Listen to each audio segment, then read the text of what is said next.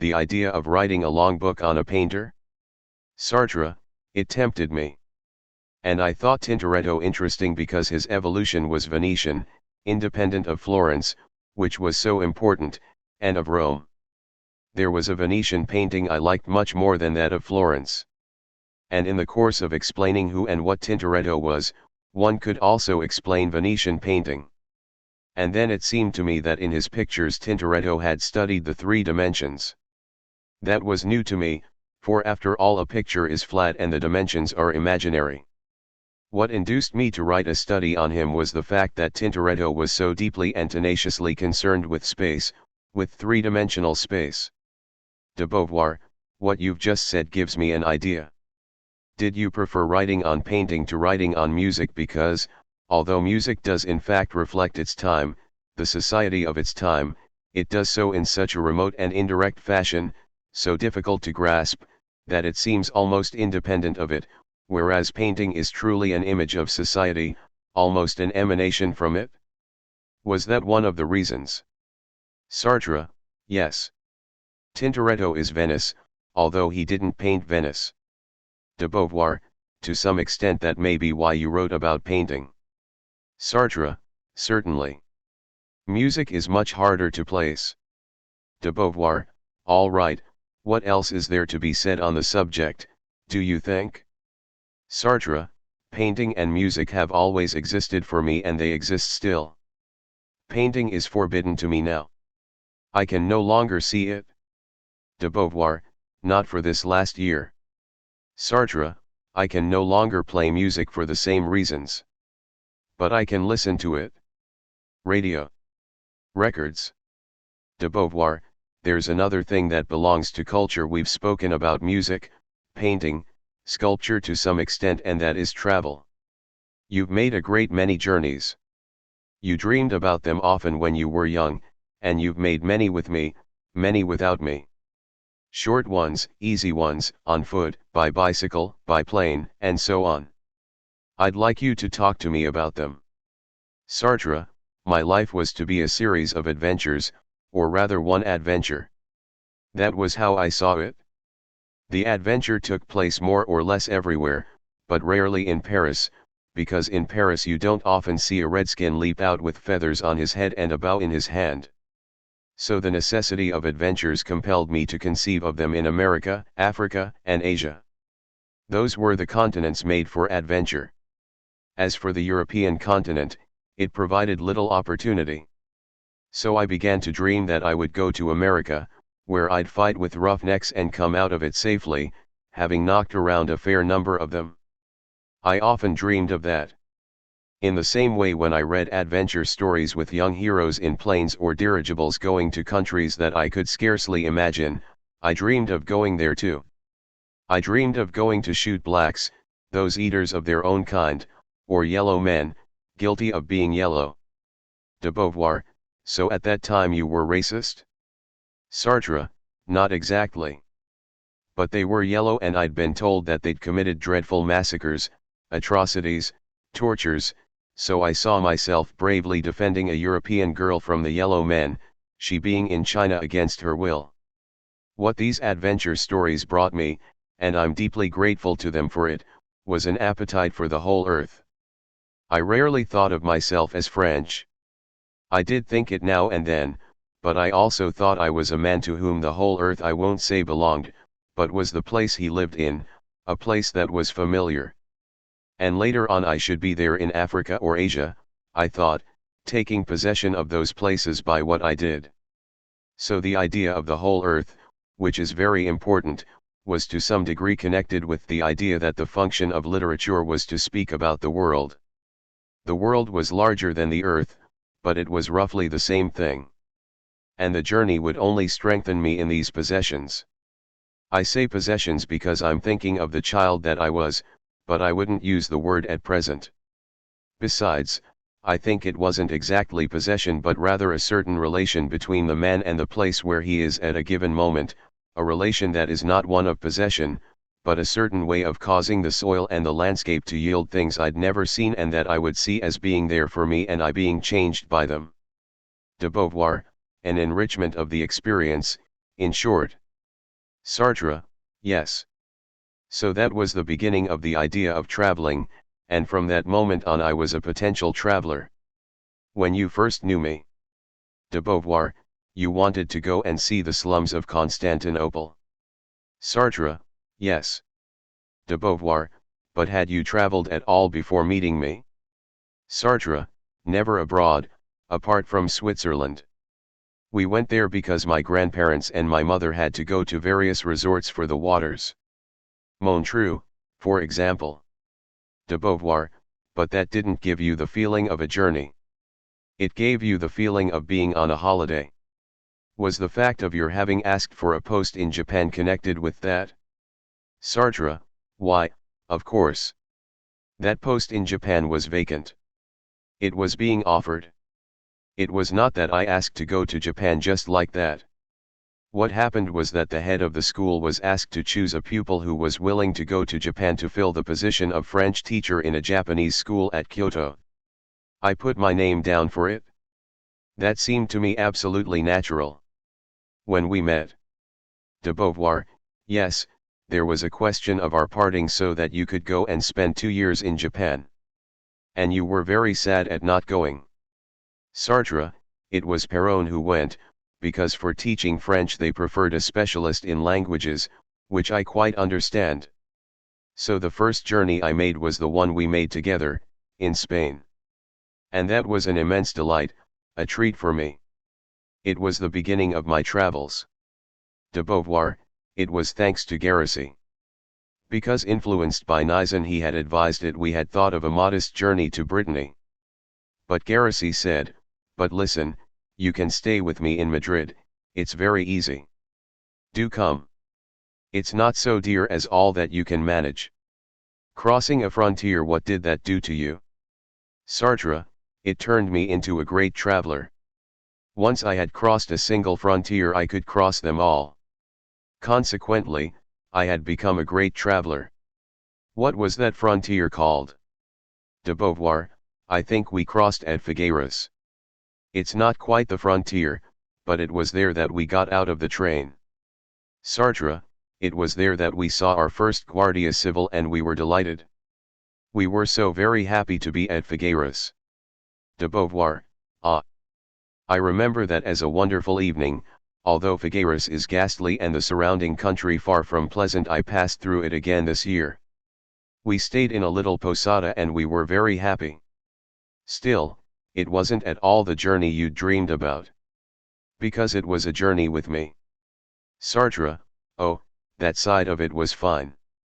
De Beauvoir, but there was nothing of the adventurous aspect that you had hoped for. It was a very prudent, sober journey, a journey of 2 young teachers with little money. Sartre, the adventurous side was in my dreams. I progressively eliminated it. As early as the second journey it was over and done with. And when I went to Morocco, where my little heroes had had so many terrific battles, I had completely lost the idea that anything might happen to me. And in fact nothing did happen to us. De Beauvoir, well then? Sartre, I'd say that traveling meant primarily the discovery of towns and landscapes. People came afterward. People I didn't know. I left a France I didn't know either, or very slightly. I didn't know Brittany in those days. De Beauvoir, you knew almost nothing of France, nor did I. Sartre, the Côte d'Azur. De Beauvoir, you knew Alsace.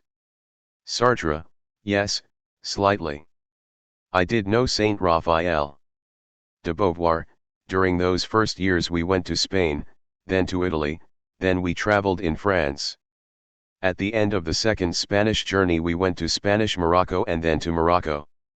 Those were our journeys before the war. Greece, too. What did it all bring you? Sartre, to begin with it was cultural. For instance, when I went to Athens or Rome, why, Rome was the city of Nero and Augustus, Athens was Socrates and Alcibiades. We settled on a journey from the cultural point of view. In Spain there was Garrissy, who was our friend and who had invited us. That had a different importance.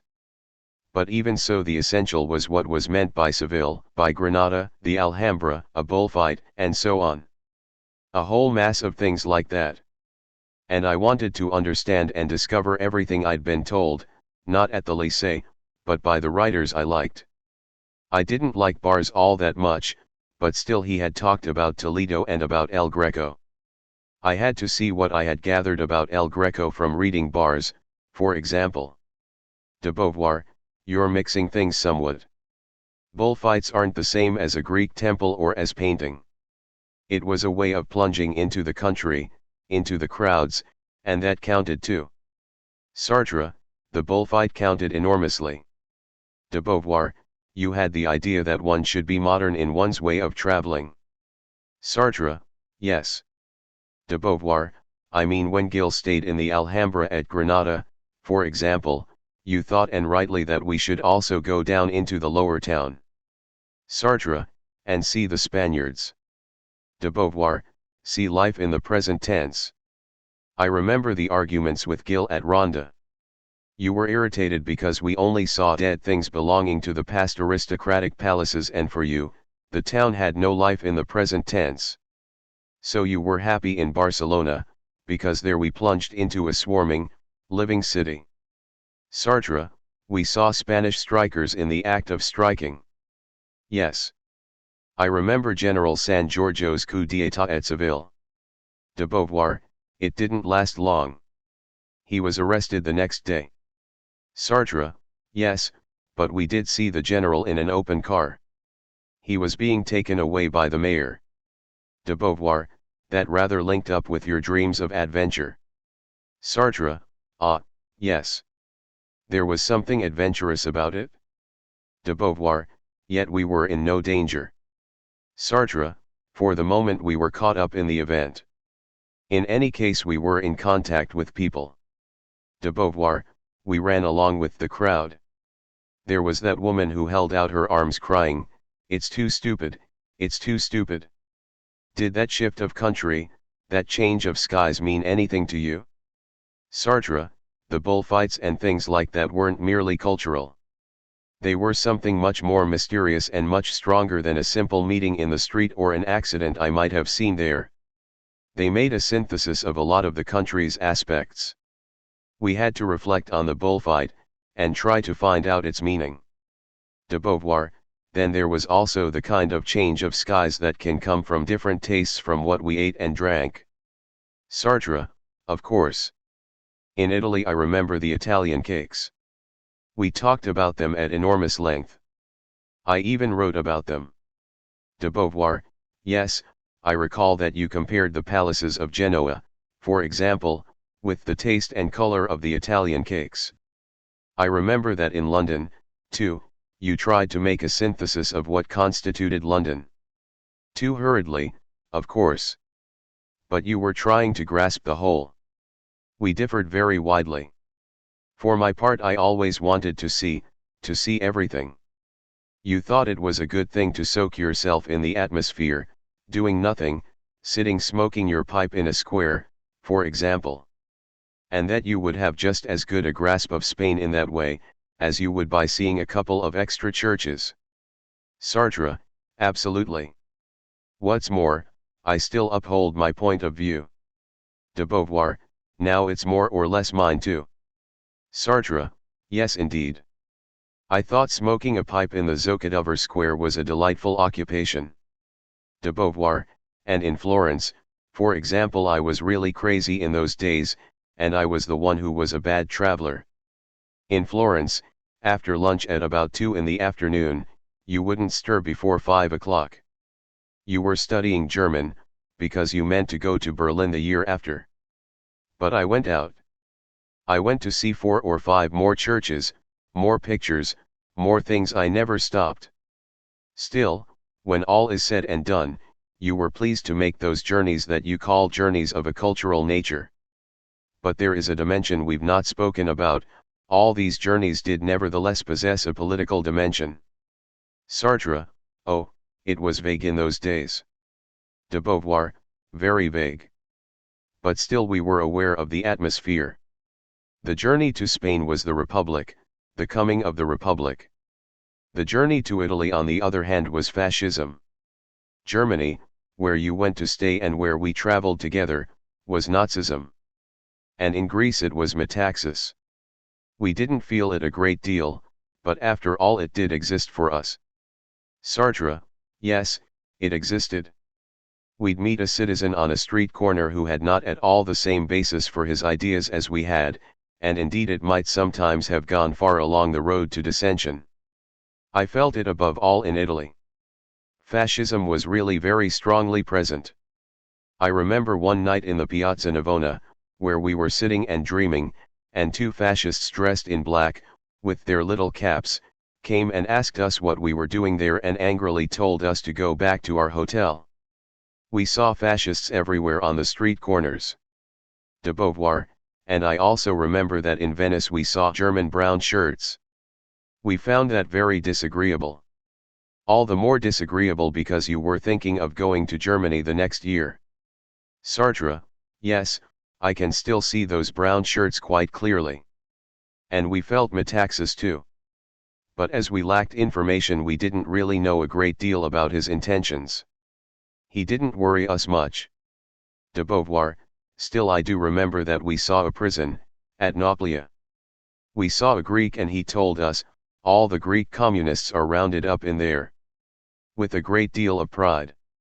And it was a prison. It was surrounded with cactus. What are your most striking memories of those days? We went to Italy twice. Sartre, yes, twice. And Spain too. De Beauvoir, we thought Spain more alive. Sartre, because of the fascists, Italy was stiff, unnatural, awkward. The former values had disappeared or had been set aside for a while. And then again the Italians seemed ill-natured. Since they had rallied around fascism we had no liking for them, and they did nothing to arouse it. We didn't have much contact with the people in the towns or in the countryside. There were always those fascist shackles. De Beauvoir, what else do you recall from those early journeys? Sartre, they made me wild with delight, that's for sure. They gave an extra dimension. There was the feeling of having another dimension, an outside dimension, a dimension in the world. France became a constricting enclosure. De Beauvoir, yes, it was no longer the absolute center. I think the trip to Morocco impressed you too. Sartre, it was an entirely different world, different cultural concepts, different values. There were Lyauta's heirs, and then the Sultan. Generally speaking, we French had contacts with other Frenchmen. We didn't live in the Arab town. De Beauvoir, we were very much cut off. But at Fez, for example, we scarcely left the Arab town except to sleep. Sartre, wasn't it at Fez that I was ill? De Beauvoir, yes. Sartre, just what happened? De Beauvoir, well, we'd been to eat a native meal, an excellent meal, and as we left we said, it's extraordinary how we managed to eat 4 courses or even 6. It ought to have been heavy, it ought to have made us feel poorly, but it's had no effect on us at all. We even reasoned about it, saying, it's because we drank no wine, it's because we ate no bread. Thereupon you went back to lie down and you had a liver attack that kept you in bed something like 3 days. Sartre, I remember. De Beauvoir, can you find any other memories that you find amusing? Sartre, we traveled in Greece with Bost. It was a very agreeable journey. We often slept in the open at Delos, for instance. And on an island where we saw a Greek Punch and Judy show. De Beauvoir, I think you mean at Syra.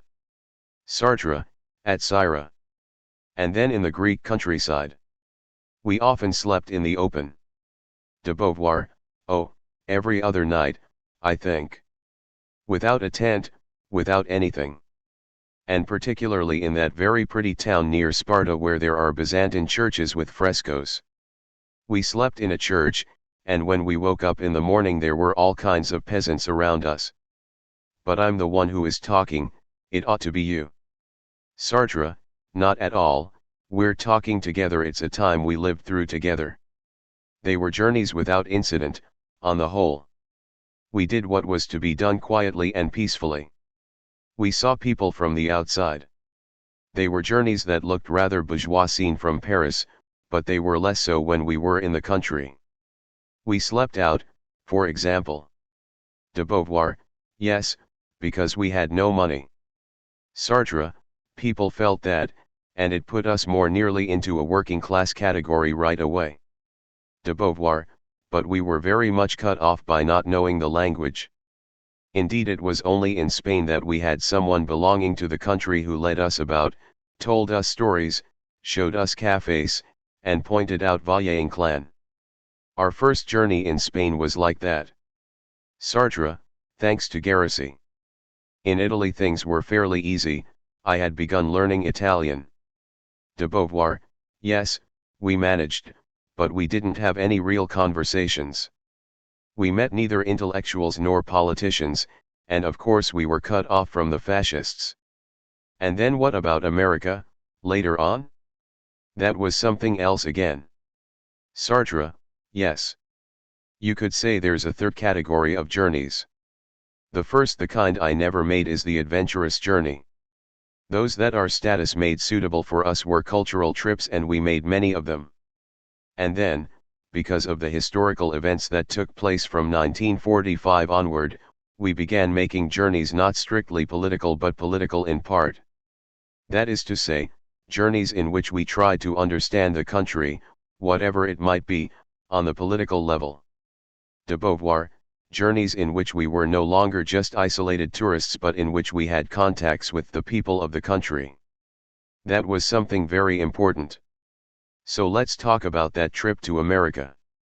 Sartre, America, we'd thought about it to an enormous extent, because, to begin with, when I was a child, Nick Carter and Buffalo Bill and their kind showed me a certain America, one that the films told us more about later on. We'd read the novels of the great modern period, Dos Passos as well as Hemingway. De Beauvoir, there was jazz too. Why, we didn't mention it when we were talking about your love for music. Jazz meant a great deal to you. Sartre, a great deal. De Beauvoir, it was the first trip you made with a group. Not with a group of tourists, but with a band of journalists. And then it was the first trip you made with a distinct mission to write articles.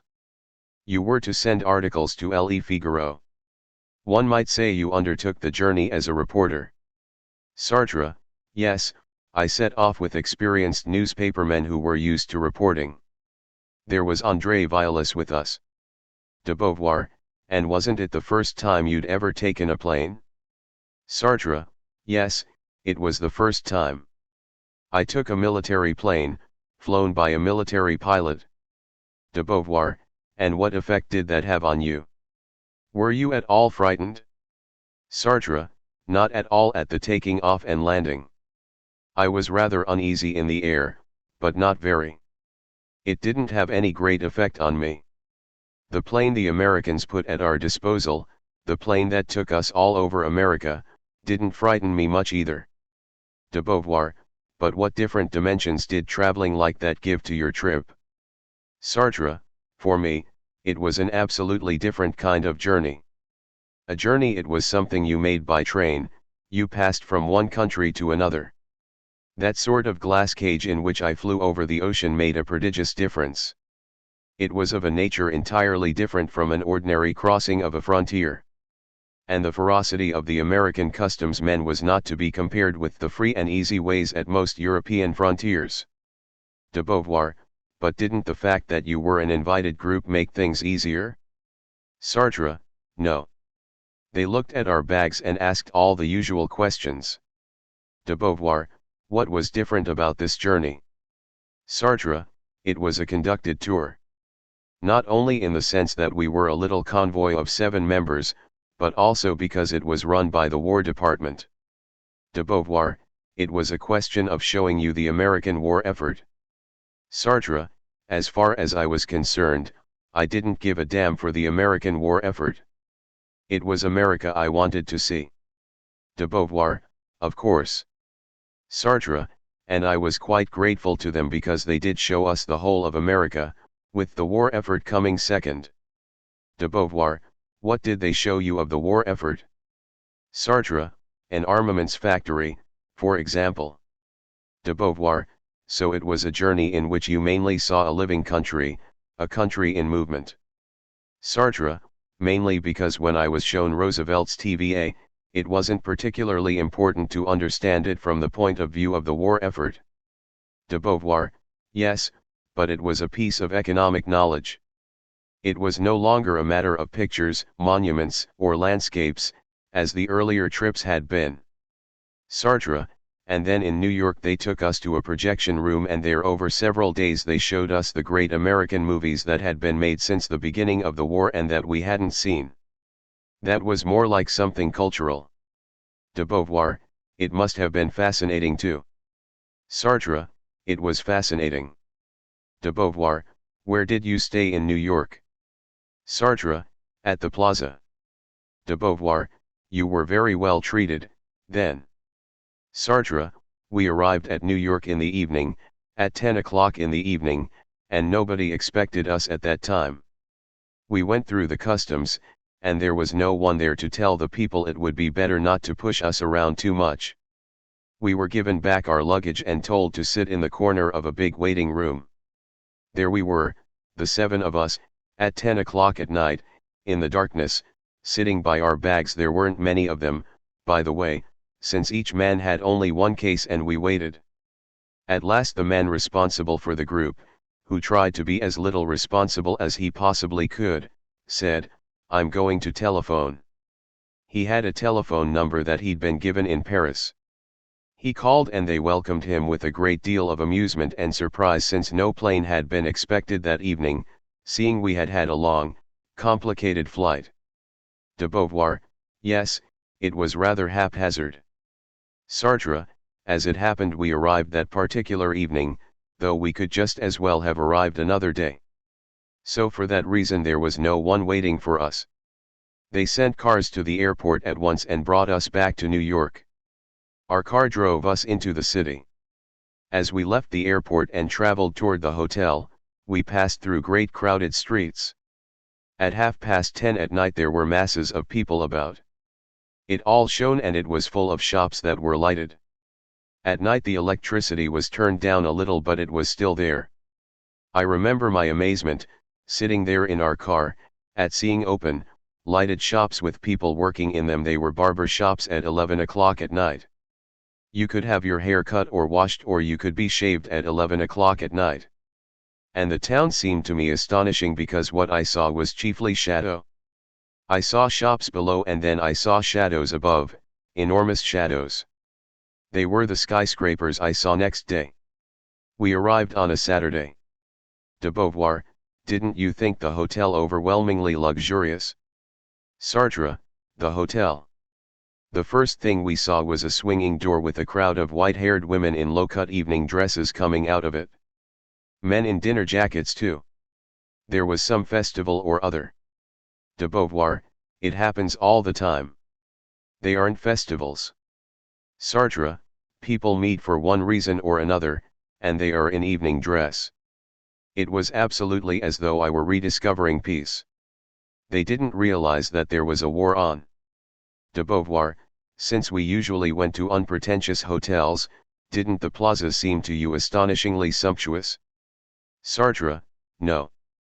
But we did have a wonderful breakfast the next morning. It reminded me of our London breakfasts. They were modest, of course, but even so they were very good. De Beauvoir, yes, but in contrast with France, which was still utterly poverty-stricken, wasn't it astonishing? Sartre, to me it just meant that America was far from the war. The country hadn't been invaded. De Beauvoir, that's true. It was largely because of that. Whereas France was in a state of terrible poverty. When I was in Spain and Portugal at the same period I had a staggering impression of wealth. So what must it have been in New York? Sartre, yes. But in fact it didn't particularly strike me. De Beauvoir, you told me a story about your clothes? Sartre, yes. First thing the next day, the people in the department whose guests we were sent us shopping, particularly to buy jackets and trousers. I bought a pair of striped trousers. De Beauvoir, you bought me a tailor-made suit as well. Sartre, yes. And in 3 days I had a suit too. I set off wearing it. I already possessed a lumber jacket. De Beauvoir, yes, a wretched thing. Cartier-Bresson photographed you in it. What about your contact with New York the next day? Sartre, they left us free to go and walk along Fifth Avenue to begin with. It was a Sunday, I remember. I went out with the other people in my group. De Beauvoir, you didn't always stay together, all 7 of you? Sartre, no, but there, that first day, the men all walked around together on Fifth Avenue. In the morning we saw people going into a church. That avenue moved us deeply. Yet I liked it less than some others that came later, 6th, 7th, and then the Bowery and 3rd Avenue. I began to find my way about these avenues, it's as easy as can be. And I was absolutely enchanted. We were between the 60s and the 50s, that is to say, near the middle. De Beauvoir, at the plaza you were close to Central Park. Where did you eat? Sartre, we were often asked out to lunch or dinner. De Beauvoir, I think what made a great difference between this trip and our others was that you met people. Sartre, yes. Not exactly the people of the country. People who were all in this War Department, people who spoke on the radio, for example. Talking to France, to England. De Beauvoir, there were Frenchmen? Sartre, yes. And English. De Beauvoir, but even so you must have met some Americans. Sartre, yes, of course. De Beauvoir, it was there that you came to know the group who looked after the war effort on the radio. Sartre, that was how I met numbers of people. As for the Americans, I met them more on the spot, as it were. I mean, there were Americans in the places they took me to, and these Americans talked to me. I remember a factory that had been set up in a village of prefabricated houses standing in the middle of debris and rubble. It was extremely curious to see these prefabricated houses put together as a village, surrounded by all this rubbish and upturned soil. De Beauvoir, broadly speaking, what did you see? How long did you stay? 3 months. 4 months. Sartre, 3 or 4 months, yes. De Beauvoir, did you stay mostly in New York? Sartre, oh, no. The journey, the official journey, had us staying a week in New York on the way out and then 5 or 6 days on the way back. I stayed 2 weeks. Besides, I left America from Washington. I left later than the others. We all left at different dates, because we had differing amounts of money to spend. I stayed at least 6 weeks after the end of the official journey. De Beauvoir, in New York? Sartre, in New York, yes. De Beauvoir, did you go to Hollywood? Sartre, yes, I went there almost immediately. We did Washington, the TVA, and then New Orleans. Not Miami. I saw Miami much later. From New Orleans we crossed America, still by plane. We saw the Colorado Gorges and then we traveled on. De Beauvoir, did you see Chicago too? Sartre, yes, of course. We went to Hollywood, and from Hollywood to Chicago. From Chicago I think we went to Detroit. De Beauvoir, yes, what with the war effort they must have shown you some appallingly boring towns. Sartre, yes, I saw Detroit, and then from Detroit we came back to New York. De Beauvoir, and there you met quantities of French people. You saw Breton. Sartre, yes, naturally I came into contact with French people there. And I must have seen Lazareff once, or at least his wife. De Beauvoir, there were many French who had left for America, either because they were Jewish or because they didn't want to stay under the occupation. André Breton had left. Sartre, so I met André Breton. I also met Ledger. I called on him. He was very kind. I saw him several times, and he would not let me leave without presents, that is to say without having chosen some of his pictures. I kept them for a long while. I chose them in America and he brought them to me later. De Beauvoir, Ledger, Breton. Ryert-Nyssen was there too. Sartre, and Levi Strauss. Yes, I saw Ryert-Nyssen again. Who else? There were people around Breton. There was Jacqueline Breton and her future husband, David Hare. She was about to divorce. De Beauvoir, he was an American. Sartre, he was a young American sculptor. He doesn't seem to have had much of a career. De Beauvoir, there was Duchamp too. Sartre, yes, but Duchamp wasn't one of the refugees. De Beauvoir, he's been living there for a long while. Sartre, I had lunch with him. De Beauvoir, who did you meet among the real Americans? Sartre, there was Saint-Exupéry's wife. And then I knew Calder well. De Beauvoir, you didn't meet any writers? Sartre, I had met some writers in Paris. I met Dos Passos there. De Beauvoir, Richard Wright, did you meet him over there? Sartre, yes, him and his wife. And then some American critics. We haven't mentioned Hemingway. Hemingway I met in France too. De Beauvoir, oh, yes. We met him at the Liberation. It didn't worry you too much, not speaking English? Sartre, no, because those Americans I saw spoke French. The others dropped me, naturally enough, as someone who didn't know the language. Over there I was known, slightly known, among the foreign refugees in America because I'd written an article on France under the occupation in Aaron's magazine. De Beauvoir, we said we'd talk about the moon. Sartre, yes, because the moon accompanies everyone from his birth to his death. And during these last 50 or 60 years it has pretty well stamped the evolution of the environment, of the milieu, and therefore our inner and outer revolution. When I first saw it, it looked like a night sun. It was a disk very far away in space like the sun, a weak but positive source of light. In the disk you could make out either a man with a burden on his back or the features of a head, or whatever you liked.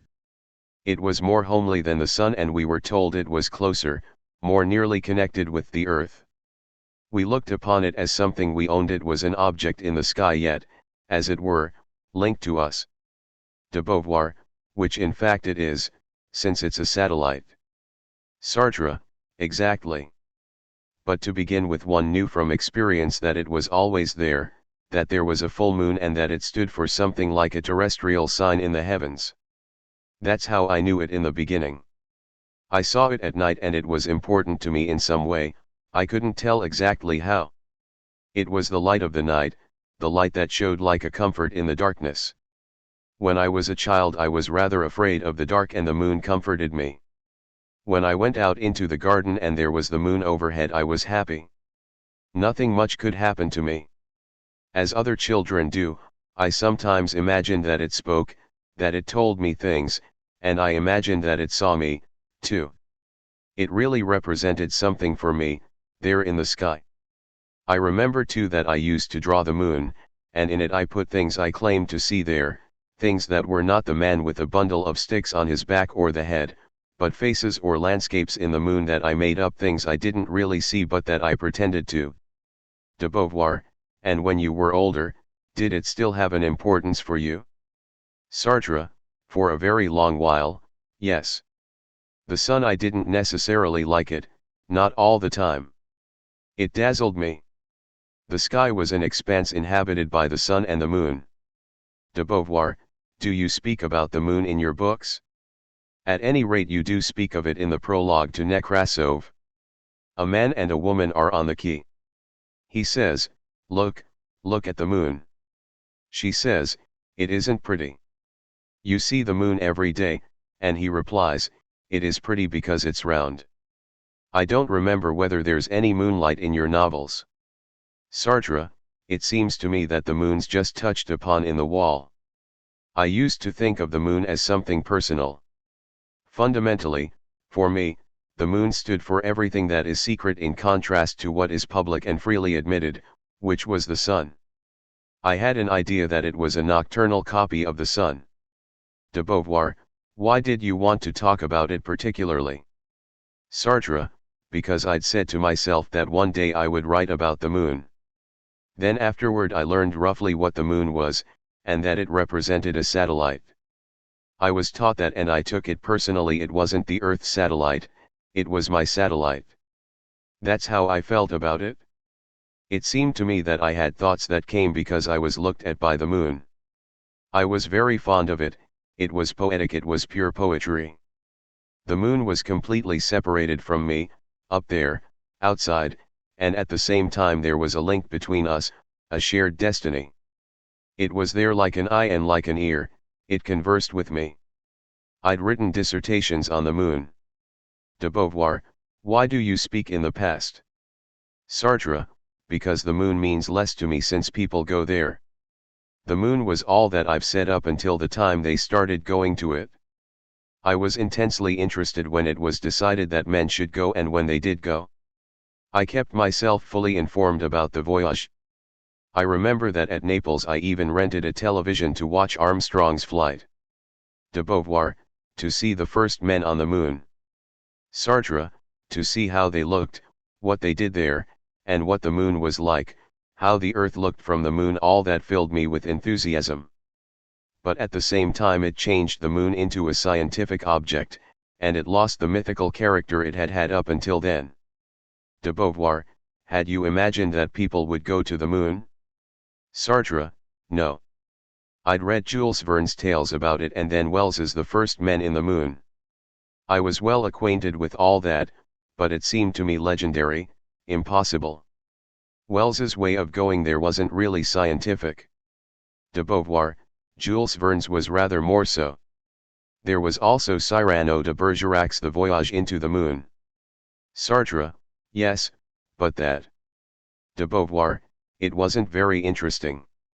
Still, people have often had the dream of going to the moon. Sartre, I never did. De Beauvoir, the other day we touched upon the idea you expressed at the end of the words, that no matter who was as good as no matter who, and that you were no matter who yourself.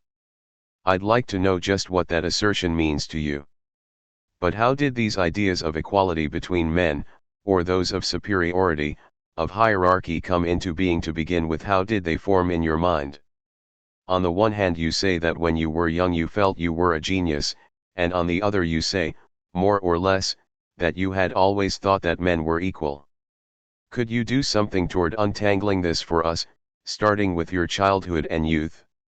Sartre, when I was a little boy, in the days when at the age of 8 I wrote my first stories, my grandfather called me prince, and to some degree he really looked upon me as a little prince. So at that juncture I was adorned by him with the inward quality, the intimate, subjective quality of the little prince, which was, I may add, nothing but his own kindness and generosity that he saw reflected in me. If a being possesses this subjective reality of princehood, it does not lead to equality, for a prince is superior to those around him. Yet there was a kind of equality at the bottom of all this, because I believed that I was a human being and that all human beings were therefore princes. That was roughly how I saw things. As for the common crowd, it was made up of semi-human beings who had not turned out very successfully, and they were all around me. But there were other human beings I discovered, people who had turned out successfully, who were close at hand and who were certainly princes. So there was one kind of world made up of equals, who were princes, and then a rabble. It wasn't equality, of course, yet in the idea of these princes who recognized one another and who were equals there was already the notion of an equality that I have always wished to establish, have always dreamed of establishing, between other people and myself. Every time I've had close relations with anyone, man or woman, I've come to see that the person was entirely my equal, and that although I might perhaps handle words better, the other's first intuitions were in every case exactly the same as mine, and that things were seen from the same viewpoint as mine. De Beauvoir, let's go back to your boyhood. When you were at the lycée, didn't certain gradations between good pupils and bad take place? Sartre, a gradation did occur. But since it didn't favor me much, I wasn't a very good pupil. I was among the middling boys, sometimes a little higher than the average, sometimes lower. I didn't look upon it as being on my side. And I looked upon it as something that did not concern me. I didn't think that coming first, coming before or after young Brun or young Moloquin gave a true view of my being. My being was that deep subjective reality which was beyond everything that could be said about it and which could not be classified. In fact, it was then that I began saying that you can't classify. A subjectivity is something that doesn't take the form of first or second. What is there, in itself and before itself, is a total, profound reality, one that is in a certain manner infinite. It is the being, the person's being. And there's no question of grading that in relation to some other given being, which may be less evident, less positive, but which in its depths is just as true. It is not a question of classifying these individuals but of leaving them as wholes, as entireties that represent the man. De Beauvoir, in a way what you were asserting before all other aspects was the absolute side of consciousness. Sartre, that's right. I asserted the absolute side first in myself. I began asserting it as the little prince, but in fact that meant consciousness, the consciousness of what I saw, what I read, what I felt. And then deep consciousness connected with the objects around me and at the same time possessing a depth that was hard to convey, and that was myself. And that could not be inferior to anyone at all, nor superior. The others were like that too, and this was something I felt when I was young, when I was a child. De Beauvoir, yet when you and Nizan were in the first form and during the years that followed, you said that you looked upon yourselves as supermen, and at the same time you've told me you had the intuition that you were a genius. Wasn't this notion of genius and of supermen in contradiction to that of equality? Sartre, no, for the very reason that, as I saw it, the genius and the superman were just beings who showed in their full reality as men. The mass of people who graded themselves according to figures and hierarchies were a raw material in which there might be found supermen who would emerge later, who would break free. This raw material was not really made up of supermen, however, but was formed by submen and in fact corresponded to a set of hierarchies, hierarchies rarely directed at the man himself but rather at his qualities directed at the railway inspector, the inspector of public works, the teachers. In short, the calling, the activities, the objects they surrounded themselves with, all these things were susceptible of gradation. But if you reached the depths there was no gradation possible. And that was what I gradually clarified for myself. De Beauvoir, but still, when you were at the École Normale there were rivalries, places in class, ranks. Sartre, no, there was no rivalry or precedence, absolutely none. De Beauvoir, there was to get into the school, for example. Sartre, there was an examination to get into the school and one had a place in the order, and then on leaving school there was the aggregation. De Beauvoir, yes. Sartre, so there again there was a competitive examination in which one had a place, but between the two there was nothing.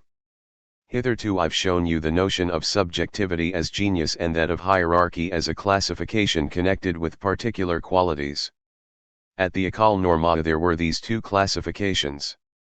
One classification, which was the same thing as an absence of classification, and then the absence of classification which was pure subjectivity, conceived as infinite and characterized by genius. I looked upon myself as a genius. It was an idea that came to me very young. It arose from the idea of my elder brothers, the writers, I myself being a writer. I thought that I should equal a Balzac, a Bossuet, and that therefore I should be what was called a genius.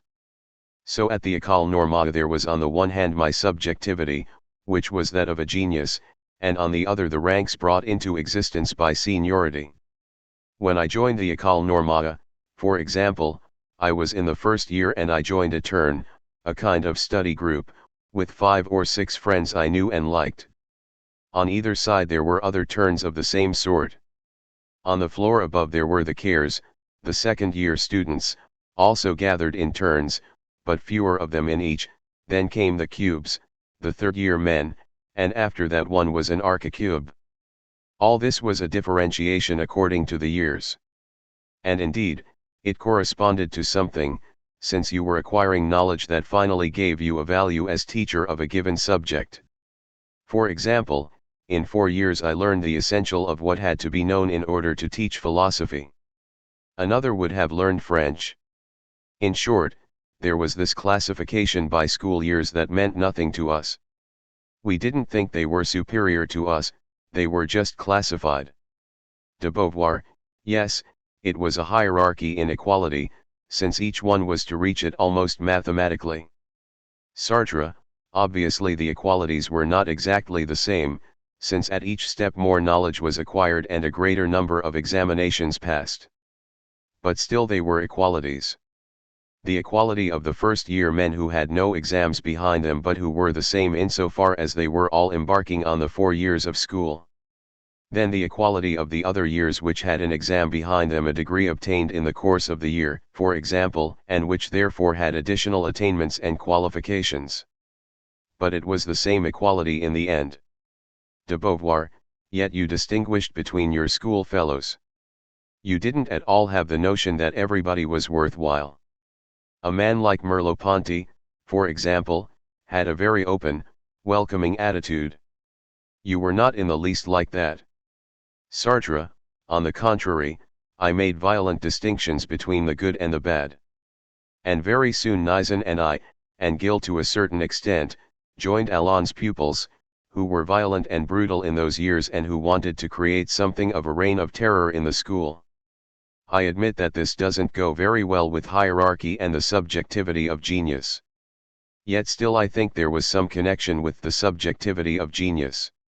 I believe that when we hid at the top of the stairs in order to throw water bombs at the boys who came back about midnight wearing dinner jackets, having been dining out, we were thereby indicating that the dining out, the dinner jacket, the distinguished air, the well-brushed hair were wholly exterior things, non-values, of no worth.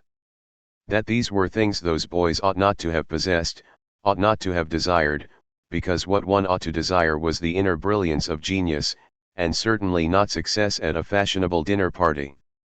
De Beauvoir, couldn't it be said that like everyone else you were living on 2 levels at the same time?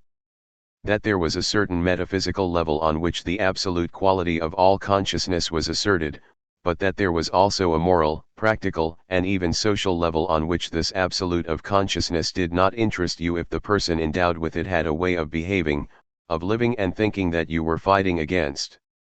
At the Sorbonne you, Nizan, and Mahu had the reputation of being extremely contemptuous of the world in general and of the Sorbonne students in particular. Sartre, that was because the students represented beings who were not quite men. De Beauvoir, it's very serious to say that some men are not entirely men. It goes dead against the notion of equality. Sartre, I got rid of it later, but there's no doubt that it was there to begin with. I began with the idea that those people weren't worth much. Some of them might perhaps become men, but the majority never would. And this corresponded to the fact that I had no friendship for them, no connection, no relations with them. We saw one another. De Beauvoir, you say you had hierarchical relations with them. Sartre, I had relations on account of the work they were doing or I was doing. At that point we were classified and therefore stood on an objective basis. There were 25 of us.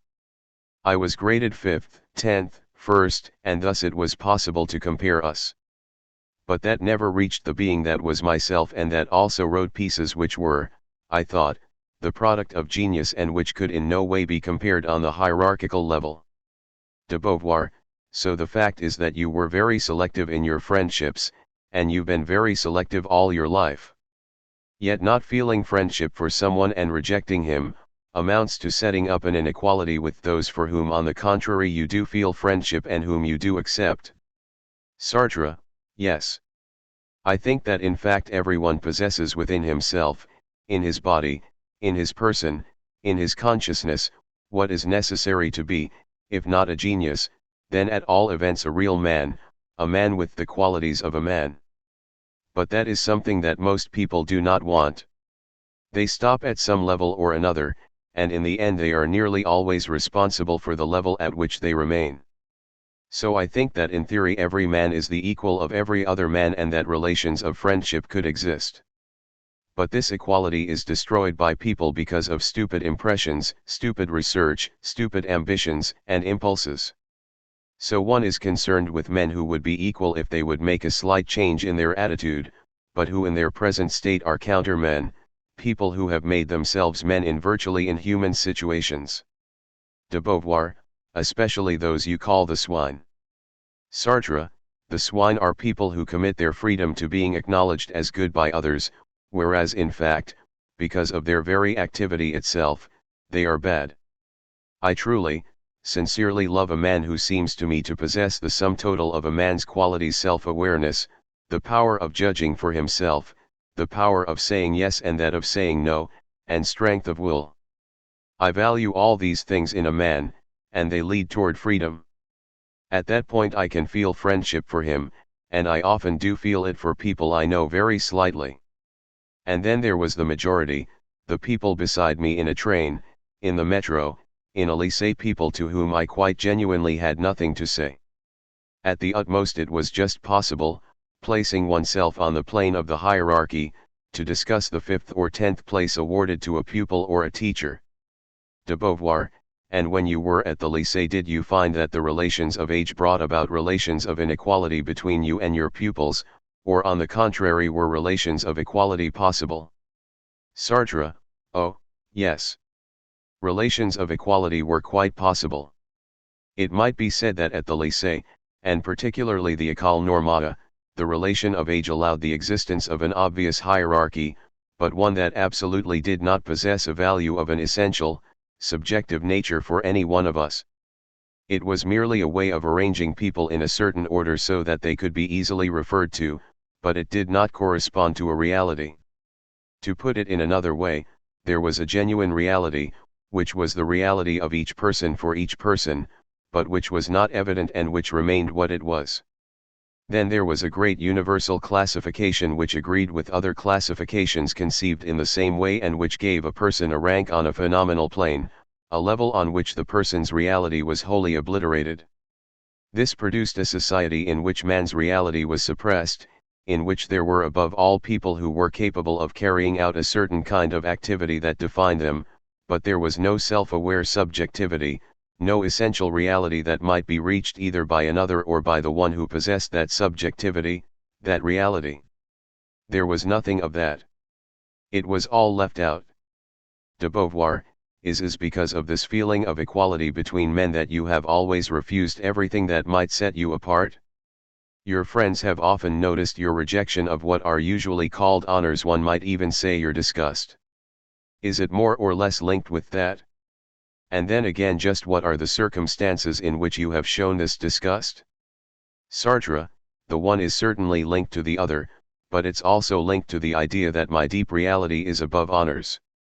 These honors are given by men to other men, and the men who give the honor, whether it's the Legion d'Honneur or the Nobel Prize, are not qualified to give it. I can't see who has the right to give Kant or Descartes or Goethe a prize, which means now you belong in a classification.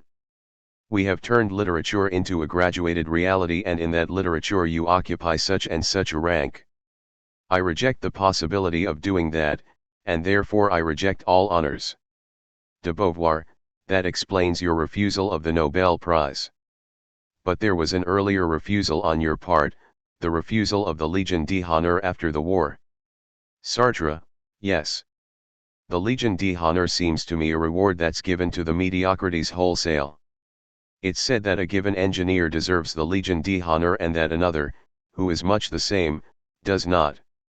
And really they are not judged for what they're worth, but for a piece of work they've done or because of their chief's recommendation or other circumstances of that kind.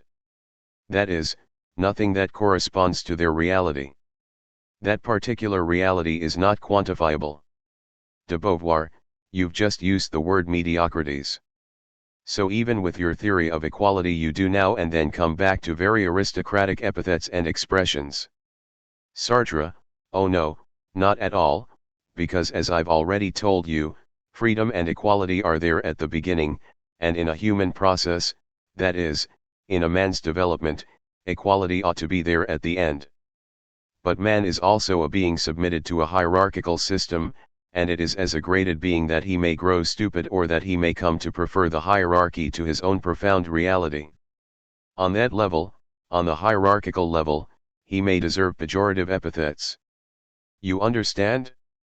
De Beauvoir, yes. Sartre, I think that most of the people around us still have too high an opinion of a Légion d'honneur, a Nobel Prize, and things like that, whereas in fact they correspond to nothing.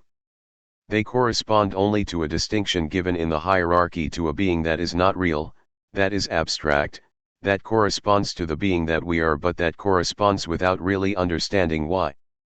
De Beauvoir, yet there are recognitions that you accept. You don't accept the recognition of, let's say, the worth of your philosophical work by certain men so that they give you a Nobel Prize. But you do accept recognition from your readers, from the public, and you even desire it. Sartre, yes, that's my function. I write, so I want the reader for whom I write to think the things I write good. Not that I think they are always good, far from it, but when they do chance to be good, I do wish them to be immediately rated as good by my reader.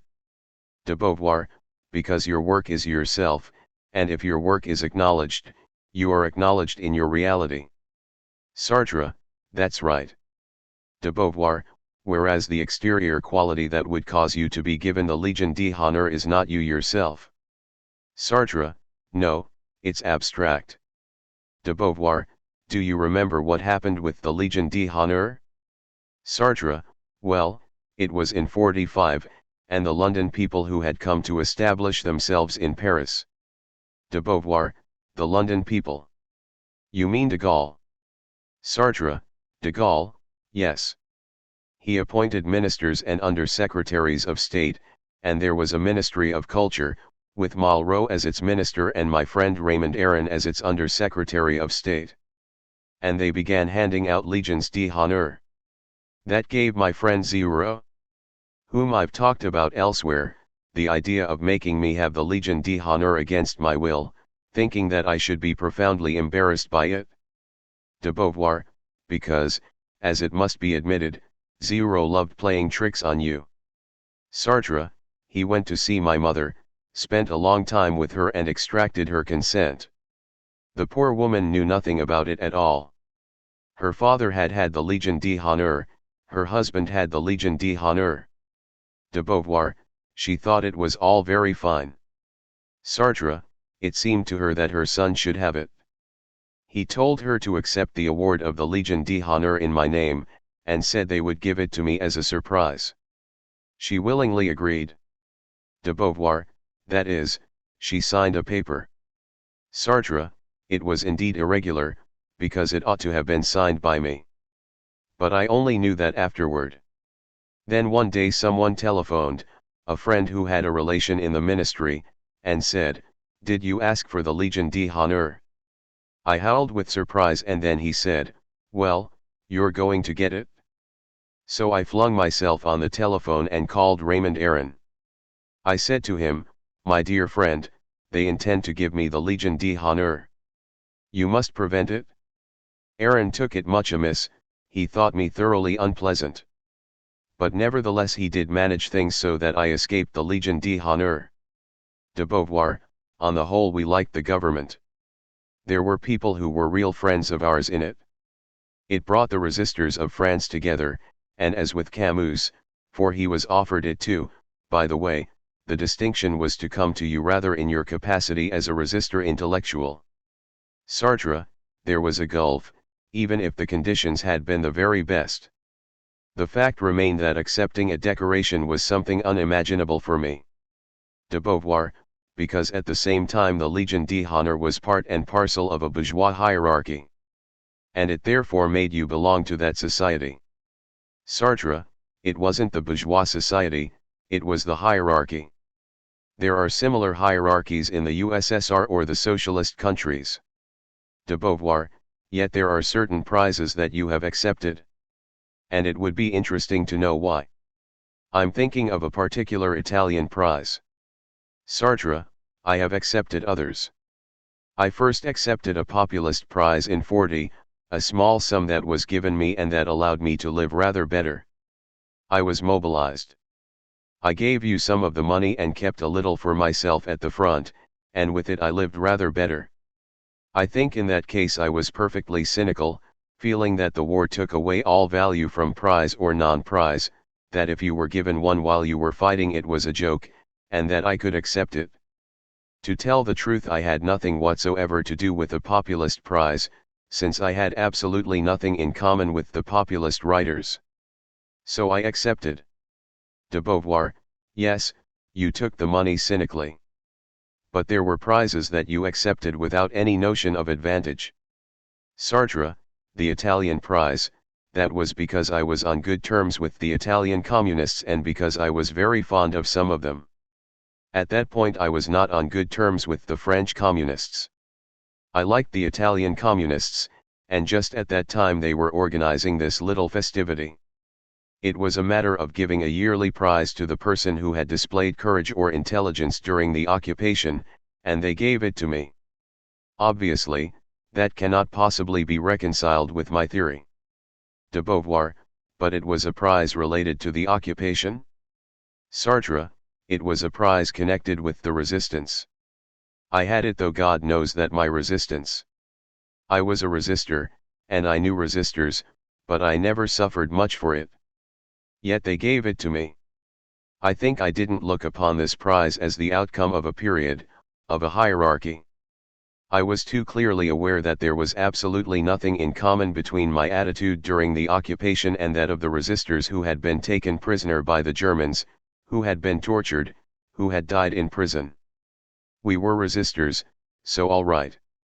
But for a writer, resistance chiefly meant writing in little clandestine magazines and minor activities of that sort. I saw the prize rather as an acknowledgement on the part of the Italians of a certain kind of intellectual resistance during the occupation. That was what interested me. That is, they emphasized the kind of refusal that we writers, or at least all those I knew, put first and foremost. So I looked upon myself not as personally worthy of this distinction, but worthy insofar as other writers might, like me, have had the award. Someone had this prize and it happened to be me.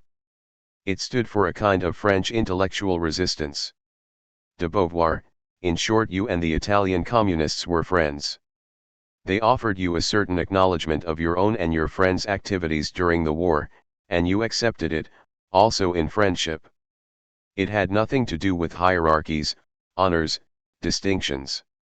Sartre, absolutely not. De Beauvoir, it was really a reciprocal relation between you and those who. Sartre, they gave me some money. De Beauvoir, which you in your turn gave to support I can't remember what social movement. Now let's turn to another honor that was offered to you. An honor you were pressed to accept, even by some people who were close to you, that of being a professor at the Collège de France. Sartre, yes, but I couldn't see why I should be a professor at the Collège de France. I had written some books of philosophy, but philosophy has been looked upon as a subject to teach since the 18th century. You can call it a subject to teach as long as it's a question of the philosophical systems of the past, but if you are trying to think out the present in a philosophical manner, I don't think you can do so through what you teach your pupils. They may become aware of it, but there's no reason why a teacher should teach something that is not completely worked out, something whose value he does not know exactly. In short, I couldn't see why, as a philosopher, I should go to the Collège de France. It seemed to me completely foreign to what I was doing. De Beauvoir, you thought it would be better to write books and for people to read them at leisure, having time to reflect, rather than give them ex cathedra lectures on the subject. Sartre, just so. And I should add that I was very busy at that point. I was fully occupied with writing books and it would have meant cutting down my time for work, since I would have taken a certain number of hours in the week to prepare lectures on things I felt I knew. So giving a series of lectures at the Collège de France would not have advanced me at all. Merleau-Ponty took the position because to some extent he looked upon philosophy from within the professorial system. I don't know why, I may say. His books weren't particularly academic books. Yet I think we differed in that, from the beginning, he accepted the university as a means of dealing with philosophy, and I did not. De Beauvoir, yes. Besides, Merleau-Ponty had written a thesis. He had made his career in the university. It must also be said that there were practical considerations. As a successful writer you were earning a lot of money at that time, whereas clearly for Merleau-Ponty his university career was his living. So that counted a great deal. And then for him, on the contrary, being at the Collège de France meant more time available, since he had less to do than if he had been just a professor at the Sorbonne. I think that's an aspect that influences many of the people who are at the Collège de France. But obviously, since you had no practical or financial motive, in your case it would only have been a question of honors. Sartre, I didn't look upon being a professor at the Collège de France as an honor. De Beauvoir, you've never looked upon anything as an honor. Sartre, no. I've thought myself above any honors that could be offered to me because they were abstract and because they were never directed at me. De Beauvoir, they were directed at the other in you. Let's go back to the Nobel Prize, which was then the most notorious of your refusals, the most widely known and talked about. Sartre, I am entirely against the Nobel Prize because it amounts to classifying writers.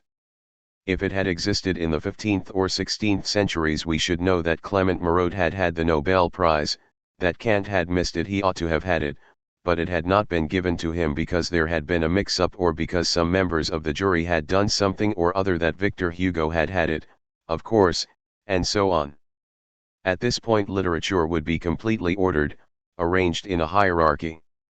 You would have the members of the Collège de France, then others who had had the Prix Goncourt, and then others who had had still other awards. The Nobel Prize consists of giving a prize every year. What does this prize correspond to? What does it mean, saying that a writer had it in 1974, what does it mean in relation to the men who had it earlier or to those who have not had it but who also write and who are perhaps better? What does the prize mean? Can it really be said that the year they gave it to me I was superior to my colleagues, the other writers, and that the year after it was someone else who was superior? Does one really have to look at literature like that? As people who are superior one year, or who had been superior for a long while but who are to be acknowledged as such this particular year? It's absurd. It is perfectly obvious that a writer is not someone who at a given moment is superior to the rest.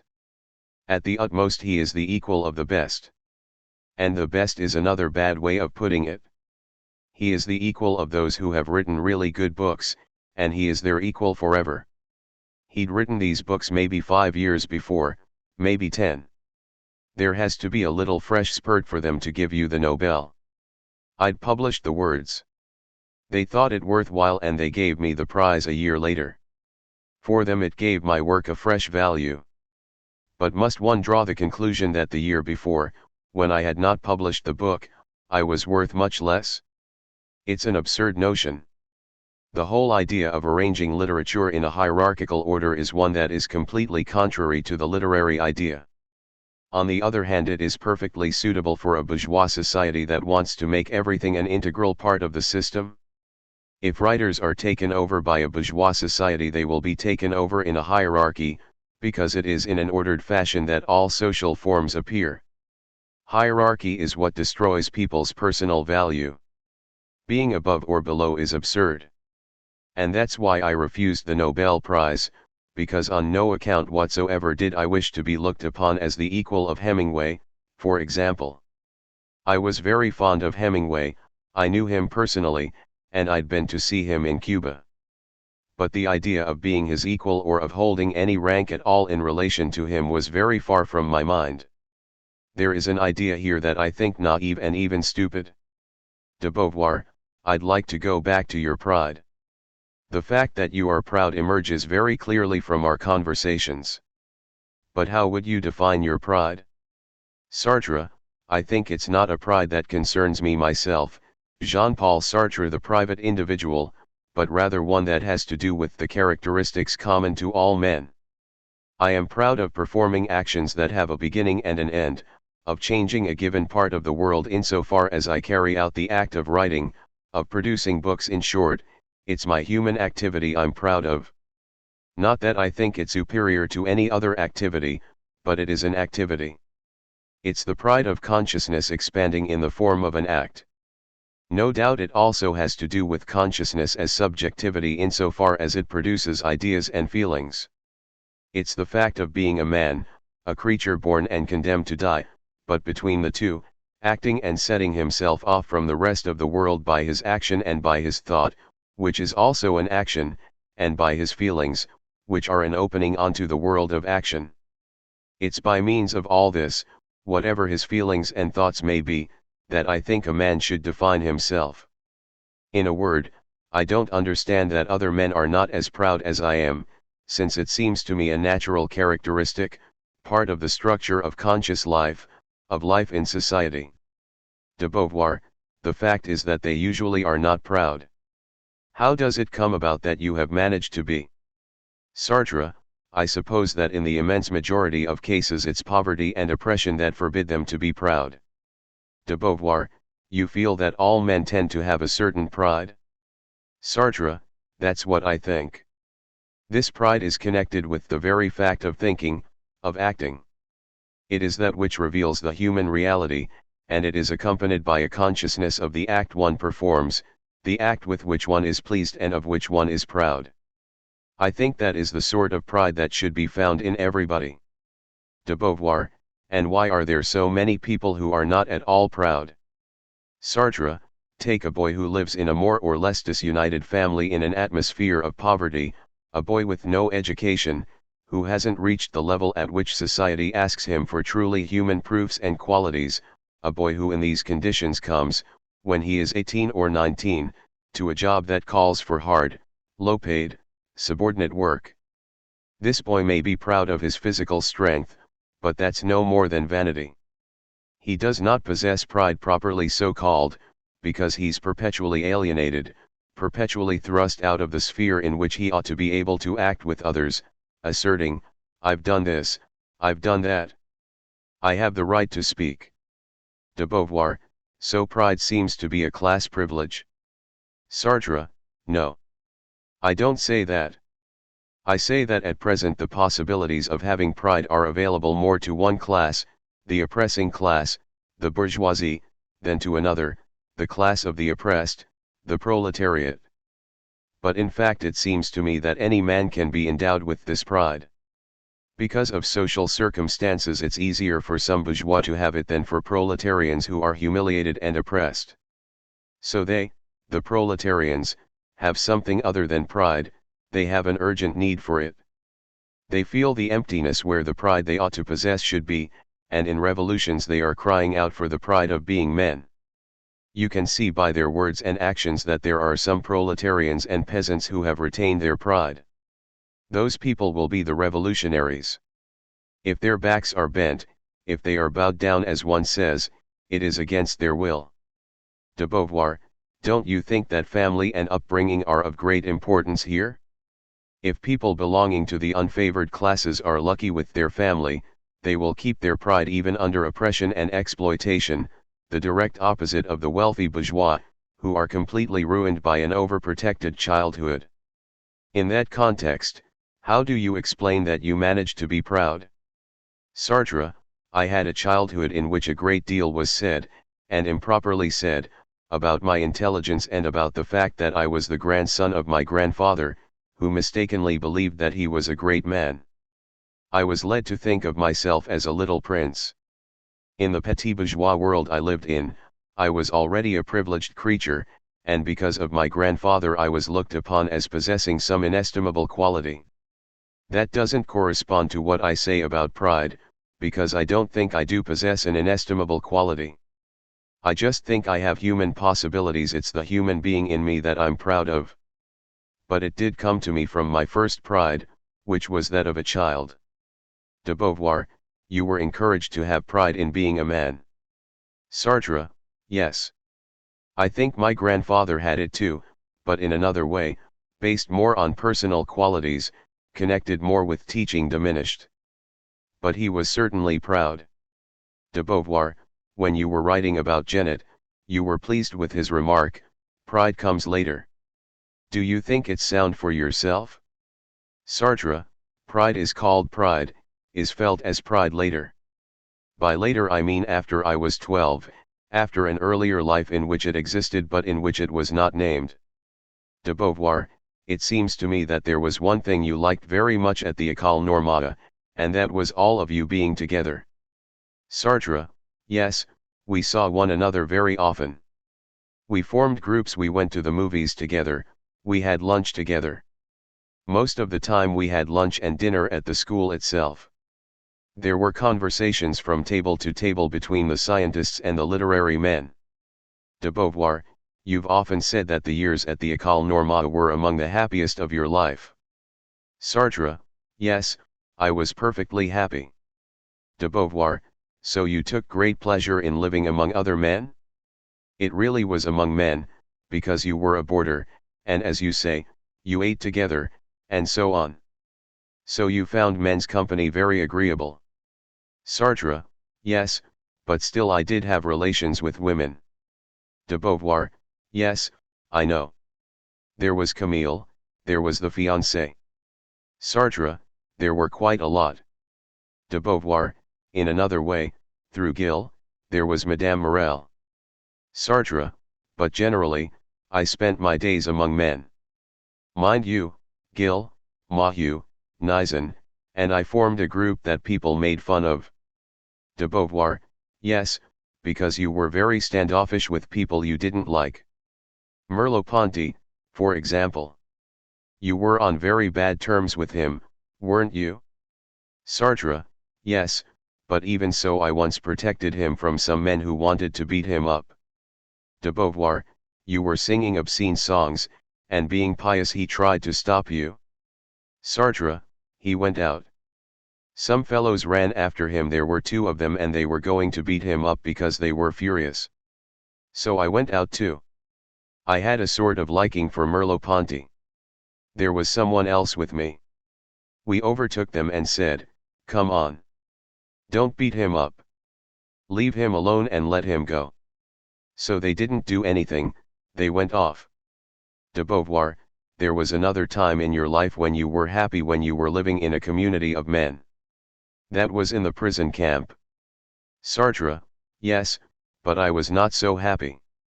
De Beauvoir, naturally, because of the circumstances.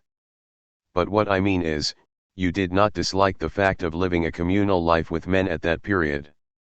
It wasn't that which made your being a prisoner somewhat painful. The painfulness was already there, objectively. But you liked being among men, being accepted by them and working with them, didn't you? Sartre, I liked it. De Beauvoir, that's amusing, because if we now go back chronologically, it's plain that your friendships with men have been quite rare, in any case very selective, and that upon the whole you haven't been so fond of living among men.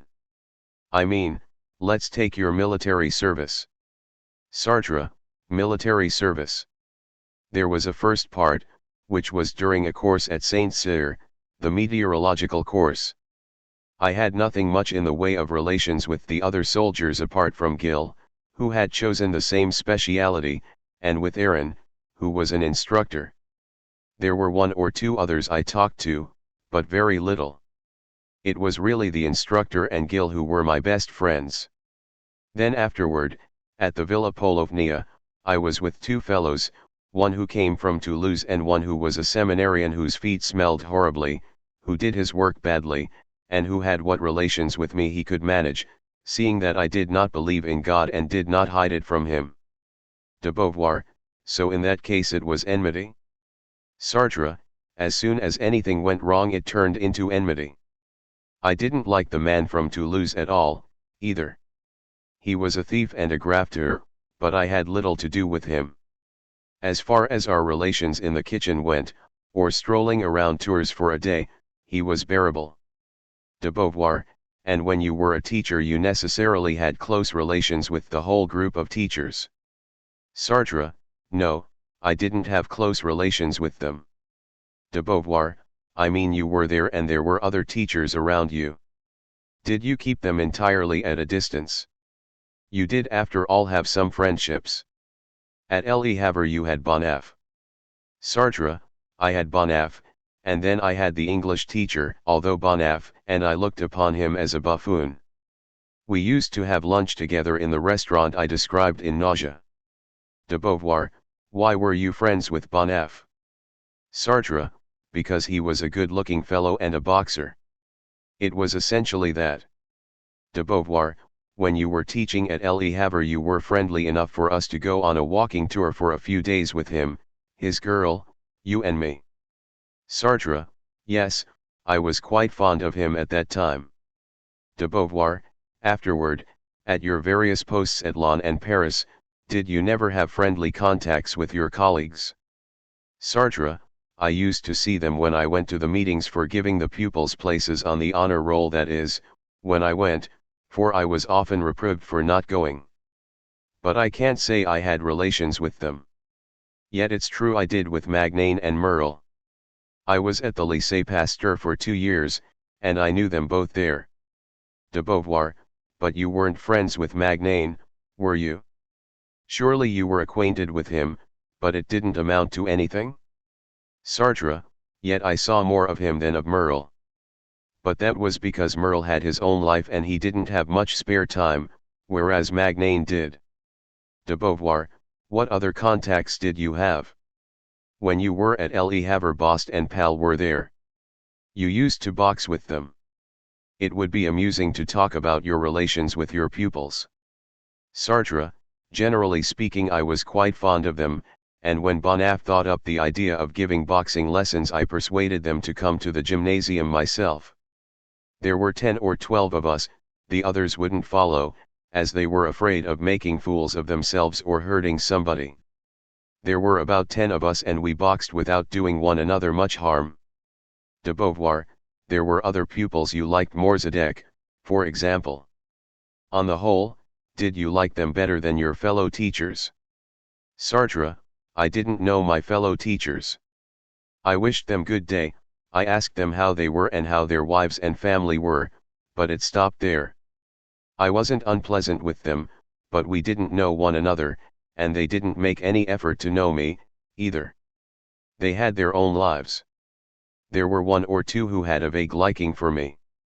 De Beauvoir, a priori you were in sympathy with the pupils. Why? Sartre, a priori. De Beauvoir, yet these were still relations with men. But there was a difference, these were young. You weren't so old yourself, but even so. Sartre, when I first went to Le Havre the difference was very slight. De Beauvoir, you had passed the aggregation at 23, you had done your military service, so you were 26, 27.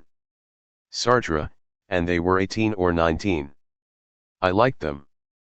I wasn't so fond of the top boys, the ones at the very top, but I was interested in those who had ideas. They were often rather different from the top boys, they were beginning to think for themselves. De Beauvoir, why did you like them?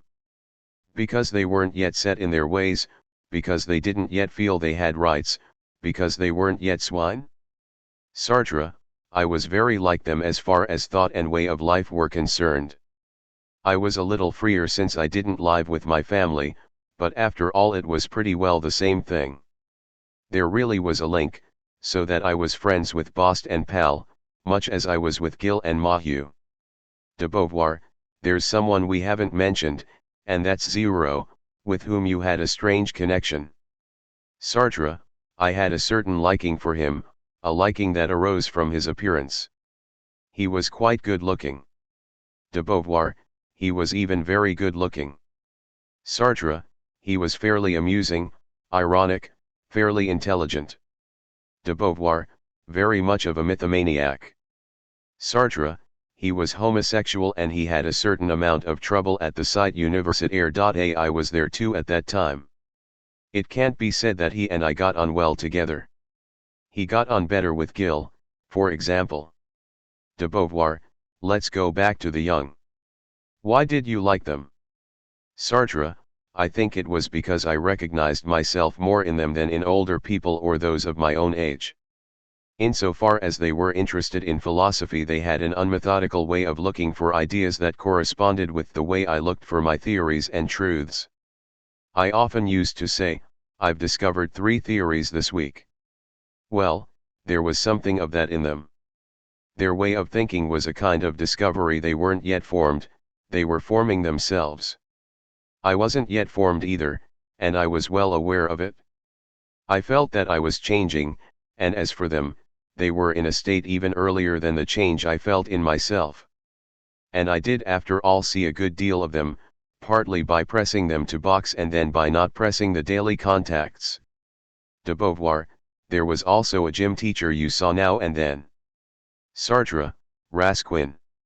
He and his wife asked me to lunch at their house, and she cooked a special meal for me, a meal that I didn't like because there were oysters. De Beauvoir, why him rather than the others? Sartre, he was a big fellow, quite good-looking and powerfully built, and he told stories. What I liked were stories about men's lives with sex and fighting in them.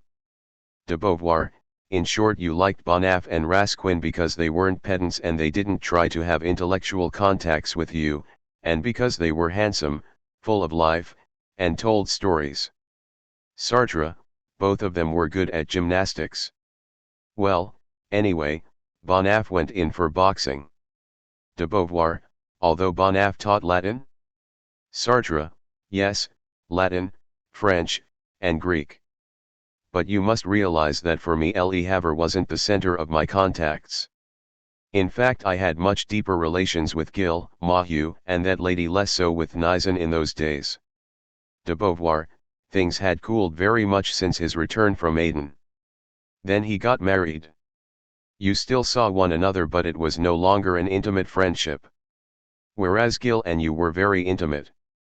He was rather touchy where friendship was concerned. To begin with, when you always brought me with you, he took offense, and once or twice he asked to see you by yourself and to stay at Le Havre with you alone. Sartre, so he did. De Beauvoir, Gil always had a rather easily offended and jealous side. Sartre, that's true. That was not at all the case with Maheu, who was far more remote in his friendships, by the way. Maheu was very much bent on succeeding at any price. De Beauvoir, he has succeeded. Sartre, but that's exactly what he wanted. De Beauvoir, what happened next? Sartre, I began working on nausea. Then I left for Berlin. De Beauvoir, there too you lived in a male group. Sartre, yes, but there was a woman too. De Beauvoir, the one you called the Moon Woman. But on the whole yours was a life among men. Sartre, it was a life of solitary walks in Berlin and then of work. De Beauvoir, in fact you didn't have many contacts with those Berlin comrades of yours. Sartre, no. We met for the evening meal. We were free to go out for the midday meal and we had enough money to treat ourselves to it elsewhere, but in the evening we all dined together. There were 6 or 7 of us. De Beauvoir, you mostly saw Susanai and Brunswick. Sartre, yes, but there were others. Some came to study a particular German poet about whom they then wrote theses. De Beauvoir, were there people you disliked? Sartre, there was one teacher whose name I no longer remember. A tall fellow with spectacles and a black mustache. I must have pointed him out to you. And then there was another, a young fellow too. De Beauvoir, what were the relations like with the men you didn't like? Aggressive or polite? Sartre, polite, on the whole, yet rather aggressive too. I had quarrels with that black mustache teacher. There were quite violent quarrels in the evening at dinner. Yet generally speaking, my contacts with those people were pretty civil. We saw one another. We used to go to the movies together. De Beauvoir, I think there was one you rather liked, wasn't there? A man called Erhardt? Sartre, he was an odd creature. De Beauvoir, it was he who took us to nightclubs when I came to see you. You used to go out with him. Sartre, no, I didn't go out with anyone. I used to go and lunch by myself in the Kurfürstendamm, which was quite a fashionable part in those days. I went and had my lunch either in a beer hall or over near the station. Contacts with the other boarders didn't interest me. De Beauvoir, your relations with the Moon Woman interested you much more. Was she more important than the man? Sartre, yes, obviously. De Beauvoir, after that you began having your books published. Did you know many people at that period? Sartre, before the war? Oh, yes, a fair number. De Beauvoir, you knew Paul Hahn, Brice Perrin, Gaston Gallimard, Claude Gallimard. They were all in publishing. Sartre, and then I knew some writers. I remember a dismal gathering at Gallimard's one afternoon. It was a cocktail party, a year before war was declared. That was in June 1938, and the end came in July-August 1939. Everybody felt that something was going to happen, and that day the atmosphere was far from gay. It was the only thing people talked about.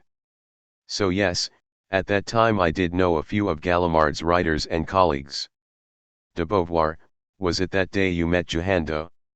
Wasn't it he who asked you, have you ever been in hell? Sartre, yes, that was Johando. De Beauvoir, still, it didn't go far. They were never friendships, they were just encounters. Sartre, yes. I had nothing more than encounters with people in the writing world. De Beauvoir, did you meet Gide? Sartre, yes. Adrienne Monnier gave a dinner and she invited me and Gide.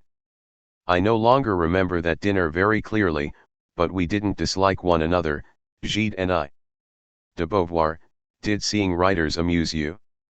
Sartre, yes, there was one very amusing meeting when Adrienne Monnier had writers' photographs taken. I met lots of them that way, Valerie, for instance. I saw Valerie again later, after the war, in the bar of the Pont Royal. We made an appointment to meet again. I don't recall what we had to say to one another, it can't have been much. De Beauvoir, still, none of all that went beyond an amused or interested curiosity. You didn't form any close friendships? Sartre, no friendships at all. De Beauvoir, you didn't meet the Surrealists? Neither Aragon nor any of the others. Sartre, no. I must have met Aragon after the war. De Beauvoir, very well, let's go back to the war. There again you were in a community of men. What were your relations with your meteorological colleagues? Sartre, I got along well with Peter, who was a Jew. I remember how anguished he was in June 40. De Beauvoir, you were all taken prisoner. Was he taken too? Sartre, yes. De Beauvoir, it wasn't known that he was a Jew? Sartre, no. De Beauvoir, how did he manage? Sartre, why should it have been known? He had no papers. De Beauvoir, his name. Sartre, he kept his name but he didn't say he was a Jew. De Beauvoir, it seems to me that we saw him again after the war. Sartre, I saw him again even during the war. He got out, I think he managed to escape. De Beauvoir, so you got along pretty well with him? Sartre, yes. Very badly with the corporal, but quite well with a Paris working man, Muller. De Beauvoir, but you did see other soldiers too? Sartre, yes, I met the secretaries of the General's HQ, and we used to talk. De Beauvoir, on the whole they liked you? Sartre, Peter did. Corporal Pierre not at all. We were both teachers. He vaguely felt that that ought to have been a bond between us, I didn't. As far as I was concerned the bond didn't exist, so he wasn't pleased. De Beauvoir, You've already spoken about your experiences as a prisoner, but have you perhaps some little things to add? Sartre, I met Bernard in the prison camp. He lived at Le Havre and he had married the daughter of the man who owned Le Petit Havreis. He was on the staff of the paper before the war, and he was very fond of his wife, who had been my pupil at Le Havre. De Beauvoir, but why did you make friends with him? Sartre, he was so amusing. He spoke well, and then what was more important, in the camp we had strange relations which were both those of work and at the same time of resistance against the collaborationist officers and soldiers. He helped me and he looked after the food very well. I became friends with him and even more so with a priest, the Abbé Leroy. I was in constant touch with the priests, who had a hut of their own. De Beauvoir, why this choice of priests?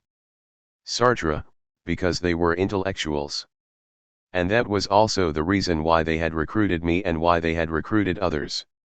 For if an intellectual could get along with priests in circumstances of that kind, the priests adopted him. There was also the Abbé Perrin. I was on good terms with him too. De Beauvoir, but you had contacts with the others, didn't you? The ones who were not intellectuals. Sartre, yes, it was with them that I was most frequently in contact, since we were in the same hut. De Beauvoir, but what feelings did you have with regard to them? Sartre, mine was the performer's hut. There were some who played the trumpet, there were some, like Commisset, who organized the theater on Sundays. Others were singers or more or less makeshift actors. De Beauvoir, in short, the fact of being among men didn't displease you. You didn't live in contempt, disgust, solitude, withdrawal. Sartre, there was withdrawal insofar as I thought things they didn't. But in the evening, for example, I was entirely with them. I'd tell stories, I'd sit at a table in the middle of the hut and talk and they were very much amused. I told them any old crap, playing the fool. De Beauvoir, you sought contact with them and you established it. Among them some fellows you disliked individually, I suppose. Sartre, yes, there were some I was not very fond of. De Beauvoir, but what was it that made you like or dislike someone? Sartre, on the whole, I was not fond of the fellow who didn't play the game. There's always a game in relations between men. In that prison camp, for instance, there was a way of living with the others, you confided in one another, you asked one another's advice, and so on. Well, those who profited from that for their own advantage, those were the ones I disliked in the first place, and they might become real enemies. Commisset, for example, you didn't know where that sort of fellow came from. They said he used to open the doors of taxis outside the Gaumont Palace Cinema. It's not impossible. De Beauvoir, but that's not what made you dislike him. Sartre, I didn't like him because he wouldn't admit it, and because he told tall stories about the life he had led. De Beauvoir, you didn't like phonies. Sartre, I didn't like phonies. It was basically that. De Beauvoir, mythomaniacs at a pinch. Sartre, mythomaniacs didn't worry me. De Beauvoir, I know you really liked Leroy, for example, because he was very straightforward and very brave. He didn't see fit to change to another camp, taking advantage of being a priest, he preferred to stay. You liked men who had character, men who resisted. There were many important friendships that were formed during the war when you came back to Paris. You were in contact with the intellectual resistance. Whom did you know at that time? Sartre, men whose names I've forgotten. De Beauvoir, there was Claude Morgan. Sartre, yes, Claude Morgan. Claude Roy a little later. De Beauvoir, what work did you do? Sartre, we worked on little publications, particularly Les Lettres Françaises. De Beauvoir, did you feel a solidarity with those people, as you had with the prisoners of war? Sartre, yes, to some degree. De Beauvoir, I think you met Camus after the article you wrote about him. What friendships did you have during this period? Sartre, there was Giacometti, but he very soon left for Switzerland. He came back after the war. De Beauvoir, we knew him during the first years. Sartre, and then he very soon left for Switzerland, in 42. De Beauvoir, during the war your relations with him didn't really exist yet? Sartre, no, they were less intimate than they became later. De Beauvoir, well, who did you know during the war, then? Sartre, Léry's and his wife. De Beauvoir, how did you meet him? Through les lettres françaises, perhaps. Sartre, through the resistance. At that time I read all his books. I felt a very simple, very great, very strong friendship for him. His wife and he very often used to invite us to dinner. The kind of knowledge he had, his knowledge as a sociologist for example, did not correspond to mine, and his researches and his interests were different from mine. But that did not prevent us liking the pair very much indeed. De Beauvoir, there's someone we haven't mentioned, someone who also has his place in your life before the war and during it. Dulin. Sartre, I was very fond of Dulin. De Beauvoir, there was Queneau too. Sartre, we met Queneau and his wife at the Léry's. De Beauvoir, about 43 there were those fiestas. Sartre, where we met Baudelaire, Leibowitz, Jacques Lemarchand, a whole literary world. During that period this literary world did not appear in the papers, nor did they any longer produce books. They maintained their reserve. But they did still meet. One saw Picasso at the Floor, for example, and there were restaurants where the people close to Picasso and Léry's were to be seen. The restaurant that was called Les Catalans. De Beauvoir, yes, but we didn't go. It was too expensive for us. Sartre, but we were invited there 2 or 3 times. De Beauvoir, maybe. And then we acted in Picasso's Le Désert at Trappe par la Queue. Sartre, which made us somewhat better acquainted with Picasso's friends. De Beauvoir, what were your relations with Picasso? Sartre, fairly slight, but still most amiable up until the liberation. After that he was taken over by the Communist Party. And then again he lived in the south and I only saw him rarely. My relations with Picasso were quite superficial. They were no more than polite social relations, but they were always cordial. De Beauvoir, let's talk about people you were more friendly with. There was Camus. Sartre, there was Camus, whom I met in 43. I saw him at the first night of the Flies. He came up to me and said, I'm Camus. De Beauvoir, yes. You'd written a critical but very appreciative article about The Stranger. Sartre, which obviously implied that I thought the book important. De Beauvoir, would you speak about your relations with Camus? Their beginning, the way they continued. Sartre, their beginning, yes. But to describe their continuation after the war would be very complicated. We had curious relations and I think they did not quite tally with those he would have liked to have with others. In the same way ours with him were not the kind we liked having with people. De Beauvoir, that was not so at the beginning. For my part, I was very pleased with the relations we had with Camus. Sartre, for a year or 2 things went quite well.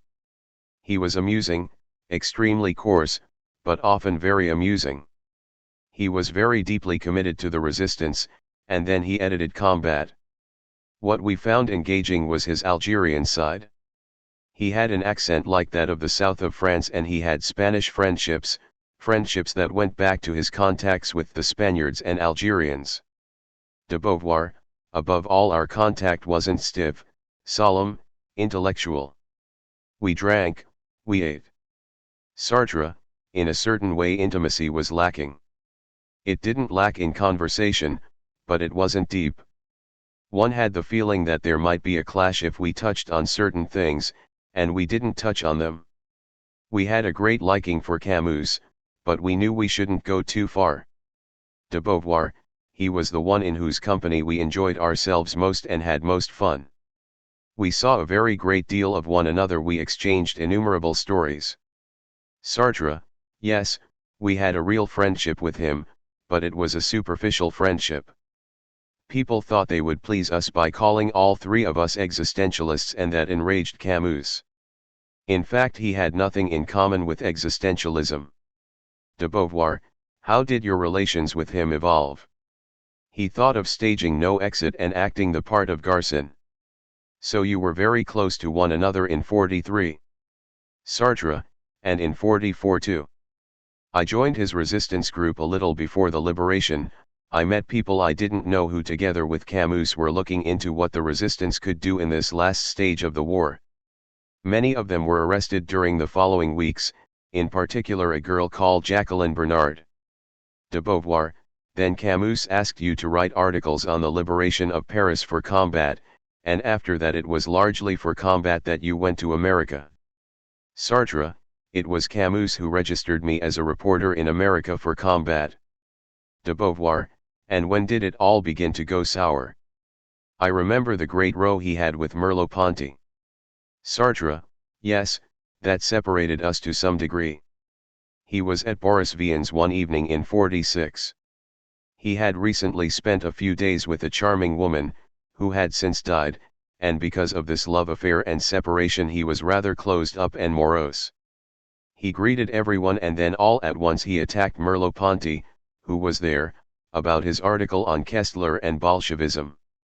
De Beauvoir, because at that time Merleau-Ponty was somewhat inclined toward communism. Sartre, it was in my review, Les Temps Modernes, that the article had appeared, so I was against Camus. At that juncture Camus was certainly not angry with me, but he couldn't bear Merleau-Ponty. He didn't really hold with Kessler's argument either, but he was furious, and he had personal reasons for being very much on Kessler's side. De Beauvoir, in any case his relations with you were very odd. He often used to say that when you actually met he was filled with liking for you, but that at a distance there were a great many things about you he disapproved of. When he made a tour in America he spoke of you in a pretty disagreeable way. Sartre, yes, his was an ambivalent attitude. De Beauvoir, he wouldn't join us in the review, and I think it irritated him very much when people thought he was more or less your disciple, he being very young and you being better known. He was extremely touchy, and he didn't much care for that. But how did things come to get worse and worse, to the point of reaching a break? Sartre, there was a personal episode that didn't make me in the least angry with him but that he found disagreeable. De Beauvoir, the business of the woman you'd had an affair with yourself? Sartre, it was rather awkward. And as this woman had broken with him for personal reasons, he held it against me to some extent. In fact, it's a complicated story. He'd had an affair with Casares and had fallen out with her. He broke it off and he told us confidentially about this break. I remember an evening with him in a bar at the time when we often used to go to bars. I was alone with him. He had just made it up again with Casares and he had letters of hers in his hand, old letters that he showed me, saying, "Well, there you are." When I found them again, when I was able to read them again, but politics separated us. De Beauvoir, that argues a certain intimacy on the private level. Sartre, yes, it was always there as long as we were on good terms. Even our political differences didn't worry us much in conversation. For example, he went back to Casares and he came to see her rehearse The Devil and the Good Lord, you remember? De Beauvoir, yes, indeed. What were these political differences, and how did it all end by blowing up? When there was the RDR, did he belong to it? Sartre, no. De Beauvoir, well, what did cause the final break, then? Sartre, the final break came about when he published his book The Rebel. I tried to find someone who would be willing to review it in Les Temps Modernes without being too harsh, and that was difficult. Jeanson wasn't there at that time and no one among the other members of Les Temps Modernes wanted to deal with it, because I wanted there to be moderation and everybody loathed the book. So that for 2 months, 3 months Les Temps Modernes did not mention The Rebel. Then Jeanson came back from his travels and he said to me, "I'm quite willing." It must be added that Jeanson's attitude was somewhat complex. He was trying to get in touch with people like Camus to see whether, with their help, he could not found a review that would be the counterpart of Les Temps Modernes but further to the left, Les Temps Modernes being a reformist review while the other would be revolutionary. De Beauvoir, it was strange to want to do that with Camus, who had nothing of the revolutionary about him. Sartre, he had asked various people. He had asked Camus, but obviously that would not do. So probably to have his revenge on Camus, who had not wished to work with him, he wrote the article in the way I had not wanted, that is to say, it was violent and slashing, and it pointed out the book's faults, which was not difficult to do. De Beauvoir, above all, it pointed out the book's philosophical poverty. That wasn't difficult either. Sartre, I wasn't there. I was traveling in Italy, I think. De Beauvoir, in any event you wouldn't have censured a contributor's article. Sartre, no, but it upset Merleau-Ponty very much and he felt he was alone in charge in Paris that I wouldn't like it to appear. He tried to get Jeanson to change his mind. They had quite a violent quarrel and then all he could do was let the article appear. It did appear, but under special conditions Jeanson had consented, and it was the only reservation that he did consent to show Camus his article before it was published and ask him whether he agreed. Camus was furious and he wrote an article in which he called me Monsieur le Directeur, which was comic, for although we didn't say tu to one another we did speak very freely, there was no monsieur between us. So I wrote an article replying to the insinuations he had flung in my teeth. Camus had not said much about Jeanson in his piece. He attributed all Jeanson's ideas to me, as though I had written his article.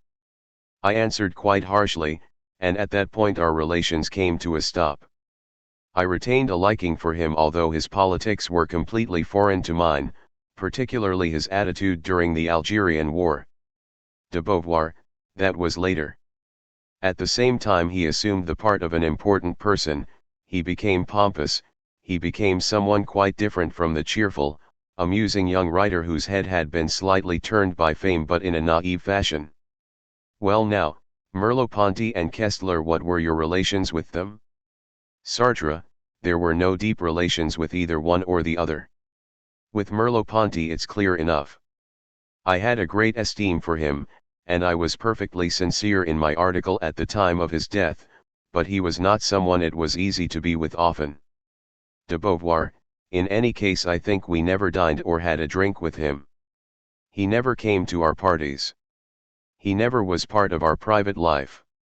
Sartre, what's more, he made it obvious. De Beauvoir, except absolutely by chance, when we met him at Saint-Tropez. But quite exceptional circumstances were called for. Sartre, we didn't get along very well in conversation. De Beauvoir, what about Kestler, then? He was much more amusing. Sartre, we met Kestler at the Pont Royal. He introduced himself. He stood up and he said, I am Kestler. De Beauvoir, you liked the Spanish Testament very much. Sartre, yes. We said how do you do to him very warmly. We stayed with him a while. From then on we had more frequent encounters and almost at once he bored us on the anti-communist level. Not that we were wildly in favor of the communists, but Kestler's anti-communism seemed to us worthless. He had been a communist and he had broken with them, he never said exactly why. He did give theoretical reasons, but these theoretical reasons were connected not with theoretical but with practical events. What events? No one knew, or at least you and I didn't. He talked about his anti-communism at enormous length. He went to Italy to write a series of articles and he came back frightened by the Italian communist movement. And the arguments for his anti-communism were the arguments to be found in every paper. De Beauvoir, and then there was something else that irritated us, and that was his going on and on about science. Sartre, his scientific stuff annoyed us very much because he knew little about it and because he made use of thoroughly popularized notions to write popular books. De Beauvoir, there was also the way he found a young repulsive. I remember once an evening turned out very badly because we had brought Bost. Kestler was much put out. Very well, then all this amounted to encounters of no great importance, but there were two men with whom you had really cordial bonds, Giacometti and Janet. I think that after the war it was for them that you had the warmest feelings. Why? Sartre, well, they both had one thing in common, they excelled, the one in sculpture and painting, the other in writing. From that point of view, they were certainly among the most important people I've known. We used to see Giacometti for dinner, usually once a week or thereabouts. We had dinner in restaurants in 45 and 46, more or less anywhere. And we talked more or less about everything. He would talk about his sculpture and I didn't really understand what he meant, nor did you, either. De Beauvoir, you came to understand him in the end, since you wrote articles about him. Sartre, yes, several years later. He tried to explain the nature of a sculptor's perception, he talked about his statues, he described the progress he had made between his first, which was very thick and very heavy, and the long, thin statues he made later and that he was still making. We did not always understand, but it seemed to me important and interesting. And then we also talked about just anything about his contacts, his love affairs. De Beauvoir, he talked much about his life and he told a great many stories, he told them very amusingly. Sartre, we were very fond of his wife, Annette, who always came with him. De Beauvoir, indeed, it could almost be said that you never met Giacometti alone, just the two of you. Sartre, well, not to put too fine a point on it, never. There was always Annette and you, or in any event you, if Annette wasn't there. I did once see Giacometti and Annette without you, because you were away traveling. De Beauvoir, why, that's a funny thing, and it's something we haven't yet talked about. You shared all these friendships you had with men after the beginning of the war with me. You almost never saw Camus or Léry's or Giacometti alone, did you? Sartre, yes, Camus I did. I remember seeing Camus alone, because I used to leave my mother's apartment and go down to the Deux Magots. I quite often used to see him at the Deux Magots in the morning the first year. You were living in the Hotel de la Louisiana and I would see you later. De Beauvoir, yes, but you never made an appointment with one of these friends, saying, we'll both have dinner together. And that wasn't just a matter of not leaving me in the lurch, but because you didn't particularly want to have a one-to-one friendship of the kind you had had with Nizan or Gill. Sartre, no, there was no question about it. De Beauvoir, and what about Janet? Sartre, the relations were more unpredictable. I remember having met him here, for example, here, in Rome, with a young homosexual. De Beauvoir, and how did your relations with Janet begin? Sartre, I knew Cocteau at that time, and he was very fond of him. My relations with Cocteau didn't end very well, I've never been quite sure why, but end they did in the year of his death. Still, we did have lunch together 3 weeks or a month before he died. In any case, Janet certainly helped to make this connection with Cocteau something that was not quite properly balanced. De Beauvoir, but you had many more affinities with Janet. You never had any with Cocteau. Sartre, many more. I didn't really have affinities with Cocteau at all. I used to call on him, or I dined with him. He was intelligent. De Beauvoir, he was intelligent, he was brilliant, he was very kind. He was one of the few men who didn't enter into rivalry with you. He came out strongly in favor of no exit. All right, but to go back to Janet. Sartre, there was no trace of meanness in Cocteau, and he had the sense of friendship. When he was fond of anyone, and it seems that for a while he was fond of me, he was warm-hearted and he could do kind, charming little things. But his relations with Janet were in opposition to mine, because he saw Janet simply as a remarkable character who should be helped, whereas I thought he was managing by himself perfectly well and that he had no need of anyone like Cocteau. I thought that Janet's relations with Cocteau were something of a stratagem. Let him manage by himself, I thought, and things would go better. So our relations with regard to Janet were quite different. For my part, I encouraged him to be alone as I was alone. I don't mean abandoned by everybody, but not looking for any sponsor to get into the writing world, whereas Cocteau would willingly have sponsored him. Janet already knew me a little through my books when he met me at the floor. At the floor I saw a little fellow like a boxer come up to me. De Beauvoir, I was with you, by the way. Sartre, a lightweight or even a featherweight. And at that time he was thinking mainly about his books and how to make them known. De Beauvoir, we had already read Our Lady of the Flowers and we liked it very much. Sartre, the conversation was most agreeable, although it was a very special sort of conversation. One had to listen to a long speech on some given subject, a speech that was often interesting, though sometimes rather wearisome, because it was about writing, and he had his own opinions. De Beauvoir, in those days he was something of a pedant. That quite stopped later on, but with him it wasn't the same kind of daily contact in which one talked about everything, as it was with Giacometti. Sartre, no, but still they were good relations. We used to go and have dinner together, and he even dined at your apartment. You made one of those meals that you were in the habit of making at that time. De Beauvoir, so it was at the end of the war? Sartre, it was at the end of the war that I met Janet. De Beauvoir, about 43. Sartre, or perhaps 44, during the last months of the occupation. In any case he told me stories about his life, and he introduced his young friends, who were often good-looking youths who seemed to be compensating for their homosexuality with a somewhat forced toughness. He liked talking about homosexuality with us, because he knew that we were quite ignorant of it and that we had minds open enough to understand what he told us. De Beauvoir, what gave you the idea of writing a book about Janet? Sartre, he was published by Gallimard.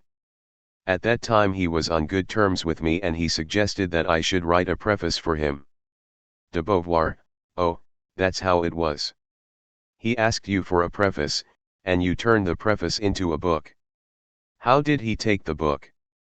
Sartre, in a very odd fashion. To begin with, he didn't take much notice of it. He talked about the subject a little with me and he told me a few small things. When I had finished I gave him the manuscript. He read it, and one night he got up and went over to the fireplace with the intention of burning it. I believe he did throw some pages in and then plucked them out. It disgusted him because he felt that he was as I had described him, and although he was not disgusted with himself, yet, de Beauvoir, yet he was disgusted that a book should be written about him. It was like a funerary monument. Sartre, he did not argue about the ideas. He thought that on the whole the things I said about him were true, and indeed sometimes their truth surprised him. But at the same time it irked him that I should have written this book, examining his books and sifting them through and through, especially because he looked upon himself as a poet. He took himself for the poet and me for the philosopher, and he made great use of this distinction, a distinction that he did not express, but that could be felt. He said things about poets, he said things about philosophers, so that it should all be neat and compact, so that it should be like a book, and at the same time he regarded the book with profound distrust. As far as I'm concerned, I don't think it was one of my worst books. De Beauvoir, no, it's a very good one. And what happened to your relations after the book?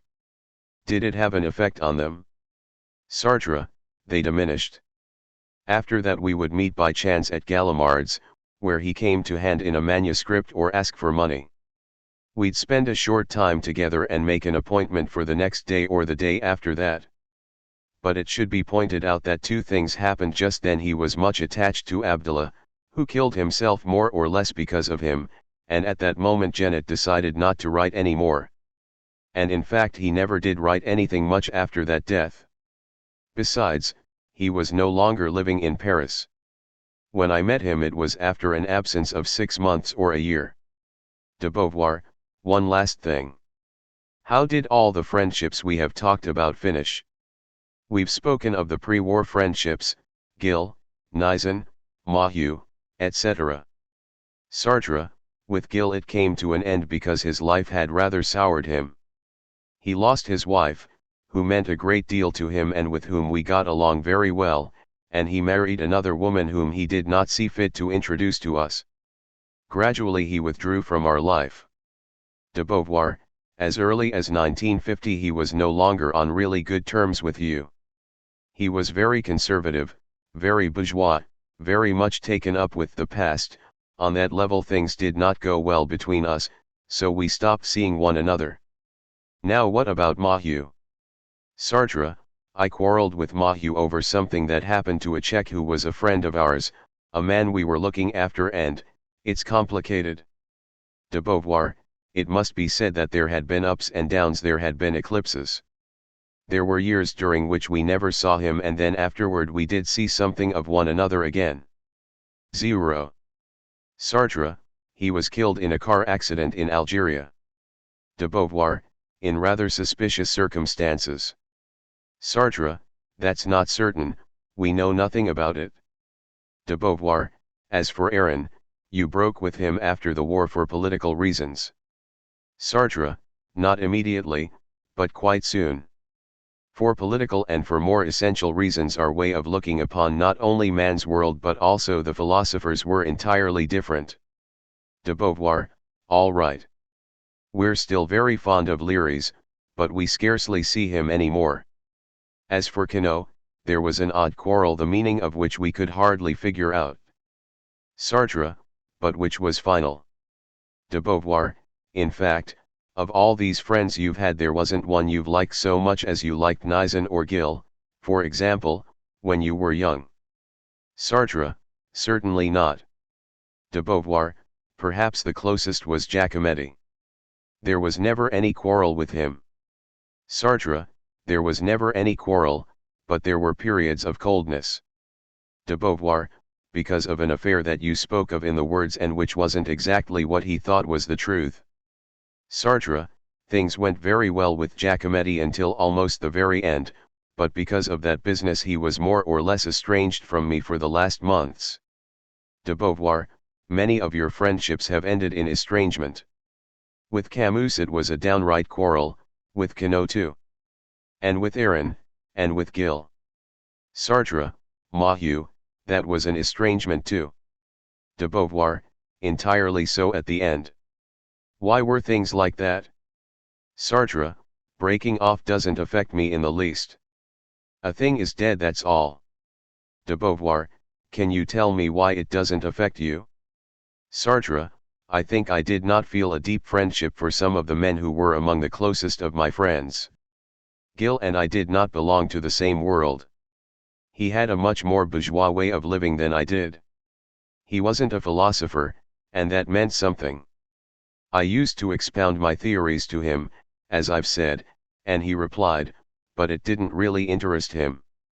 De Beauvoir, but it's not only that which spoiled your friendship.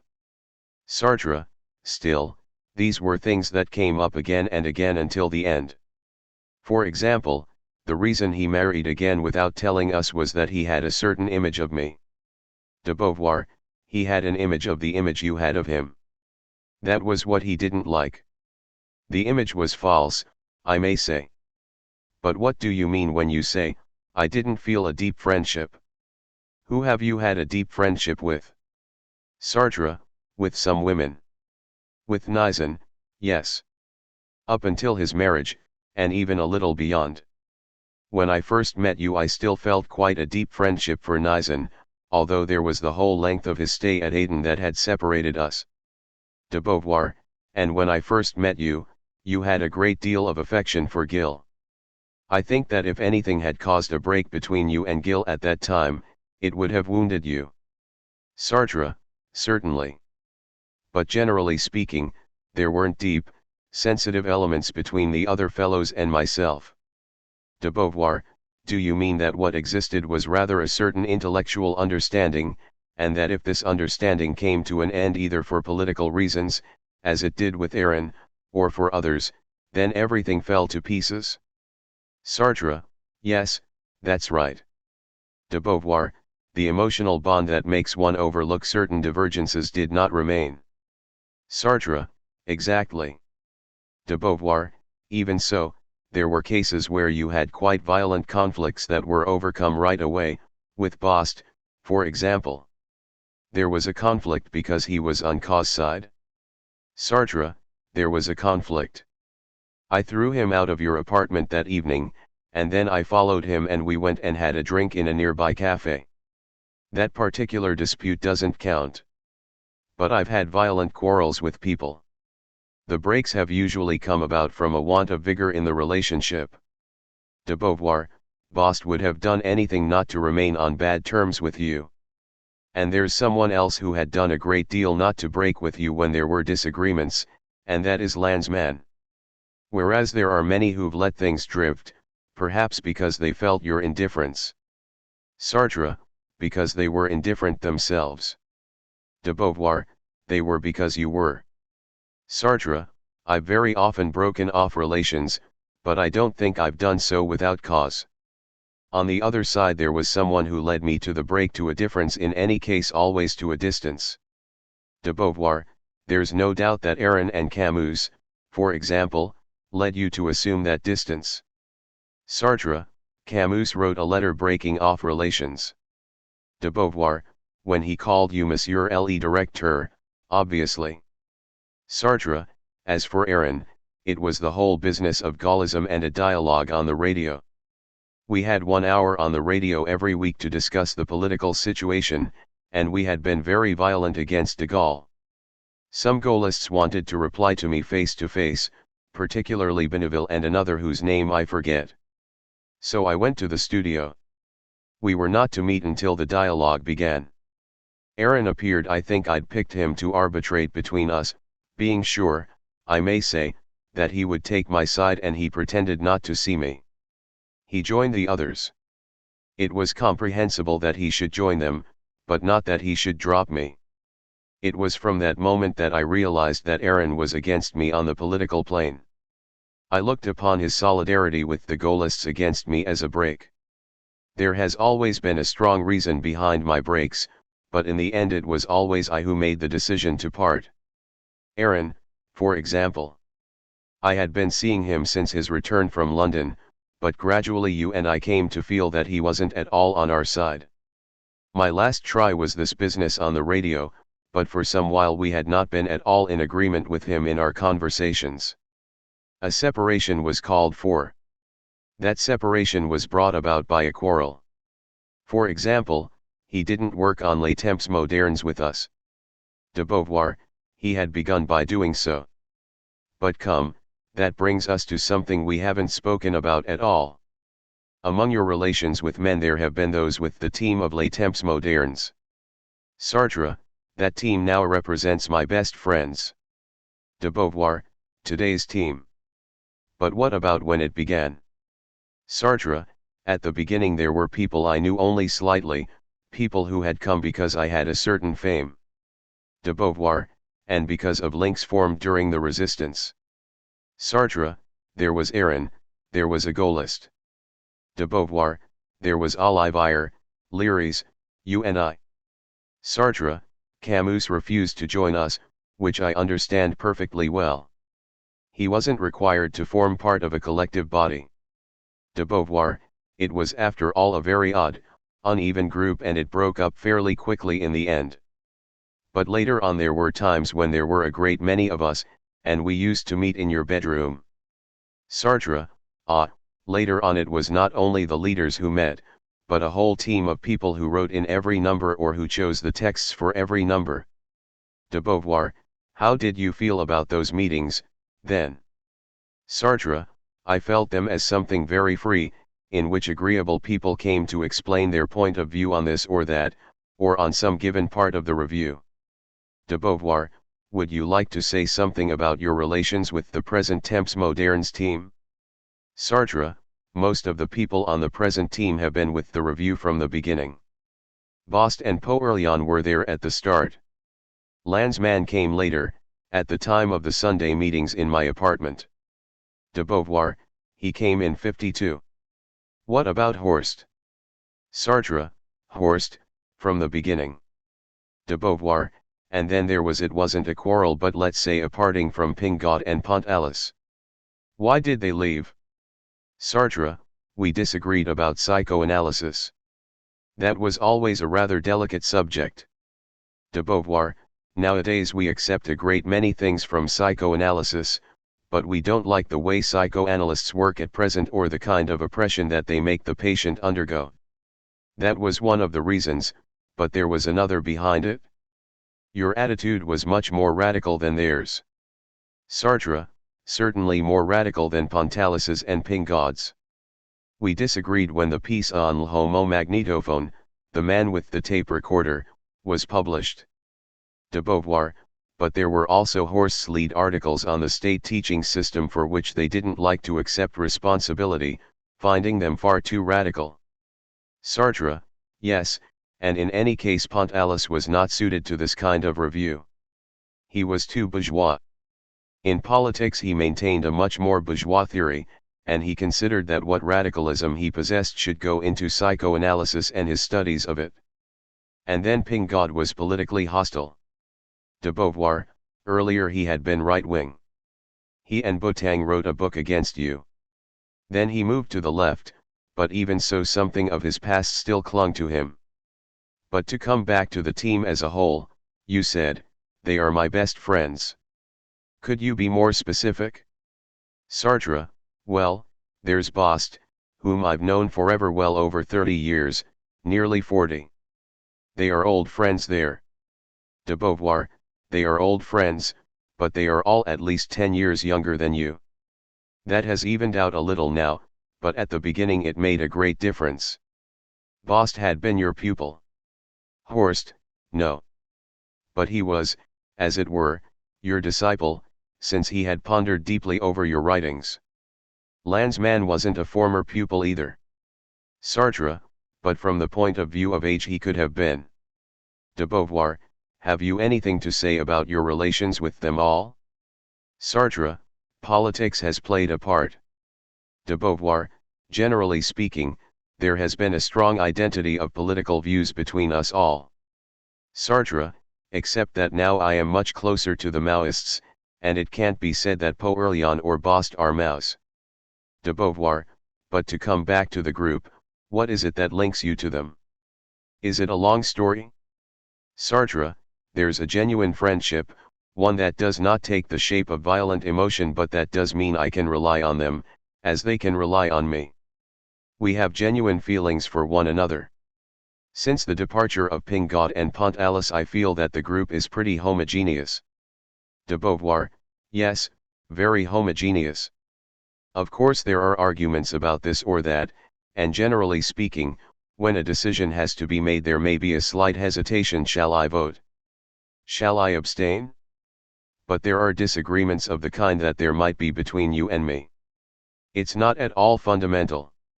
So there's a shared past and a very close political basis.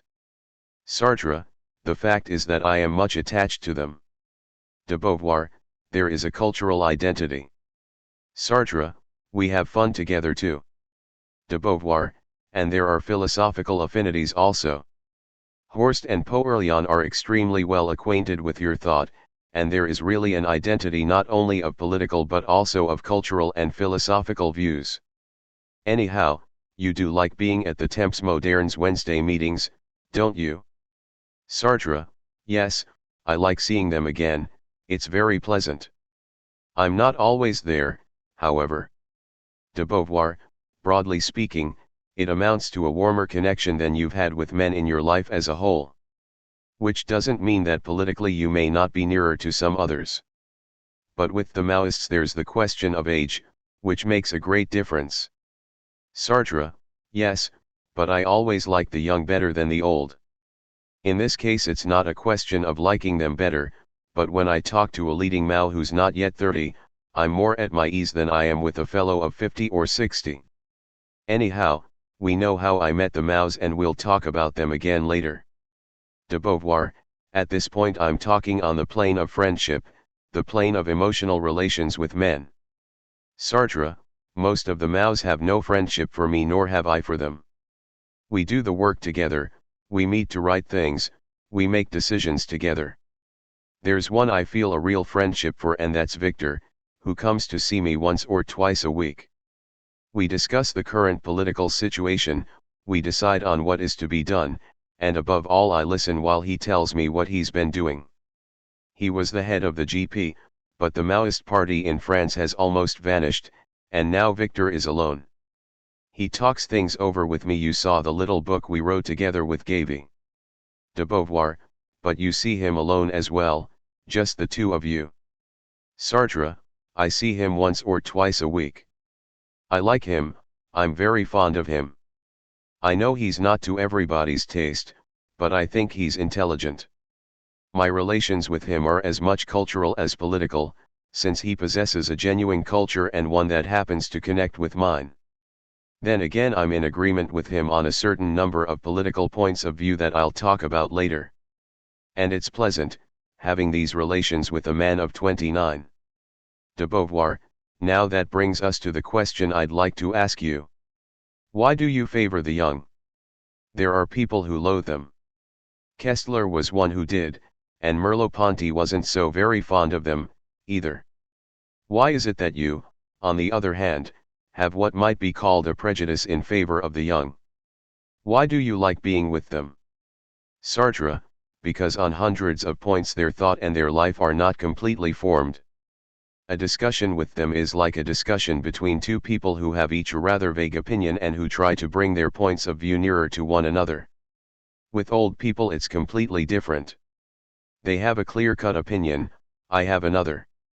It is known, it is taken into account, and when we talk things over, we set aside those aspects on which we disagree without any hope of reconciling them. De Beauvoir, Horst is very intelligent, Horst is very close to you politically. Yet you much prefer having a tête-à-tête with Victor than with Horst. Why? Sartre, Horst has a very intelligent system of thought that he forms for himself, and having done so he comes and talks to me. But what I like is for people not to have fixed, decided opinions. When I talk to people who are less formed than I am on some given point, who are less cultivated or who have reflected less, I can help them. On the other hand, there are points on which they know more. There's one thing that it's obvious Victor knows better than I do, and that's the struggle within a party and the leadership of a party. All that is pretty well outside my range, but there are other points of view on which I can give him my considered opinion, and then when he's analyzed it and made it a part of his conception of the party, he accepts it. For example, in the dialogues with Victor and Gavi I produced some ideas, particularly that of the free militant, the idea of what discussion between free men really means. That is, something other than the communist militant for whom that kind of freedom does not exist. De Beauvoir, in other words, you feel more effective, more useful, when you're talking to young people whose minds are still quite open than when you're talking to adults who are already formed, even if their ideas are close to your own? Because it gives you a feeling of rejuvenation when you are with the young? Sartre, no. I don't feel old. I don't feel different from what I was at 35. De Beauvoir, that's interesting. It's something we must come back to, your feeling of age. Sartre, I've never felt old. And since physically I don't look like the stock old man, I don't have a white beard, I don't have a white mustache, I have no beard or mustache at all, I therefore still see myself as I was at 35. De Beauvoir, so talking to the young doesn't make you feel younger. That's unlike me, because I do feel my age and talking to young women does rejuvenate me. The other day you told me that you thought you had not gone far enough in the analysis of your relations with men. What would you like to add on the subject? Sartre, in the first place I should say that many of them, not those who are at present my best friends, have confided in me. That is, they saw me as someone to whom what is more or less secret in each of us was to be entrusted, and it was horribly boring. I submitted, I had to, because that way I could influence them, being the one who knew their secret, but I didn't like it. De Beauvoir, but where? Who? Be a little more specific. Did you receive confidences at the École Normale? Sartre, yes, but there it was different. They put their cards on the table and so did I. But I was thinking of the comrade I had in Alsace during the war, a soldier who confided in me. The relations between him and me were like that, they were confidential. De Beauvoir, what were his confidences about? His wife? His life? Sartre, that's it? He had no wife, but he did have a woman. He talked about her. The emotional bond created by his looking upon me as the person who knew about his life and with whom he talked about things that I was to remember afterward seemed to me unbearable. De Beauvoir, why?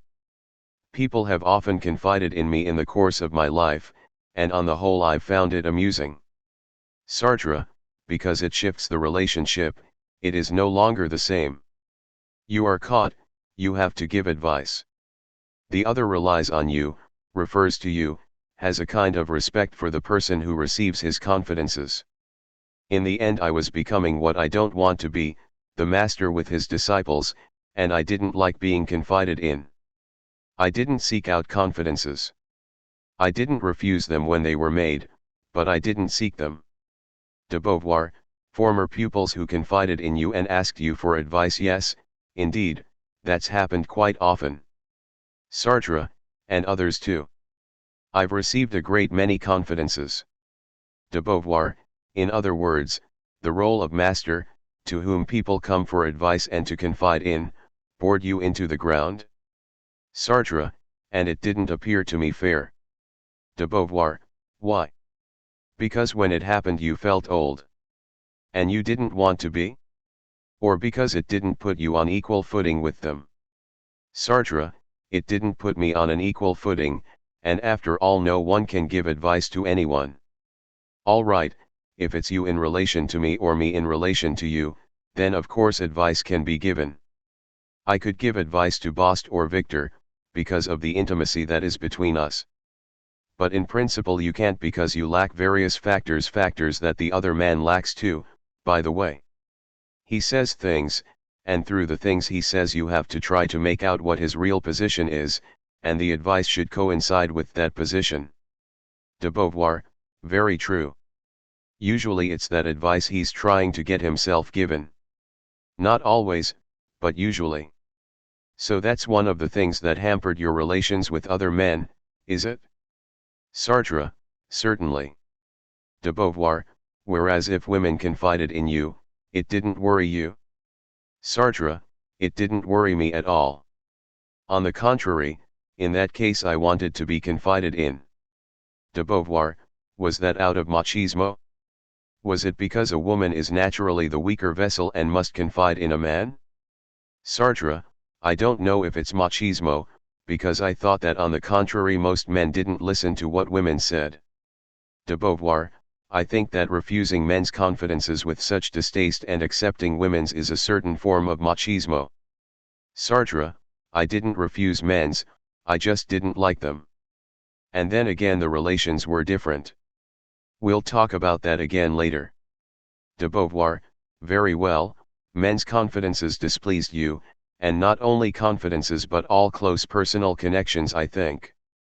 Although when Giacometti told very personal stories, they weren't confidences. Sartre, I see no harm in being told personal stories, far from it. When Giacometti told how he went to the brothel looking for the rather slatternly, rather ugly woman for various reasons, it was very entertaining. De Beauvoir, go on telling me about your relations with men. We've established your refusal of confidences. Sartre, on the other hand, although I think and say that relations should be those of equality, I did encourage a kind of way of addressing me as though I were the knowing one, and that clearly was not fair. De Beauvoir, how do you mean? Sartre, there was a point at which people said, shall I do this? Shall I do that? And I gave advice. De Beauvoir, you're saying two things that contradict one another. You're saying that you loathed giving advice and that you liked being asked for it, aren't you? Sartre, no, but I did like giving the little push that in fact turned me into an advisor. It's not contradictory. That's how they were, relations with the other a curious mixture.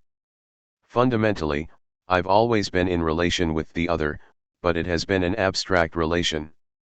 I live beneath the consciousness of the other, who watches me. And that consciousness could just as well be God, if you like, as Bast. It is a being other than myself, a being that is formed as I am formed and that sees me. I think of it like that. De Beauvoir, and what bearing has this on your relations with men? Sartre, they are all manifestations of that consciousness. De Beauvoir, you mean witnesses, judges. Sartre, judges to some extent. But very benevolent judges. De Beauvoir, you say benevolent judges, yet you have had enemies, people who were against you. Sartre, but that doesn't count. When people are on good terms with me, I see that kind of wider consciousness that watches me reflected through them. De Beauvoir, and does that trouble you, or do you like having these witnesses? Sartre, on the whole I like it. Because if it troubled me I'd want to be alone, and that kind of solitude is absurd. De Beauvoir, you say that you have always been rather distant, rather indifferent in your relations with men. Yet you've never been a misanthrope, a recluse. You've always lived very much in the society of others, you've been very sociable except during the times you're writing. But you've never liked fashionable sociability. Sartre, no. De Beauvoir, just after the war you used to go to Gallimard's cocktail parties, which were amusing, but in fact you've never been fashionable. Sartre, I've dined out grandly 3 times in my life. I ate in restaurants and I lived in cafes, and just 3 times I dined with fairly well-known people who invited me. De Beauvoir, we've talked about your relations with the young. Have you had any with people older than yourself? What effect did it have on you? Sartre, none whatsoever. Yes, I had contacts, very few I may say, with older men. Paul Hahn, Gide, and Johando, whom I saw very little and who no doubt does not even remember it. De Beauvoir, you scarcely met him. Sartre, no, but it's all evidence. These relations with people older than myself did exist. I adopted a somewhat self-effacing attitude and I listened to them, they spoke to me as they saw fit. But these were relations of strict politeness and they didn't correspond to anything much. I didn't look upon these men as wiser than myself just because they were older. They were exactly like me, and they told me what they had to tell and I did the same for them. For example, I remember Gide talking to me about a Dutchman in '46, a Dutchman who had come to ask him for an address. He was a married man who found that he had homosexual inclinations and he came to ask for an address. I remember it now. Gide was sitting there. He told me about all this, and you would have said he took me for a pederast in spite of the mistake I had made in speaking of advice, whereas it was a question of something else. De Beauvoir, you said to him, did he come to ask you for advice, and Gide replied, no. For addresses. Could it not also be said that in a way the adult male is something like your bad smell, as Janet would say? Sartre, yes, perhaps. I don't like them. I don't like them at all, and I don't like being called one. Indeed, since I belong to old age I'm not an adult anymore, and although I'm still male, I'm only very faintly so. De Beauvoir, yes, be specific about this. It's interesting. Sartre, I find the adult male deeply disgusting. What I really like is a young man, insofar as a young man is not entirely different from a young woman. It's not that I'm a pederast, but the fact is that at present young men and young women are not so very different in their clothes, their way of talking, and their way of behaving. Indeed, they've never been so very different as far as I'm concerned. De Beauvoir, when you have really personal relations, friendships, the adult male doesn't appear as such. He's Janet, he's Giacometti, or someone else. But if you come across man in general, Sartre, he is the adult male. De Beauvoir, and that's what you don't want to be. Sartre, yes. That's certain. De Beauvoir, why not? Even the term I use makes you give a little smile of disgust. Sartre, because it distinguishes between the sexes in an odious, comic fashion. The male is the one with a little tube between his legs, that's how I see him, and therefore there ought to be the adult female in contrast with him. And male and female is a somewhat primitive sexuality generally speaking, there are things over and above that. In itself that's a matter of some importance. De Beauvoir, I think there's also the word adult. Sartre, there's the word adult, which implies that you've finished your education, that you've reached the kind of calling that is suitable for an adult, that you have your own views, that you've formed the opinions that you will retain all your life. It's part of your honor to retain them. De Beauvoir, yes, indeed, to form, to shut in, to limit, and so on. Besides, there's something else that goes in the same direction. With regard to men and women, to mankind in general, you have an ambivalent attitude that is the opposite of mine. Perhaps that's why I find it so curious, by the way. That is, you are very free and open when someone comes to talk to you at the cookhole, let's say, when someone comes to ask you something. For my part, I'm disagreeable. I always feel inclined to send them packing. But as for you, you're very welcoming. You readily make appointments and you readily give your time, you're generous, you're open, and yet when you have to ask the way in the street it's frightful. If I say to you, I'm going to ask someone. We're lost in Naples and I'm going to ask where such and such a street is, you don't like it at all. You grow dogged.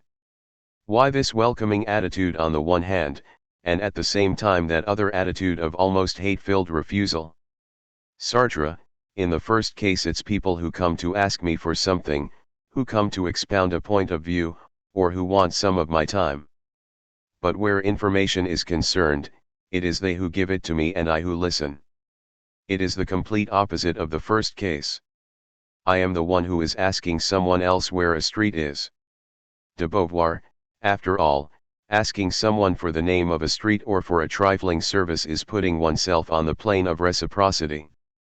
It is recognizing him as your equal, as anyone at all, like yourself, so it is not begging like a beggar. Why do you have this attitude of reserve, of refusal, when it's no more than asking the way?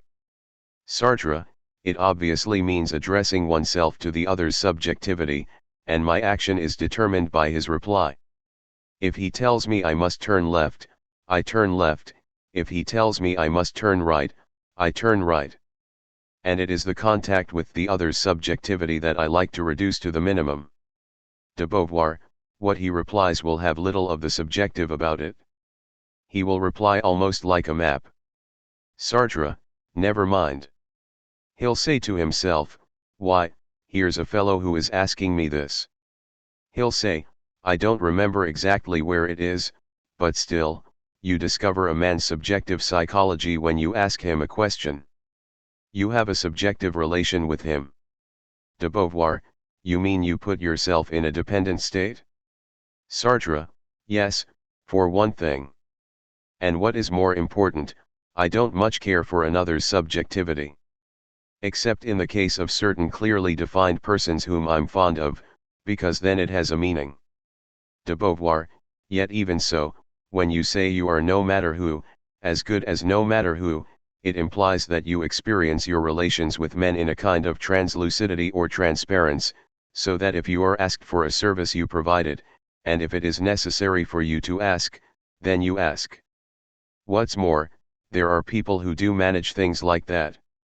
Sartre, absolutely, and they are right. That's how things ought to be. Formerly with me it was shyness, and then it became a habit. But now I'm no longer like that at all. De Beauvoir, nevertheless, there is still a kind of stiffening at the idea that anyone might do you the slightest service, the waiter going twice to bring you something, for example, although that's his job. There's a kind of rigor that looks like a remnant of your old hatred for mankind. Sartre, it's quite true. Although I'm neither clever nor handy, I always prefer to manage by myself rather than ask anyone for anything. I don't like being helped. I find the idea of help quite unbearable. De Beauvoir, what kind of help? Sartre, any kind at all. I mean help from people I'm scarcely acquainted with. I've not asked for much help in my life. De Beauvoir, no, but the other day I lost my money, for example, I didn't have time to change any, and quite naturally I told the hotel manager about it. He lent me 200,000 lire. I'm sure that if I had said to you, I'm going to borrow 200,000 lire from the hotel manager, we being old customers and they not giving a damn, since we would certainly repay them the next day, you would have said, ah no. I wouldn't like that at all. Sartre, no, I wouldn't have gone as far as that. Perhaps I might have done so 10 or 15 years ago, but not now. Indeed, I would have advised you to borrow. De Beauvoir, even so I'd like you to give some explanation of the stiffness you have with people in general.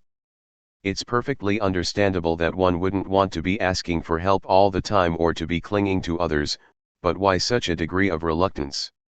Is it perhaps connected with your childhood? Sartre, yes.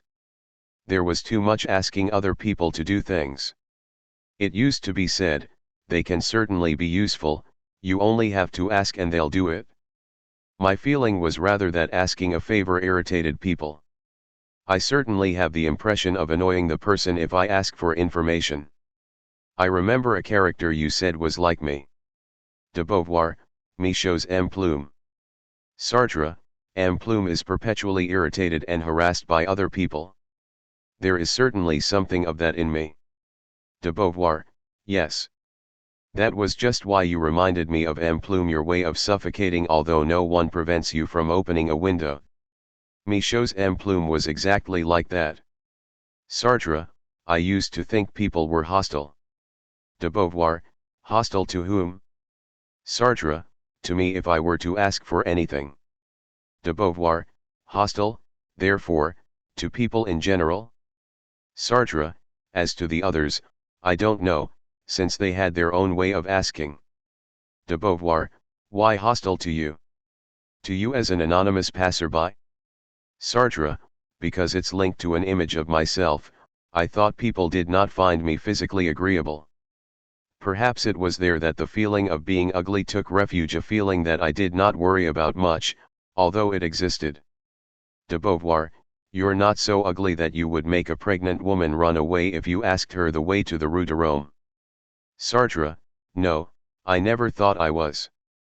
But it's reasonable to think that if you're ugly, then asking the way to the Rue de Rome means inflicting a disagreeable presence on the person you ask. De Beauvoir, it must be a childhood thing.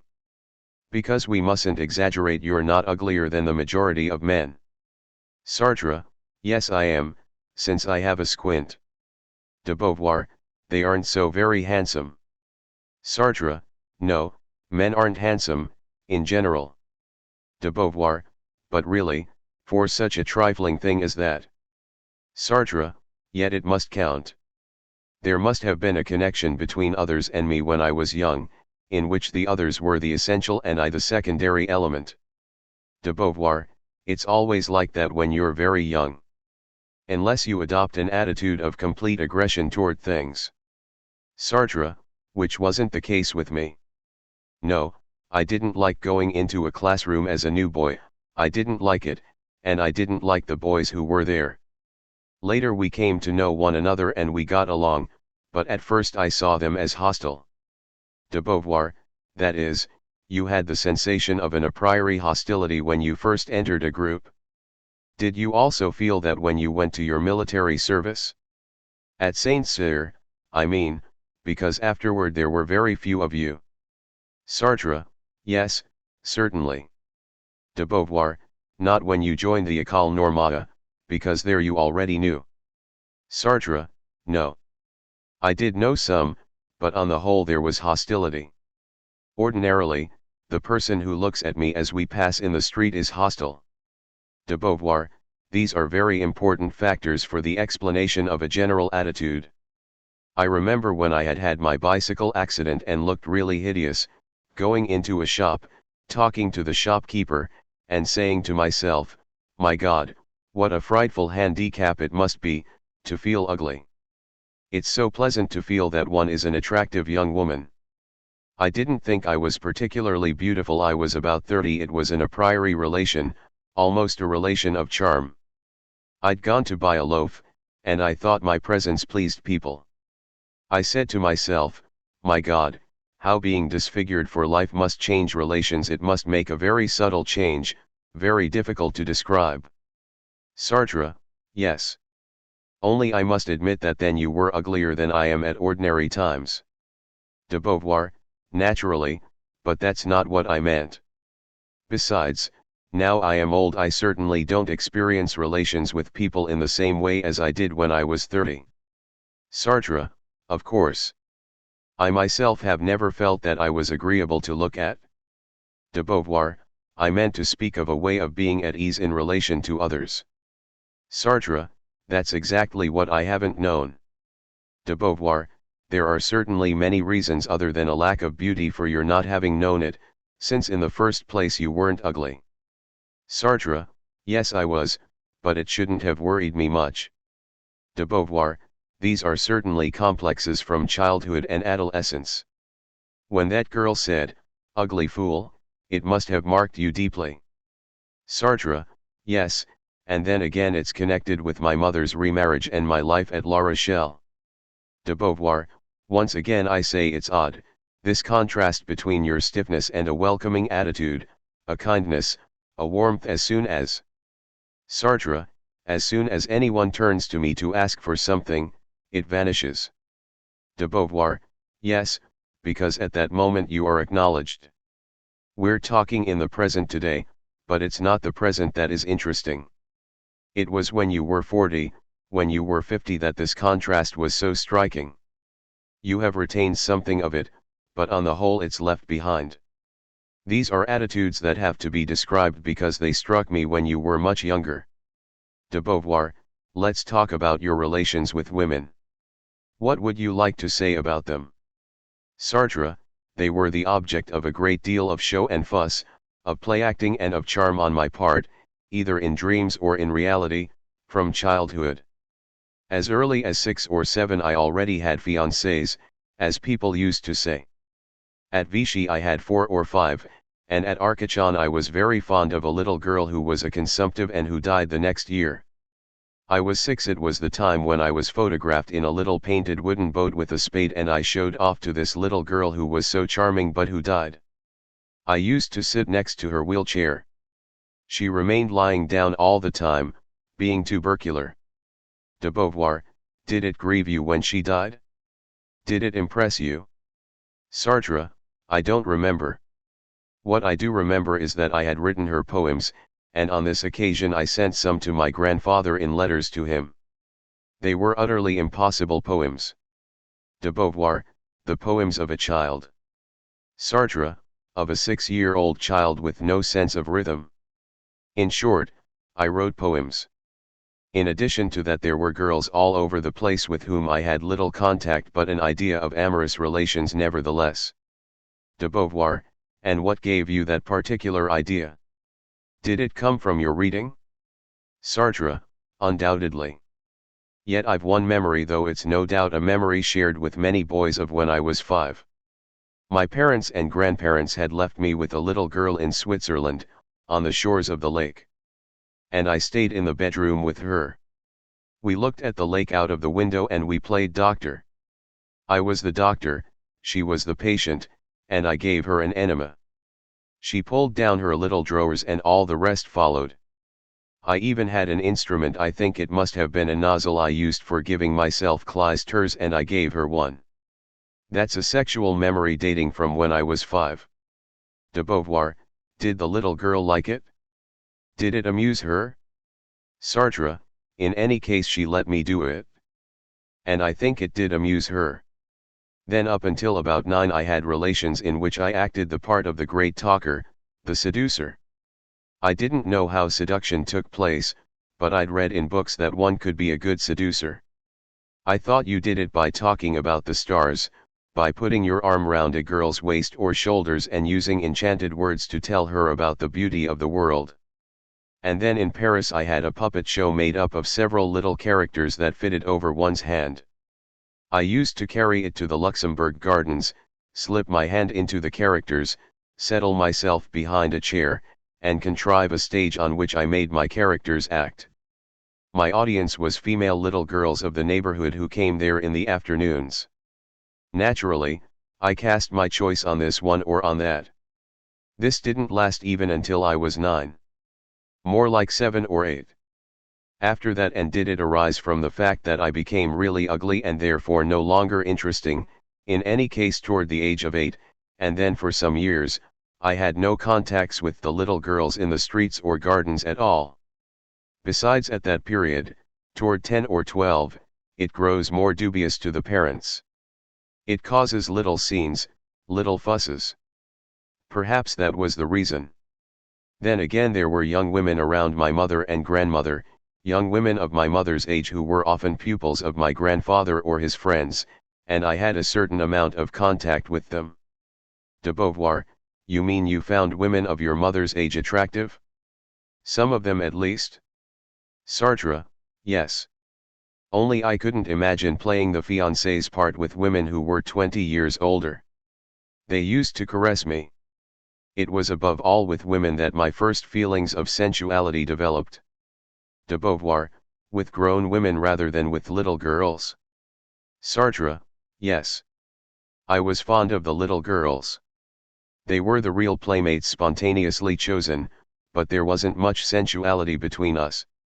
They weren't formed, whereas women's forms, their breasts and buttocks, interested me when I was very young. They used to fondle me, and I loved that. I recall one young woman who has left me two contradictory memories. She was a fine upstanding girl of 18 and therefore much too old for my little games of husband and wife, yet between us there was a husband and wife relation. Perhaps she played the game out of kindness and amiability. I thought her beautiful and I was quite smitten. I was 7 at that time and she was 18. It was in Alsace. De Beauvoir, and what about when you were a little older, when you were 10 or 12? Sartre, nothing happened. Until the age of 11 I was at the Lycée Henry IV. I saw only my mother's friends and very few little girls. And then when I was 11 I left for La Rochelle. My stepfather's circle of friends and his attitude toward life made it impossible for me to have any contacts with little girls. He thought that at my age I ought to have relations with boys. My friends should be the boys who were at the lycée with me. My parents only knew the prefect, the mayor, and some engineers, people like that, and it so happened that none of them had young daughters. So at La Rochelle I was totally lost, and all I had was some vague feeling for 2 or 3 of my mother's friends, but that didn't amount to much. I certainly did have a fairly sexual feeling for my mother. When I was 13 or 14 I had mastoid trouble and I was operated on. I stayed 3 weeks in a nursing home room and my mother had a bed set up beside me, a bed at right angles to mine. When I was going to sleep in the evening she undressed, and she probably showed herself almost naked. I stayed awake with my eyes half closed so as to see her undressed through my eyelids. By the way, my schoolfellows must have found her to their taste, because from time to time when they listed the feminine objects or the women they liked, they would include my mother. At La Rochelle I did have one experience with little Lisette Juarez, a ship chandler's pretty young daughter. She used to walk along the La Rochelle quay, the inner quay, and I thought her very beautiful. She knew she was beautiful because lots of boys ran after her. I told my friends I should like to meet Lisette Juarez and they said it was easy. Then one day they told me that all I had to do was to go up to her on the promenade. And indeed there she was, surrounded by several boys who were talking to her. I was with some friends on the other side of the promenade. I couldn't figure out what to do. She had been told, and she saw that she could get nothing amusing out of me if she stayed with the others. So she set off on her bicycle along the alleys and I followed. Nothing came of it, but the next day, when I was moving toward her, she turned in my direction and there, in front of my friends, she said, "Old fool, with his spectacles and his big hat." These words plunged me into anger and despair. I saw her 2 or 3 times after that. Once a friend who didn't want me to be first in Greek composition said she would be waiting for me at 11 o'clock. The Greek exam ran from 8 to 12, so I would have to turn in my paper at 10:45. This I did, and my marks were deplorable. Of course there was no one waiting for me at the appointed place. And then another time I saw her on the pier, jumping down from it onto the sand. I stood stupidly beside her, but I did not know how to talk to her and I said nothing. She saw I was there but she went on playing, wondering whether I was going to say something foolish or not. De Beauvoir, did you never exchange any words with her? No walk, no conversation, no games. Sartre, nothing at any time. De Beauvoir, you never had any relations with her? Sartre, none whatsoever. De Beauvoir, were there any other girls at La Rochelle you paid attention to? Sartre, 2 friends and I courted the daughter of a woman who was an usher in a movie theater. We had made her acquaintance and she was much more interested in Pelletier and Bautiller, who were quite good-looking boys, than in me, but still she did meet us all 3. It didn't go far. We talked to her, we saw her home, and that was all. I talked to her like the 2 others. We went to the movies, and as her mother worked there she came and sat next to us and talked too. As far as I remember she was very beautiful, but nothing came of it. I was probably not a highly gifted seducer. I think those were the only 2 feminine episodes that existed for me up until the age of 15, when I left La Rochelle to go to the Lycée Henri IV in Paris. My grandfather insisted that I should work for my bachelot there. I could just as well have passed it at La Rochelle, but he thought the change might do me good. And indeed, my first years as a boarder in Paris made an immense change and I had the prize for general excellence, which there was no likelihood of my winning at La Rochelle. De Beauvoir, let's go back to women. How were things in Paris? Sartre, in Paris I became aware of a vague homosexual inclination. I ventured to take boys' trousers off in the dormitories. De Beauvoir, it was a very slight inclination. Sartre, but it was there. Was it that year I took some remote cousin of Nisen's to the Louvre? She wasn't very pretty, and I don't think she found me very charming. De Beauvoir, but you had a program in your mind. A young man was to have affairs with women, that was a well-established fact. Sartre, yes, certainly. And then later, as a writer, I was to have amorous relations with scores of women, together with passions, etc. I learned that from the books devoted to the great writers.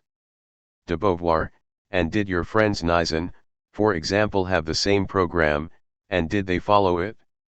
Sartre, exactly the same program. They followed it only approximately, because they were very young. De Beauvoir, and not very rich. But still they did have the idea. Sartre, they were in love with Madame Chadel, for example, the mother of one of the boys at school whom we often used to make fun of. I don't think I had any important affairs in the first form. De Beauvoir, and after? Sartre, nor in Philo either. De Beauvoir, and when did you go to bed with a woman for the first time? Sartre, the following year. I was at the Lycée Louis Le Grand. I'd passed the second Bacot at Henry IV. There was an excellent Cagny there with Alain as teacher of philosophy, and I don't know why they took me away. They shoved me into Louis Le Grand, where there was a solemn, boring Cagny in which I remained and from which I went to the École Normale. It's complicated. To begin with, there was a woman from Thiviers, a physician's wife. One day, I never knew why, she came to see me at the lycée. I said I was a boarder and she said that was a pity, but didn't I go out on Thursday and Sundays? I said yes, and she made a rendezvous with me for 2 o'clock the next Thursday afternoon in an apartment belonging to a woman she was friends with. I accepted, not quite understanding. I did understand that she wanted to have physical relations with me, but I couldn't really see why, since I didn't feel that she thought me attractive. De Beauvoir, but when you knew her at Thiviers earlier, hadn't there been anything between you? Sartre, nothing. De Beauvoir, had you known her long? Sartre, no. Her coming to the lycée surprised me very much indeed. I can't tell you what was going on in her mind. I kept the appointment and she gave me to understand that we could go to bed together. De Beauvoir, how old was she? Sartre, 30. And I was 18. I did it with no great enthusiasm because she wasn't very pretty. That is, she wasn't bad, I had managed quite well, and she seemed pleased. De Beauvoir, did she come back? Sartre, no. De Beauvoir, so perhaps she wasn't as pleased as all that. She didn't make another rendezvous with you? Sartre, no, she was leaving the next day. In other words, she came to find me at the lycée in order to be made love to. And then she went back home. De Beauvoir, you never heard from her again? Sartre, perhaps she didn't know where I was. I've never understood this business at all. I tell it just as it happened. It was that year or the next that I took to meeting friends from Henry IV in the Luxembourg when I went out on Thursdays. They used to meet girls from the Saint Michel neighborhood and especially the daughter of the Lycée Henry IV concierge. We met them, we went out with them, I was a boarder, we fondled them a little, and then almost all of them would make a rendezvous in a room and we would make love with them. I personally went to bed with a girl I remember as being pretty, she must have been 18. She went to bed easily. De Beauvoir, did you have an affair with her, or was that too only the one time? Sartre, the one time, but it was the same with the others. She was very kind to me both after and before, so she hadn't been disappointed, she hadn't been looking for something I didn't give her. She was pleased with things as they were. De Beauvoir, why was it that for both you and your friends things didn't continue, last longer? Sartre, because we had a sort of contempt for these girls. De Beauvoir, why? Sartre, we felt that a girl shouldn't give herself like that. De Beauvoir, oh, I see. Because you had a sexual morality. That's pretty amusing, when you come to think of it. Sartre, we compared the daughters of our mother's friends with the girls we just picked up, and the daughters of the bourgeois were of course virgins. Although you might vaguely flirt with them, it never went much further than a kiss on the lips, if indeed it reached that point. Whereas with the others, if things worked out you could go to bed with them. De Beauvoir, and like the worthy little bourgeois you all were, you disapproved of that? Sartre, yes. We didn't exactly disapprove of it, but... De Beauvoir, you were happy to take advantage of it and at the same time you had the idea, you don't marry your mistress. Marriage was very far away from you but still, according to you, a girl oughtn't to do that. It was rather you, I mean you and your friends, who held back. You didn't want liaisons with these girls, did you? Sartre, there was something of that, yes. De Beauvoir, when did you lose the stupid notion that girls who went to bed freely and easily were more or less whores? Sartre, oh, very soon, as soon as I had lain with a few women I no longer took it like that. It was only at that period, when I was still at the lycée. De Beauvoir, still very deeply marked by a bourgeois upbringing. Sartre, absolutely. As soon as I went to the École Normale it was over. De Beauvoir, these were purely sexual little capers. Were there any others before the first big affair? Sartre, no. De Beauvoir, I know all about the relations with Camille, with your fiancée, and with a few Sorbonne girls. And then there was our affair, which was rather different. Sartre, yes. De Beauvoir, but to understand your other relations with women we must not lose sight of it. We'll talk about it another time. What I'm going to ask you, seeing that at once, as soon as we met, you told me that you were polygamous and that you had no intention of confining yourself to a single woman, a single affair, this was understood and in fact you did have affairs. What I'd like to know is this. What was it that you found particularly attractive in the women in these affairs? Sartre, anything at all. De Beauvoir, how do you mean? Sartre, as I saw it, you possess the qualities, the most important qualities that I could ask of women. That therefore set the other women free. They could be merely pretty, for example. What happened is that since you represented far more than I wanted to give to women, the others had less, and so they committed less of themselves. In general, that is, because there were some who committed themselves a good deal. But on the whole things weren't like that. De Beauvoir, still, your reply anything at all is very strange. It's as though the moment a woman happened to be within your reach, you were perfectly ready to have an affair with her. Sartre, my God. De Beauvoir, it's not the case, for women have sometimes flung themselves at your head and you have brushed them off. There have been quite a lot of women you have met and with whom you have not had affairs. Sartre, I dreamed a certain number of dreams, love dreams, that provided me with a kind of model. She was a blonde, and I've sometimes come across women in my life who were like her. But never in important affairs. Nevertheless, this figure is still there in my mind. She was a pretty blonde, she was dressed in little girl's clothes, I was a little older, and we were playing with a hoop by the Luxembourg pond. De Beauvoir, is that a true story, or is it a story you dreamed? Sartre, no, it's what I dreamed. De Beauvoir, ah, I see. In short, you dreamed about childhood loves. Sartre, no, these childhood loves stood for love itself. There I was, bare-legged and she in a little girl's frock, but it all represented events of the age I was at that time, that is, 20. Do you understand? At 20 I was dreaming symbolically, playing hoops with a little girl.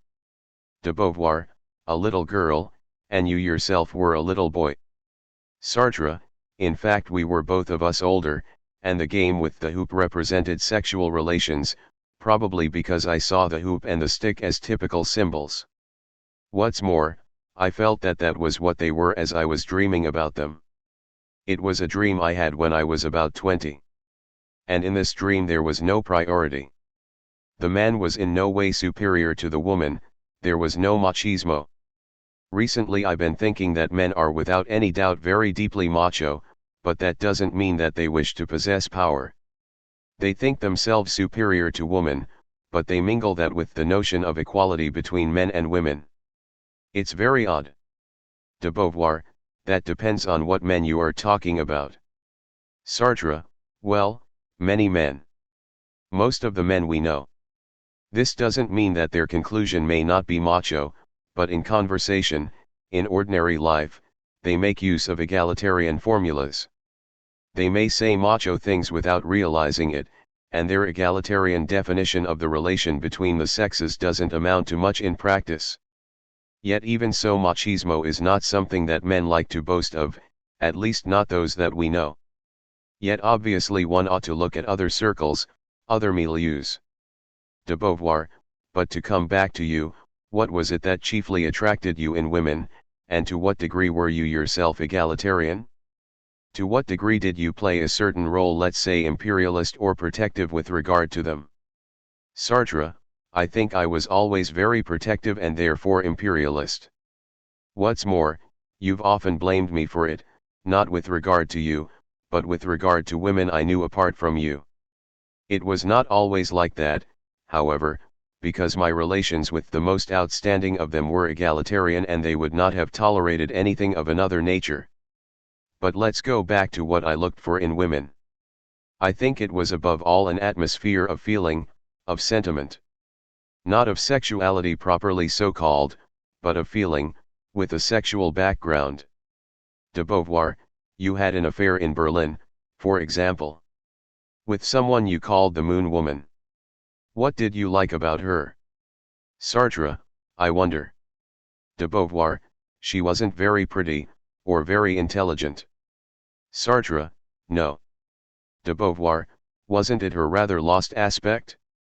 Sartre, there was the lost side, and there was that of a village way of talking, a village jargon, quite close to mine. She didn't exactly have our Montparnasse way of talking, but she did have that of the part round the Latin Quarter. That gave me the impression of a system of thought which, though basically less developed than ours, was nevertheless of the same nature.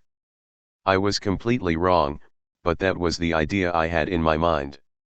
It was rather a special case. Yes, I think that generally speaking I must have been macho, because I was brought up in a family of machos. My grandfather was macho. De Beauvoir, civilization was macho. Sartre, yet in my relations with these women it was not machismo that predominated. Obviously each had a part to play and mine was the more active and reasonable one. The woman's role was on the emotional plane. It's a very usual state of affairs, but I did not look upon that emotional side as inferior to the practice and exercise of reason. It was a question of different dispositions. That did not mean that women were not as capable of exercising reason as men, or that a woman could not be an engineer or a philosopher. It simply meant that most of the time a woman had emotional and sometimes sexual values, and it was that aggregate which I drew toward myself because I felt that having a connection with a woman like that was to some extent taking possessions of her affectivity. Trying to make her feel it for me, feel it deeply, meant possessing that affectivity. It was a quality that I was giving myself. De Beauvoir, in other words, you asked women to love you. Sartre, yes. They had to love me for that sensibility to become something that belonged to me.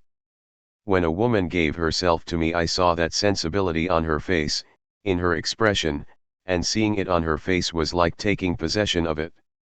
Sometimes in my notes, sometimes in my books, I have stated and I think it still that sensibility and intelligence are not separated, that sensibility produces intelligence, or rather that it is also intelligence, and that in the end the rational man, taken up with theoretical problems, is an abstraction. I thought that one possessed a sensibility and that the task of childhood and adolescence was to cause the sensibility to become abstract, comprehensive and inquiring, so that it should gradually turn into a man's reason, an intelligence working upon problems of an experimental nature. De Beauvoir, you mean that in women the sensibility was not diverted in favor of reason? Sartre, yes, sometimes it was, when they were agrégés or engineers, and so on. They were perfectly capable of doing the same things as men, but a certain tendency, arising to begin with from their upbringing and then from their feelings, put affectivity first. And since for the most part they did not rise very high, because of the material and social relations of the kind of woman who is formed and maintained by society, they retained their sensibility unimpaired. This sensibility included an understanding of others. What about my relations with women from the intellectual point of view, then? I told them things that I thought. I was often misunderstood, but at the same time I was understood by a sensibility that enriched my idea. De Beauvoir, could you give examples? What kind of enrichment did it bring you? Sartre, an enrichment in specific, concrete cases. Emotional interpretations of what I was saying on an intellectual plane. De Beauvoir, still, upon the whole you looked upon yourself as more intelligent than any of the women you had relations with. Sartre, more intelligent, yes. But I looked upon intelligence as a certain development of sensibility, and I thought they had not reached my level because social circumstances had not allowed it. I thought that fundamentally the prime relation between their sensibility and mine was the same. De Beauvoir, still, you did say you were more or less the dominant partner with women. Sartre, yes, because mine was not a single point of view. The domination came from my childhood. My grandfather dominated my grandmother. My stepfather dominated my mother. De Beauvoir, yes. Sartre, and I retained that as a kind of abstract structure. De Beauvoir, and then in all the books, all the stories of famous men that influenced you so, it was always the man who was the hero. Sartre, obviously. That was the reason why Tolstoy's case interested me. It was one of those cases which were notorious. There the man abused his power. At all events, there one had a type, a pattern. But in the end I was already coming to think that it was caused by upbringing. What I thought later, when I was, say, 35 or 40, was that intelligence and affectivity represent a stage in the individual's development. One is not intelligent and sensible, endowed with sensibility at the age of 5 or 6. One is emotionally sensible and intellectually sensible. But that doesn't go far. And then the sensibility may remain quite strong and the intelligence gradually develop, or the sensibility may overcome the intelligence, or the intelligence develop entirely by itself while the sensibility remains unimproved. The sensibility it is that has begotten the intelligence, but even so it stays down there, rough and unpolished. So that this domination, which was a pattern, a social symbol, was absolutely unjustified for me, though I was trying to set it up. I did not think that because I was more intelligent I ought to prevail and be the dominant partner. But it was so in practice, because I had a tendency that way and because it was I who sought out the women who had relations with me. And therefore for me to guide them. Basically what interested me was retempering my intelligence in another's sensibility. De Beauvoir, you took over the women's specific characteristics. Sartre, I took over the women's specific characteristics as they appeared to me at that particular time. De Beauvoir, and as they often were, by the way. Were you ever attracted by an ugly woman? Sartre, truly and wholly ugly, no, never. De Beauvoir, it could even be said that all the women you were fond of were either distinctly pretty or at least very attractive and full of charm. Sartre, yes, in our relations I liked a woman to be pretty because it was a way of developing my sensibility. These were irrational values: beauty, charm, and so on. Or rational if you like, since you can provide an interpretation, a rational explanation. But when you love a person's charm you love something that is irrational, even though ideas and concepts do explain charm at a more intense degree. De Beauvoir, were there not women you found attractive for reasons other than strictly feminine qualities, strength of character, something intellectual and mental, rather than something wholly to do with charm and femininity? There are two I'm thinking about, one with whom you did not have an affair but whom you liked very much, Christina. And the other is the woman you mentioned just now. Sartre, yes, I valued Christina's strength of character. I couldn't have understood Christina if she had not had the character she did in fact possess. At the same time it rather took me aback. But it was a secondary quality. The prime quality was her body, not her body as a sexual object, but her body and her face as summing up that unknowable, unanalyzable affectivity that was the basis of my relations with women. De Beauvoir, in your relations with women wasn't there also something of a Pygmalion side? Sartre, that depends on what you mean by a Pygmalion side. De Beauvoir, shaping a woman to some extent, showing her things, bringing her on, teaching her things. Sartre, undoubtedly there was something of that. It therefore implied a provisional superiority. It was a stage, and afterward she evolved either with others or by herself.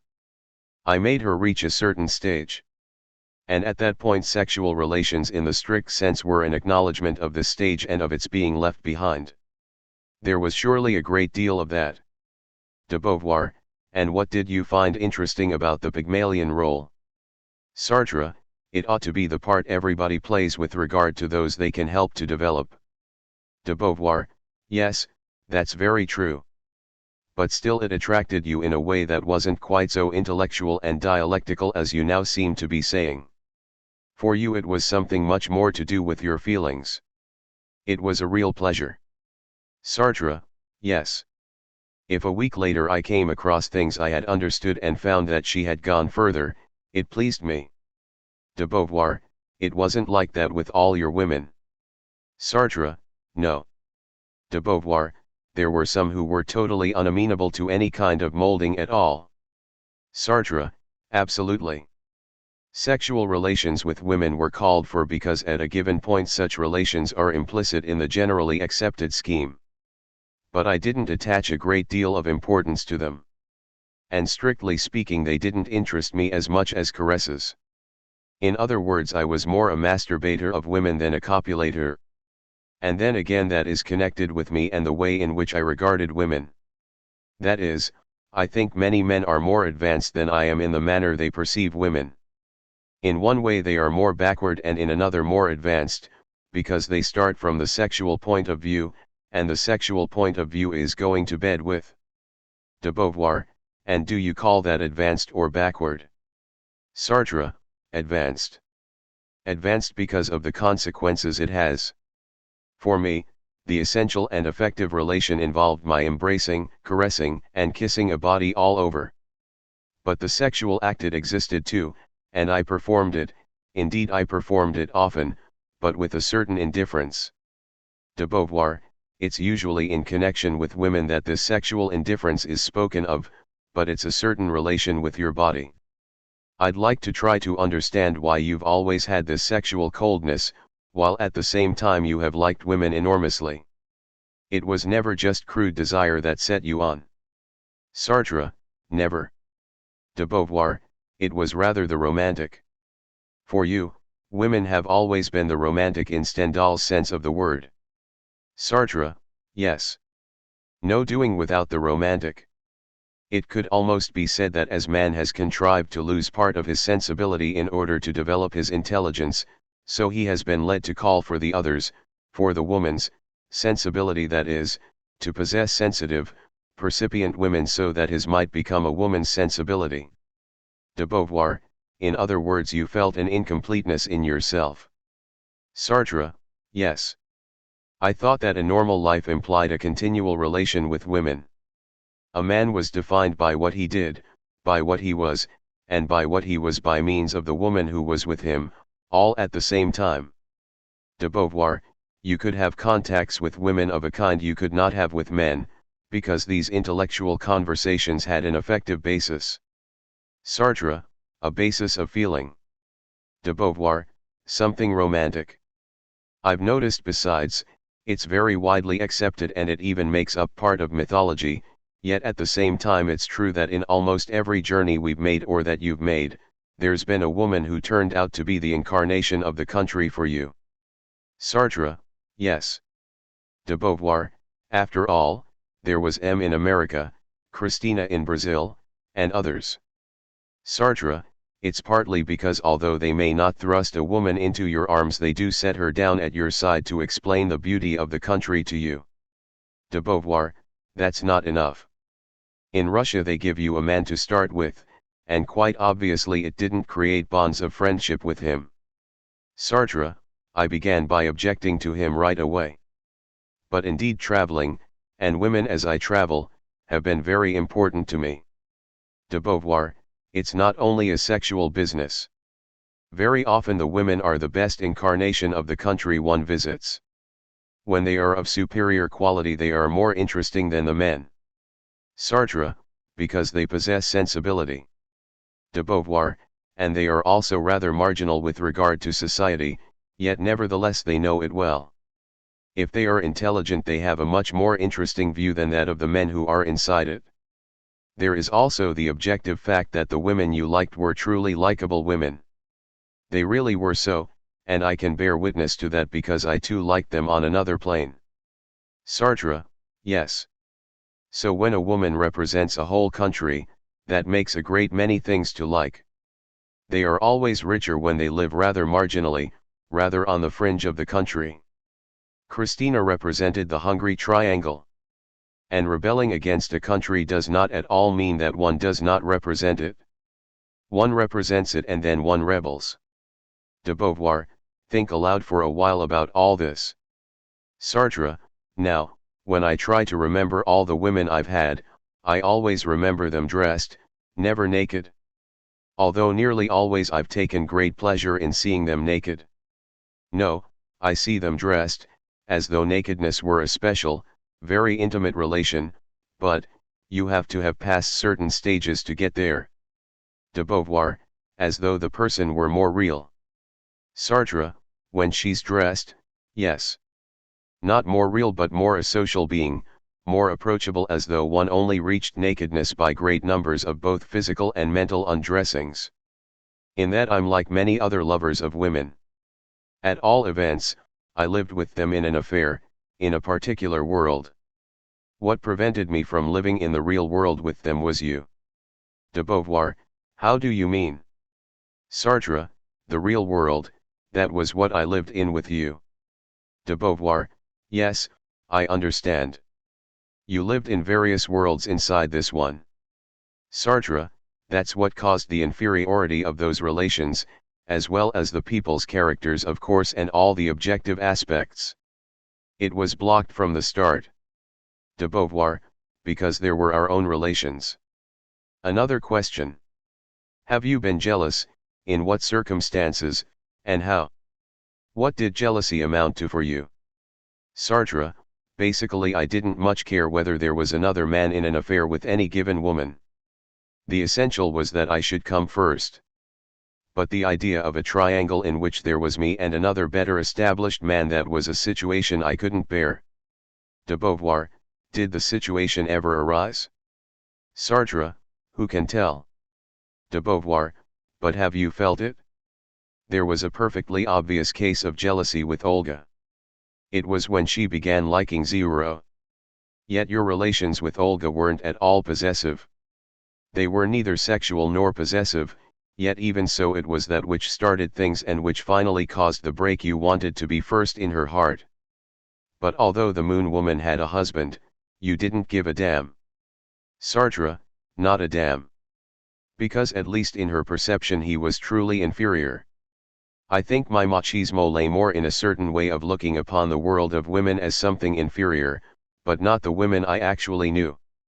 De Beauvoir, your Pygmalion side shows that you've never wanted to reduce, keep, or hold a woman to a state that seemed to you inferior on any plane at all. Sartre, no. De Beauvoir, on the contrary, you've always wanted to bring them on, to make them read and discuss things. Sartre, basing myself on the notion that they ought to reach the same pitch as a very intelligent man, that there was no intellectual or mental difference between men and women. De Beauvoir, and that in any case, if they were at an inferior level, that did not give them personally any inferiority. That I know. You've never looked upon any woman as inferior. Sartre, never. De Beauvoir, how did your affairs usually come to an end? Was it you who broke them off, or they, or was it circumstances? Sartre, sometimes the one, sometimes the other, and sometimes circumstances. De Beauvoir, were you ever given a bad time, upset, harassed by any of these women? Sartre, harassed, yes. When Evelyn didn't write for quite a while because she was having scores of complicated affairs. De Beauvoir, or when M wanted to come and settle in Paris and became exacting.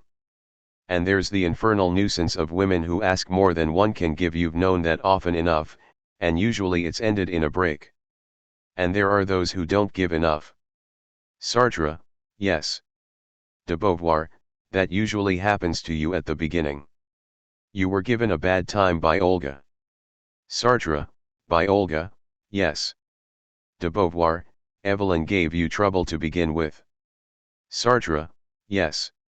De Beauvoir, the time when I saw you most harassed, or given a bad time, in the sense I was using, was first because of Olga and then because of Evelyn.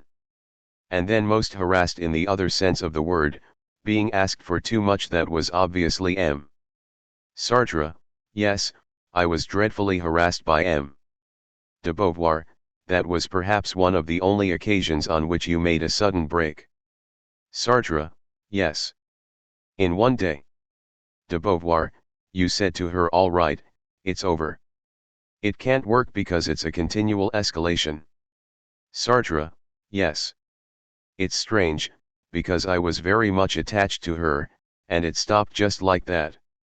De Beauvoir, you were immensely attached to her. Furthermore, she was the only woman who frightened me. She frightened me because she was hostile. You were immensely attached to Evelyn too. But Evelyn and I were on friendly terms. I was really fond of her and it was not the same kind of thing at all. She would have liked to have things you did not grant her, she would have liked to see you less secretly. But that wasn't at all against me. Sartre, oh no, not at all. When I think back over my life it seems to me that women have brought me a great deal. I shouldn't have reached the point I have reached without women you in the first place. De Beauvoir, don't let's talk about me. Sartre, very well. Then about others who have shown me various countries. M did after all give me America. She gave me a great deal. The roads I traveled in America make a web around her. De Beauvoir, generally speaking, the women you picked were intelligent, and some, like Elle and Christina and Evelyn, even very intelligent. Sartre, yes, generally speaking, they were intelligent. It's not that I wanted them intelligent, but right away something showed in addition to sensibility, something that was intelligence. And then I could talk to women for hours and hours. De Beauvoir, yes. Sartre, with men I was quite ready to stop talking once what had to be said on politics or something of that kind had been said. It seems to me that 2 hours of a man's company in a day, and without seeing him the next day, is quite enough. Whereas with a woman it can go on all day long and then start again tomorrow. De Beauvoir, yes, because it's based on that intimacy, of that near possession of her being by means of the feeling she has for you. Have you sometimes been rebuffed by women? Were there women you would have liked to have certain relations with women you have not had? Sartre, yes, like everything else. De Beauvoir, there was Olga. Sartre, ah, yes. De Beauvoir, but that was such a very confused situation. Have there been other women whom you've liked, whom you've more or less courted, and with whom there were no, I won't say sexual, but even well-established emotional relations? Sartre, not very many. De Beauvoir, and in the course of your life you've also had relations that weren't emotional or at least not romantic relations of plain friendship. At any rate with Madame Morel. Sartre, Madame Morel, yes. De Beauvoir, there was certainly something about the fact of her being a woman that gave your relations a quality that your friendship for Gil did not possess. Sartre, certainly. De Beauvoir, perhaps the question is rather stupid, but which did you like better, Gil or Madame Morel? Sartre, it was different. To begin with, Madame Morel was the mother of a private pupil. She had entrusted her son to me so that I should teach him things, and her relations with me were those of a private pupil's mother. Even though later on these relations became more and more intimate, she had begun by having those of a private pupil's mother with me. Certainly she had the same with Gil, but it was different. Because now I was the one who tutored the private pupil. He had left the sphere of Gil, who had tutored him in the years before. De Beauvoir, Gil had far stronger emotional relations with Madame Morel than you ever had. But whose company did you prefer, his or Madame Morel's? Once you had become friends she was no longer a private pupil's mother, was she? Sartre, I never asked myself that question. De Beauvoir, still, I think you did get on better with Gil. You were very fond of Madame Morel because she was charming, but I believe you were too far apart on too many planes. Sartre, I think so too. Exactly. Although there may have been times when I should rather have seen Madame Morel than Gil, I never did ask myself the question in that particular way. I couldn't really see the kind of relation I might have with Madame Morel. The romantic side was cut off, since there was Gil, and then I felt that she was rather too old. The friendship with a woman side I didn't care for. In fact, I've almost never had any. De Beauvoir, you almost never spent as long as 2 hours alone with Madame Morel, did you? Sartre, oh yes, it happened, but not that often. De Beauvoir, on the whole, when I was there, your relations were more those of a group of 3 or 4. Sartre, in any case I think she was the only woman friend I had. De Beauvoir, I believe she was, yes. De Beauvoir, last time we talked about your relations with women, and that led you to touch upon sexuality, and now sexuality brings us to dealing with your relations with your body in a more general manner. What have you to say about your relations with your body? In the first place, did the fact of being small and of having often been told that you were ugly count in your relations with your body? Sartre, of course it counted, and a great deal. But it counted as so many abstract truths uttered by the other, which therefore retained the abstract character of truths enunciated by the teacher in a mathematics lesson. But this did not amount to a revelation for me. The notion of small, for example. Of course I knew I was small, people told me so, I was called little one, and from the beginning I could clearly see the difference between my mother's or my grandfather's size and mine. But that did not really give me a concrete intuition of the fact of being small. Since I had eyes like everybody else, I saw the difference of perspective that meant that I was smaller than a grown-up and that I saw things in a manner unlike that of the grown-ups. I knew that grown-ups were tall, and that my friends were more or less tall in relation to me. I saw all that, but I saw it as something of wordless experience, undefined by my own words. The truth is that I saw myself as big as anybody else. It's very hard to explain. But the differences that I did perceive, and I would look up to see a face or speak louder to answer someone taller than myself, the difference in loudness being considerable belonged only to a system of motion, of grouping, of direction. They did not belong to a qualification applying to me or to my interlocutor. In fact, I saw myself as big as he was. I might perfectly well be in his arms, small. But at that point the relation was one of tenderness. When I was 6 and my grandfather took me in his arms, that was not a relation that proved I was smaller than he. That was a notion I lacked, or one that remained abstract, but that I did not grasp in the perceptional life of every day.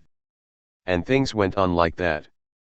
When I was brought into contact with boys of my own age, what I thought important, by way of defining them in relation to myself, was my age. They were the same age as I was, so they were not big in the sense of a grown-up person. Physical dimensions did not qualify the adult well.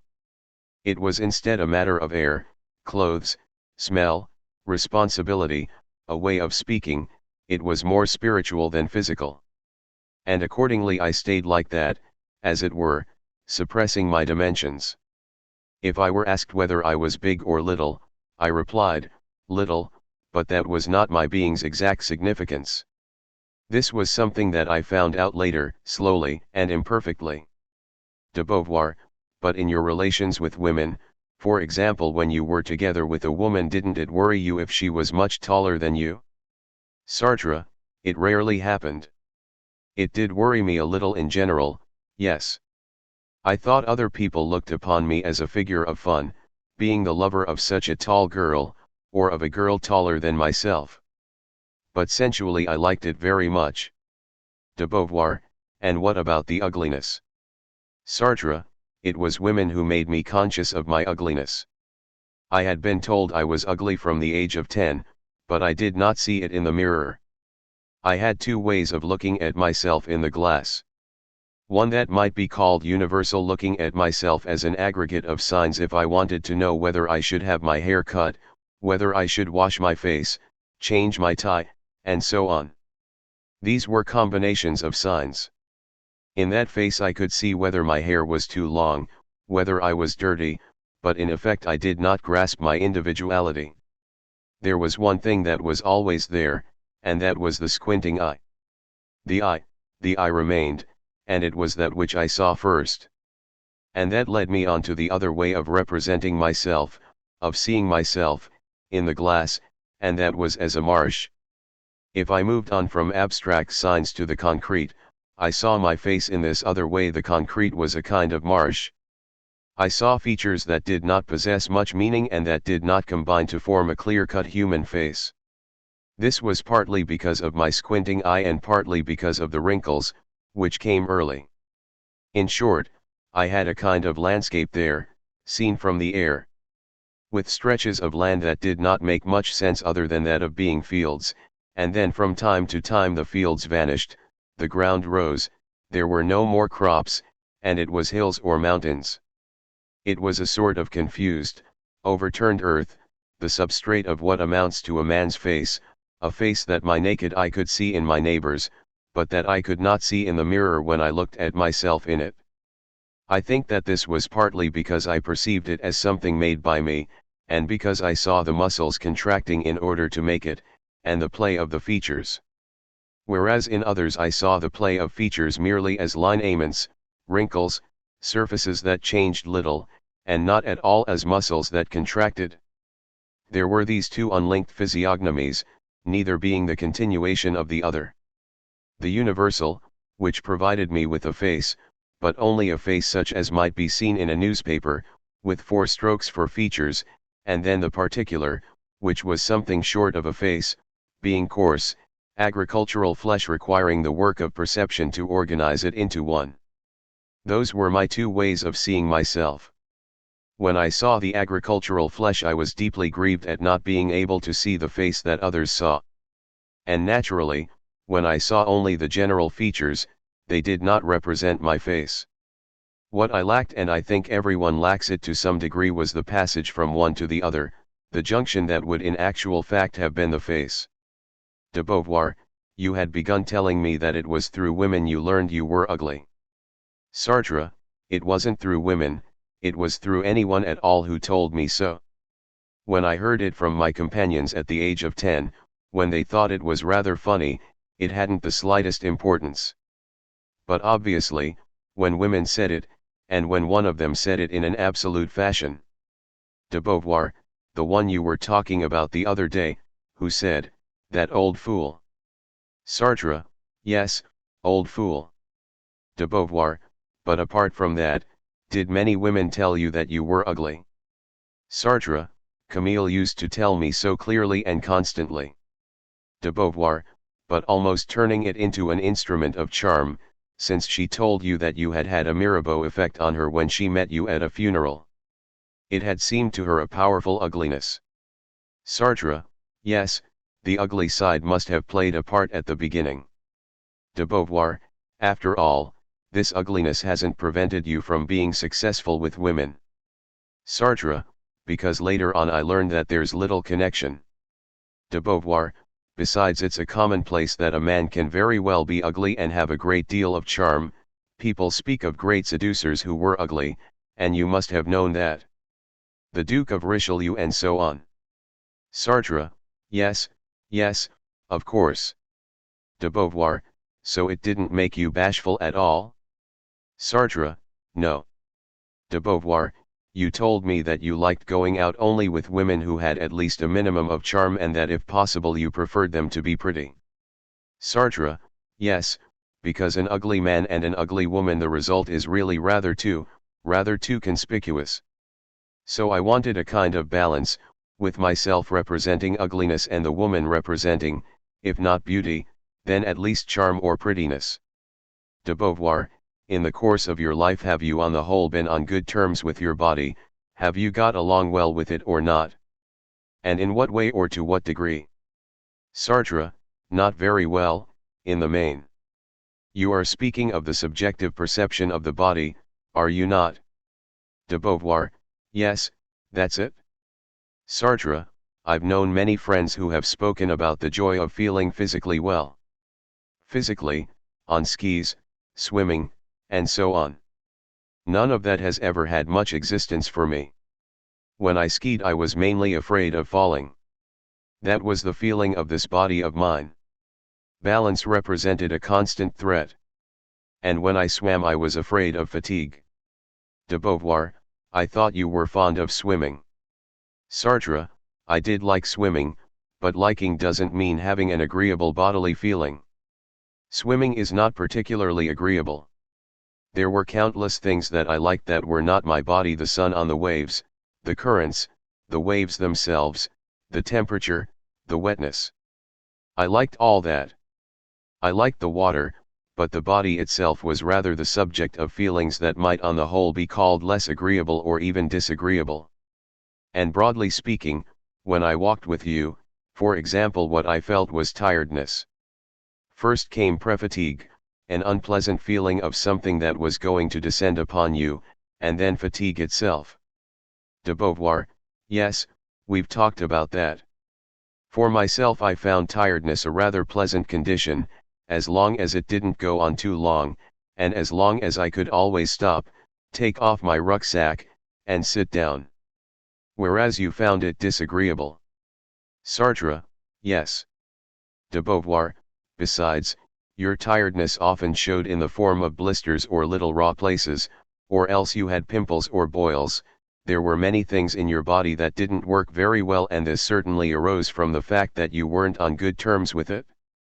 And yet your health was excellent. Sartre, I did have good health, and I think that according to the rules I ought to have felt in tune with my body. Yet even now I can't say that the inward feeling, the conesthetic feeling as it used to be called, is agreeable. It's not very disagreeable, but it's not agreeable. I don't feel well in myself. De Beauvoir, is that one of the reasons why you've always loathed what you called letting go? I mean relaxing on the grass, for example, or on the sand.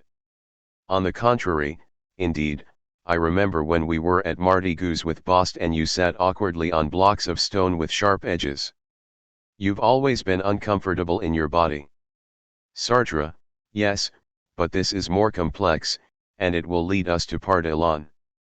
De Beauvoir, to go back to the first question, to the not very agreeable synesthesia, what do you attribute it to? Do you see any reasons in your childhood? Is it perhaps a mental refusal to let yourself go? Is it a sort of contradiction? That's why I spoke of letting go, possibly connected with the fact that you've always very much disliked any letting go as you saw it in your mother or in others. Sartre, yes, I think so. I think there was an idea of what one ought to be, and this idea did not include any letting go. And more broadly, I think that for me my body was essentially something in action. And everything that had to do with withdrawal or with synesthesia, none of it was to count, it was to be thrust away, outside my consciousness. What counted was the act I performed, the act of walking or of taking hold of an object. I think that when I was a child I very early conceived my body as a center of action, neglecting the aspects of sensation and passivity. This passivity existed, of course, and all I was doing was repressing it a little. But in doing so I emphasized what was objective, real, an action performed by me putting sand in a bucket and making a castle or a house with it. But in any case what counted was the action.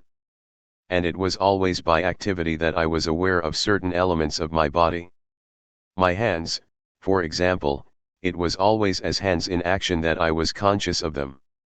Clearly one must always see things more or less in that way, a hand being something that lives, but it can also be perceived as something that undergoes, that suffers the roughness of a cloth or the hardness of an object. But for me that was entirely secondary, and above all I wanted to act. De Beauvoir, you spoke of Part-Elan. What did you mean? Sartre, what I meant exactly was this. There are imaginary bodies that envelop one's own body in one's perception of it. My imaginary body was that of a military captain, indeed, of a Part-Elan, that is, a cloak and dagger hero. And I know when I acquired it, or at least when I developed it. It was when I was little and when I played at being Part-Elan while my mother was playing the piano. I've spoken about it in the words. De Beauvoir, yes. Sartre, since it was a matter of killing columns of enemies who were throwing themselves upon me, I felt like a powerful warrior. And that's a feeling I've always retained, it was a kind of compensation for my shortness. But as I said, I was aware of my shortness only in an abstract manner. So that in the first place this compensation was abstract too. Later it became that character who was Michel Strogoff or Part-Elan and all those people who in the end were me. In imagination, but also in reality, inasmuch as I attributed greater value to the activity of my hands, greater strength, greater power to my body. If I pushed against a stone, my act was more violent and the stone heavier in the imaginary world than it was in reality. De Beauvoir, yet this consciousness of a powerful body is somewhat in contradiction to what you said just now, that you were afraid of fatigue right away, whether it was walking, swimming, or riding a bicycle. If you felt that you were a kind of giant and colossus, you ought to have embarked upon physical exercises with an immense confidence. Sartre, I did have a certain amount of confidence. But here these were realities: fatigue, the whole terrestrial element, the link with the earth, with the ground, with the difficulties which at that point make you feel your body on a secondary plane, feel it weary, exhausted, and so on. I obviously gave all this a far greater importance. It was the harshness of the real. The world was much harsher for me than it was for you. Do you see what I mean? De Beauvoir, no, I'm not very clear about the connection between this imaginary body, which was thoroughly fit and capable of all sorts of exploits, and your physical timidity, since you say you were afraid of growing tired even when you swam. Sartre, I wasn't afraid of growing tired. I did grow tired. I flung myself into swimming so that there should be an action that I felt and that I liked. Then began the pre-fatigue, which was the fatigue of a body which is growing tired because it is in action. And I denied the fatigue, as it were, or thrust it away from me. And then when it grew stronger, I rejected the negation. De Beauvoir, then what connection do you see between all that you've just told me and the reflections on your sexuality that we outlined the other day?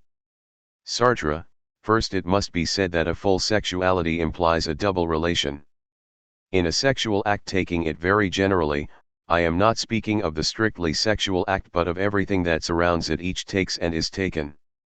For example, each embraces the one by whom the embracer is at the same time embraced. De Beauvoir, yes. Sartre, consequently, each has the impression of taking, the impression of what I just now called action, the good giant's action, and the impression of being taken. In the movement that you make to caress a shoulder, for example, a naked shoulder, you perform an act. For me, what counted and what always has counted is the active side, that is to say the position of my hand and of course the feeling of the flesh, but the feeling insofar as I brought it into being.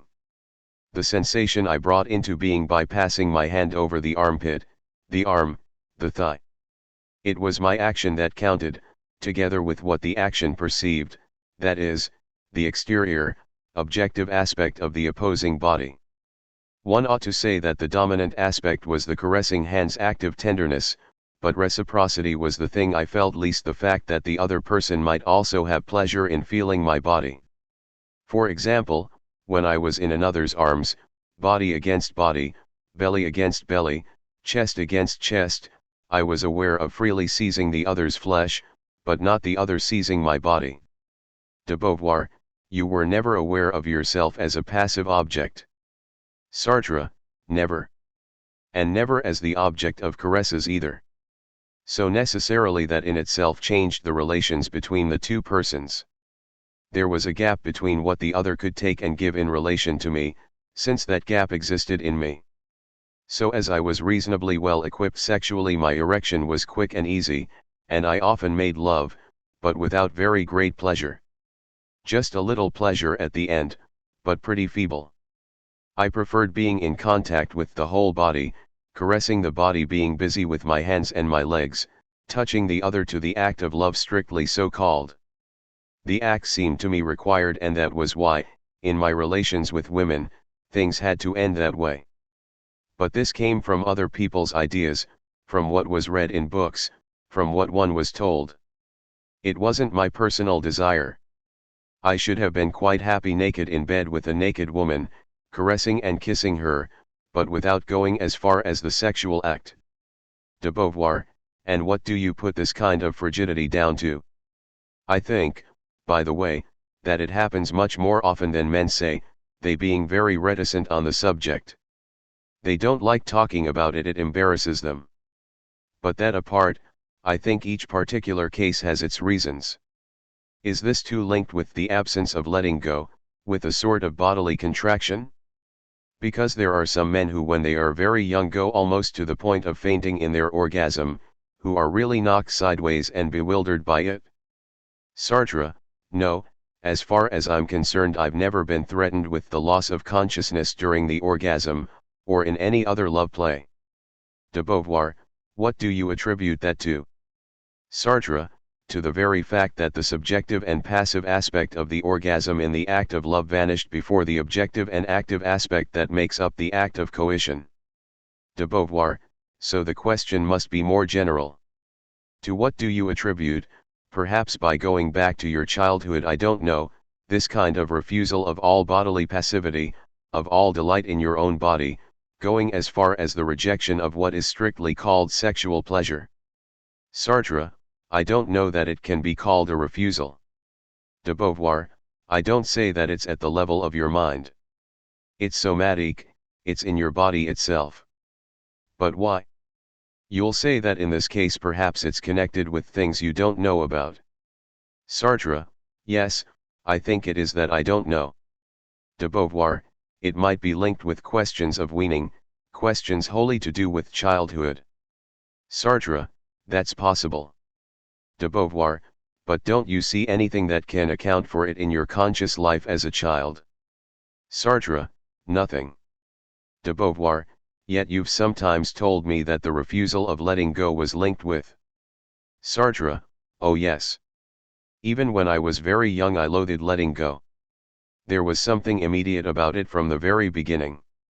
I found my mother's letting go very disagreeable. Although it was rare enough with her, poor dear. De Beauvoir, you emphasized that tendency in the character of Madame d'Arbida in The Room. Sartre, yes, that's right. De Beauvoir, you didn't like it at all. Sartre, no, absolutely not. De Beauvoir, was it connected with a feeling of contingency, of the body? Sartre, yes, it was contingency. De Beauvoir, a contingency from which one could free oneself only by activity. Sartre, and in the end for me activity was the fact of being human. A man or a woman is an active being. Man therefore always tends toward the future, whereas surrender, abandon, letting go is present, or tends toward the past. And because of this contradiction I preferred activity, that is, the future, to the past. De Beauvoir, may that not be connected on the one hand with your horror of stickiness or sliminess, and on the other with your very strong notions of breaking free? Sartre, certainly. Sliminess and stickiness is contingency. It's all the subjective of the present moment. Whereas breaking free is toward the future. You must remember that boat. At Utrecht in the Netherlands I went to see a psychologist. De Beauvoir, I remember. He showed you various pictures of a boat that was going very fast, a man walking slowly, a train running along, and he asked you which in your opinion was the best symbol of speed. You picked the boat because it was breaking free from the water. Sartre, the water represented contingency. The boat was hard, well built, solid.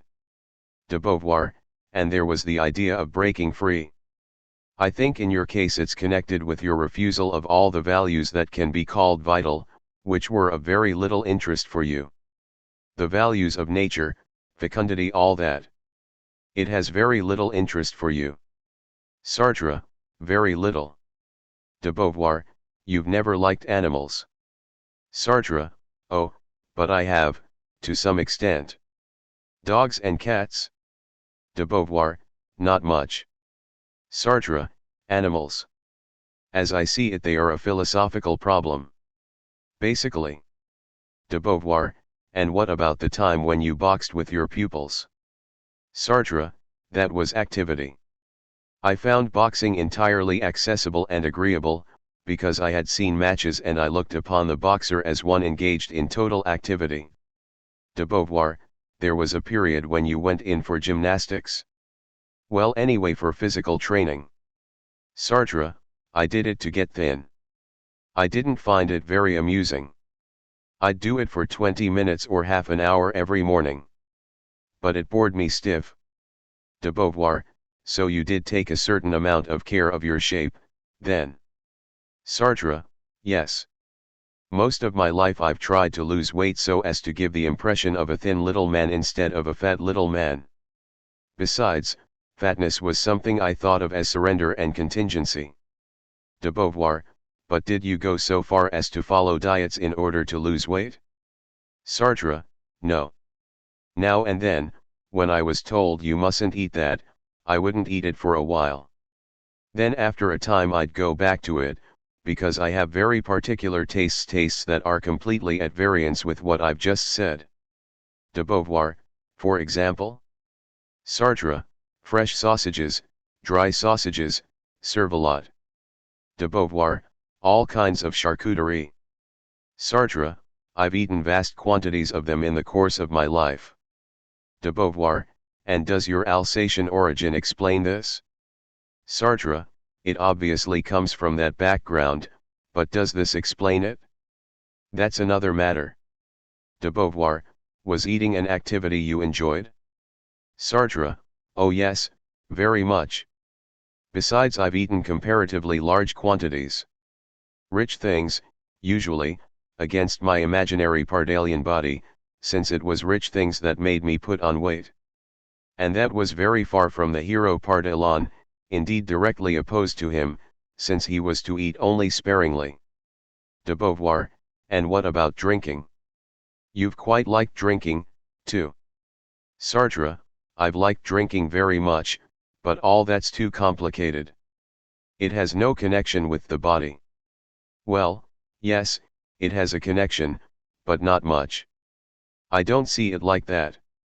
Clearly it's not for the sake of ideas that I drink, for the beauty of the ideas that will emerge from it. But still it is for the sake of a certain kind of imagination. De Beauvoir, how do you mean? Sartre, in a certain fashion one's subjectivity grows inventive. It invents nonsense, but at the moment of its invention the nonsense gives pleasure. De Beauvoir, it must be said that you've never been a solitary drinker. Sartre, never. De Beauvoir, you like drinking among friends, with people. Sartre, with you. De Beauvoir, yes, but sometimes you liked drinking more than I could bear, because I thought it made you stupid and dull. There was a stage, on the other hand, when you were very funny, very poetic and very funny, and that was wonderfully amusing, particularly during our parties or just after the war, when it was also a release from repression. Sartre, yes, it was a release. We were horribly bored during the occupation. De Beauvoir, drinking among friends, with Camus for example, that was very amusing. You also used to say that there was a pleasure in alcohol because there was a kind of risk. Sartre, yes. De Beauvoir, there was a slight risk of destruction. Sartre, but that point was soon past. As soon as you were a little over the mark you began to be destroyed and the risk became a reality. I liked the destruction in itself. I liked having confused, vaguely questioning ideas that then fell apart. De Beauvoir, you never took drugs. You never took hashish or opium or anything like that. There were just your experiment with mescaline, but that was for psychological studies. Yet there was a time when, having a great deal of work to do, you abused stimulants. Sartre, I abused them massively for 20 years. De Beauvoir, above all during the years of dialectical reason. There was orthodrine, then other things, and coridrane. Sartre, yes. De Beauvoir, and what was the nature of your connection with these extremely virulent medicines? Sartre, what's odd about it is that I refused the connection when it was a question of writing literature. Taking stimulants was reserved for philosophy. That's why the critique of dialectical reason is not a masterpiece of planning, composition, and clarity. De Beauvoir, why this difference between the two? Sartre, it seemed to me that in a novel the way one chose the words and set them down next to one another, and the way one turned a phrase, in short the style, and then the manner in which one analyzed the feelings required that one should be absolutely normal. But why did I feel that one had to be the opposite in philosophy? De Beauvoir, wasn't it because in the second case you thought more quickly than you wrote? Sartre, I imagine so. De Beauvoir, and then there was no choosing of words. I remember you used to write at a gallop. But was it necessary, or was there a kind of depraved pleasure in feeling that you were going beyond your strength? Which, I may add, ended in a pretty serious crisis in '58. Sartre, there was something of a depraved pleasure. There was also the possibility of things turning lethal, but there was no telling when. I went very far. I used to take not one tablet of coridrane but 10 each time. De Beauvoir, I know that you even reached the point of having no skin left on your tongue, and that at one point you became half-deaf. Sartre, a whole tube of orthodrine only lasted me a day. De Beauvoir, yes, it was quite frightening. There was one idea you had, and that was the idea of full employment, that every minute had to be useful and that your body should go to the limit of its strength, including that part of the body which is the brain. Sartre, I thought that in my head, not separated, not analyzed, but in a shape that would become rational, that in my head I possessed all the ideas I was to put down on paper. It was only a question of separating them and of writing them on the paper, insofar as they called for numbers of different sections. Whereas in my head, without analysis, they made up a whole. So to put it briefly, in philosophy writing consisted of analyzing my ideas, and a tube of orthodrine meant these ideas will be analyzed in the next 2 days. De Beauvoir, you have had illnesses in your life, haven't you? Sartre, yes, there was my eye when I was a child. Mastoid trouble, much later. In 45 I had mumps. De Beauvoir, you've had quite bad flu sometimes, an intestinal flu once that kept you in bed for a month. You've had very, very bad toothaches. I'd like you to talk about your relation with sickness, fatigue, and pain. You were rather exceptional about all those things. There are some people who take great care of themselves, others who don't. There are some who take notice of the slightest symptom, others who pay no attention. Then there are those who complain when they are ill. Sartre, I don't know. You are the only one who can say what I was like in that respect. De Beauvoir, the first thing that struck me was your virtual negation of pain. When you had nephritis at Rouen you were still young. You were 25 or 26. You took the doctors thoroughly aback when you said you had not really suffered. In fact you had had so much pain that it made you vomit. But you had the idea that suffering was always an absence of suffering, that there was always a kind of void and that it never could be fully realized. Sartre, yes. De Beauvoir, so you took suffering with a kind of stoicism. And even with surprise at its not being something worse. Sartre, yes, but I've never had anything worse than average pains. De Beauvoir, you've had some terrible toothaches. I remember once when Ka was your secretary and he telephoned me saying, he's going to scream, he's going to scream. You were sitting in front of your desk and you were suffering abominably. And then at last you went to the dentist. I also remember an appalling toothache in Italy which you claimed you could deal with by yoga. You said, all you have to do is to isolate it. Then, although the pain is there, it is only pain and it does not spread through the rest of your body. Sartre, yes, indeed.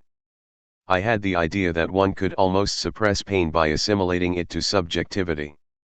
Basically, the subjective relation of myself to myself cannot have been very pleasant, since I supposed that its character of pain to pain could be done away with by assimilating it to pure subjectivity.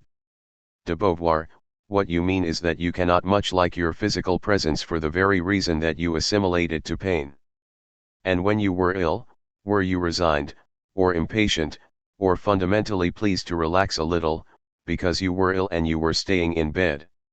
Or were you, on the other hand, irritated at being made to stay in bed? Sartre, something of all that. It depended on the stage of the sickness. De Beauvoir, have you sometimes felt a kind of pleasure in being ill? Sartre, yes, certainly. When I'd worked too hard it provided me with a rest. I didn't work any more when I was ill, and I couldn't see myself as pure activity.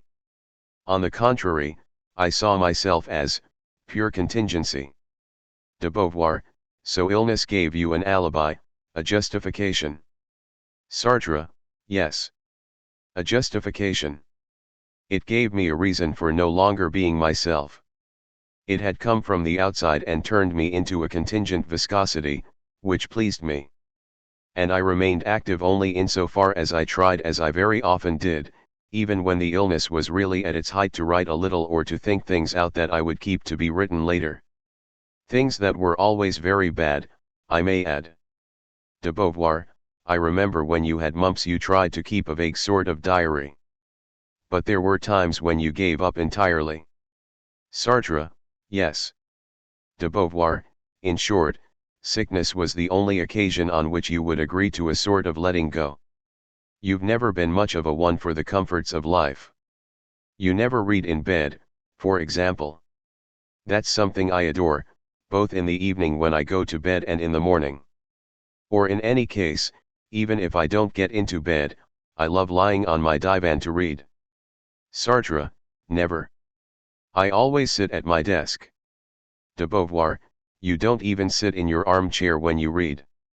Sartre, not usually. De Beauvoir, now you are sitting in an armchair to talk to me. But when you read you sit on a hard chair with a severe, straight back. Sartre, yes. I look upon being in this armchair as a kind of indulgence. I never sat in the one at 222 Boulevard Raspail. There were seats and armchairs that I never used. They were for visitors. De Beauvoir, you take up an almost moral attitude over it. I'd like you to give a somewhat fuller explanation of the way in which your image of your body formed and to what extent it became superimposed upon your perception of it. Sartre, the origin of the image. There's one precise fact. When I was about 7 or 8 I fooled around while my mother was playing the piano, and at that particular time I acted the part of an imaginary knight fighting imaginary dreams. This imaginary character was at the same time myself. I was playing a part, but that part had become mine by right. This character must be at the origin of my representation of myself, of my imaginary body. If I go a little further back, to the time when I was beginning to read, I used to dream as I lay in bed, and before going to sleep I pictured a character who saved girls from blazing houses. He was an adult. I've always had an adult imaginary body and pretty well built, since he climbed up into the blazing houses and saved the girls by carrying them on his back. So from the very beginning, even before being able to read, but basing myself on stories I had been told, I put myself into the role of the stalwart hero whose aim is the rescuing of a girl or a child, a character superior to others, taking care of the young and the helpless. Where did I get it from? I don't know. I think many people have that kind of dream when they are young. But that it should have lasted all my life, that's what is more. De Beauvoir, so it has lasted all your life. Once you reached adolescence you lost that kind of romantic daydreaming. How much of this imaginary body remained? And what happened later, when you were grown up? Sartre, well, in the first place, there remained a certain passion for physical training. As soon as I went to the École Normale we haunted the gymnasiums in order to box. I still remember a fee-charging gymnasium that gave boxing lessons. We very often used to go and look at it and ask the prices, but it was always too expensive for us. De Beauvoir, but how is the wish to box linked to an imaginary body? Sartre, I thought that by boxing I should recover an imaginary strength I didn't possess, that I'd lost. I should develop this strength by becoming an amateur boxer and that would be a return into my true body, which was the imaginary one. In the end this did happen somewhat later, when I taught at Le Havre and boxed with the pupils. Of course it was rather imaginary, I was not a real boxer. During the contest there was a genuine action in which the imaginary no longer played a part, but before it, when I was training with a jump rope, and afterward, when Bonaf talked to me about our style of fighting, I became the imaginary character once again. De Beauvoir, in actual fact, did you often have the upper hand or not? Sartre, there was never really either winner or loser. We used to box for 2 rounds and then stop. They were mainly encounters that led to no result. We took each other on without taking much notice of weight or size. I remember pitting myself against Bost, who was 5 foot 9 inches whereas I was 5 foot 3. He was middle or perhaps lightweight whereas I was a featherweight. De Beauvoir, and in life, apart from boxing, did you feel stronger than other people? I mean when you were 30 or 40. Sartre, I was reasonable and took myself for what I was, but the image of someone who could fight anyone at all and beat him was one that often came to me. De Beauvoir, and how long did you retain it? Sartre, I don't know, but I do remember having resorted to it twice. The first time was at the Lycée about 1937 or 1938. I was in the common room. A teacher of about my own age saw fit to find fault with me for not having attended the honor roll meeting, but I don't know how I reached the point of hitting him. We scuffled for a good quarter of an hour, going round and round the room until a third teacher appeared, when we stopped. De Beauvoir, that was the first occasion. When was the other? Sartre, the other was when I was a prisoner. There were some boxers, professional trainers, and by way of amusement they organized matches on Sundays. They arranged a private fight between a very pleasant young printer and me. There were 2 rounds. In the first I clearly had the upper hand, but in the second I was overcome with fatigue because it was years since I had boxed and I had the worst of it. The result was a draw, which I found disappointing, because Part-Elan did not have drawn matches. De Beauvoir, that was about 41. How long did this image of Part-Elan last? Sartre, it gradually passed into writing. My heroes have always been big men, Matthew, and before him, Roquentin. Roquentin fights a Corsican at the end and overcomes him. Of course these weren't Part-Elans, they were physically normal people. But even so they were big, whereas I am small. They represented me, they were myself, and during that time I was tall and strong. I didn't worry about knowing whether psychologically these things could go together. De Beauvoir, that was literature. But to come back to my question, at what point in your life did the image vanish? It might have lasted until you were 80, mightn't it? At present, do you no longer feel that you are big? Sartre, no, but I don't feel that I'm small either. What has remained is an equality of size, one might say. I am not a little man among medium-sized and big men, I am the other's equivalent. At the Temps Modernes meetings, for example, I don't have the impression of being small when I meet middling or tall fellows. I have the feeling that we are all equal. Part-Elan is no taller than I am. I see him as my equal, as far as height goes. De Beauvoir, and does your age make part of your image? Was it so in former times and is it so now?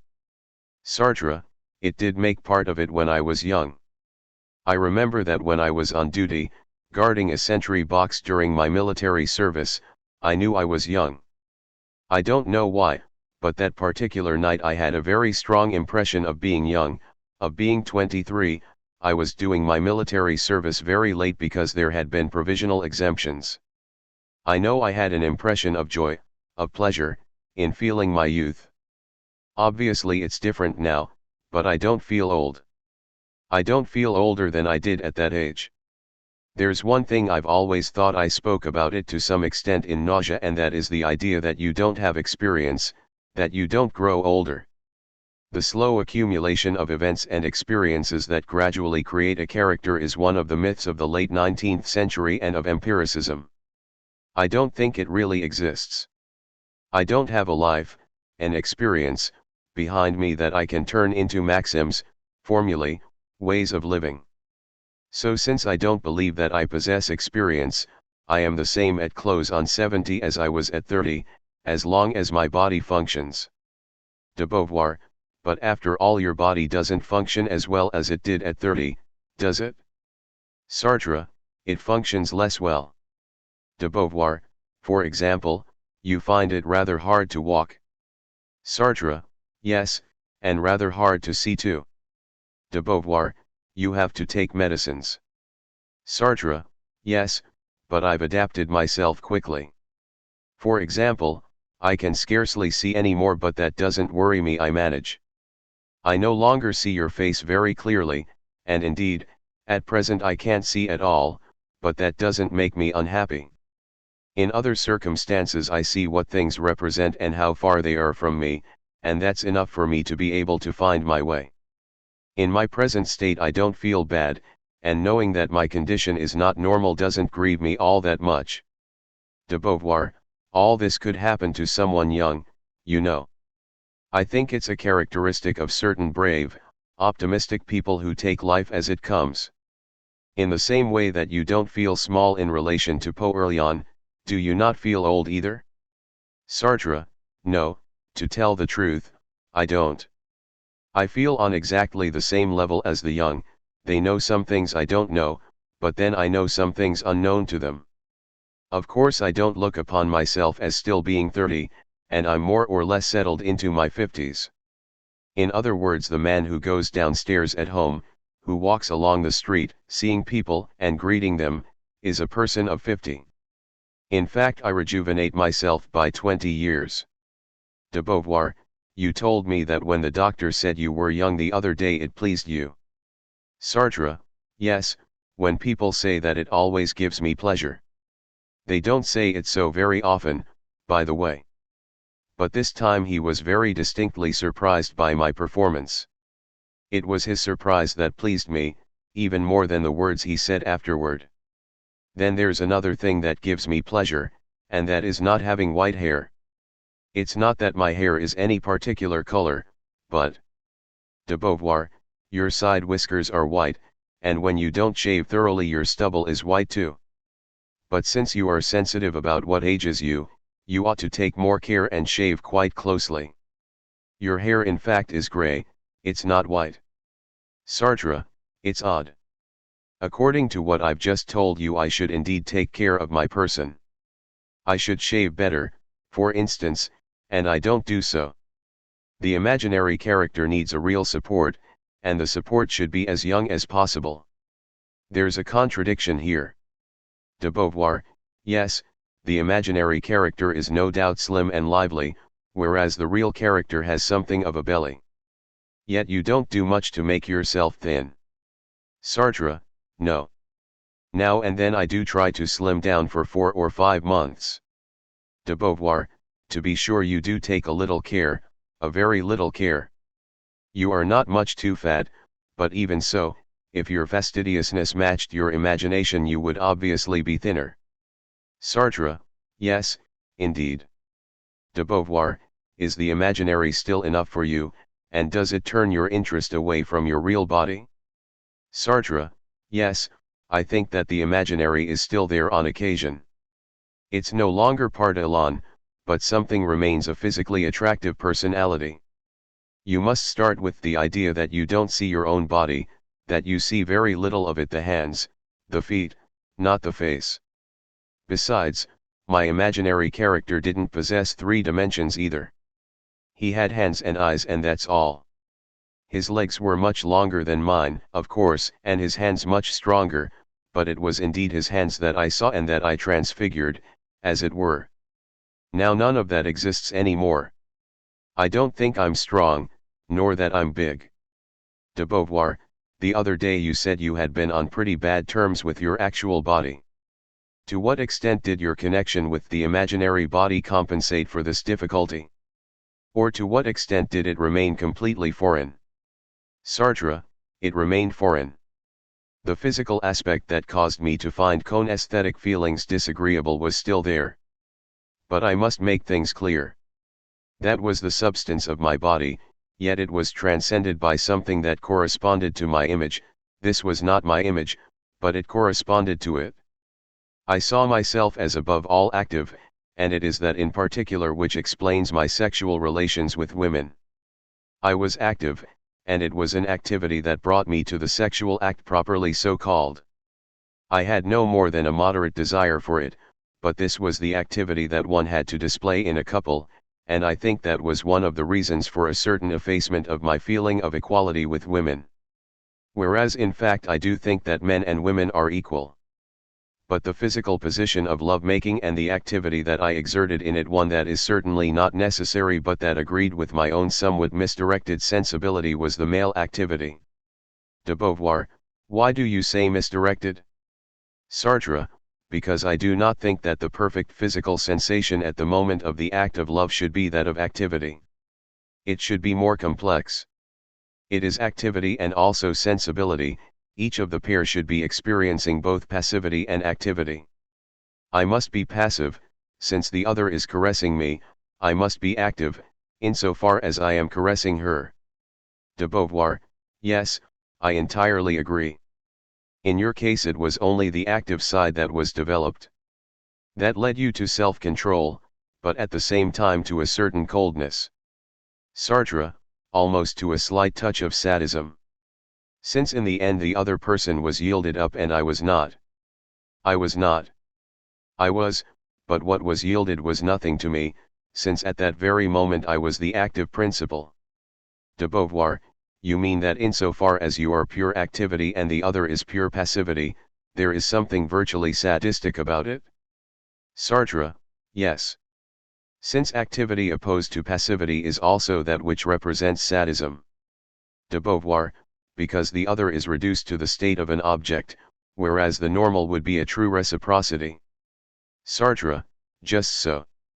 De Beauvoir, can you explain this refusal of passivity? This refusal known and experienced in your body? Sartre, insofar as I think, as I work with my pen, and as I write, I have not really refused passivity. I have been influenced by people, I have thought that they understood things that I did not. There is an element of passivity in my work. De Beauvoir, yes, but I'm talking about the physical plane. Were you too much coddled, coaxed, kissed, by your mother and your grandfather, and did you react against that? Sartre, it's possible. I spoke of it in the words. Yes, there was something of that nature. I felt that I was something other than a pretty little petted boy. He did not correspond at all to what I wanted to be. Grown-ups were not pretty, except for my grandfather, who was handsome. Simone, for example, was really very ugly, and so were others.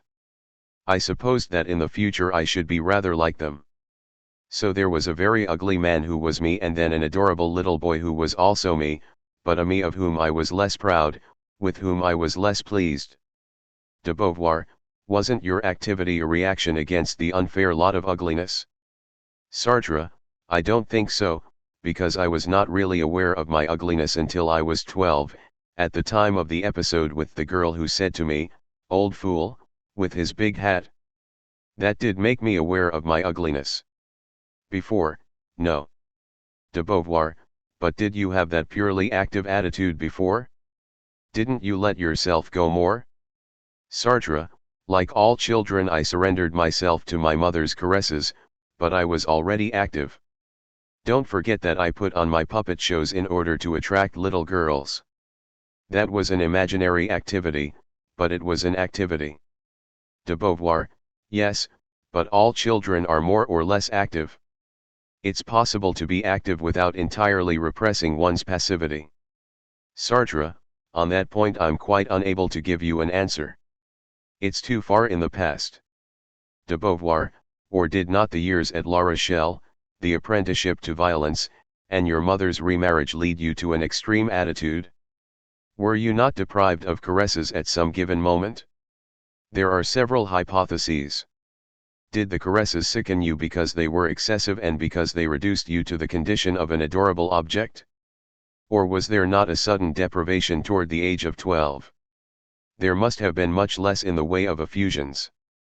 Sartre, there were effusions, but there was also an inclination to slap me because I didn't work hard enough. De Beauvoir, that gave you a great firmness with regard to pain, since pain seemed to you almost like the normal Cohn's thesis, as well as a refusal to let yourself go that strikes all the people who know you. You work sitting on very hard chairs, and so on. Have you always been like that?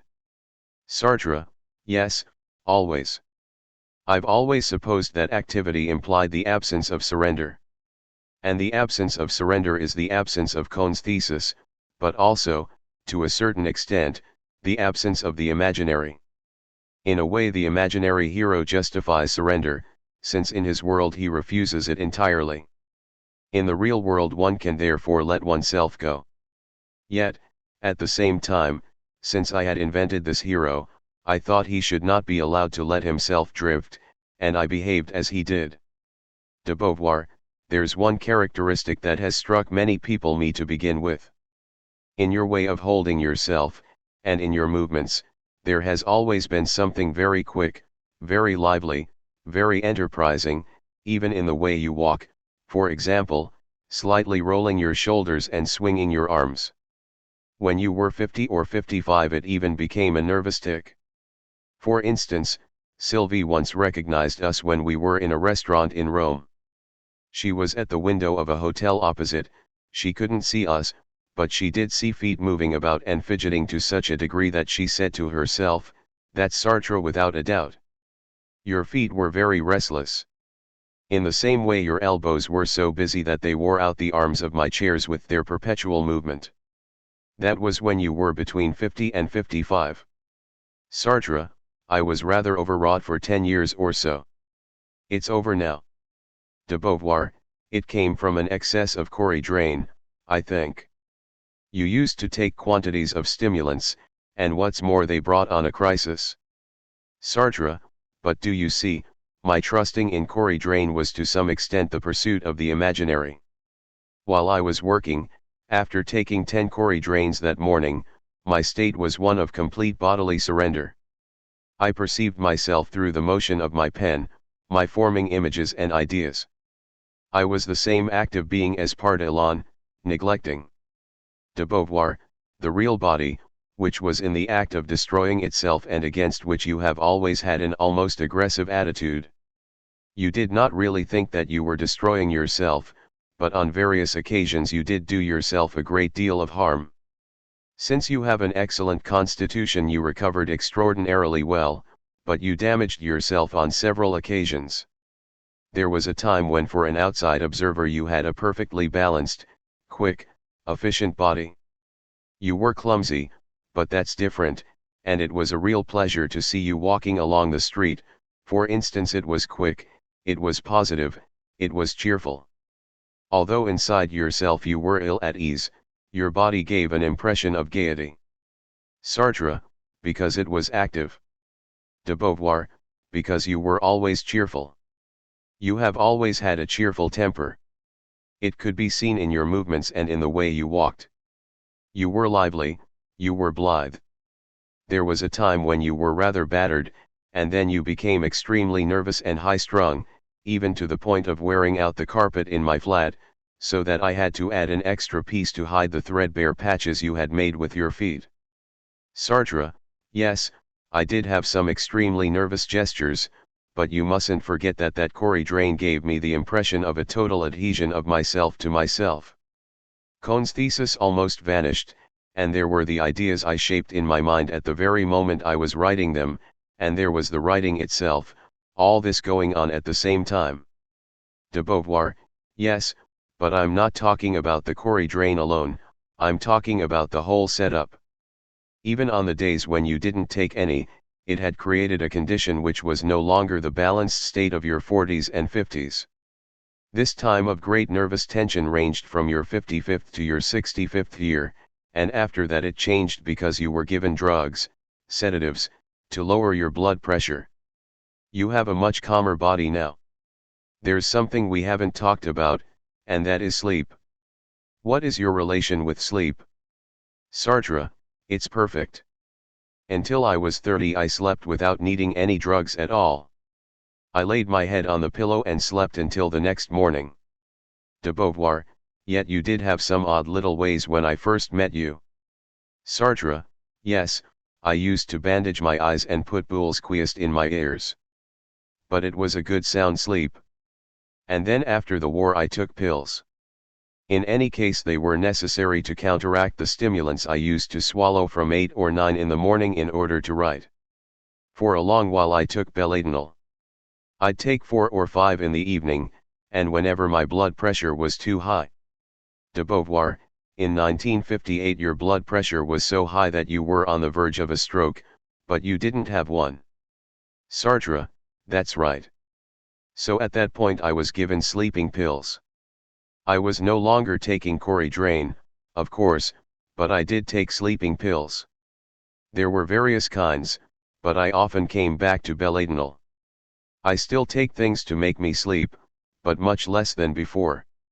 I only take one pill of Megadon, the sort I use now, whereas before I would take 4 or 5. De Beauvoir, and indeed, I don't know whether now it may not be a mere habit.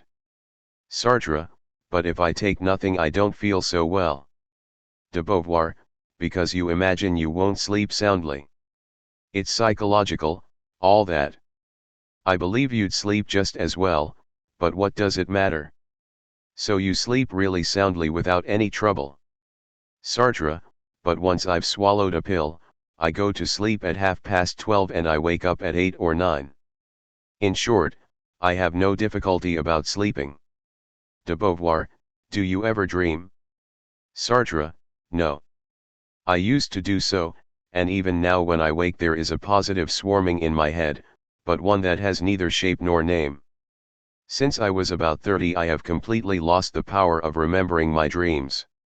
De Beauvoir, in fact, I believe you've never told me one in the whole course of our life. Like everybody else, you dream. But I think that you lose your dreams on waking and that you have the impression of not having dreamed at all.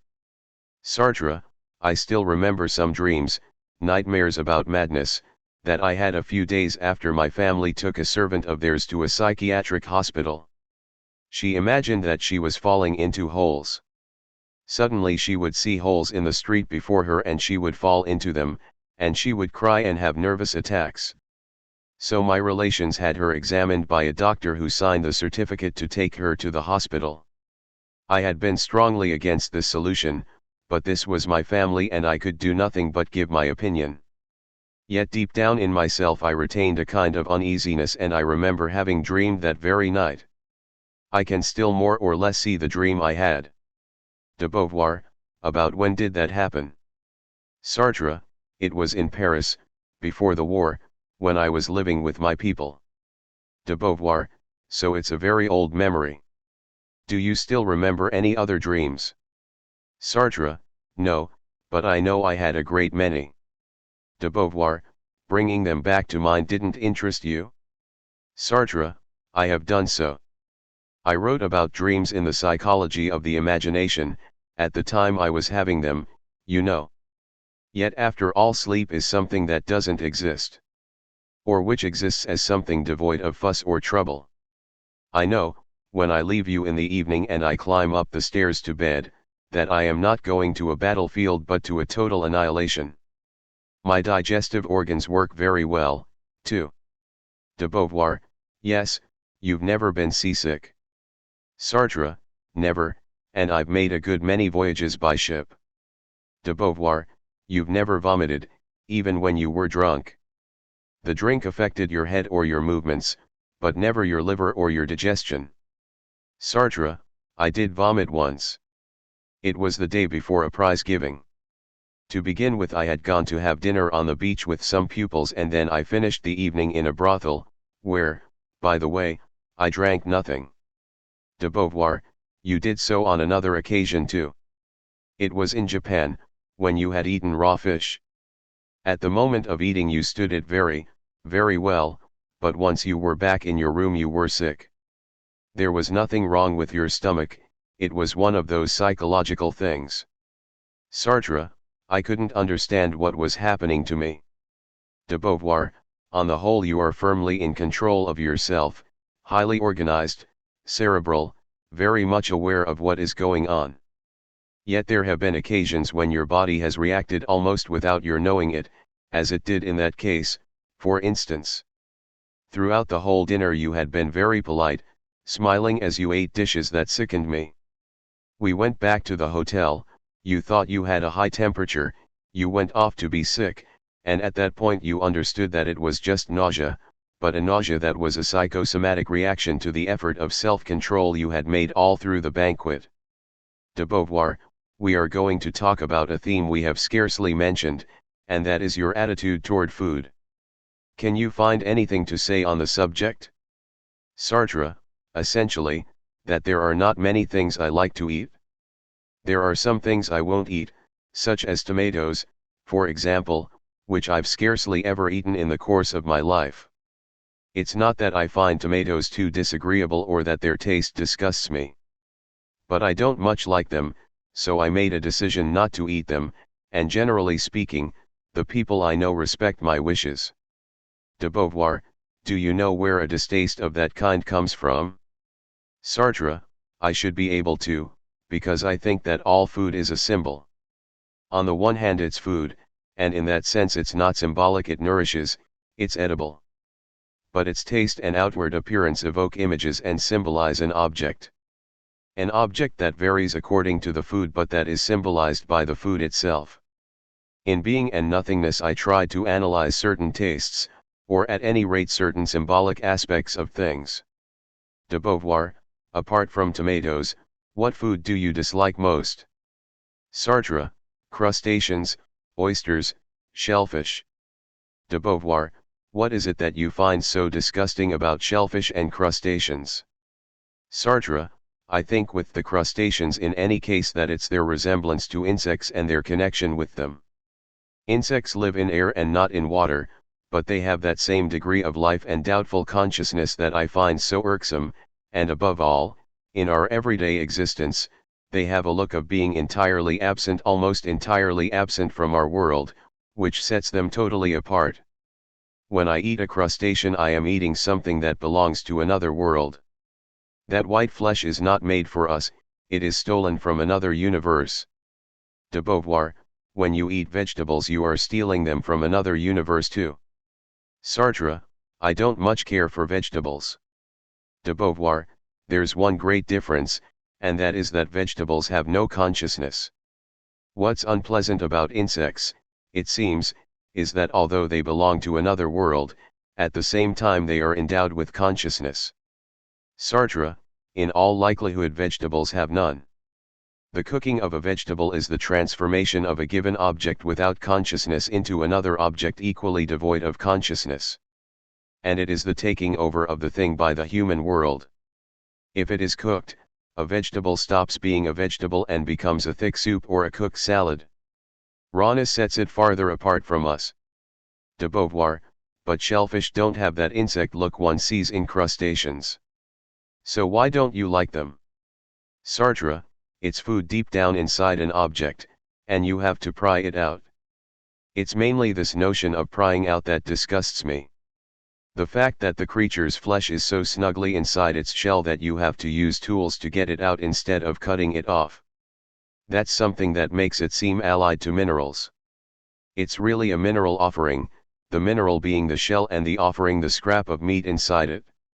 De Beauvoir, isn't there something in the very nature of that flesh that disgusts you? Isn't there a connection with what you think about mucus and viscidity and that elementary form of life that causes you to shrink from it? Sartre, certainly. The origin of my dislike for shellfish certainly lies there. It's an almost vegetative form of existence. It's organist life in the act of coming into being, or life that is organic only in that rather repulsive aspect of lymphatic flesh, strange color, and a gaping hole in its substance. The shellfish provides us with all that. De Beauvoir, are there other things that you find repugnant? Sartre, there's one that I don't understand, as I've said, and that is tomatoes.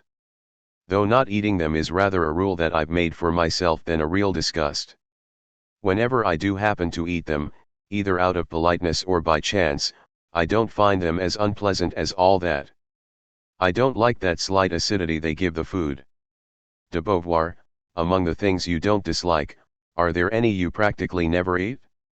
Sartre, fruit.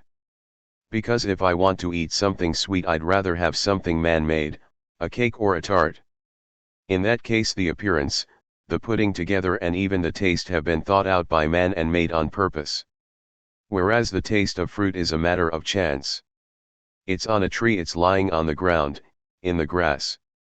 It's not there for me, it doesn't come from me. It's I who have decided to make a food of it.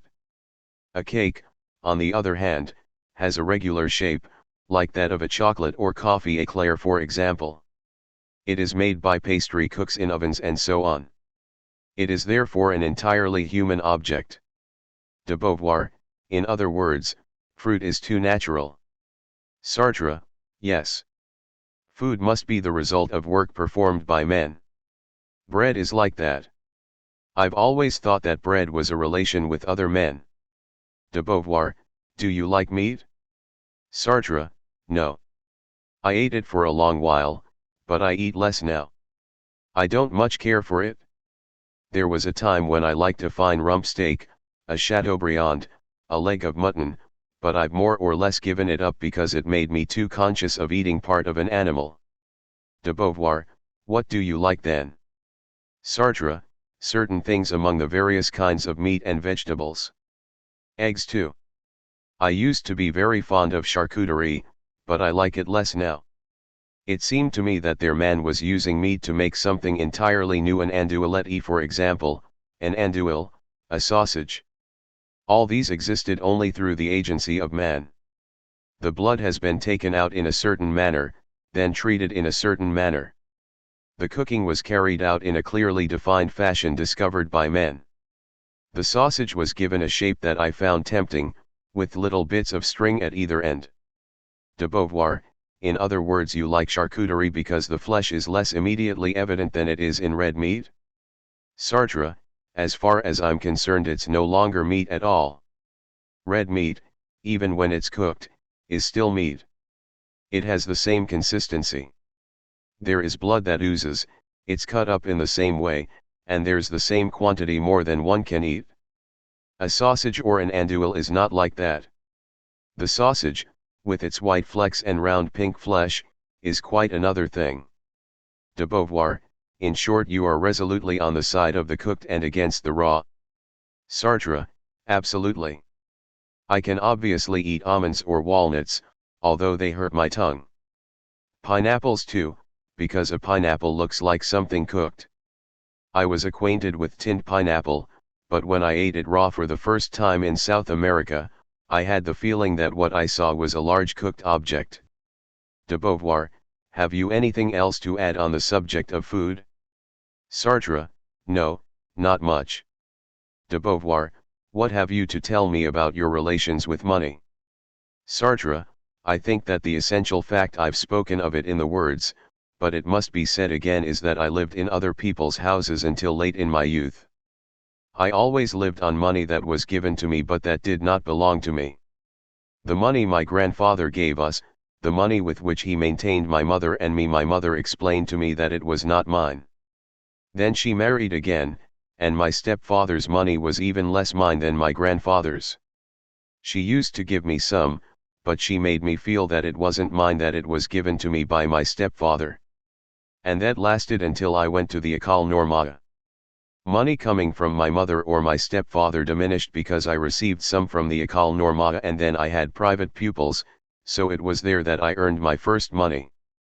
But until I was 19, money came to me from outside, and since I was not very fond of my stepfather, I felt it more deeply than if it had come from someone else.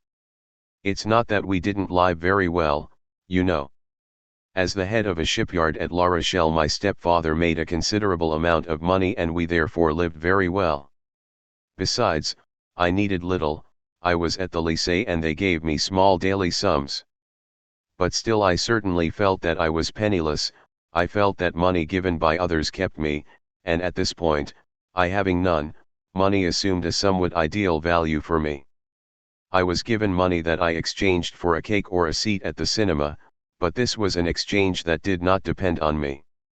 The money was like a sort of permit to acquire an object which was given to me by my stepfather. It didn't go much further. It was as though he had said to me, with this money you may buy yourself a Madeleine or a bar of chocolate.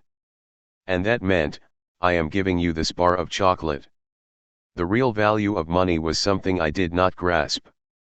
Besides, I was rather hostile to this money, not because I wanted less of it, but because I would have liked to do without the permission. I would have liked to have money of my own.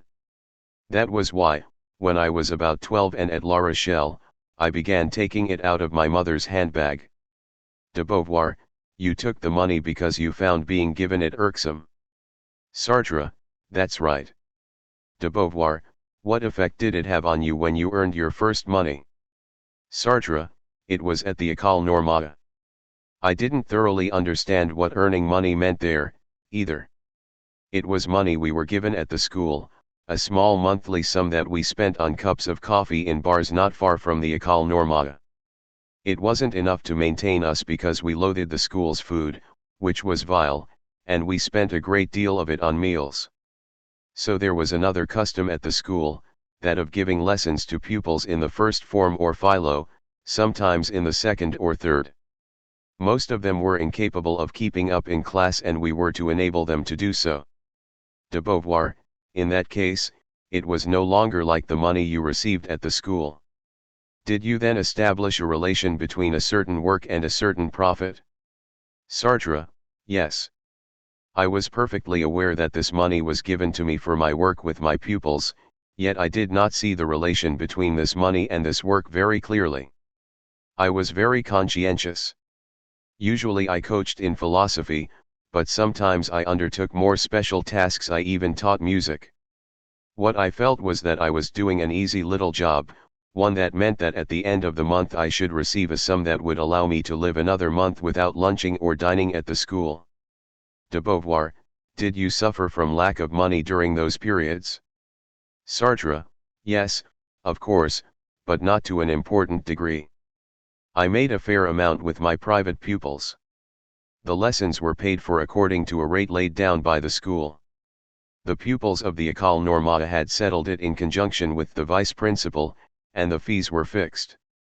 De Beauvoir, yet it seems to me that there were occasions when you were short of money when you wanted to make journeys to Toulouse to see Camille. Sartre, yes, like all the pupils at the École Normale I had very little money. I remember once I borrowed the price of a return ticket to Toulouse and a few drinks from all my school fellows, almost penny by penny. I set off with my pockets loaded with coins. Yes, we lived rather shabbily. There were months when we had no money and no private pupils, then we used to borrow and pay back later. De Beauvoir, did you have any financial ambitions? Did you have a kind of schematic notion of the money you might have later? Sartre, no, not at all. I never thought about the money I'd have later. Never. When I thought of being a writer I did think of producing remarkable books, but I didn't think of their bringing me in this sum or that. In a certain way money did not exist for me. I received it and then spent it. As long as I had any I spent it freely, because it was almost like pieces of paper that I had been given and that I was returning to a common fund. I used to help my school fellows at the École Normale. I gave away quite a lot of money. De Beauvoir, I know. When I first met you at the École Normale you had the reputation of being extremely generous.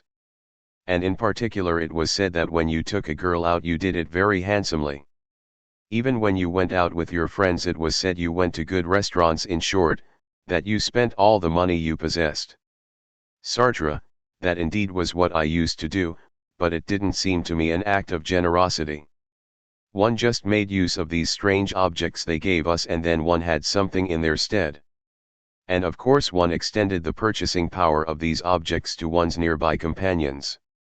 I gave my money freely because I did not have the impression of earning it, and to me it represented nothing more than tokens.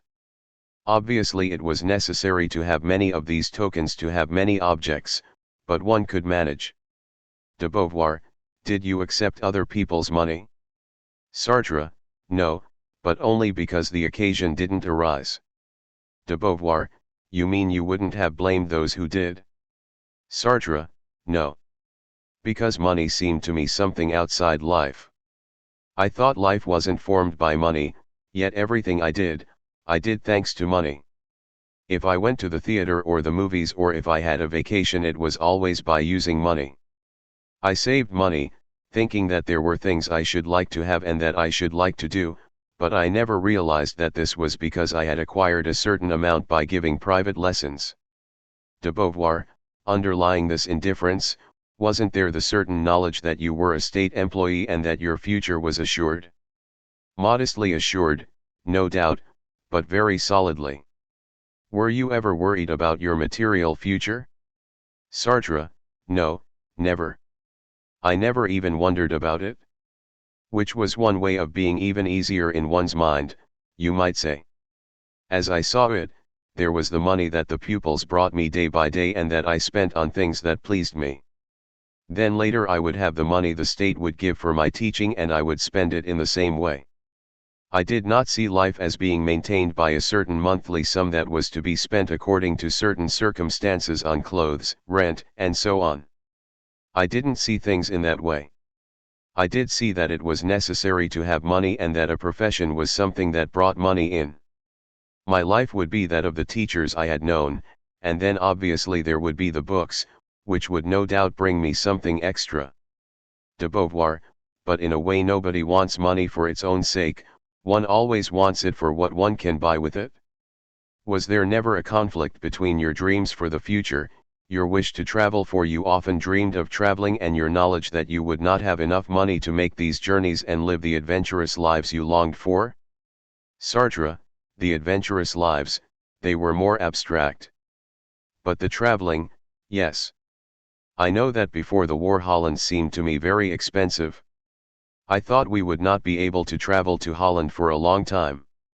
De Beauvoir, I'm talking about the École Normale when you were very young. Sartre, no, things did not appear in that light to me then. My needs were modest: a glass of beer or wine in a cafe, 2 or 3 movies a week. De Beauvoir, and did you never say to yourself, for example, why, I shall never have enough money to go to America? Sartre, I thought it would be difficult for me to go to America.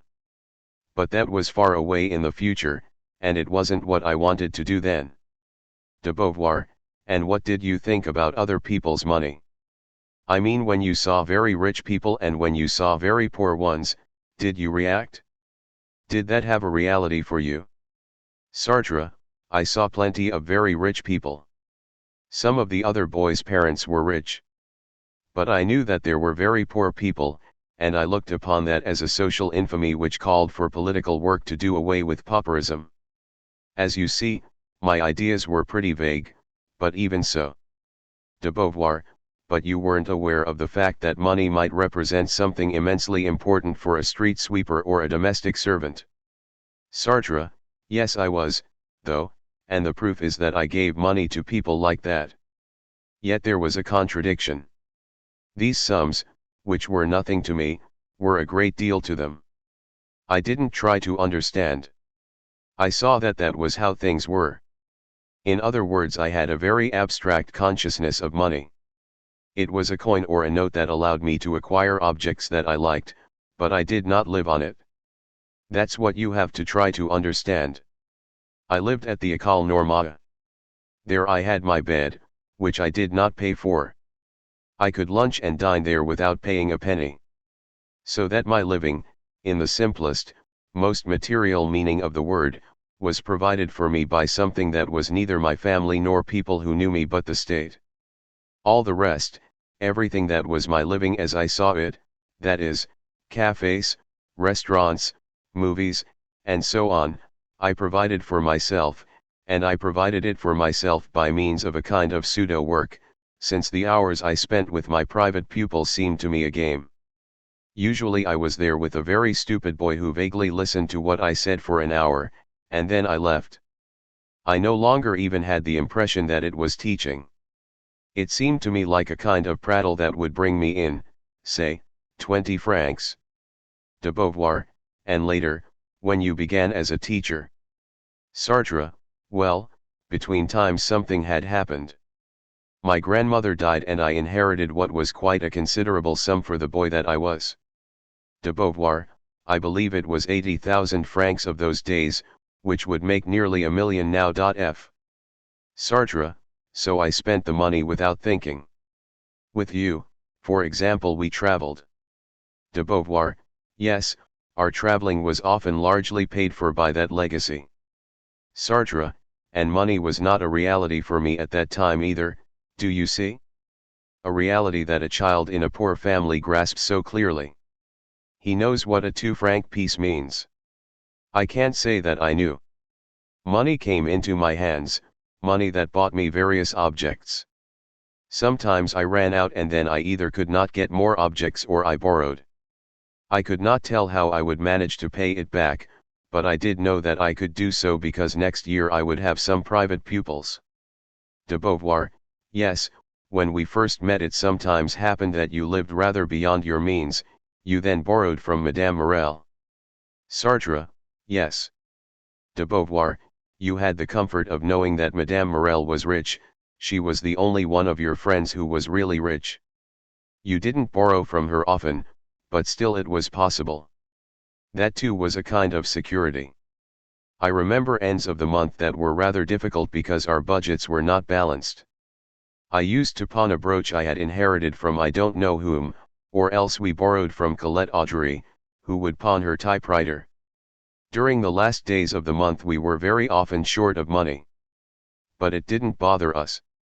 Sartre, after all, we had our 2 salaries. We used to put them into a common fund and that amounted to somewhat more than the pay of an unmarried teacher or a married one whose wife did not work. We were paid very little, because we were in the lowest category. De Beauvoir, but we had enough to live on, particularly the way we lived. Sartre, when I was at Le Havre, my first post, I lived on very little. De Beauvoir, and did you then have rather more of a feeling that you were earning your money than when you gave lessons to private pupils? Sartre, basically, I've never had the feeling that I earned my money at all. I worked. That was the natural course of life. And then every month I was given some money. De Beauvoir, but still there were certain obligations and restraints. For example, you were compelled to live at Le Havre and then after that you were compelled to live at Laon. You couldn't live in Paris, as you would have liked. Sartre, yes, but my post had been chosen because of its nearness to Paris. It was only a slight constraint I could take the train. I really liked taking the Le Havre to Paris train. I used to read the early detective stories that everybody was talking about in France, and the paper Marianne. It was a pleasant run, and I used to meet you at Rouen. De Beauvoir, has the immediate lack of money in hand sometimes affected you unpleasantly? I know for example that you found borrowing much more disagreeable than I did. We once had a great quarrel. There was a hotel where we often stayed in Paris, and you were to ask Aaron to lunch the next day but you had no money. For yourself you wouldn't have given a damn. You would have said, all right, I shan't have lunch. But there it was, you had to invite Aaron. I said, there's a very simple answer, ask the hotel keeper to lend you some money just for 24 hours. And we really quarreled, because I said, what does it matter? He's a nasty type, what of it? Let him at least be useful. And you said, no, I don't want him to think that he's done me a favor. Sartre, that's right. I didn't want him to do me a favor. De Beauvoir, I know we wrangled about it and I said to you, it's a good thing you're a state employee. You couldn't be anything else, because your attitude toward money is very diffident and apprehensive. You were very generous, that's not the question, but the moment you thought you were going to be short, that there was danger of not having money, then you became very anxious and nervous. Sartre, that's true. I have often worried about money. How could I get enough to do some given thing in 3 months' time? I would think about ways of acquiring it, but there was what you might call a kind of gap between the money I acquired and the things I bought with it.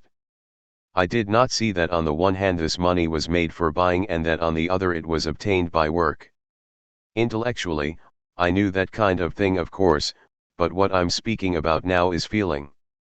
I did not feel that I was living according to the ordinary condition, the common lot, earning money and spending it on useful products. De Beauvoir, what about later on? Sartre, no, I never realized it. This is because mine is a profession that fluctuates. Sometimes it is very well paid, but it is not at all productive, except in a wholly different and cultural way. So I looked upon the cultural thing that I taught or that I created in the form of a book as my own product, without relation to money. If people bought my books, so much the better. But I could perfectly well imagine my books not selling, at least for a very long time. I remember when I first thought of being a writer, I never expected to be translated in my lifetime. For quite a while, before I understood what writing was, I expected to be an author with few readers. An author for small libraries, someone like Mallarmé, and so I should not gain much by what I wrote. De Beauvoir, there's one thing that you pointed out in an interview and that must confuse your relation as a writer to money, the fact that to some extent the earnings and the work provided are in inverse proportion. The critique of dialectical reason called for an enormous amount of work and brought you in very little, whereas sometimes a play you'd written very quickly, Kean for example, all at once came to be acted a great many times, and made a great deal of money for you. Sartre, yes, that's true. De Beauvoir, it's a thing you've often emphasized. The proportion is almost inverse. Sartre, not entirely, but still, yes, it is like that. And that's certainly not taught me what money really is. De Beauvoir, there's something else that also comes from outside circumstances. For example, you suddenly hear that one of your plays is going to be acted in some country or other, that it's going to be acted for a long while, and that it will earn you a good deal of money, or else that there's a scenario being written, based on one of your works. Sartre, it amounts to this. For a very long time, for almost the whole of my life, I haven't known what money really was. What's more, there were some strange contradictions in my attitude. While I had it, I spent money without counting. But on the other hand, I always wanted to have much more than I could spend. When I went away for a vacation, for example, I took far more than was needed to go to, let's say, Cagnes, where we had 2 rooms in a hotel where we were known. When the time came for paying the bill, I would pull a great wad of notes out of my pocket. I know it looked ridiculous, and at the same time it made the woman who ran the hotel indignant. De Beauvoir, yes, you had what I'd call a peasant's relation to money.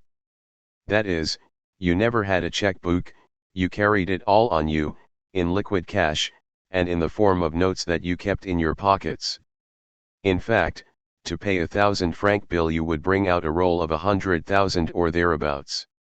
You spent without counting, but you were always afraid, and perhaps these last years you have been even more afraid, of not being able to spend without counting, afraid of being forced to count.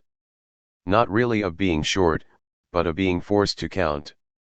Sartre, at present I think I have enough money to live on for 5 years and then it's finished.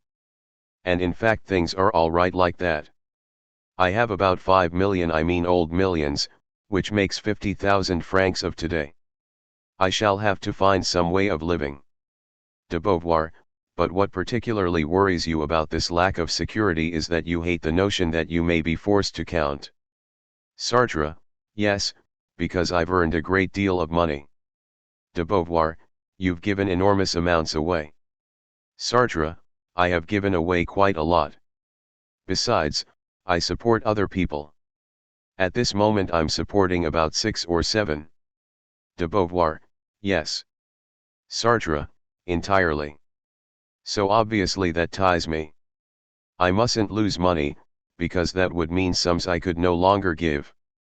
It's that aspect that worries me.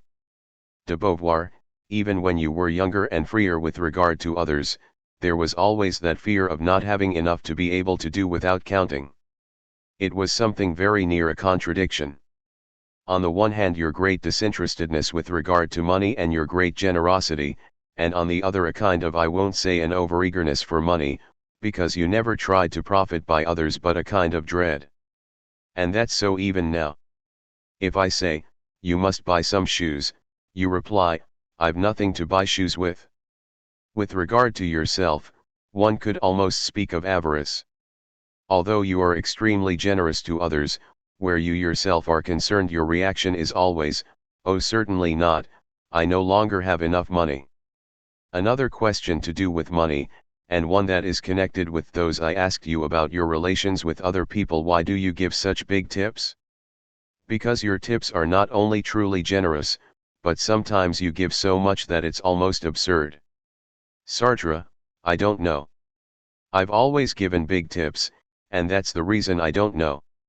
I could provide you with explanations of the present state of affairs, but I know that when I was 20 I gave big tips. Smaller than now, of course, since I had less money, but even so they made my companions laugh at me. So it's an old habit. De Beauvoir, was it also in order to put a certain distance between you and other people? Sartre, there were various reasons. It might be both to keep the waiters at a distance and at the same time help improve their living. It's one way of giving. I didn't think that everybody behaved as I did, but I should have liked them to do so, and I should have liked cafe waiters, for example, to have enough to live on. At that time I was on very bad terms with cafe waiters. De Beauvoir, that's why I would look upon it perhaps as an act of generosity but also as keeping your distance. Sartre, maybe. De Beauvoir, it has both aspects, to some extent. However you look at it, these people have done you a service, even if it is no more than placing a glass on your table. The other day you said you detested having people do you a service even if they were paid for doing so. They therefore had to be overpaid, paid again, so that in the end you shouldn't feel that it was you who. Sartre, who was in their debt. There was certainly something of that in it. I know I was amazed and embarrassed in Spain when tips were forbidden. I knew it was right, I was entirely in agreement. But then again I felt that the waiter had done me a service and that I was beholden to him. When I gave him money it created a certain relation with him, a relation that I no longer enjoyed. It had been taken away from me. He was a free man who did me a service and who was paid not by a tip given to him but by the price of the drink. De Beauvoir, yes, the service was included. Sartre, something more genuine had been reached. I felt it, but still I disliked not being able to give something over and above. In cafes where I often go this generosity does not create a distance. They think, here's that fool who gives too much in the way of tips, but they like serving me. De Beauvoir, yes, of course. But insofar as you have stated that you wanted to be indeed that you are just an ordinary person, giving exaggerated tips is a way of distinguishing yourself from this ordinary person, isn't it? Doesn't that bother you? Sartre, no, because I have the feeling that that's how life should be. I'm being absurd, because in fact life shouldn't be like that at all. De Beauvoir, when you give a taxi driver an exaggerated tip, you know very well that you won't see him again. Sartre, yet our relations are still genuine. I mean that's how I see those relations between the taxi driver and myself for the space of that moment. He is delighted because he has received a good tip, and he has a moment of fellow feeling for me, because I showed mine for him by giving him money. There is certainly a desire to set up a kind of economic law according to which equality will be brought into being by the fact that the richer people give more, just like that, in the course of the day. De Beauvoir, you say you support many people. But on the whole these are principally women or sometimes the young. Don't you find that embarrassing for the people you support? Would you have agreed to be supported yourself, when you were 20? Sartre, no. I say no, and I think it, but for me money was something so remote from what is earned and what is given, so much more abstract, that the idea that I might have agreed to be supported for a few years does not shock me. De Beauvoir, still, you know, being kept for a few years, it all depends. If you really needed to carry on with your work. No one has ever blamed Van Gogh for having been more or less supported by his brother. Because he painted, because he really had reasons for accepting.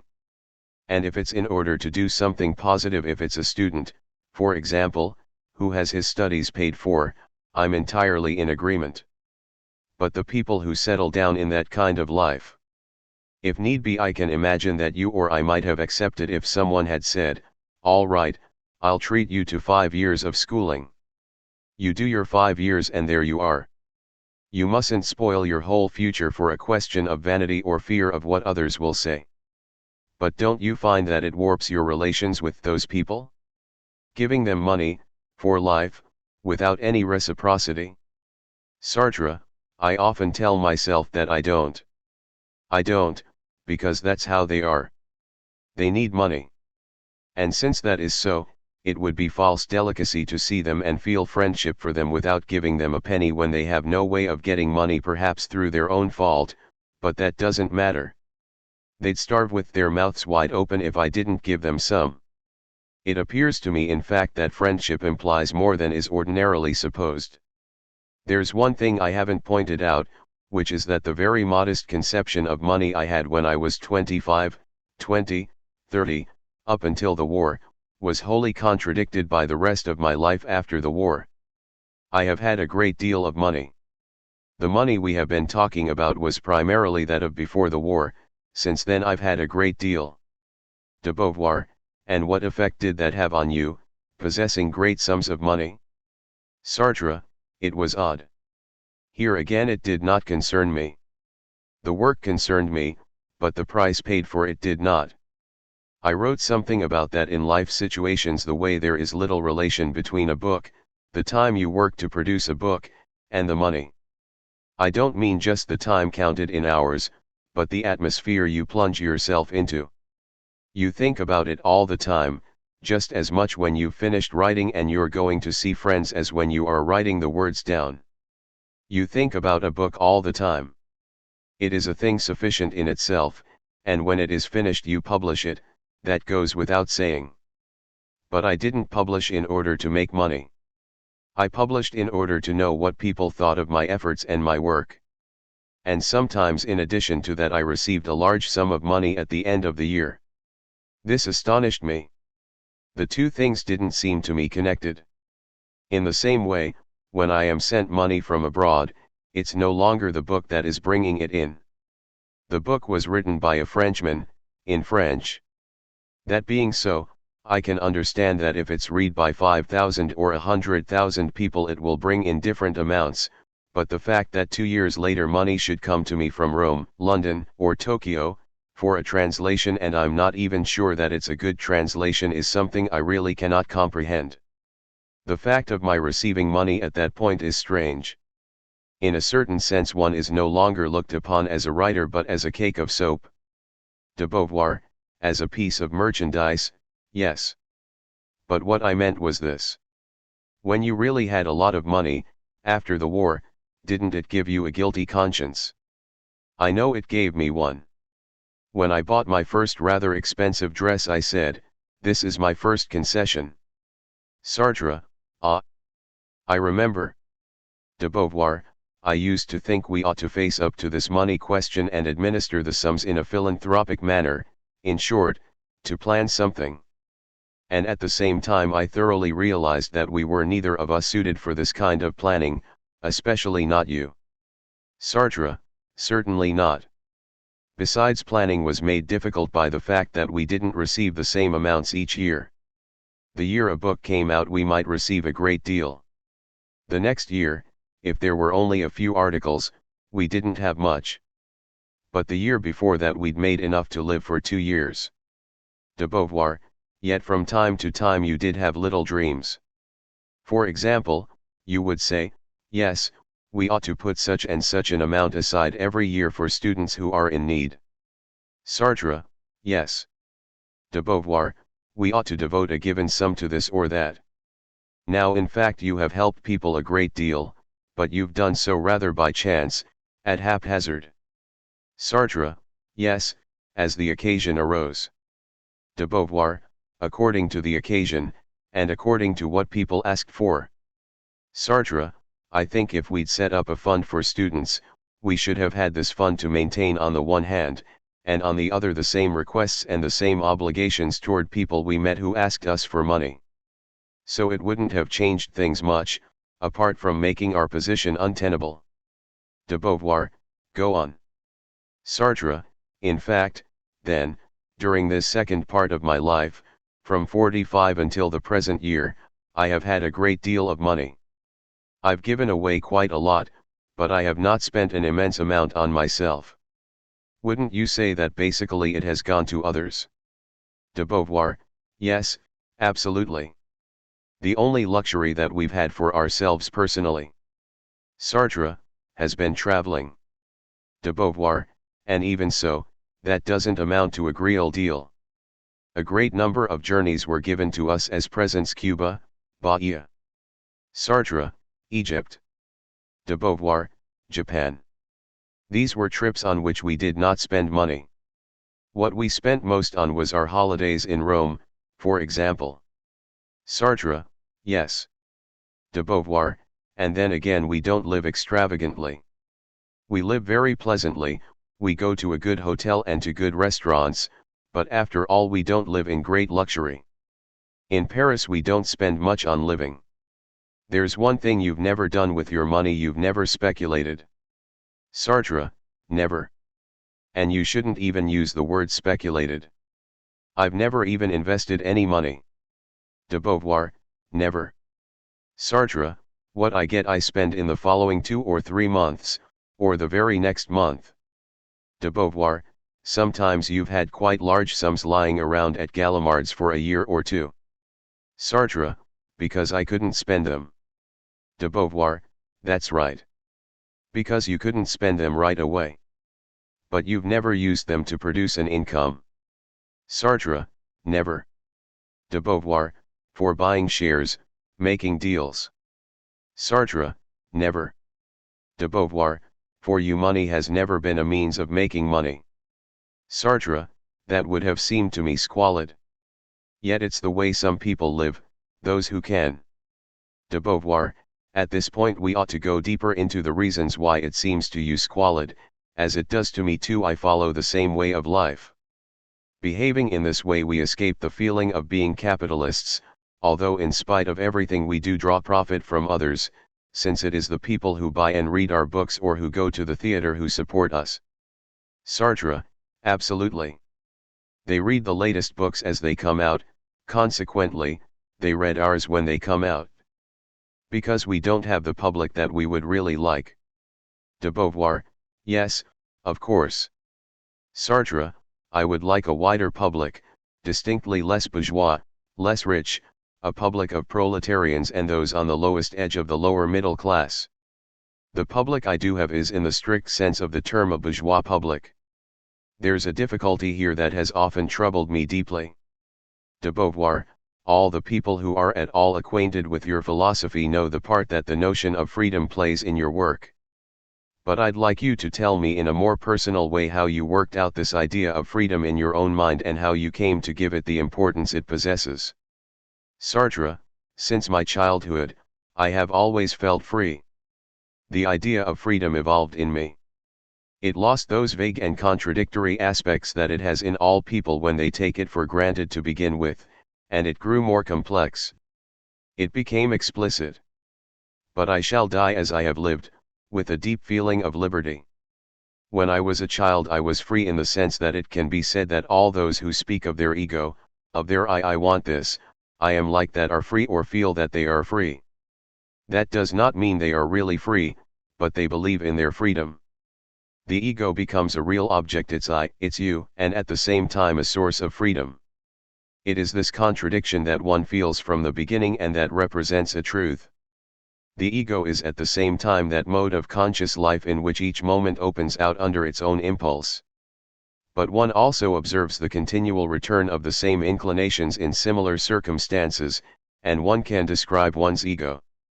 Later I tried to account for this in my philosophy by making the ego a quasi-object that in certain circumstances accompanies our representations. De Beauvoir, you said that in the transcendence of the ego, didn't you? Sartre, yes.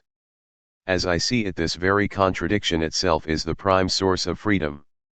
What chiefly interested me was not so much my quasi-object ego, upon which my reflections were of no great importance, but rather the atmosphere of creation of oneself by oneself that is met with at the level of what is called experience, lived through experience.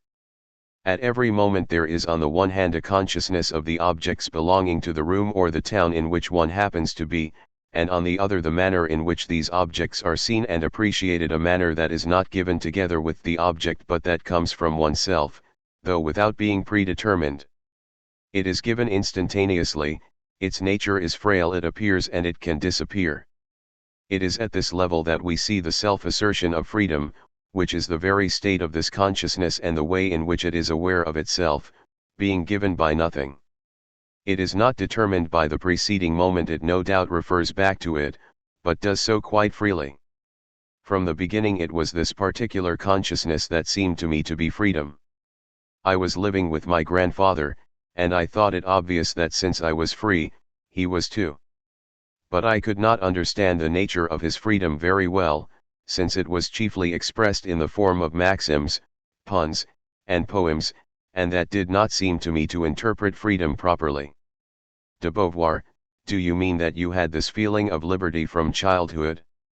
Sartre, yes. I have always felt free by reason of the very nature of what a conscious state amounts to. De Beauvoir, did the way you were brought up help to give you this impression of freedom? Sartre, this notion of freedom is to be found in everyone, but it is given a differing degree of importance according to the way in which one has been brought up. As far as I am concerned, and I spoke about this in the words, I was treated like a young prince that the Schweitzer family had begotten, a treasure that had not yet been clearly defined but that exceeded all its outward manifestations. I felt myself free insofar as I was a young prince, free compared with all the people I knew at that point. I had a feeling of superiority owing to my freedom, a feeling I've lost since because I am of the opinion that all men are free. But at that juncture it was vague. I was my freedom, and I had the impression that others did not feel it as I did. De Beauvoir, but didn't you also have a very strong feeling of dependence? What you did, the places where you went for holidays, and so on were chosen for you. Everything was chosen by others, after all. Sartre, yes, but I didn't think it of much importance. I took it for granted. I obeyed just as I sat on a chair, or breathed, or went to sleep. My freedom found its expression in choices of no great consequence, one kind of food in preference to another during a meal, for example. Either walking along or going into a shop was enough for me.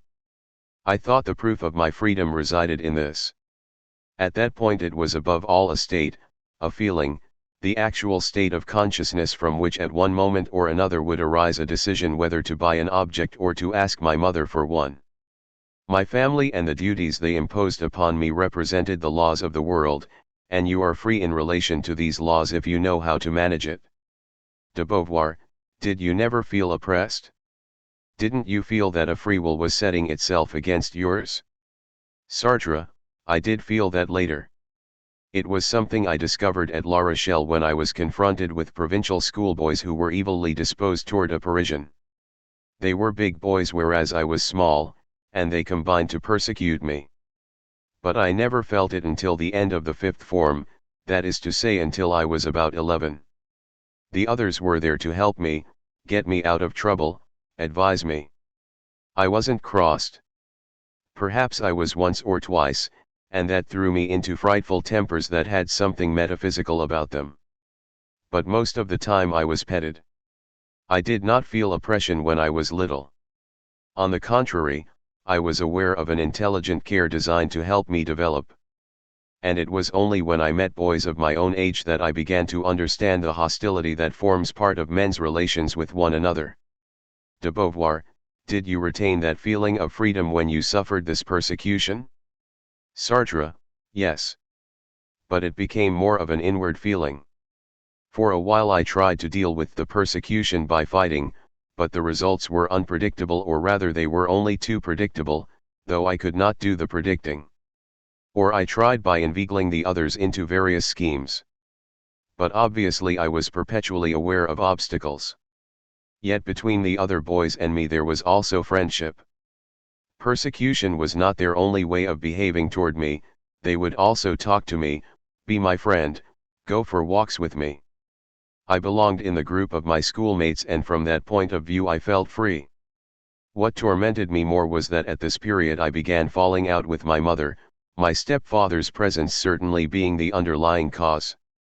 There was something I lacked, something connected not only with her but also with the idea of freedom.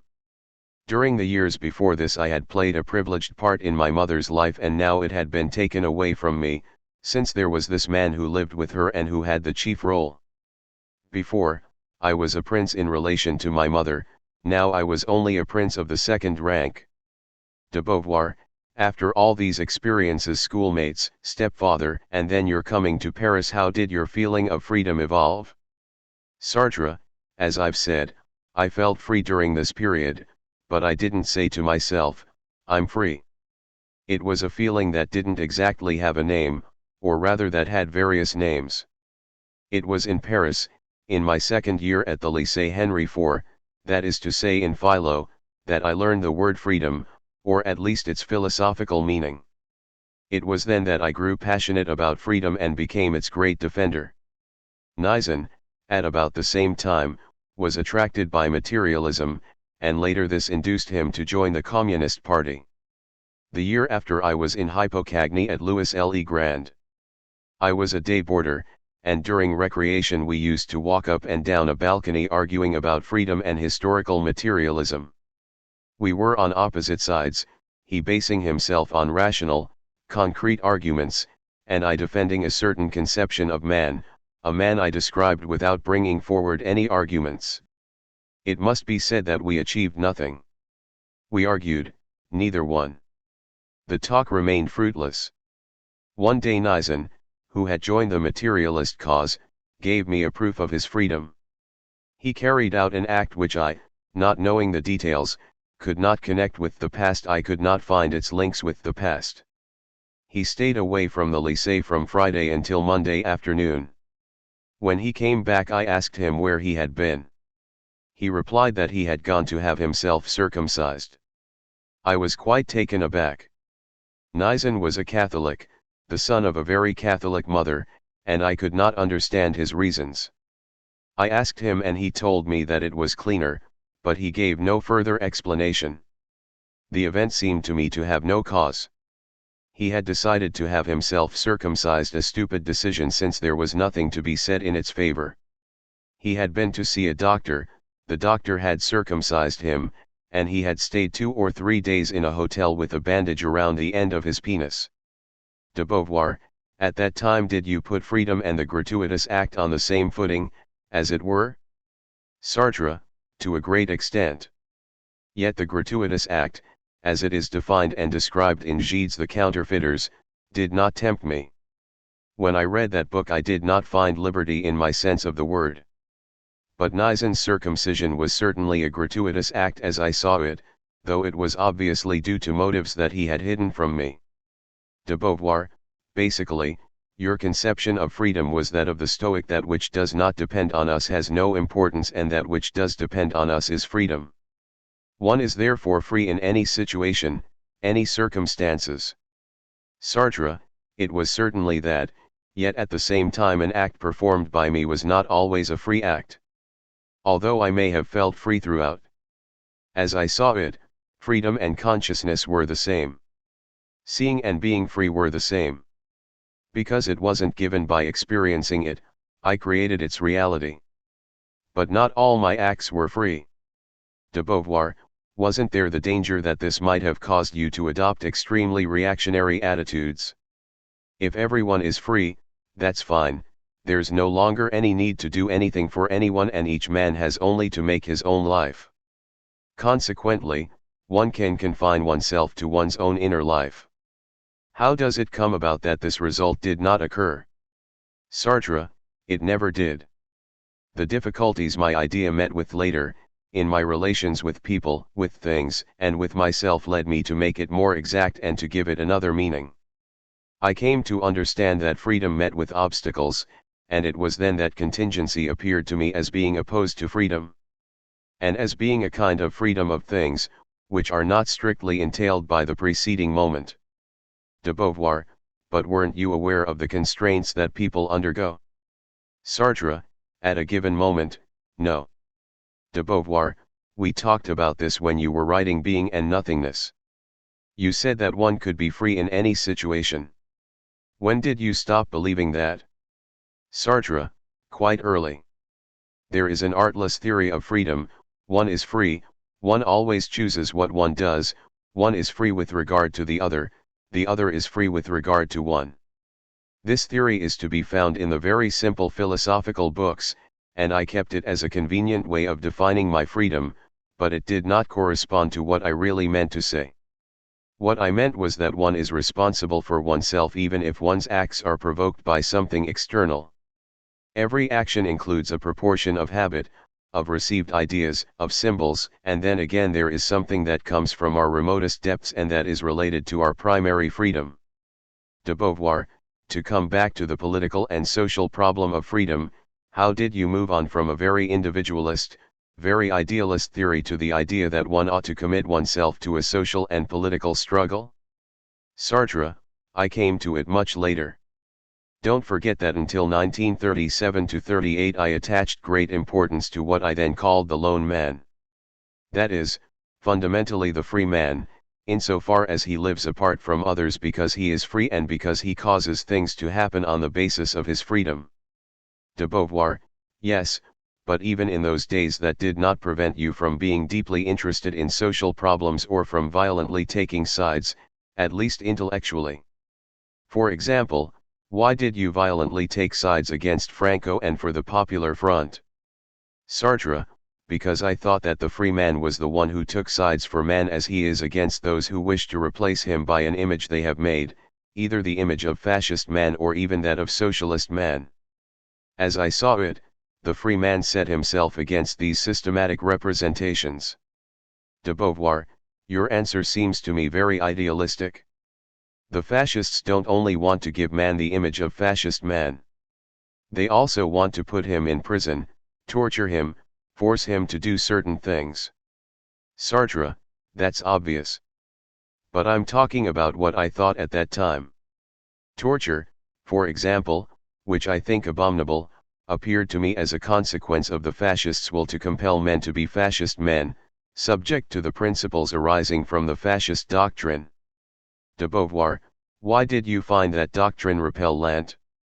Sartre, because it denied freedom. In my opinion, a man must decide for himself in conjunction with others perhaps, but for himself. Yet in fascism he is dominated by men placed above him. I have always loathed hierarchies, and in some of the present-day anti-hierarchical conceptions I see a sense of freedom. There cannot be any hierarchy with regard to freedom. There is nothing above freedom. I therefore decide for myself and no one can force my decisions. De Beauvoir, that also defined your relations with socialism, didn't it? Sartre, yes. Socialism was a doctrine that I found fairly satisfying, but in my opinion it did not confront the real questions. For example, the question of what a man was under socialism. One had to trade the satisfaction of needs for a wholly materialist conception of human nature. It was that which worried me about socialism before the war. One had to be a materialist in order to be a consistent socialist, and I was not a materialist. I wasn't a materialist because of freedom. As long as I was unable to find a way of materializing this freedom, my task during the next 30 years of my life, there was something I found repellent in socialism because the individual was done away with in favor of the communities. They sometimes used the word liberty, but it was a group liberty, without any connection with metaphysics.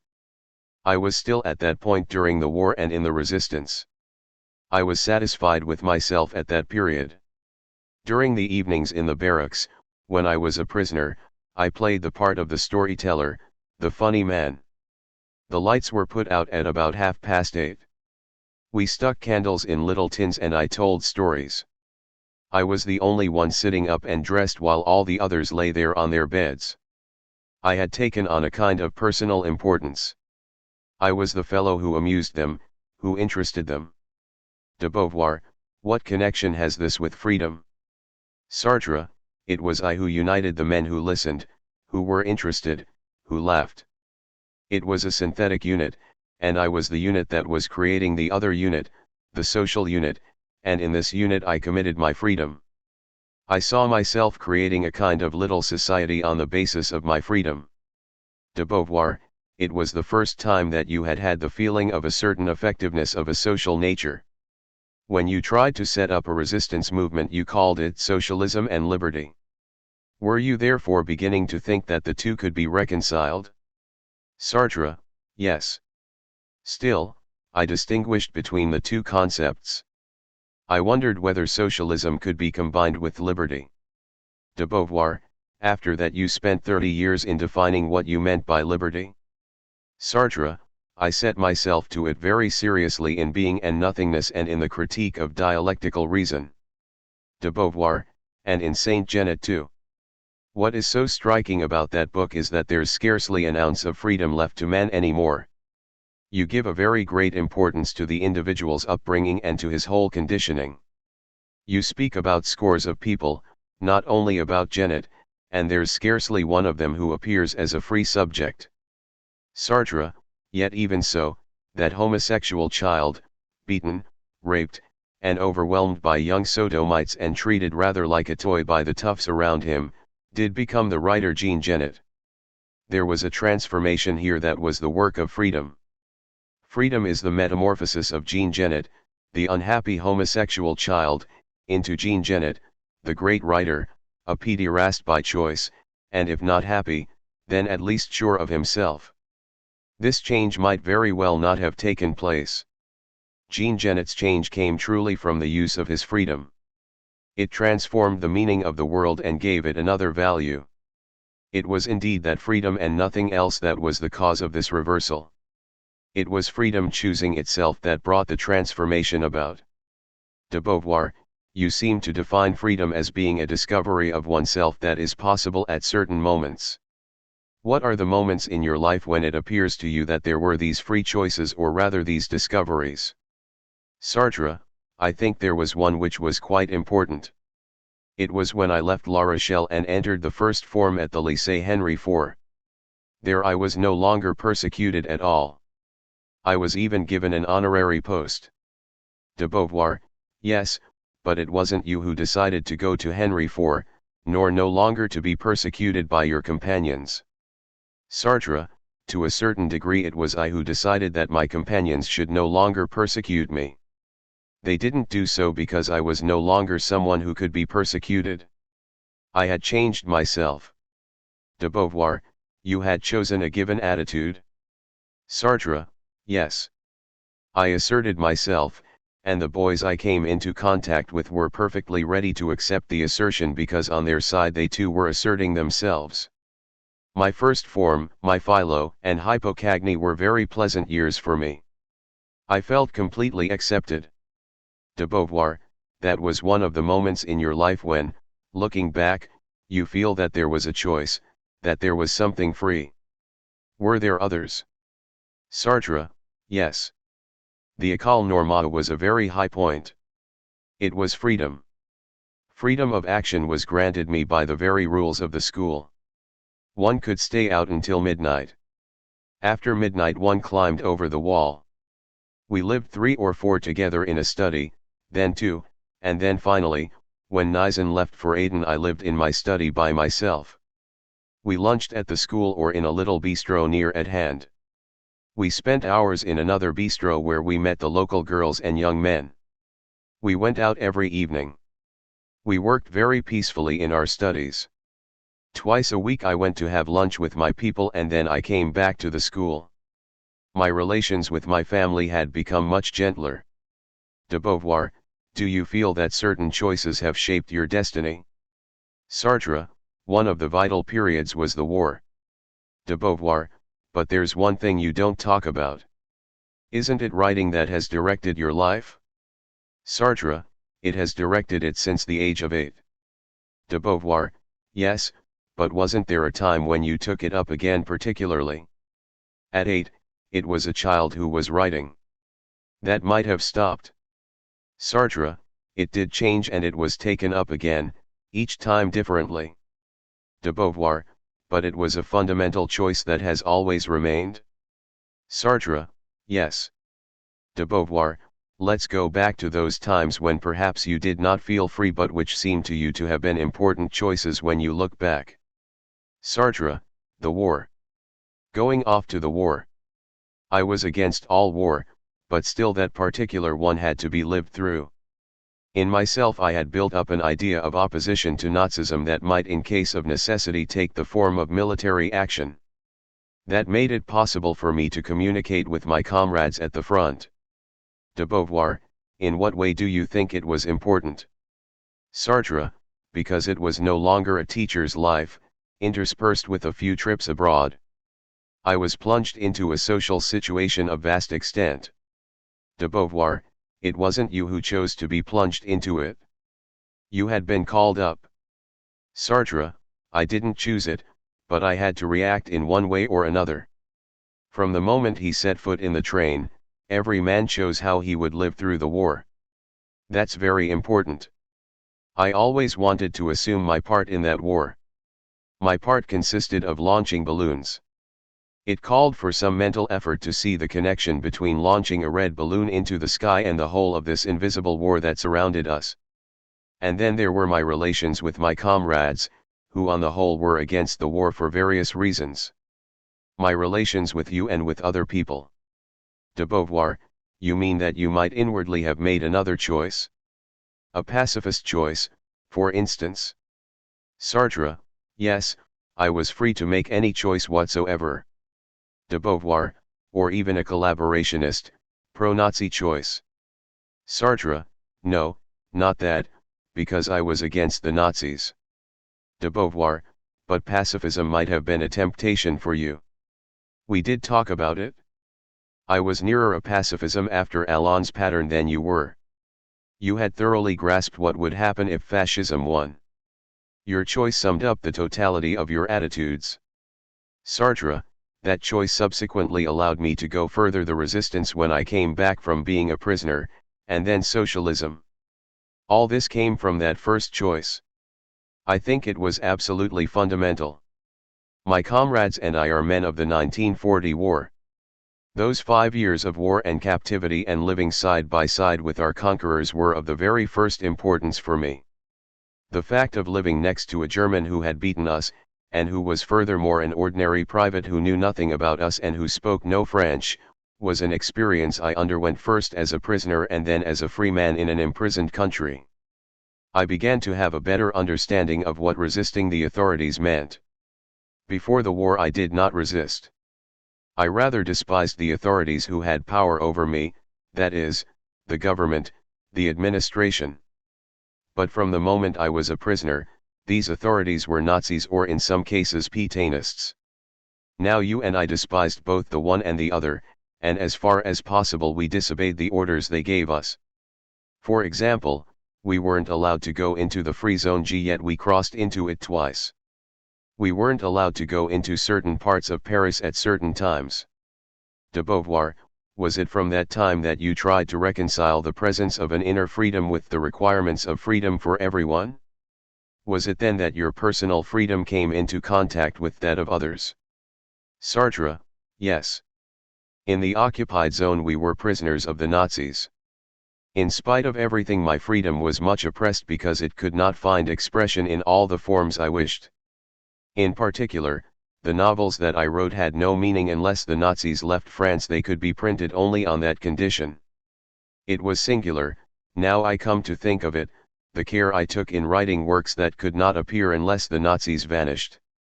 As the name I picked on, Socialism and Liberty, clearly shows, the resistance carried with it the idea that I inclined towards socialism but that I did not know whether liberty had its place therein. De Beauvoir, you had the idea of a synthesis. Sartre, yes, without a doubt. As a hope, and then at the end as a certainty, but only at the end. De Beauvoir, which were the other moments of choice that retrospectively seemed to you important? Sartre, my relations with the communists toward 1952–56, which were broken off at the time of the Hungarian trouble. They brought me to conceive the possibility of relations with political men who were opposed to the government but who were thoroughly established in the community. De Beauvoir, how did your passage from individual to social freedom take place? Sartre, I think that's important. I was working on Being and Nothingness at that time. It was about 1943. Being and Nothingness is a book about freedom. I then, like the old Stoics, believed that one was always free, even in exceedingly disagreeable circumstances that might end in death. On this point I've changed very much. I think that in fact there are situations in which one cannot be free. I explained my thoughts on the subject in The Devil and the Good Lord. Heinrich, the priest, is a man who has never been free, because he is a man of the church and because at the same time he has a relation with the people which is absolutely unconnected with his ecclesiastical education. People and church contradict one another. He is himself the place in which these forces come into conflict and he can never be free. He dies because he has never been able to assert himself. This change in me came toward 1942 to 43 or perhaps even a little later.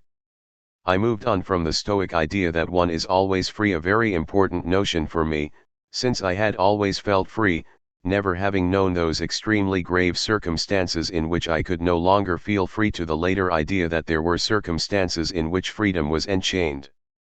These circumstances arose out of the freedom of others. In other words, one freedom is enchained by another freedom or by other freedoms, which is something I have always thought. De Beauvoir, wasn't the idea of the resistance also that there was always another possible way out in death? Sartre, certainly. There was a great deal of that in it. This idea of putting an end to one's life not by suicide but by an action that may end in death and that will bear fruit insofar as one is oneself destroyed, was an idea that was present in the resistance, and it was one that I appreciated. I looked upon dying freely as a perfect end for the human being, far more perfect than a slow end with illnesses, aging, and even senility, or in any case a weakening of the mental powers that sees liberty vanishing well before death. I preferred the idea of a total, freely conceded sacrifice, which consequently does not limit the freedom of a being, whose freedom is his essence. And it was for this reason that I thought myself free in all circumstances. Later, in the case of Heinrich, I showed that there were many circumstances in which one was not free. De Beauvoir, how did you move from the idea that one was free in all circumstances to the idea that death was not a liberating issue, but on the contrary, one that did away with freedom? Sartre, I still retain the idea that freedom also consists of being able to die. That is, if tomorrow some threat or other menaces my freedom, death is a way of preserving it. De Beauvoir, many people don't want to die. A factory hand working on the production line does not feel free, but he's not going to liberate himself by choosing death. Sartre, no, he doesn't feel free. He attaches no sort of value to the freedom he still possesses. It's that confused state of mind that men have with regard to their freedom which makes things so complicated in politics. De Beauvoir, to go back to your personal problem, how did you move from the idea that your freedom was self-sufficient to the idea that for you to be free it was necessary that all others should be free too? That was the view you finally reached, wasn't it? Sartre, yes. It is unacceptable, inconceivable that one man should be free if the others are not. If freedom is refused to the others it ceases to be a freedom. If men do not respect others' freedom, the freedom that for a moment showed in them is instantly destroyed. De Beauvoir, but when did you move from the one conception to the other? Sartre, I think it was at the same time that I moved on to a socialist polity. Not that socialism begets liberty. On the contrary, in the forms we know it refuses liberty, it bases itself upon a solidarity which itself arises from necessity. For example, the working class's class consciousness is not a free consciousness. It is the consciousness of a class that is oppressed and outraged by the other class, the bourgeoisie. So it does not appear as being free. It appears as being produced by a hopeless situation. I reflected on liberty in a certain number of studies that I wrote down in notebooks, big notebooks that I've now lost. In these studies there were vast numbers of ethical, philosophical, and political observations. It was then that I looked at freedom with a new eye. In these studies I conceived liberty as being something that in certain circumstances might be abolished and as something that bound men to one another insofar as each, in order to be free, needed the freedom of all the rest. That was about 1945 to 1950. De Beauvoir, and what do you think about freedom now? About your freedom and about freedom in general? Sartre, as far as my freedom is concerned, I haven't changed. I think I am free. Like many others, I have been alienated on certain levels. I was oppressed at the time of the war. I was a prisoner. I was not free when I was a prisoner. Yet I lived through being a prisoner in my own way with a certain freedom. I don't know why, but I look upon myself as being very nearly responsible for everything that happens to me. Responsible in given circumstances, of course. But on the whole I see myself in everything I have done, and I do not think my actions have been determined by an outside cause. De Beauvoir, that concerns your particular case, because you aren't subject to constraints. You are a privileged creature and you can do more or less what you like with your life. But when you were talking about workers on the production line, you said, they don't feel free. Do you think that they don't feel free or that they aren't free? Sartre, I told you, what causes their behavior to be determined for them is the action of other men on them, which brings about restraints, duties, and pseudo-contracts that muddle their minds, in short, a slavery in which freedom of thought and of action is confused. It still exists, otherwise why should they revolt? But it is hidden by collective images, by repetitive actions performed every day under constraint, by conceptions that have been learned, not thought out by themselves, and by a lack of knowledge. And sometimes freedom appears to them under names other than its own, as it did in 1968 for instance. Yet it's freedom thereafter when they want to bring down, put out of action, or maybe kill the general mass of their oppressors in order to find a state in which they would be responsible for themselves and for society. I think 1968 was a time when they became aware of freedom, only to lose that awareness again afterward. But that time was important and beautiful, unreal, and true. It was an action by which the technicians, the workers, the living forces of the country became aware that collective freedom was something other than the combination of all individual freedoms. That was what 1968 amounted to. And at that point I think each man grasped the nature of his own freedom and that of the group he belonged to. Moments of that kind have often happened in history. The Commune was one of them. De Beauvoir, can you think of anything to add about your own relations with freedom? Sartre, once again I say that freedom represents something that doesn't exist but that gradually creates itself, something that has always been present in me and that will leave me only when I die.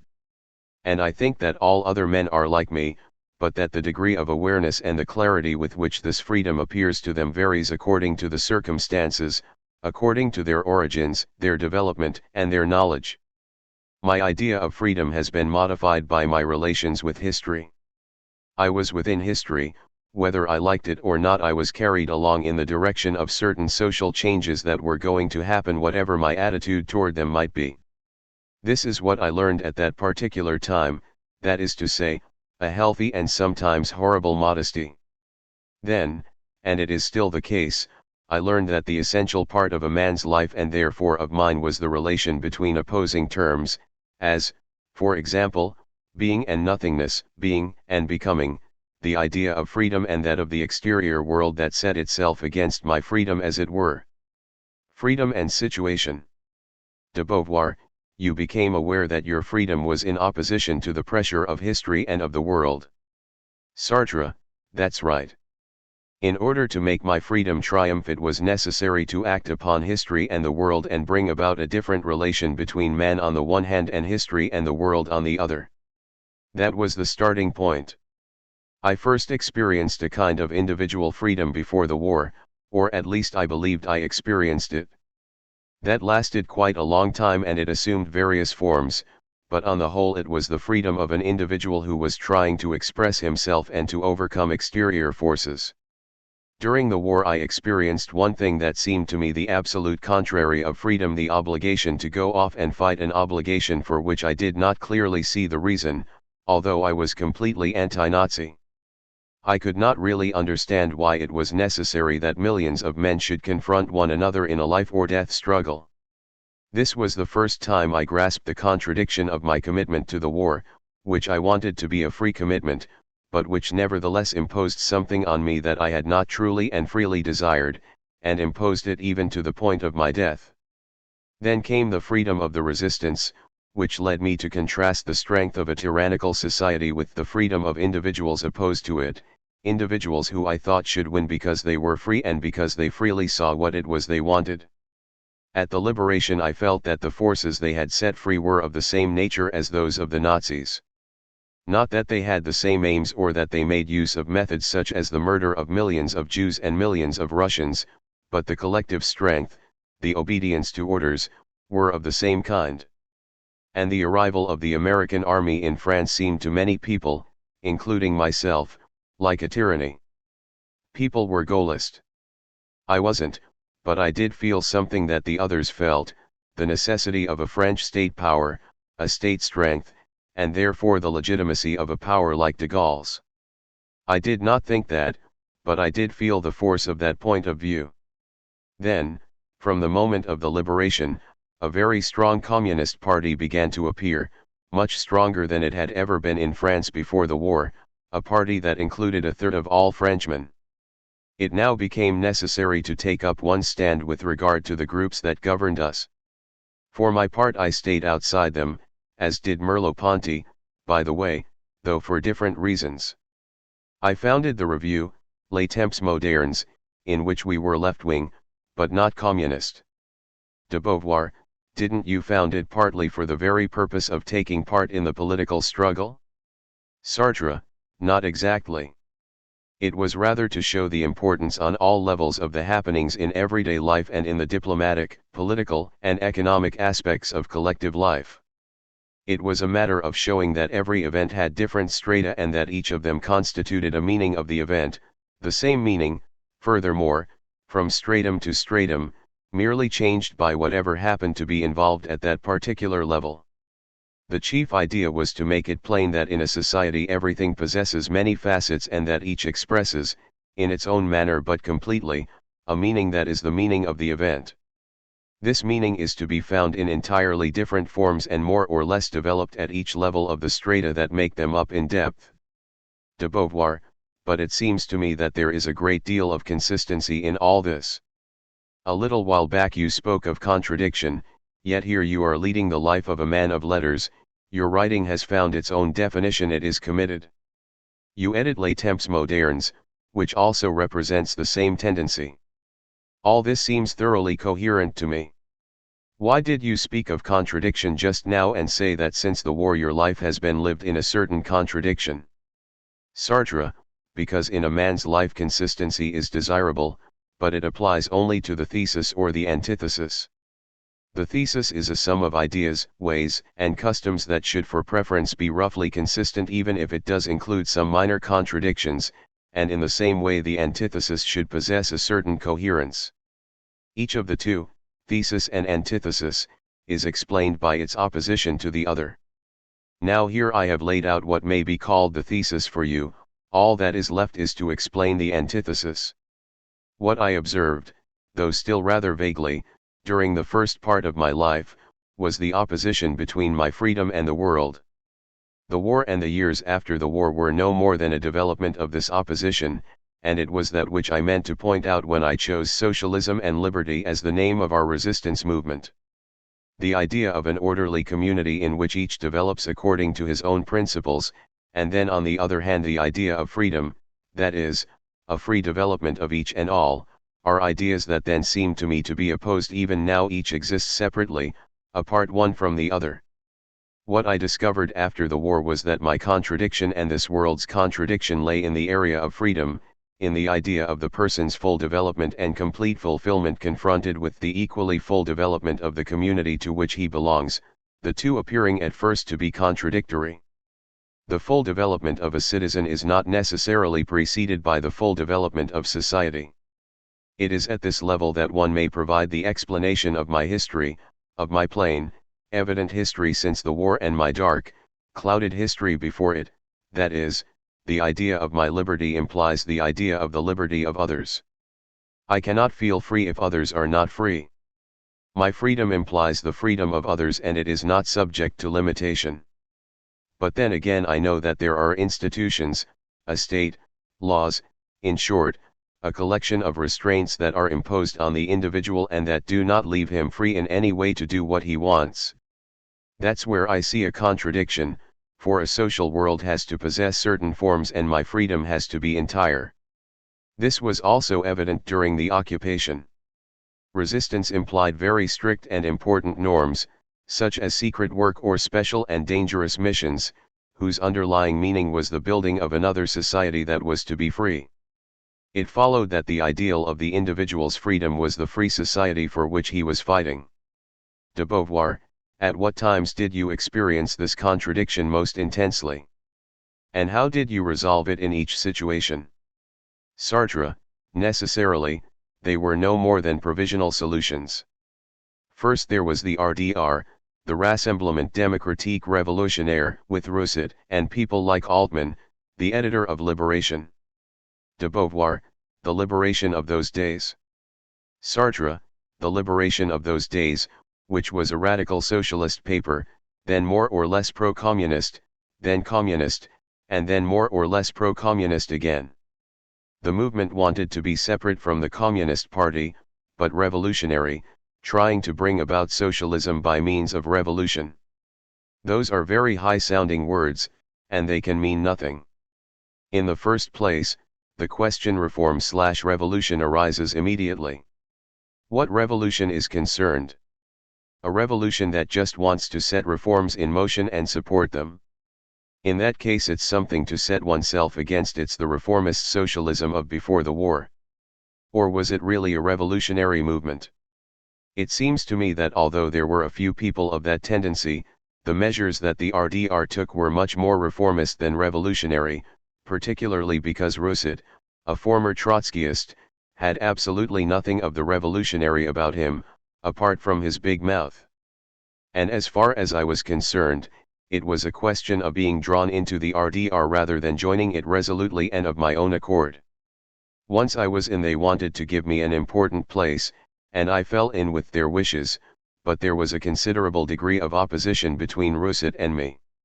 I saw that Rousseau was turning toward reformism, that he wanted to get funds for the RDR by begging from the American workers' unions. This seemed to me absolutely mad, for it meant making a French group financially dependent on the great American organizations, which are so different from ours and from the left-wing policy that we put forward. I was against this tendency of Rousseau's. The contradiction broke out after Rousseau had been to America, where he had collected a little money. He, and even more Altman, organized a kind of congress in France for people who might take an interest in the RDR, and he invited the Americans. De Beauvoir, but you've already spoken about that. What interests me is seeing that what you looked upon as a solution for a while was in fact unsound.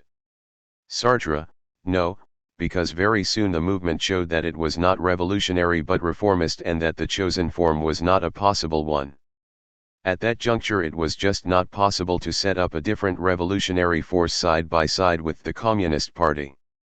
There was a contradiction between a freedom that set itself against the Communist Party and a revolution, that is, a mass movement, insofar as that revolution refused the idea of freedom. Subsequently, after a great many hesitations, there was another period of contradiction, the period of Operation Ridgeway. Ridgeway came to Paris.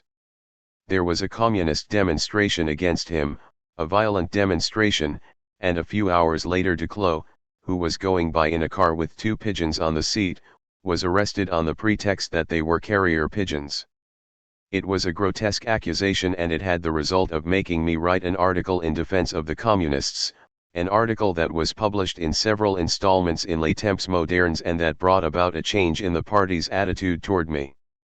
De Beauvoir, what induced you to write this article? Sartre, oddly enough it was Henri Guimat. His book on Napoleon II's taking power, Le coup du 2 décembre, in which he gave extracts from newspapers, private diaries, and books by writers favorable to Napoleon II's coming to power, decided me to look upon Duclos' arrest as very serious. De Beauvoir, so you made the decision to support the Communist Party, though without joining it of course. Sartre, I wrote the Communists and Peace without having any communication with the party and being hostile to it on the whole, in order to say that Duclos' arrest was shameful. Then gradually the articles changed into a kind of semi-panegyric and then even an actual panegyric of the Communist Party against the then current French formations. The result was that the party sent me Claude Roy and another man, Claude Roy representing the element that could speak to non-communist intellectuals, to ask me whether I wouldn't join with those of the intellectuals who were protesting against the arrest of Henry Martin. I agreed. I attended the meetings of these intellectuals. I suggested the writing of a book calling for the release of Henry Martin, a book made up of various articles for which I would provide a sort of commentary. I did so. The book was called L'Affaire Henry Martin and it was published. Unfortunately, because of technical difficulties, it came out a couple of weeks after Henry Martin had been released, but it is a fact that he was released at that particular time. De Beauvoir, then you went to the Peace Congress. Sartre, at that time the Communist Party's attitude toward me had changed and so had mine toward it, we had become allies. The rest of the left wing no longer existed. The socialists were on the side of the right, they fought against the Communist Party, battering it as hard as they could, and it seemed to me that the only surviving left would be one attached to the Communists. In spite of great mental reservations, Les Temps Modernes allied itself to the Communists in order to carry on a policy favorable to the party. De Beauvoir, in what way did that represent a solution of your contradictions? Sartre, fundamentally it was not a solution. They never lasted long, but several times in the course of my life there have been short periods in which I have dropped freedom in favor of a group idea. De Beauvoir, at that time did you think that the Communist Party was something like a stage in the direction of socialism? Sartre, yes, I did. I did not think our aims were the same, but going along with them was easy enough. De Beauvoir, and until when did that last? Sartre, it lasted from 52 to 56. De Beauvoir, it was in 54 that you went to the USSR. You were still on good terms with them at that time. Sartre, yes, but what I saw in the USSR did not fill me with enthusiasm. Of course they just showed me what could be shown, and I had a great many reservations. De Beauvoir, yet you wrote a very laudatory piece in Liberation. Sartre, it was Ka who wrote it? De Beauvoir, it must be admitted that you were exhausted. Sartre, I gave him a certain number of leading points and then I went off for a holiday with you. De Beauvoir, yes, to get some rest. Then there was Helsinki, which was another peace congress. Where I went with you. That was in 1955. Sartre, yes, and we met some Algerians who told us about the situation in Algeria. De Beauvoir, yes, indeed. And then there was 1956, which was the time of your break with the Communist Party. Sartre, a break that has never really been healed. It was healed to a certain extent from 62 on, when I went back to the USSR. De Beauvoir, we went back together in 62, twice in fact, and then in 63, 64, and 65. Sartre, yet I wasn't on such very good terms with the communists. De Beauvoir, but we had friends there among those who were deeply opposed to Stalinism. Then there was another commitment that was important to you against the war in Algeria. You did a lot of pretty important things during that war. Then after 68 there were your relations with the Maos. How did you come to reconcile your desire for individual freedom with a collective action that implied discipline and orders? Sartre, whenever I committed myself in one way or another to politics and carried out an action, I never abandoned the idea of freedom. On the contrary, every time I acted I felt free. I've never belonged to a party. I may have felt sympathetic towards some party for a while. At present I have a fellow feeling for the Maoist tendency, which is now beginning to disperse in France but which nevertheless is not dead, and more lasting sympathies. I have therefore been in touch with various groups, but without belonging to them. They asked me to do things. I was free to say yes or no, and I always felt free whether I agreed or refused. Take my attitude during the Algerian War, for example. That was the time at which I separated myself from the Communist Party because the party and we did not want exactly the same thing. The party did envisage the independence of Algeria but only as one possibility among others, whereas we agreed with the FLN in calling for that independence in the immediate future. We and the communists came together again to some extent in order to try to set up an anti-A.S group. It didn't lead to much, I may add, because the communists intended to spoil our efforts. I've always looked upon colonialism as an action of pure theft, the brutal conquest of a country and the absolutely intolerable exploitation of one country by another.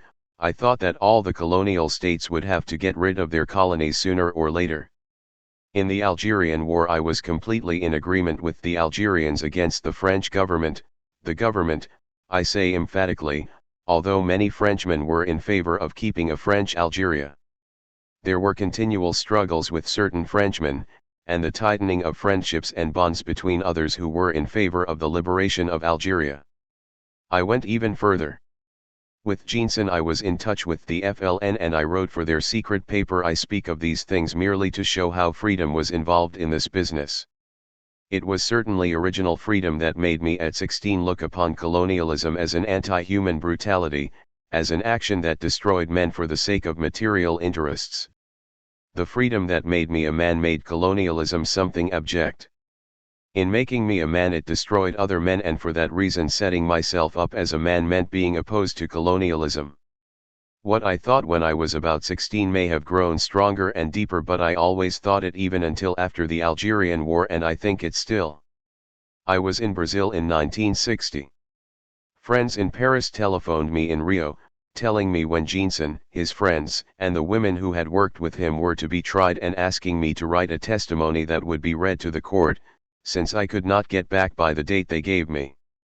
I obviously could not dictate this testimony. The telephone was very bad, I could not hear them well nor could they hear me.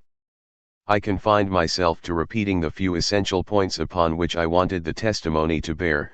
My friends knew them in any case, and I knew that they would make a good job of it.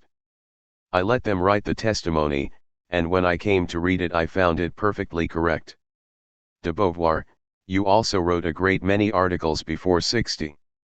Sartre, of course I did. I wrote articles against the war in Algeria and against the torture that was going on.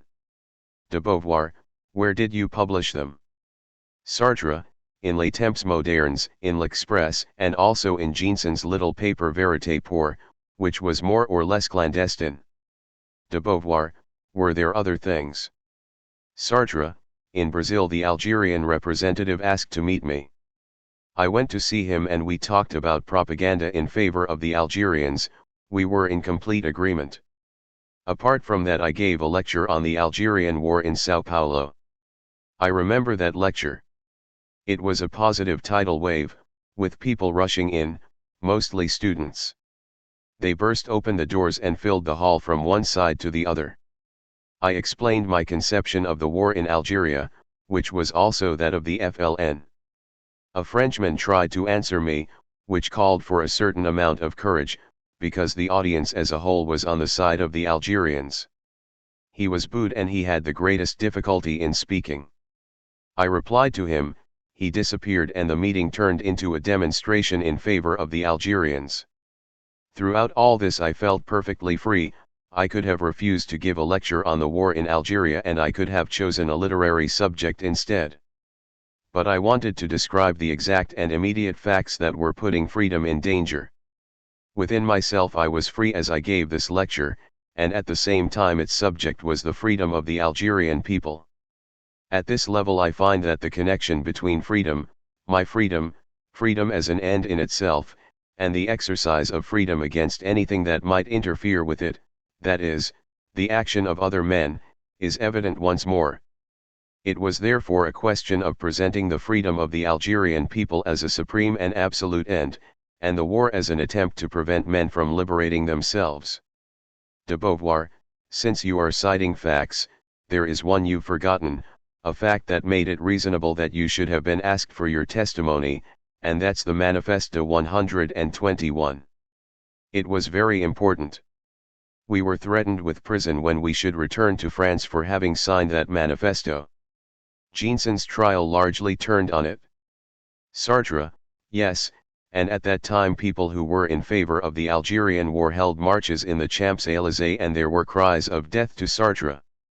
The French government wanted to prosecute me for having signed the manifesto like the 120 other signatories. That too was a minor detail, and in that case too I was free. I never belonged to any pro-Algerian organization, but I was in sympathy with all of them and was welcomed in all of them. What I've been trying to show is how that little action of no great importance and the whole of what I did to make the Algerian cause popular in Brazil arose from my freedom. I've been trying to show that I was not conditioned by anyone, that I acted by myself in relation to my own theories, my own political beliefs, and that I committed myself completely. After that we went to Cuba and came home by way of Spain. When we crossed the frontier there was a certain amount of argument with the customs men, who let us through in the end but not without having told Paris of our return. Some of our friends would have liked us to come back by plane so that if there were an arrest it would be carried out in front of everybody, but we thought that provocation was useless and that it would be better to go quietly back to Paris, officially but discreetly. Friends came to meet us in Barcelona, Pourlion, Landsman, and Bost. They took us back to Paris, where the police started taking our evidence and where it was understood that in a week we should go before the instructing magistrate. The day before we were due to go the poor magistrate fell ill, as we learned from the papers. A week later he was still ill, and that was where the joke ended. We never heard any more of our indictment as signatories of the Manifesto 121. I am only mentioning one small event among hundreds of others. I wanted to point out how at a given juncture freedom made me discover the true relation of the Algerians to the French or of the French to the Algerians an oppression. I was necessarily against this oppression, in the name of the freedom that seems to me to form the basis of every man's existence, and as a man I was required to act every time and as far as I could in favor of freedom. The means I made use of depended on necessary causes and connections that no longer had anything to do with free assertion. Yet when I used them they were shot through and through with freedom. They were necessary for asserting liberty in the world. De Beauvoir, was it also the love of freedom that made you try to do something with the writers and intellectuals of the Eastern countries? I mean, weren't your journeys to the USSR between 62 and 66 intended to try to help the liberal intellectuals become liberalized? Sartre, liberal is an ignoble word. De Beauvoir, still, that's the name they used themselves. Wasn't that the reason? Sartre, yes. I wanted to see whether by talking it might be possible to make some small change in their view of the world, of the forces confronting one another and of what was to be done. But above all I went to Russia to meet people who thought as I did, intellectuals who had already carried out this work themselves. 2 or 3 of them. De Beauvoir, you stopped going to the USSR in 66 when there were the Daniel and Sinievsky trials. You thought the cause of what were called the liberal intellectuals was more or less lost. But there was one fact that was still more important in making up your mind, and that was the invasion of Czechoslovakia. Sartre, yes. There had already been the invasion of Hungary. De Beauvoir, which had made you break with the communists. You had, after all, to some extent resumed relations with the USSR toward 62, as we have just said. But this break was definitive. How did you express your attitude at the time of Czechoslovakia?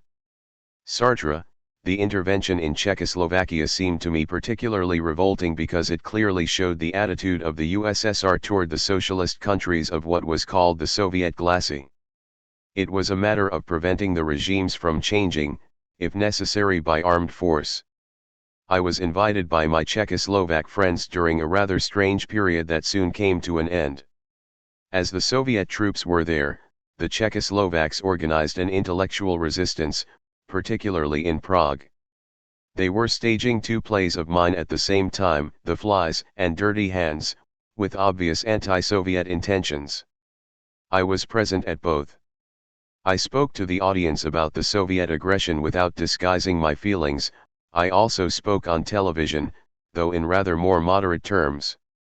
In short, they used me to help them in the struggle against the enemy, who was present but who was not to be seen. I stayed there a few days and I met and talked to various Czech and Slovak intellectuals. They were all deeply disgusted by this attack and they were determined to resist.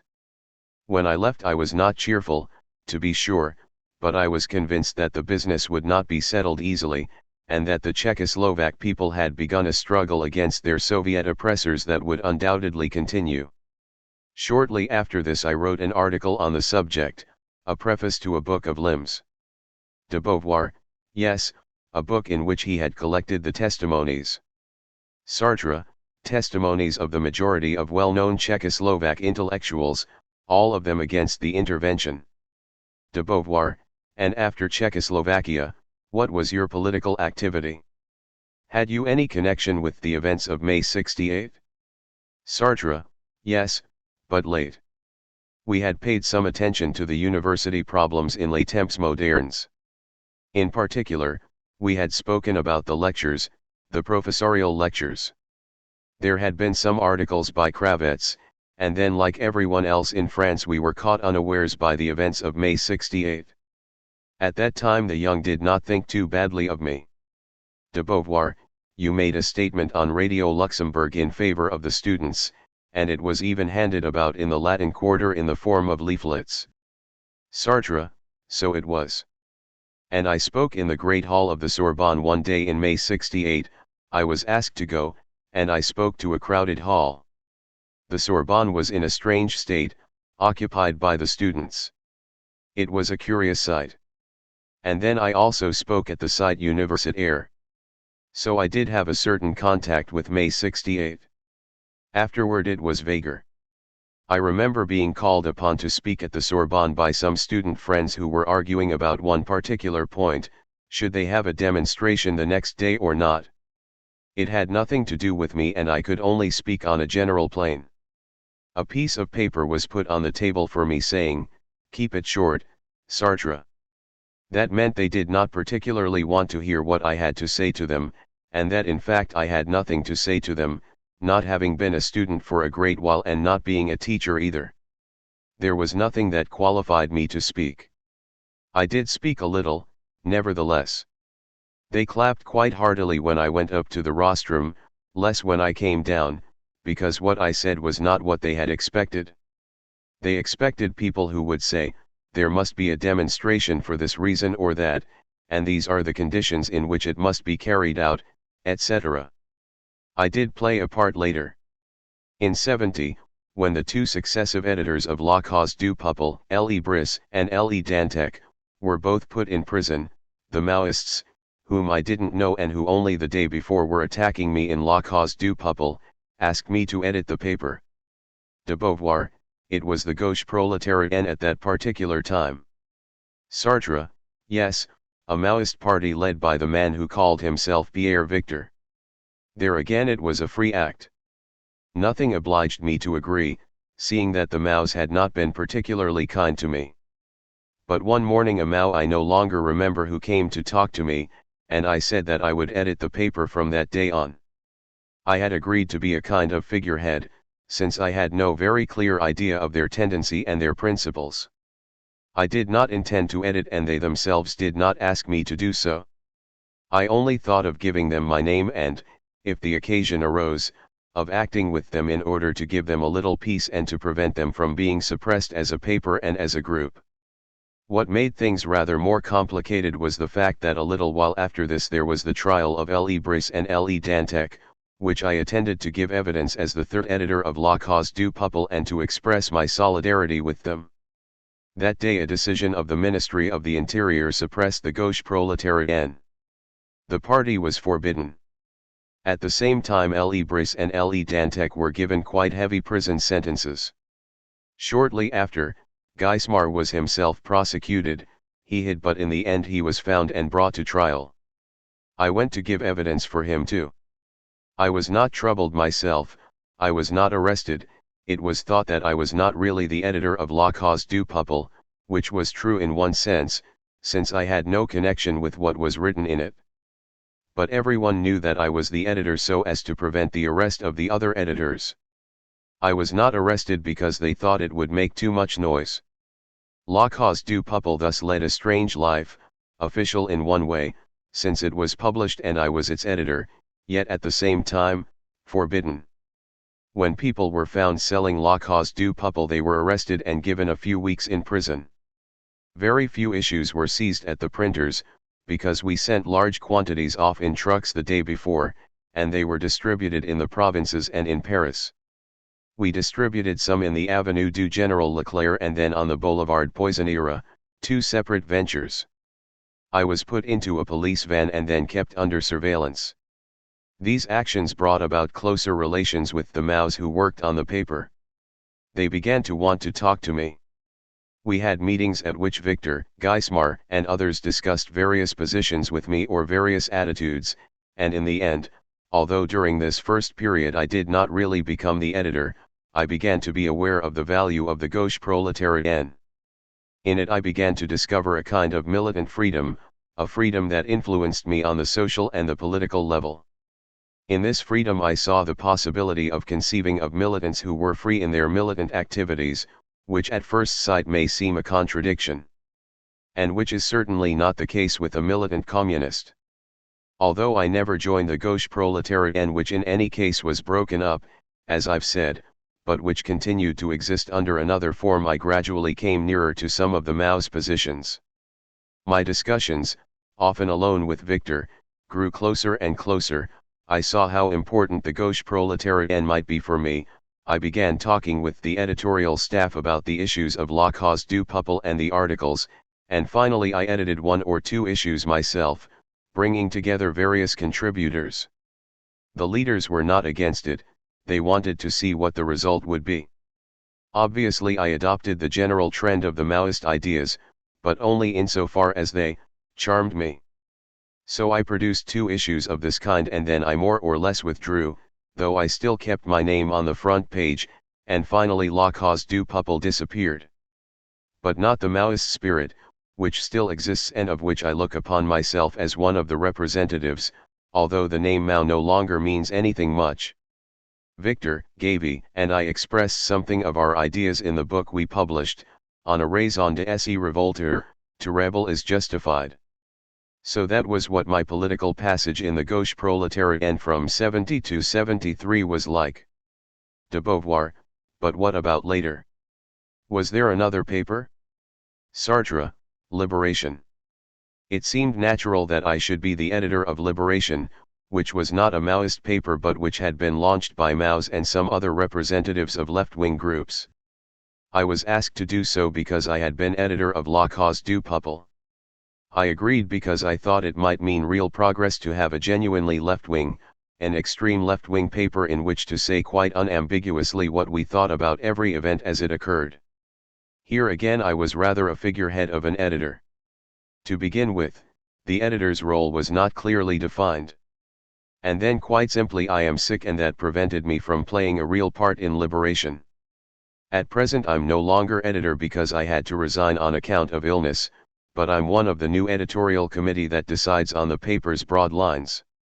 As you know, I'm still very tired, I can neither read nor write, can write still, after a fashion, but not read what I've written. Yet one way or another I do manage to make my opinions known. Here again freedom has always been the essence, the reason for my choices. And the new Liberation was restructured this summer, the new form was studied by Gavy, Victor, me, and a few others, and this time the new Liberation, which is going to appear in a few days, may make a thoroughly good start. De Beauvoir, in these conversations you seem immensely eager to talk about your relations with politics. You spoke about them in your conversations with Victor and Gavy and you're still anxious to speak about them now with me. Why? Since you're first and foremost a writer and a philosopher. Sartre, because political life represents something I haven't been able to avoid, something into which I've been plunged. I haven't been a politician, but I've had political reactions to a great many political events, so that the state of a politician in the broad sense, that is of a man moved by politics, steeped in politics, is something that does characterize me. For some time the Maos looked upon my friendship with Victor only as a political relation, for example. De Beauvoir, the Mao's point of view is not a universal and everlasting point of view. Posterity will not think of you as a politician but essentially as a writer, a philosopher, who also had certain political attitudes, like almost all intellectuals. Why do you attribute this special importance to the political dimension of your life? Sartre, at 20 I was apolitical, which is perhaps only another kind of political attitude, and I am ending as a socialist communist, envisaging a certain political destiny for mankind. It seems to me that this represents a life, passing from an apolitical to a political attitude properly so called. It has taken up a great deal of my lifetime. There was the RDN, my relations with the communists, my relations with the Maos and all that. It makes a whole. De Beauvoir, would you like to go back to your political biography, then? Sartre, there must be an explanation of what it means to be apolitical, where it comes from, why I was apolitical when I first met you, and then how it happens that political ideas gather and tighten around one so that in the end they cause themselves to be taken up in one way or another. That seems to me essential. De Beauvoir, well then, let's talk about it. Sartre, when I was a child, politics was something that concerned everybody. Every man was to perform certain duties, such as voting, for example, and the result of everyone voting was that the country was a republic and not the Second Empire or a monarchy. De Beauvoir, you mean there was a political atmosphere in the home where you lived with your grandparents? Sartre, yes, my grandfather adopted the principles of the Third Republic. I think he voted for the center, he didn't say much about the people he voted for. He thought one should keep that to oneself. Which was comic in that household made up of his wife, who didn't give a damn, of his daughter, who knew nothing whatsoever about it, and me, who was too small to ask. But still, he preferred to keep his distance. That was the secrecy of the man who votes, it was the political power he wields in voting. But he did tell us that he would vote for Poincaré. De Beauvoir, so people talked about politics when you were small? Sartre, oh, very little. Just a very little. De Beauvoir, I believe there were also questions of nationalism that were of importance, weren't there? Sartre, yes. Alsace the war. De Beauvoir, so in your childhood you had a civic dimension. Sartre, yes, Alsace was the important point with my grandfather. Alsace had been taken by the Germans. So I had the political idea that is to be found in textbooks, and it stayed that way until the war. During the war there were the brave little Frenchmen, the heroic poilus, who fought against the wicked Germans. It was a simple kind of patriotism taught in the schools and I believed in it completely. I even wrote an adventure story at that time, just when I was entering the sixth form in Paris, a tale in which the hero was a soldier who took the crown prince prisoner. He was stronger than the crown prince and he beat him in the front of a crowd of soldiers who laughed with delight. De Beauvoir, so you felt you were a citizen. Well, at least there was a civic dimension. What's more, you acted in the patriotic plays written by your grandfather. Sartre, yes. De Beauvoir, in which you said farewell, farewell, our dear Alsace, or words to that effect. Sartre, just so. During the holidays, with acquaintances we met at hotels. It was owing to the war, and before the war it was owing to my family's bourgeois, republican atmosphere. And very quickly I came by the notion that that was how a man's life should develop. To begin with, one was not political, then toward 50 one did become political, like Zola, for instance, who went in for politics at the time of the Dreyfus affair. De Beauvoir, but where did you get that notion from? Sartre, it came from the fact that I identified myself with the life of writers. A writer's life was shown as having a youth, a middle part which was the production of his works, and a later part in which he engaged in politics in his capacity as a writer and in which he intervened in the country's affairs. De Beauvoir, but that's not the biography of all writers. There are plenty who never went in for politics. Why did that kind of biography strike you? Why did it seem to you more exemplary than that of, say, Stendhal, who was never politically active in that sense but whom you were nevertheless very fond of? Sartre, still, he was politically active in another way. De Beauvoir, but not at all in the fashion you were talking about. Why did biographies of this kind impress you particularly? Sartre, the writers I was told about had almost all gone in for politics. De Beauvoir, yes, but things never influence us except as we are able to be influenced by them, so if you were very much struck by biographies of this kind and if you identified your own with them, it must be because there was something in you that made you look upon them as exemplary.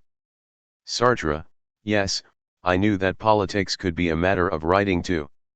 It wasn't affected merely by elections and wars, it was also written. There were pieces that were satires or discussions of a specific political fact. For me, politics was like a side issue of literature. And I thought that I too should undertake it toward the end of my days, when I was less capable of producing literature.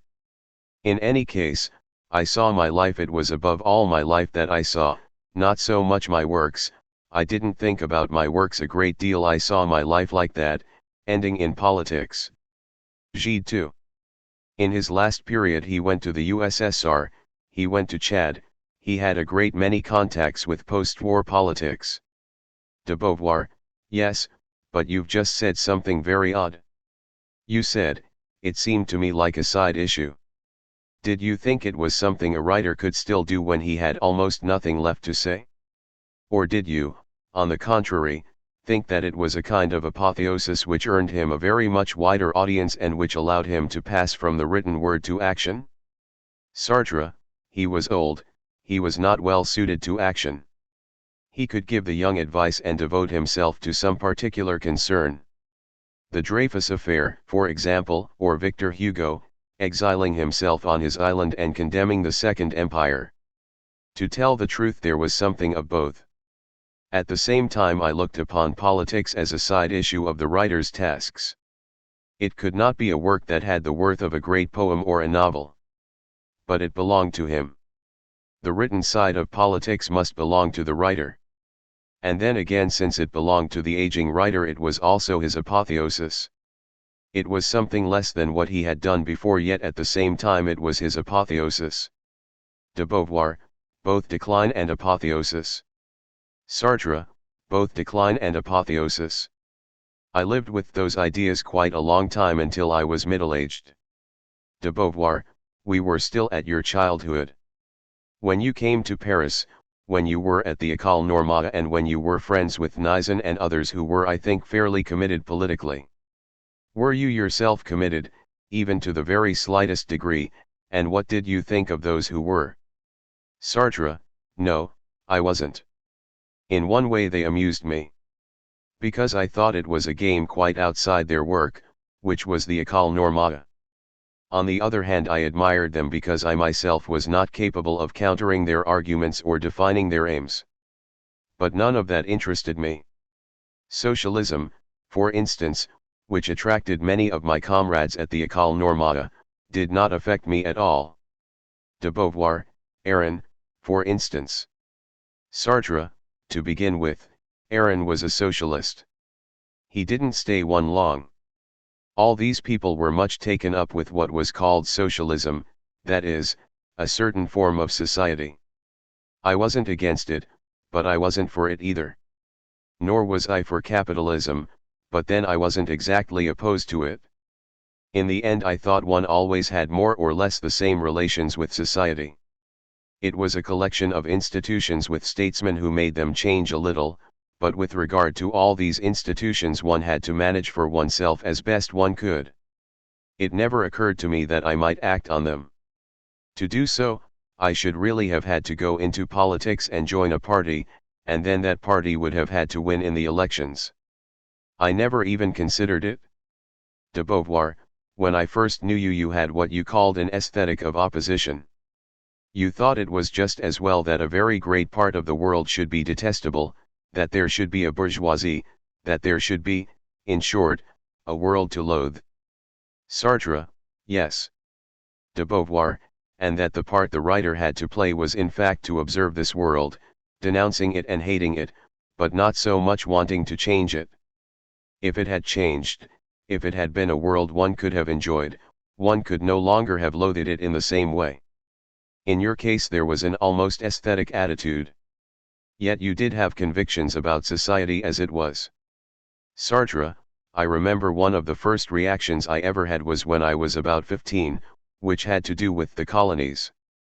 I looked upon them as an infamous seizure on the part of the state. They implied wars, unjust wars, they implied the conquest of a country, the settling of the conquerors, and the enslavement of the inhabitants of that country. And I looked upon the action as totally discreditable. De Beauvoir, why? It wasn't your circle that gave you those notions.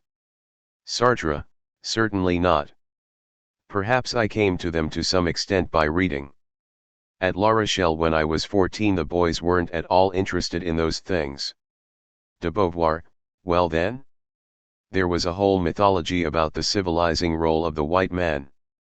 You were a person for whom culture mattered a great deal. So might you not have fallen for all those myths? Sartre, but I didn't. De Beauvoir, why not? Try to find out why not. Sartre, when we were in the first form, in Hypocagny, and in Cagny there was a legendary character, Félicien Challet, the philosophy teacher, who was against the colonies. He talked to the boys and convinced them. And I was told about this character right away, at first by Nizan, who was naturally anti-colonialist, though not very strongly. It was national questions that he was concerned with. De Beauvoir, it's interesting to see that even when you were very young you had absolutely no feeling of the superiority of one race, one culture, one civilization over another. Sartre, absolutely not. De Beauvoir, but this is important. How does it come about that your formation and the sense of belonging to the elite you were brought up with did not rub off on you, at least to some degree? Sartre, it really was the idea of equality that came first with me. I thought that people were my equals. I think I had it from my grandfather, who stated it categorically. For him, democracy was all people being equal.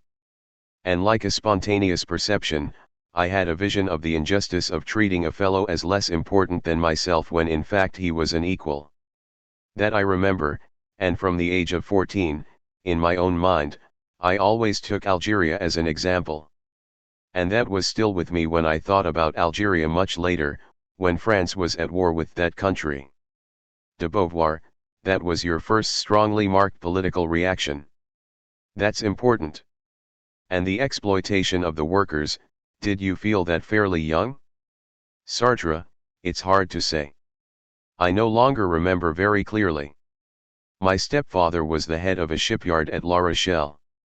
He had a large number of workmen under him. I can't remember now how I looked upon them, certainly to some extent through my stepfather's eyes. He treated them as minors, I mean as people under 20. De Beauvoir, yes, as so many children.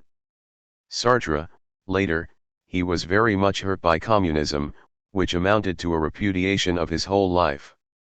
I was never in favor of a socialist society before the 39 war. De Beauvoir, no.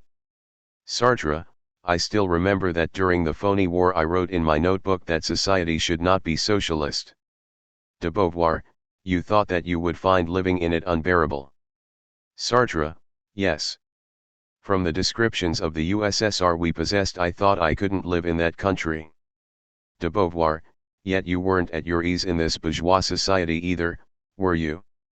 Sartre, no. So I invented mythical societies, good societies in which one ought to live. It was unreality which became the general direction of my political thinking, and I was in something of that state when I came to politics. De Beauvoir, let's stay at the time when you were not yet there. You did have reactions against class division.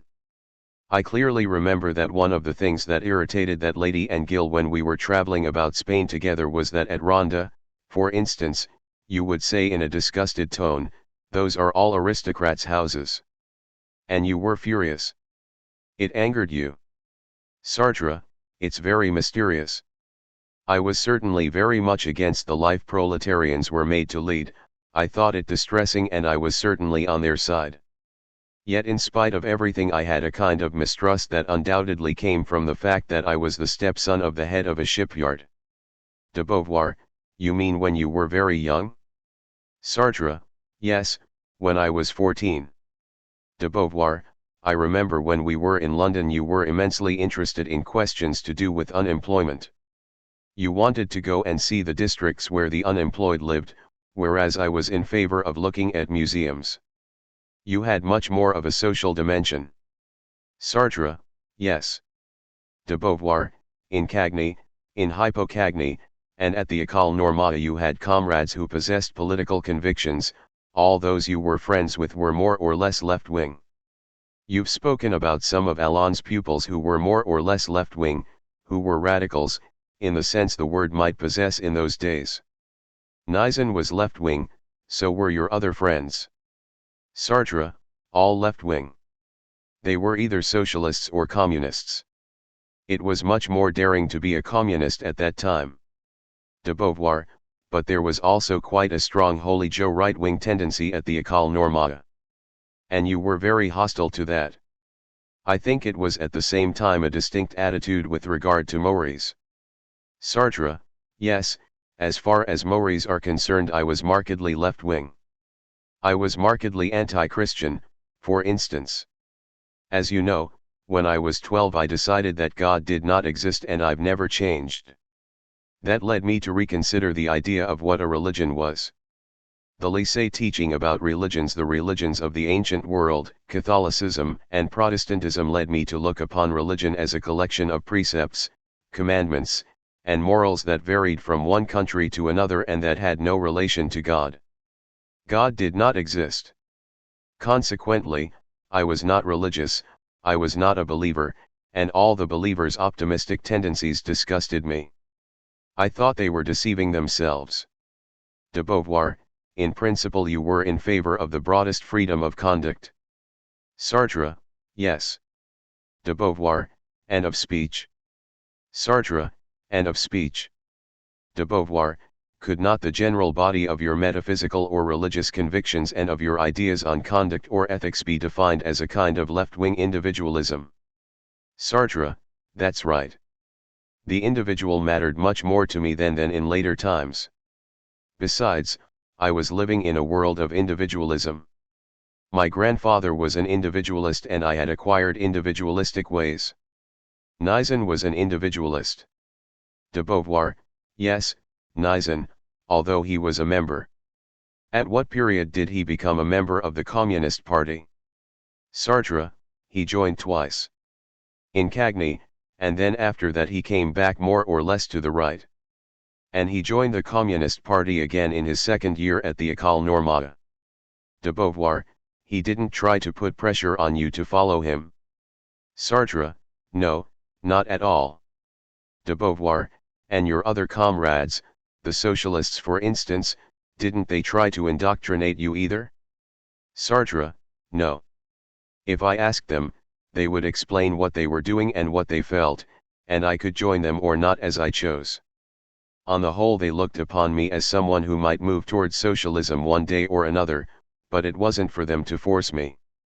De Beauvoir, when did you first read Marx? Sartre, in my third year at the École Normale. The third and fourth years. De Beauvoir, what effect did it have on you? Sartre, the effect of a socialist doctrine that seemed to me well thought out. As I told you, I thought I understood it and in fact I understood nothing. I did not see the meaning it possessed at the very time I was reading it. I understood the words, I understood the ideas, but what I did not understand was that it could be applied to the world of today or that the notion of surplus value could have a meaning for the present. De Beauvoir, and it didn't strike you? Sartre, no. It wasn't the first socialist system that I'd had occasion to read. De Beauvoir, no, but the others were utopian. In this case there was an analysis of the reality. Sartre, yes, but I lacked a criterion to distinguish between utopia and what was not utopia. De Beauvoir, so it didn't have a striking effect on you?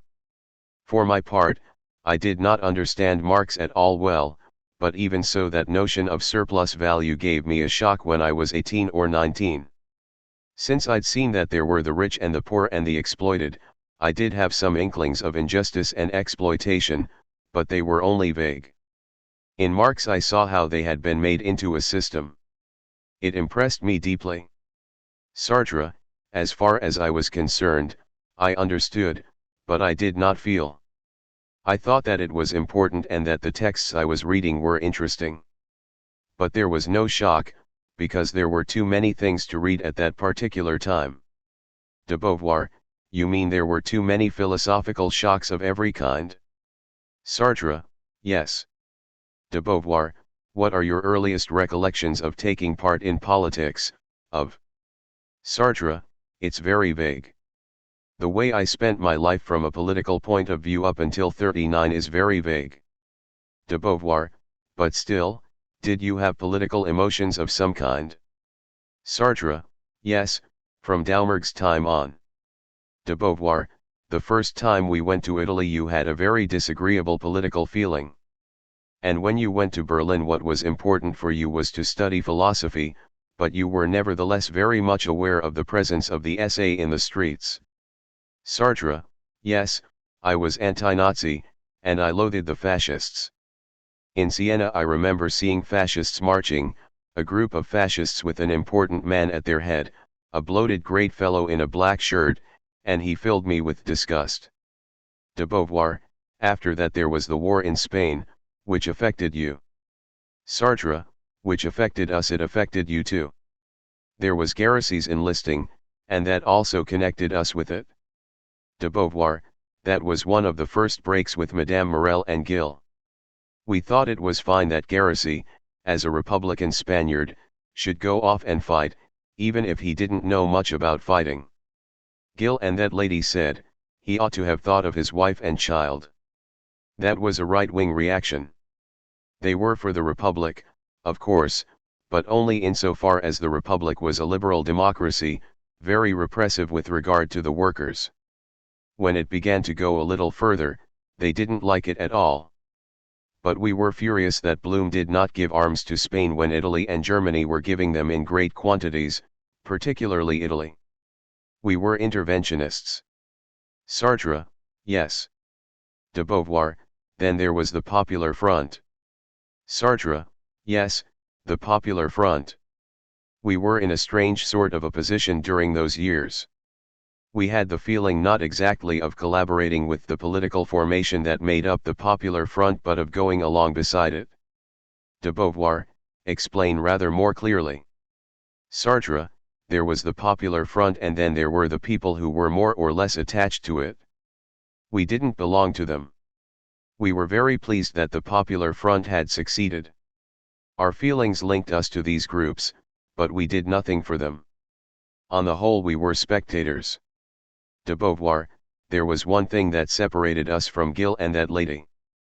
When the workers began to strike, Gil said, no, that's going to hamper Blum's actions.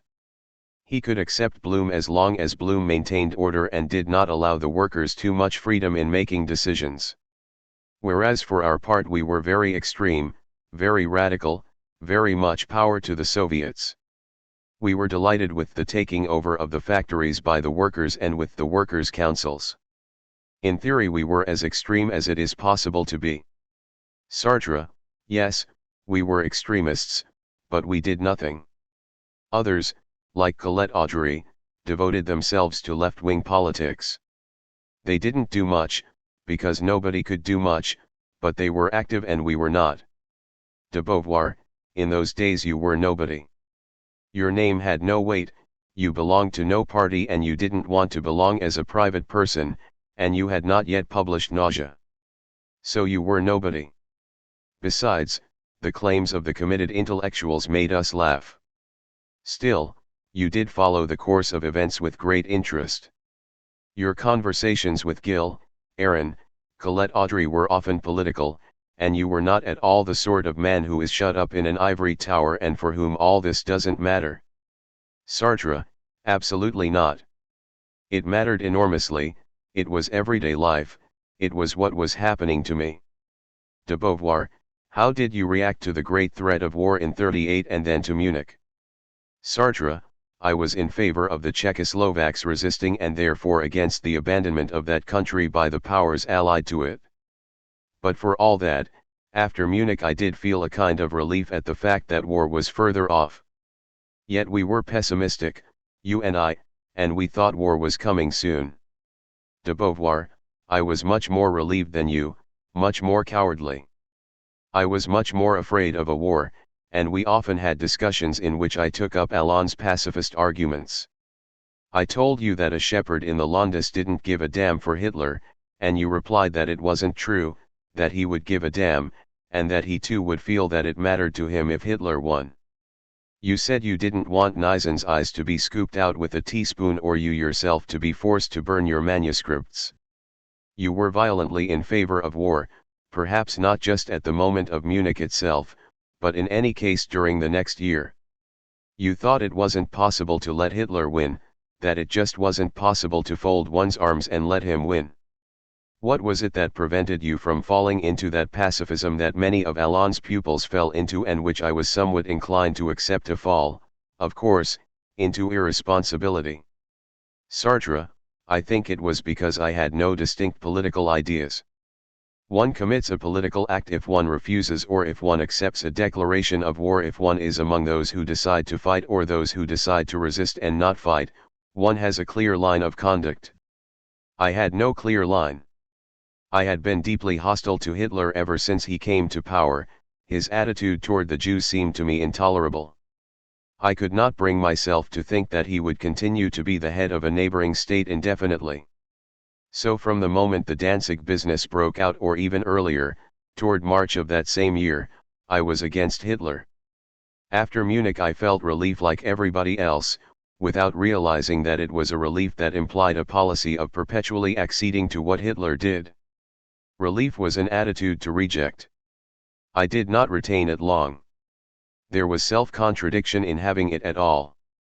I was at least partly against Munich, yet I was relieved that Munich had taken place. The war withdrew for a while. Then in the course of the year Poland became the center of Hitler's plans.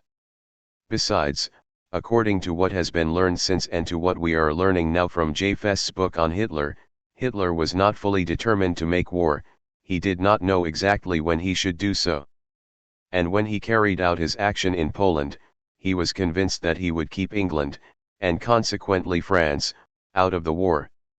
As for us, we were convinced that the Polish crisis and Hitler's attempt at annexation had to be resisted, otherwise all was up.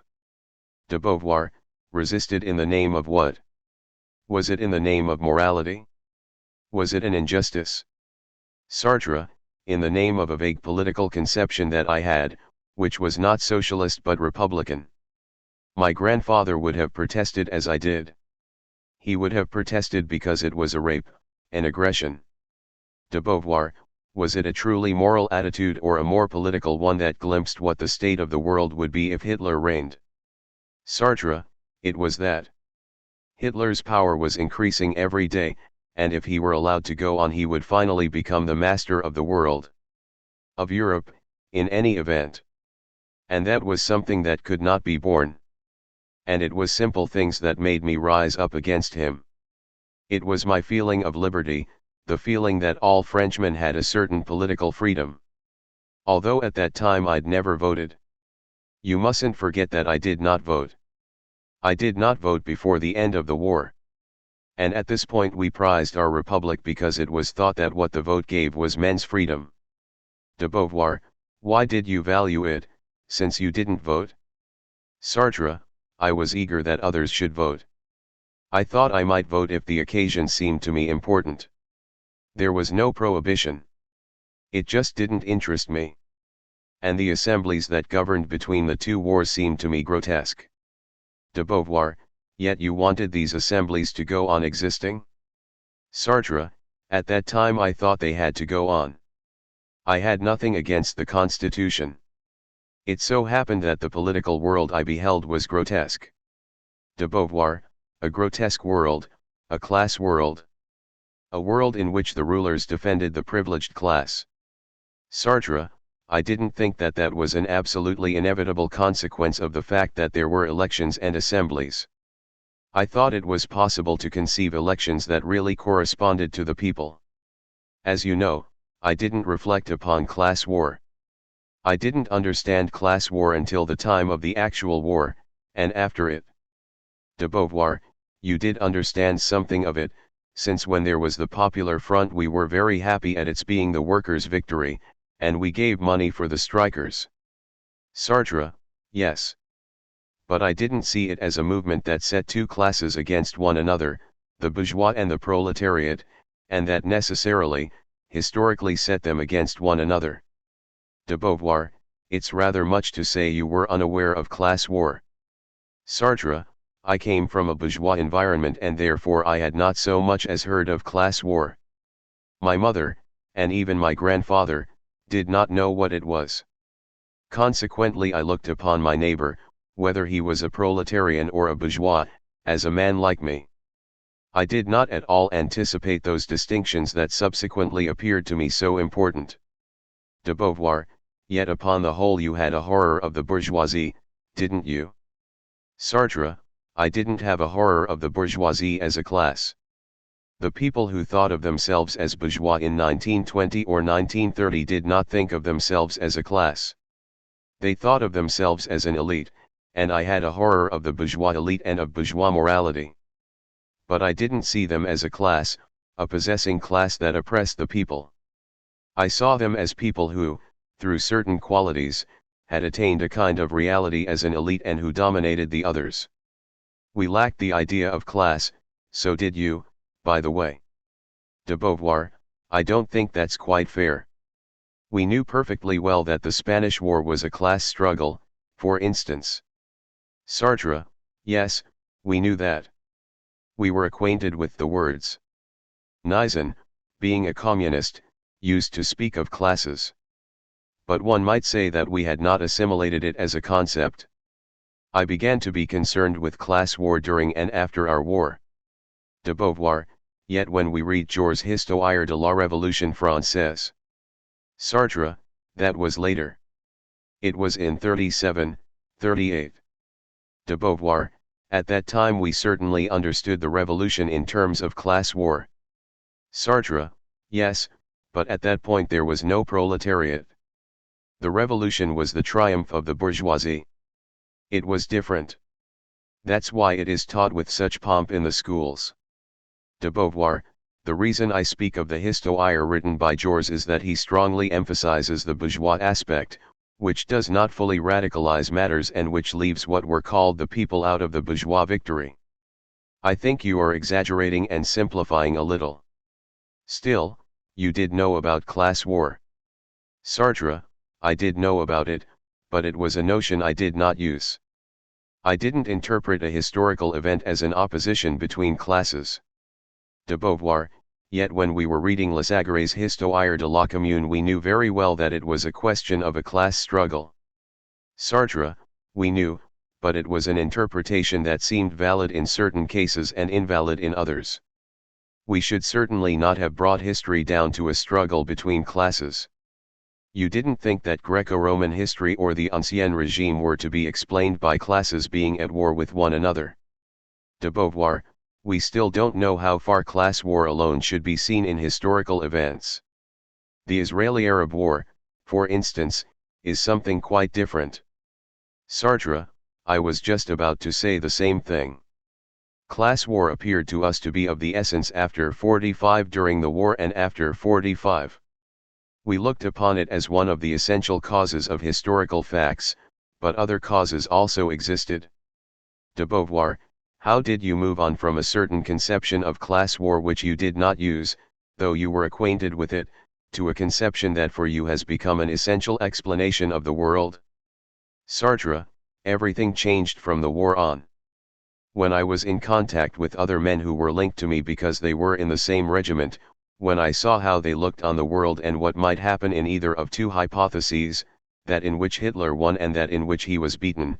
Then I, who like all other Frenchmen had set off for a 3-month, a 6-month war, I began to reflect upon what it meant to be historical, to be part of a piece of history that was continually being decided by collective occurrences. That made me become aware of what history meant to each of us. Each one of us was history. It was certainly the phony war, that is to say, the confrontation of two armies that scarcely moved, which opened my eyes. De Beauvoir, I can't see how that gave you the meaning of class war. Sartre, I didn't say class war. History. De Beauvoir, yes, of course. History. Sartre, the fact is that from 39 on I no longer belonged to myself. Up until then I thought I was leading the life of a totally free individual. I chose my own clothes, I chose what I ate, I wrote things. In my opinion I was therefore a free man within a society. I had not the slightest notion that this life was entirely conditioned by the presence of Hitler and his armies threatening us. Later I did come to understand it, and in my novel, the first volume of Roads to Freedom and a little of the second, I tried to express it to some extent. So there I was, in military clothes that fitted me badly, surrounded by other men who wore the same clothes as myself. We were connected by a bond that was neither of family nor friendship, but that was nevertheless very important. We had parts to play, and these parts were given to us from outside. I launched balloons and watched them with binoculars.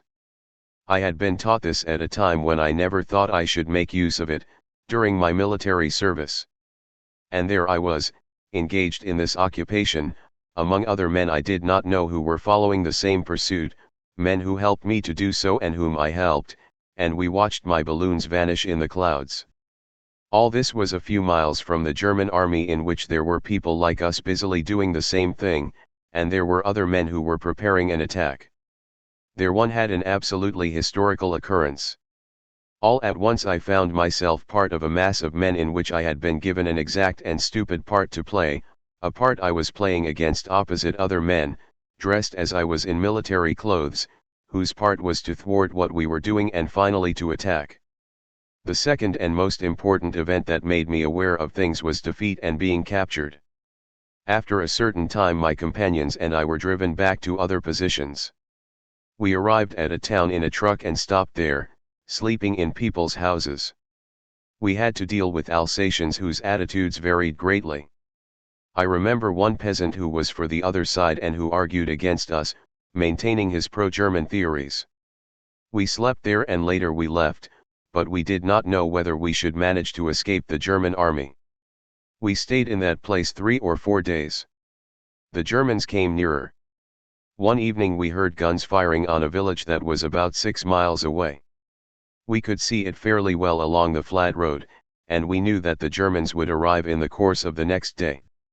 And there again, from a historical point of view, I was deeply impressed by occurrences that were trifling in themselves and that wouldn't appear in any textbook or any history of the war. One little village was being shelled, another, which was going to be taken in its turn, was waiting. There were people trapped there, waiting for the Germans to deal with them. I went to bed. We had been abandoned by our officers, who had walked off into a forest with a white flag in front of them and who like us were taken prisoner but at a different time. We, the privates and sergeants, stayed together. We went to sleep and the next morning we heard voices, shots, cries. I dressed quickly. I knew that it meant I was going to be taken prisoner. I went out. I'd slept in a peasant's house on the square. I went out and I remember the strange feeling I had of a film, the feeling that I was acting in a scene in a film and that it was not true. There was a gun firing at the church, where there were no doubt some men who had arrived the day before and who were holding out. They were certainly not people belonging to us, because we had no notion of resisting. In any case, we did not possess the means of doing so. Under the Germans' rifles I crossed the square to go from where I was to where they were. They hurried me along and put me into an immense troop of young men who were moving off toward Germany. I gave an account of that in Troubled Sleep, but I attributed it to Brunet. We marched, and we didn't know what they were going to do with us. There were some who hoped they would set us free in a week or two. It was actually June 21st, my birthday and also the day of the armistice. We were taken prisoner a few hours before the armistice. We were marched to a gendarmerie barracks, and there again I learned what historical truth really was. I learned that I was someone who lived in a nation exposed to various dangers, and that this someone was himself exposed to these dangers.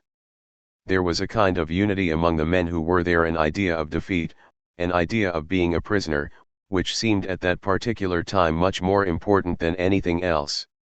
All I had learned and written during the years before seemed to me no longer valid nor even as having any content. One was obliged to be there, and eat when they gave us anything to eat, which was very seldom, I may add. There were days when we did not eat at all, because feeding so many prisoners had not been foreseen. In this barracks we slept on the floor. De Beauvoir, at Baccarat, wasn't it? Sartre, yes. On the floor of the various rooms. I was in the garret with a whole lot of friends, and we slept on the floor. Like many of my companions, I was a little out of my wits with hunger for 2 or 3 days.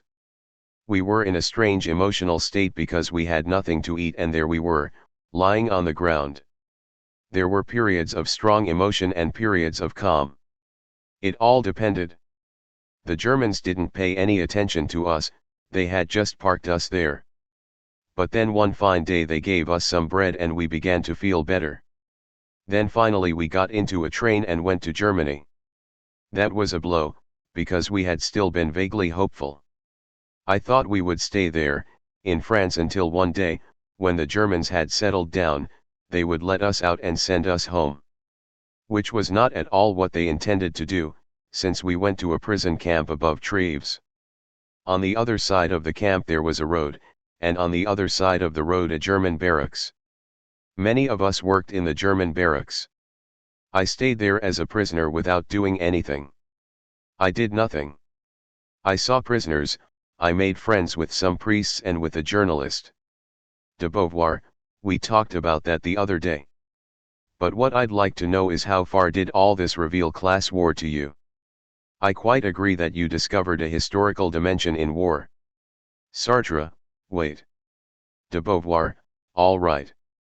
Sartre, I stayed in Germany until March. And there, in a strange way but in one that marked me, I became acquainted with a society that had classes and sets, with certain people belonging in some groups, others in different ones, a society of defeated men who were fed by an army that held them prisoner. Yet society was there in its entirety. There were no officers, we were ordinary privates. I was a second-class soldier, and I learned to obey spiteful orders and to understand what a hostile army amounted to. Like everybody else, I had contacts with the Germans, either to obey them or sometimes to listen to their stupid boastful conversation. I stayed there until the time I was passed as a civilian and liberated. I was taken to Drancy by train and put into one of the Guards Mobile's barracks, which were enormous, like so many skyscrapers. There were 3 or 4 of them and they were filled with prisoners of war. I was set free 2 weeks later. De Beauvoir, by then you'd already written me letters in which you said, I shall take up politics. What did that mean at the time you wrote those words? Sartre, it meant that I had discovered a social world, as it were, and that at least from one point of view I was shaped by society, shaped in my culture and also in some of my needs and my way of living. I had been reshaped, one might say, by the prison camp. We lived in a crowd, perpetually touching one another, and I remember writing that the first time I was free in Paris I was astonished to see people sitting so far apart in a café. It seemed to me space wasted. So I came back to France with the idea that other Frenchmen did not realize all this, that some of them, those who came back from the front and were liberated, realized it, but there was no one to make them decide to resist. That's what seemed to me the first thing to do on coming back to Paris, to create a resistance group, to try, step by step, to win over the majority to resistance and thus bring into being a violent movement that would expel the Germans. I was not wholly persuaded that they would be expelled, but I thought there was an 80% chance. I was always optimistic that it would happen. There remained 20 chances out of the 100 that they might be victorious. Even in that event I thought it was still necessary to resist, because in the end they would get tired of it one way or another. Like Rome, which conquered countries but at the same time destroyed itself in doing so. De Beauvoir, but you didn't envisage just any kind of resistance, did you? Your movement was called Socialism and Liberty. What was the relation between the socialist and resistor sides within yourself? You had got in touch with right-wing resistors. You had also made contact, or caused contacts to be made, with left-wing resistors. Where did you place the connection between resistance and socialism in your mind? Sartre, fascism put itself forward primarily as anti-communism. It followed that one of the forms of resistance was to be communist, or at least socialist. That is, to take a position absolutely opposed to that of National Socialism. The best way of opposing the Nazis was to emphasize the desire for a socialist society. We therefore created this movement, of which I, and you too, could almost be looked upon as the founders. De Beauvoir, talk about your relations with communism during the resistance. The Germano-Soviet Pact and Nisen's reaction affected you deeply. Sartre, Nisen left the Communist Party. During the war, before I was taken prisoner and before he was killed, he wrote me a letter in which he said he was no longer a communist and he was thinking about it all. He had decided upon a period of reflection before adopting a distinct political attitude once more.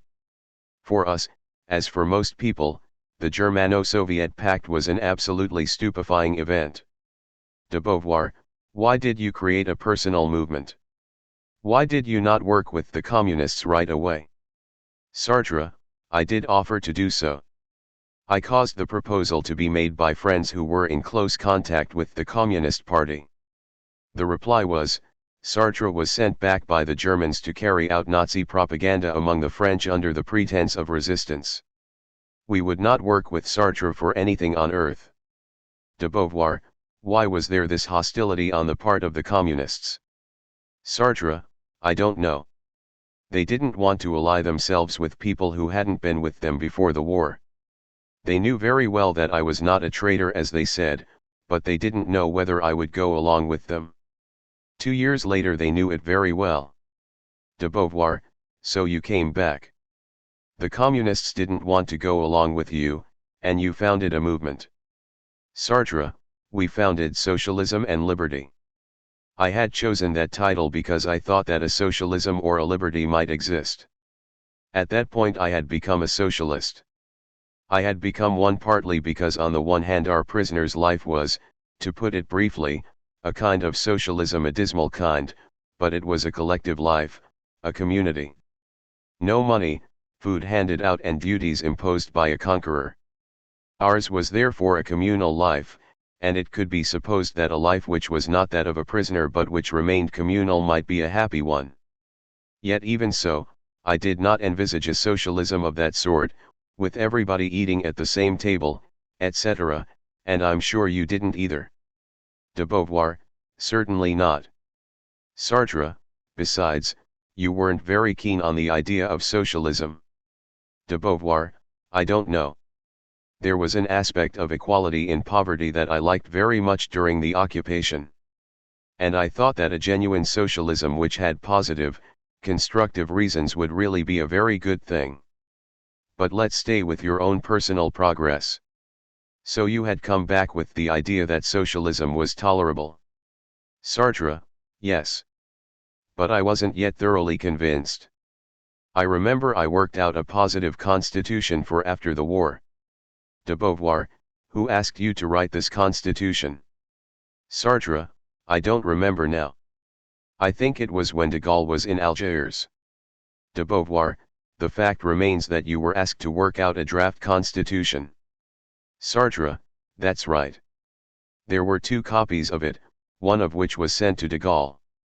The other, which was lost, I don't know where, has been found again by Canepa.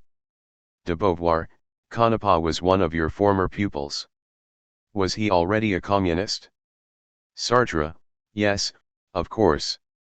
So in writing this draft of a constitution there was a way of getting myself used to socialism and of doing some work on that idea so that it would become something consistent and so that I should understand its meaning. De Beauvoir, have you any recollection of what was in it and how it was directed? Sartre, there was a long section on the Jews. De Beauvoir, that I remember, because we discussed it, and you were in the right of it, by the way. I thought the Jews ought to be looked upon as having the same rights as all citizens, but neither more nor less. You wanted very exact rights to be granted to them, the right to speak their language, to have their religion, to have their culture, and so on. Sartre, yes. That came to me from the days before the war. When I wrote Nausea I knew a Jew called Mendel, whom we've often spoke about since. I wanted to make the Jews citizens like the Christians, and he convinced me of the specific nature of the Jewish fact and of the necessity for giving Jews particular rights. To go back to my conversion to socialism, it was certainly one of the elements that made me accept the communists' proposal, a surprising proposal, but one that was connected with the party's evolution. They did so by means of a communist I'd known when I was a prisoner at Treves, billet. De Beauvoir, oh yes, I remember. I met him. Sartre, he was a communist. He was setting up an organization of resistors associated with the communists and he suggested that I join it. For a year I had no longer been doing anything whatsoever. Our group had fallen to pieces. De Beauvoir, so having turned their backs on you and having refused to work with you, spreading the rumor that you were a stool pigeon, the communists finally made up their minds to cooperate with you. How did it happen? Sartre, I don't know. One day I met a man who'd been a prisoner with me and he said, "Why don't you carry out resistance with us? Why don't you join the group in our organization that looks after art and literature?" I was very much surprised. I said I asked nothing better, and so an appointment was made and a few days later I was a member of the CNE, the Comité National des Écrivains.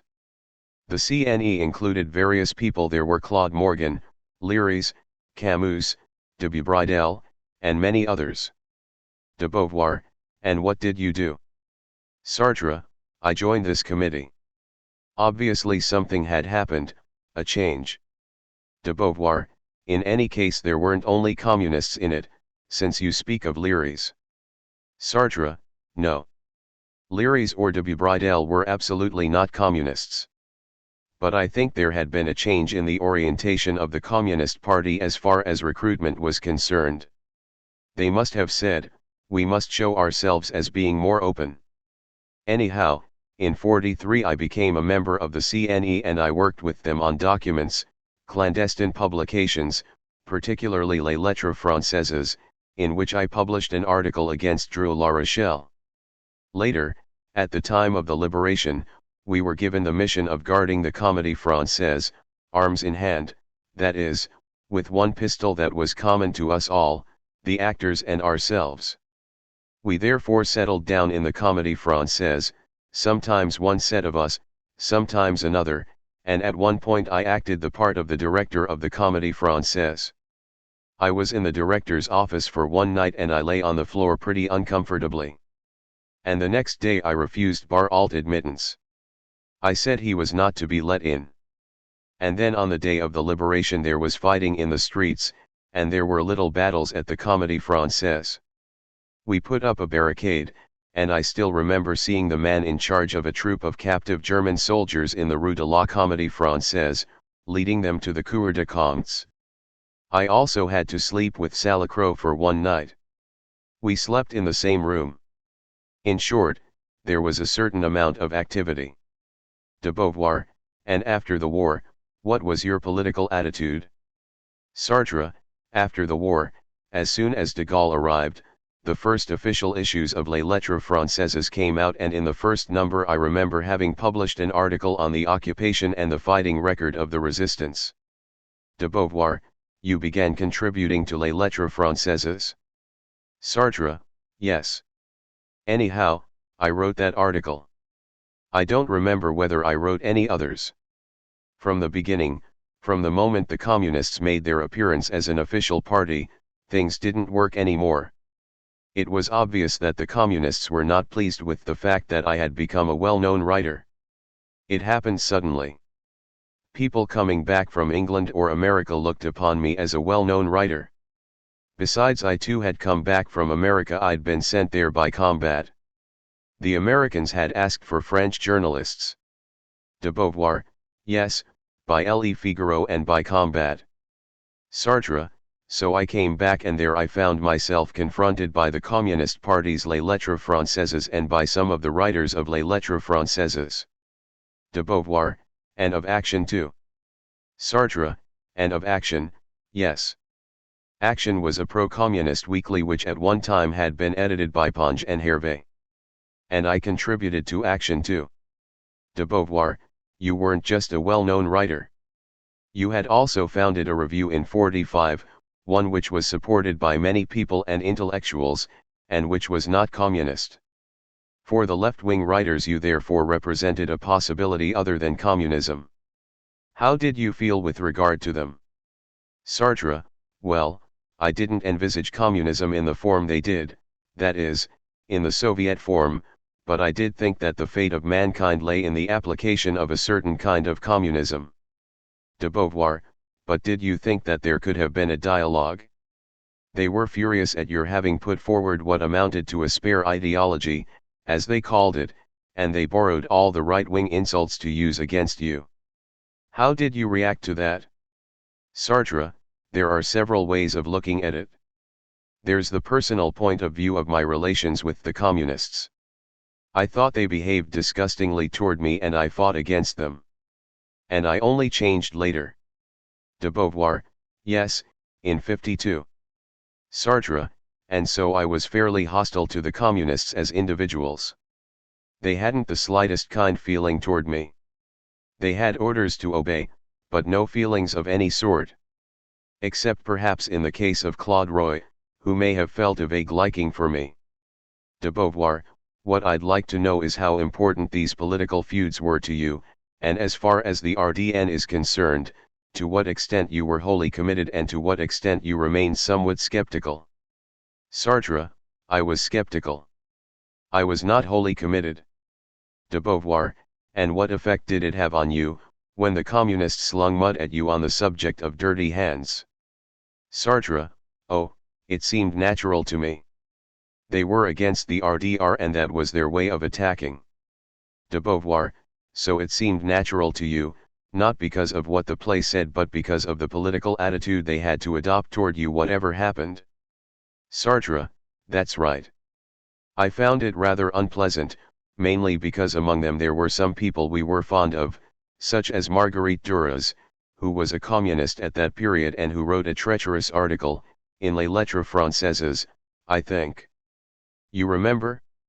De Beauvoir, I remember that generally speaking all the communists were against you. So how did you place yourself politically? Because although you did not have much confidence in the RDR, on the other hand you had not the slightest wish to ally yourself with the Communist Party and be a sympathizer at any cost. That wouldn't have been like you. On the other hand, if people kick my bottom, I am quite happy to put up with it. Sartre, well, I had no political position.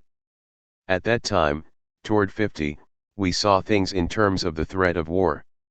The Soviets disliked me, and if they invaded Europe, as it was supposed they would, I did not want to leave. I wanted to stay in France. That being so, I had no notion of who would be on my side. De Beauvoir, how much did this aspect of your life count for you? Your writing was still the main thing, after all. Sartre, yes, it was my writing that mattered. De Beauvoir, did you think from the time you began writing committed literature, from the time you found out that naming and revealing meant changing the world, did you think that in the end your personal action as a writer would have weight? Would have a future? Sartre, yes, I did think so. De Beauvoir, furthermore, I believe you were right. Sartre, I thought so. I've always thought so. De Beauvoir, then why were you eager to be attached to a political movement, such as the RDR? Sartre, I wasn't eager. but when it was suggested to me I thought I ought to accept. I hoped the RDR would be a movement linked with communism, but one that would stand for something rather like Nani's socialism in Italy. De Beauvoir, the French communists, wanted no part of it. The Italian communists were much easier to get on with. They could agree to an alliance with Nani's Socialist Party, that is to say with a left-wing Socialist Party. Sartre, yes. De Beauvoir, so that was the idea, then. But in France it wasn't possible. Another thing. When you had the Soviet Administrative Code of Labor legislation in your possession, the code according to which people can be interned by a simple administrative decision, you published it. Sartre, yes. De Beauvoir, and what did you think at that particular moment? When you knew that the camps really existed and that there were considerable numbers of people deported? Sartre, I thought it was an unacceptable regime. De Beauvoir, yes. You wrote an article on the subject with Merleau-Ponty. Sartre, it was Merleau-Ponty who wrote it. De Beauvoir, and both of you put your names to it. You said that a country in which there were so many people deported and shot could not be called a socialist country. In short, from the time of your break with the RDR you lived in a great political solitude, did you not? Sartre, a total solitude. De Beauvoir, let's say you were no longer politically active. Sartre, the long and the short of it is that I was no longer politically active until 68. De Beauvoir, wait a moment. In 52 you came nearer to the communists. Do you remember the period between the break with the RDR and this reconciliation? Sartre, I was writing books, and that took all my time. De Beauvoir, but didn't it mean a certain lack, a certain emptiness, no longer being attached to any political organization? Sartre, no. I was not yet really a political being, I didn't look upon it as essential. I wrote that politics was a human dimension. But in fact it was scarcely one of mine. In reality it was, but I didn't know it. I began to realize this from the time I became allied to the communists 4 years later. During those earlier years I had a kind of political aestheticism. For a long while America had been a country of dreams for me, from the days of Nick Carter and Buffalo Bill. Then it was a country I should have liked to live in, a country that in some of its aspects had charmed me and repelled me in others. In short, it was not a country I should have liked to see destroyed in a war with the USSR. And as for the USSR, which still put itself forward as the country of socialism, I thought its destruction would be terrible too. So I looked upon a Russo-American war as a double catastrophe. And I remained in this state of mind for a considerable while, without much idea of what I ought to do. If there was a war, I ought not to leave, of course, I ought to stay in France. I thought I should carry out resistance for a certain socialism and not for the Americans, so I ought to be a hidden resistor. De Beauvoir, let's move on to the war in Indochina. Sartre, we were the first to condemn the Indochinese war, in Les Temps Modernes. We were friends with a number of Vietnamese, above all, one whom I knew well, Van Chi. He used to bring us intelligence. De Beauvoir, he wasn't a philosopher but a politician. Sartre, but he was a teacher as well. De Beauvoir, now and then he would ask us to lunch at a Vietnamese restaurant. But apart from the articles in Les Temps Modernes we had hardly any way of being active. Sartre, just so. We did bring out a special issue of Les Temps Modernes on Indochina and Van Chi helped us by bringing Indochinese documents. De Beauvoir, yes. That war was an important dimension in our general political life. Sartre, in short we had the same position as the communists. De Beauvoir, on that particular plane, yes, we were very close. De Beauvoir, in yesterday's conversation you told me that there was one thing you had not sufficiently emphasized, and that was the connection you had always wanted to establish between socialism and freedom. Sartre, yes. For many people socialism represents a greater freedom, an economic freedom in the first place and then a cultural freedom, a freedom of action, experienced every day, a freedom in the great choices. They want to see themselves as free, not conditioned by a society but shaping themselves according to their own options. But socialism as it is shown us by the Marxists, for example, does not include this notion. Marx had it, and when he looked forward to the distant period of communism he imagined that society would be made up of free men. The freedom he envisaged was not exactly that which I envisage, yet even so the two resemble one another. But in France the Marxists no longer give the notion of freedom any place whatsoever. What matters to them is the kind of society they are going to build, but in the structures of this society the people are inserted like so many machines. This socialism does acknowledge certain values, such as justice, for instance, that is, a kind of equality between what a person gives and what he receives. But the idea that beyond socialism a free man may exist, when I say beyond I do not mean at a later period but going beyond the rules of socialism at every moment, that is an idea the Russians have never possessed. It does not appear that the socialism of the USSR, if it can still be called a socialism, includes the permission given to the individual to develop in the way he chooses. That's what I wanted to say when I gave the meager little group that we formed in 40 and 41 the name of Socialism and Liberty. Although it was very hard to realize on the basis of socialism, it was that bond, that connection of socialism and freedom, which represented my political tendency. It was my political tendency then and I've never changed it. Even now at the present time it was socialism and liberty that I tried to defend in our conversations with Gavi and Victor. De Beauvoir, yes, but that's the present. To go back to what we were talking about yesterday, it was that wish to link socialism and freedom that caused you to swing between the Communist Party, the formation of the RDR, solitude, a return to the Communist Party, and so on. We mustn't go back over the entire chronicle of your political life up until 62, because I've written it, partly under your dictation, in force of circumstance. But what I should like to know is what you think of the road you've traveled, let's say until the end of the Algerian War. Sartre, well, I think that I followed my line, that it was difficult, that it was hard, that I often found myself in a minority, often alone, but it was certainly what I had always wanted, socialism and liberty. I'd believed in freedom for a long while, and I'd already written of it in Being and Nothingness.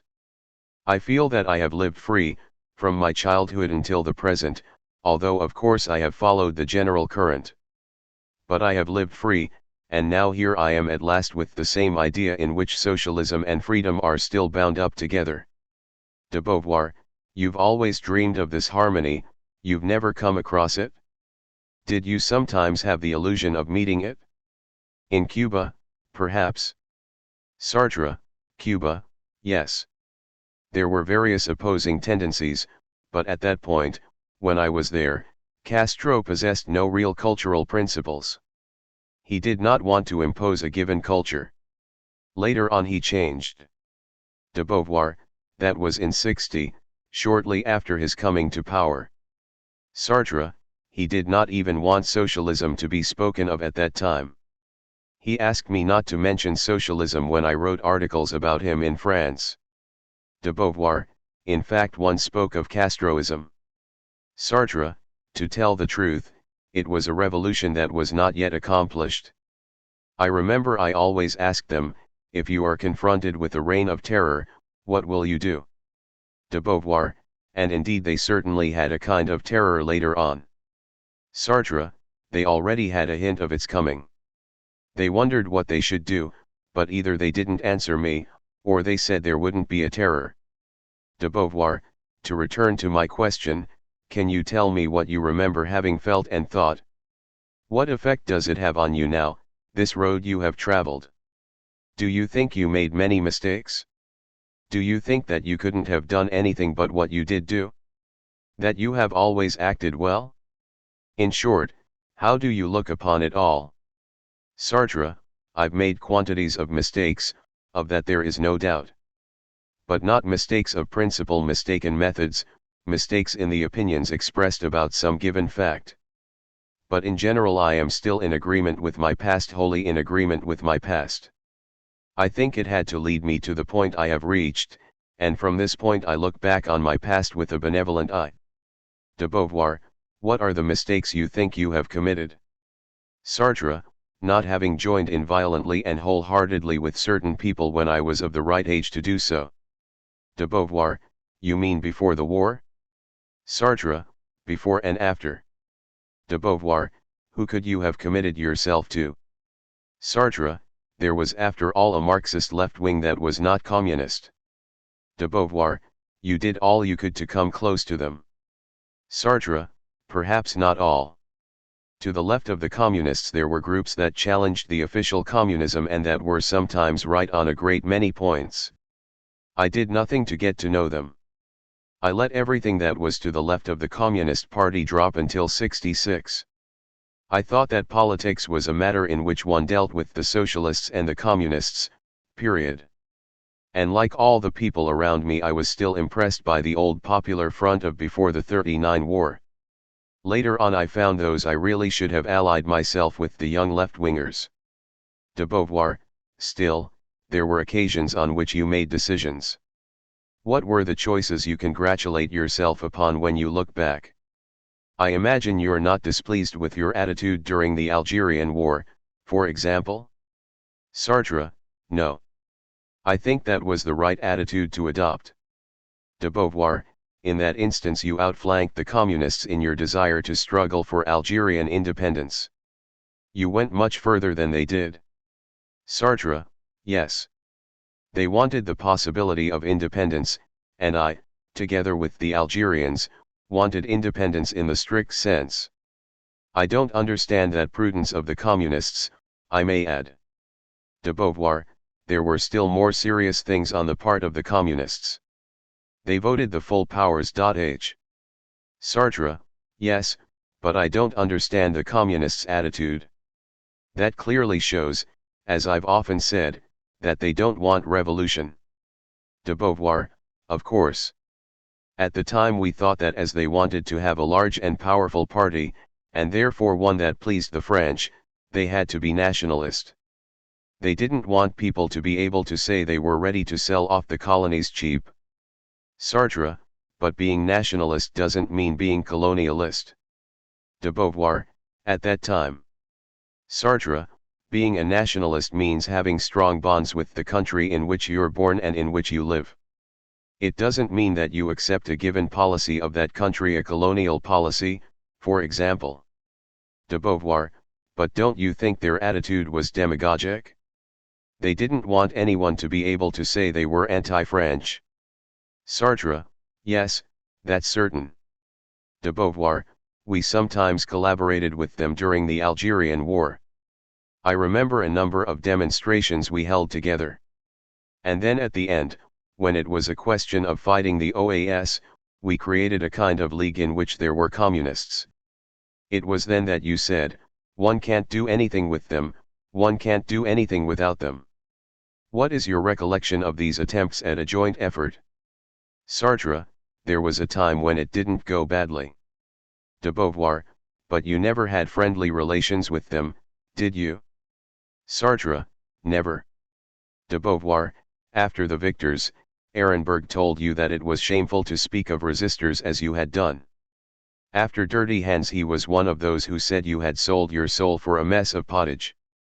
And then suddenly there you were with Ehrenberg, all smiles. At Helsinki in '55 I saw you with Ehrenberg and you were all smiles. Until he died we were on very good terms with him. How did that come about? Didn't it disturb you to think he had? Sartre, it didn't worry me, he was the one who made advances. He received me in Moscow when I was there for the second time with great cordiality, and I went to the dacha where he lived with his wife and sisters. When I went to see him we may have seen one another before at a meeting, but only to shake hands. When of my own accord I went to visit him I was glad to see Ehrenberg. Something had eased between him and me, and I had the feeling that we'd always been on good terms. Besides, I was really fond of Ehrenberg. De Beauvoir, but on the whole the way the Communist Party made use of you for the book on Henry Martin, for instance, without your being able to have really human, personal, friendly, trustful relations with them. Didn't you find that disagreeable? Sartre: yes, it was extremely disagreeable. The relations were indeed impossible, and that was why I cut myself off from them entirely, and I was quite right to do so. What was striking among the Maos I knew, on the other hand, was that they treated people like human beings. De Beauvoir: and why, having yourself denounced the existence of labor camps in Les Temps Modernes, did you write The Ghost of Stalin, in which you said that the USSR was socialism made flesh and therefore bloody and full of faults, but that nevertheless it was socialism? Sartre: there I was mistaken. It was no longer socialism. Socialism vanished after the seizing of power by the Soviets. At that juncture it had a chance of developing, but gradually with Stalin, and even already in Lenin's last years, it changed. De Beauvoir: you no longer thought the Communist Party was revolutionary, but even so you did think it was the communists who defended the interests of the proletariat. I believe that's what counted for you. Sartre: yes, certainly. But since then I've seen that the strikes, the union policy, the CGT, and the policy of workers connected with the party showed enormous numbers of mistakes that have often been shown up. I'd like to explain my opinion of the communists I've met, under the circumstances in which I met them. They had, as it were, masks covering their faces. They smiled, they talked, they replied to the questions I asked them, but in fact it was not they who were replying. They vanished and became characters whose principles one knew and who gave the answer El Humanite would have given in the name of these principles. De Beauvoir: like a programmed computer? Sartre: there was never any solidarity between them and me, except the immediate solidarity of having to resolve a particular problem together. De Beauvoir: yet you stayed with them? Sartre: because there was nobody with whom I could have other political relations. In fact they did have a personal life. There were moments when they took off their masks to some degree, but that was only when they were together, among themselves. Their relations with people from outside did not include that kind of brotherhood. De Beauvoir: wasn't there a time when you came close to some of them who took up positions more or less like yours after Budapest, and who were then expelled from the party or who moved away from it? Sartre: in about 57 there were Vigier, Victor Leduc, and a certain number of others who tried to carry out not something different from the party but another way of orienting it. And indeed they did work in the same direction as I at the FAC, and their attitude toward the Algerian war was the same as mine. De Beauvoir: Werker said in a rather amusing way that he felt he was something of a large ornamental china vase for the Communist Party. Did you have that impression? Sartre: not exactly. It was not quite the same period as Werker's. De Beauvoir: and then Werker's was more docile than you. He was more of a china pot. Sartre: I used to see him at meetings where he would speak, expressing an opinion that was usually that of the party. Then he would sit down and say no more. But they made me work actively and in public. It would be a question of some action we had decided upon together, an action about which a public meeting was then organized, one in which each had a pretty well fixed part to play and in which I was to speak. All this is perfectly natural, and that's not what I blame the communists for. What I do blame them for is the rejection of all subjectivity, the absence of any man-to-man contact. De Beauvoir: do you think you wasted your time, trying to work with the communists? Sartre: no, it wasn't time wasted. It taught me what a communist was. Later, when I allied myself with the Maos, who were by no means friendly with the communists, I found that I was perfectly at ease with them, because they had the same ideas as mine about relations with the Communist Party. De Beauvoir: if you hadn't made all these attempts as working with the communists, if you'd kept more time for writing and philosophy, and if you'd stayed in the distant background with regard to politics, would that have changed anything in your present relations with the Maos? Sartre: yes. Because it was through politics that I came to the Maos. It was through my reflections on 68 and the obligation of committing myself that I came to be engaged on the Maos side, but this necessarily implied the engagements at the time of the occupation and of the liberation. It was not an apolitical man who was allying himself with them, and they understood that. No, I don't think I would have been with the Maos at my age if I had not been engaged in politics before. I would just have gone on not being engaged in politics. When you are active in a movement, there are necessarily comings and goings, there is a great deal of time wasted. But what is time wasted? There is time wasted, and then there is time in which you gain a knowledge of people and learn to keep them at a distance, or on the contrary you find that something works well between them and you. De Beauvoir, what are your political prospects at present? Sartre, I'm an old man. I'm 69 and I don't think that anything I might undertake now could see an end. De Beauvoir, how do you mean? Sartre, why, I shall disappear before any movement of which I might be a member could take on a clear shape and reach a given aim.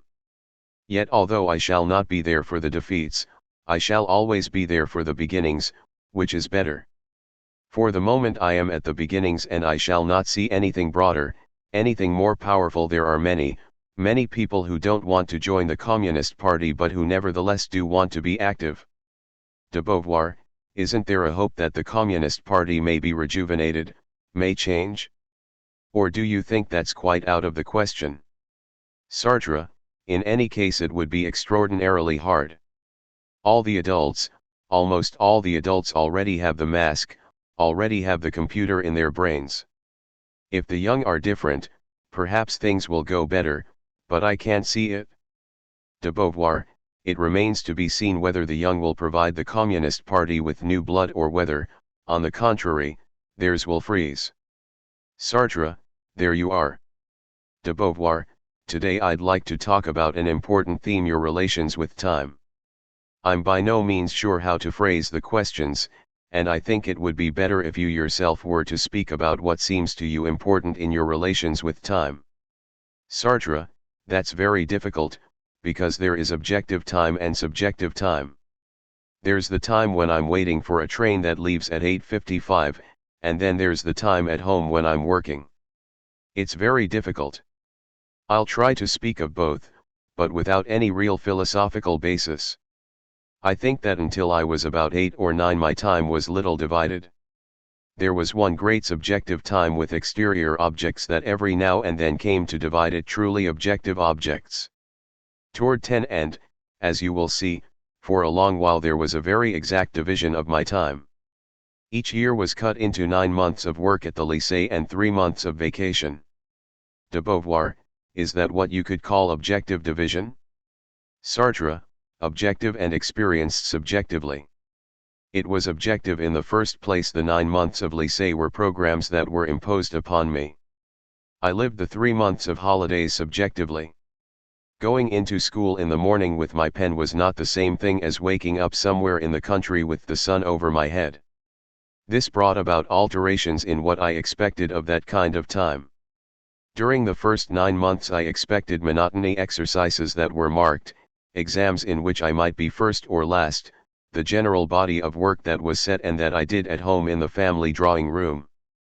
Then for 3 months I expected the wonderful, that is to say something that would not belong to the same order as the routine of school, something that would appear in the country or abroad in the places where I passed my holidays, something that would have nothing in common with the daily round of the first 9 months but that would represent a foreign reality, appearing to me and eluding me at the same time, and very beautiful. That's the idea I had of the holidays, the country or the seashore, and within this time, when I was in contact with the country and the sea, things appeared that were indeed wonderful. It was the very being of the sea or the countryside. A ship seen far away on the water might be a wonderful object, a little stream in the woods might also be wonderful. It was another kind of reality, one which I've never defined more clearly than that, but which made a strong contrast with the rest of the world.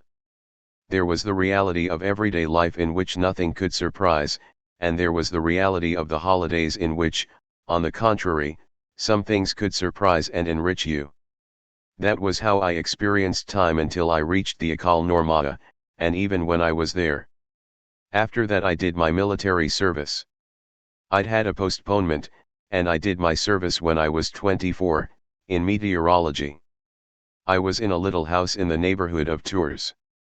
There I made notes on the humidity and the weather, I learned something about radio, I knew the Morse code, and I received meteorological information from various places. Sometimes I went out at night to check the temperature, the humidity measurement, and so on, with instruments assembled in a hut near the house.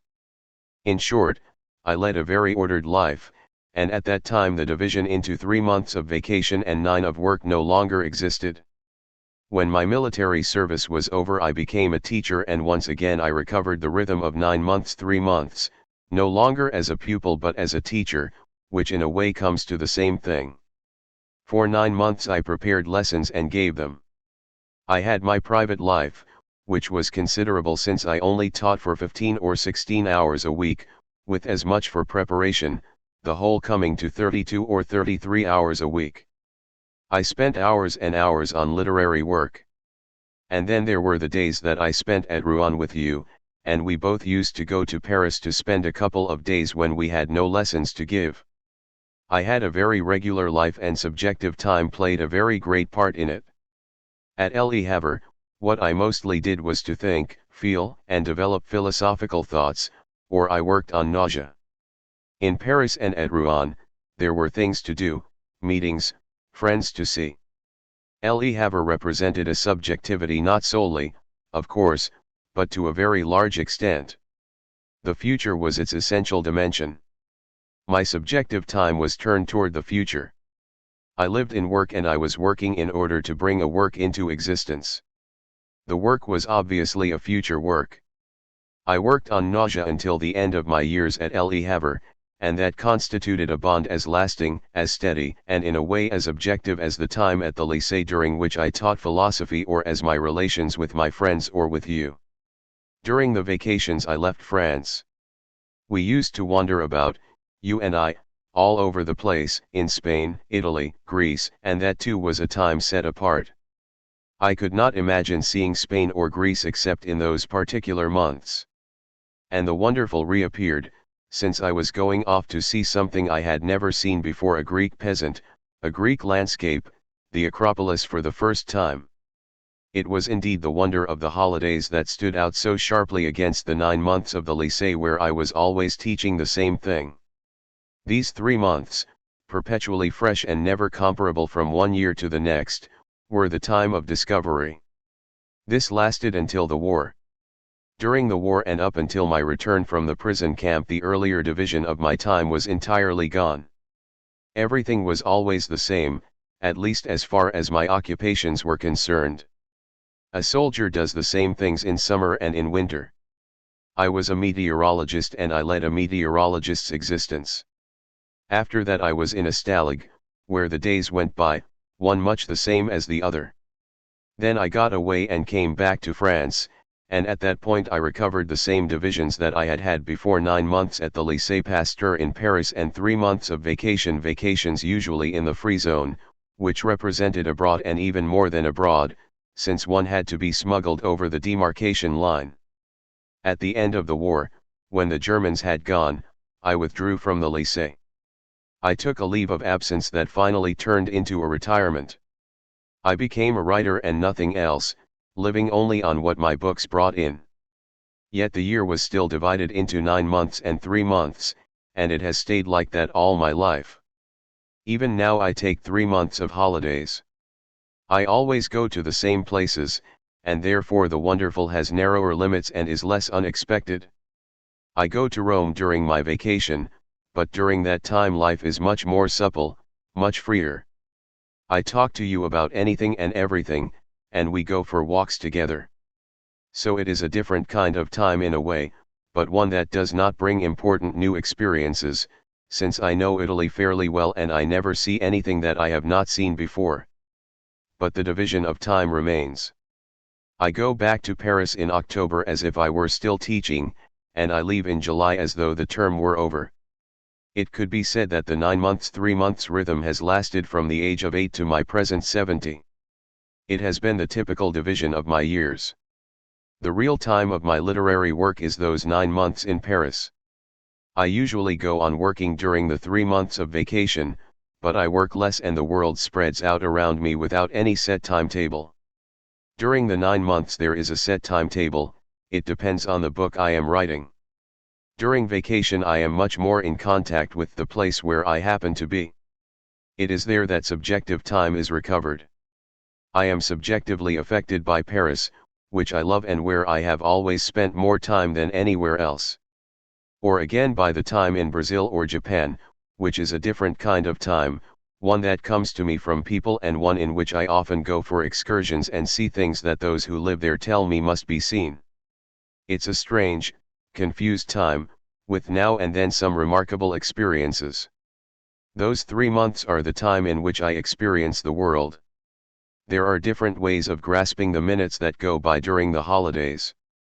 During the year the days tend to run into one another. They are separated by the nights, when I sleep, but in fact they run on, the nights merely representing a pause for rest. And in my memory the days of the 9 months glide slowly together and end up by making no more than one. By the next year the 9 months have become a single day. That is how my time has always been divided, and in this it is not like the time of a working man with 20 days of holiday if he has so much for whom the rest of the year is entirely made up of days of the same work. De Beauvoir, still, your life at least since the war has not been quite as methodical and regular as you say. There have been times when you have not spent your 9 months in Paris. One year you spent 4 months in America, and the year after that you went back to America at times that were not vacations. When you went to Cuba, it was in February. In 1950 we also traveled in Algeria and then in Black Africa, about April. And that year we didn't have a long vacation in the summer months. The rhythm is rather more supple, rather more fanciful than you say. Besides, we also go away for the Easter holidays. Sartre, that's true. But it always remains within the framework of 9 months 3 months. Unforeseen things happen during the 9 months, but I still keep the 9 months 3 months division. And even if I do take a trip during the working year, it hasn't quite the same meaning as a summer journey. De Beauvoir, you say that in your memory the 9 months boil down to a single day. Yet your life in Paris is quite varied. And its program too. Sartre, it's programmed day by day and every day has the same program. I get up about 8:30, at 9:30 I'm at work and I go on working until 1:30, 12:30 on the days when someone comes to see me. Then I go and have lunch, usually at the Coupole. I finish lunch about 3, and from 3 o'clock to 5 I see friends. From 5 till 9 I work at home. At least that's how it was until these last years when I became blind, or in any case I see very little and am no longer able to read or write. Even now I often sit in my chair at my desk without writing much. Making notes sometimes, which I can't reread, but you read them to me. At 9 o'clock I go and have dinner with you or someone else, generally with you. For some time now we have been having dinner at your apartment. We used to go to a restaurant, but now we dine off a slice of pâté or something like that at your place and we spend the evening talking or listening to music. At midnight I go to bed. That's how the days are made up. Yet they do vary a little. I may see more of you one day and less during those that follow. De Beauvoir, you don't always lunch with the same person or spend the evening with the same person, but it is very much a fixed program. On Monday, one person, on Tuesday another, on Wednesday, a third, and so on. So the program for the week is more or less unchanging. That's important, because it means that in addition to your 9 months 3 months division you also have a highly detailed program for the life of each day and of each week. It's a very regular existence. Why is it programmed like this? Sartre, I don't know. But you mustn't forget that this timetable is above all a form, its content depends only on me. If, for example, I have 3 hours to work in the afternoon, it's not the same work every day. De Beauvoir, of course not. As far as appointments are concerned, there are people who would like to see you and who want to know when they can do so. and it would be too complicated if you had to make an appointment every time. People could no longer entirely rely on you. I think you've rather let yourself be taken over by the practico-inert aspect of your relations with others, which means that you'll never change the times of the people you have to see. Everybody is rather like that, yet even so, my relations with people are much suppler. In your case it's particularly hampering. Sartre, yes, but the constraining element in this hampering is the hour set for the meetings.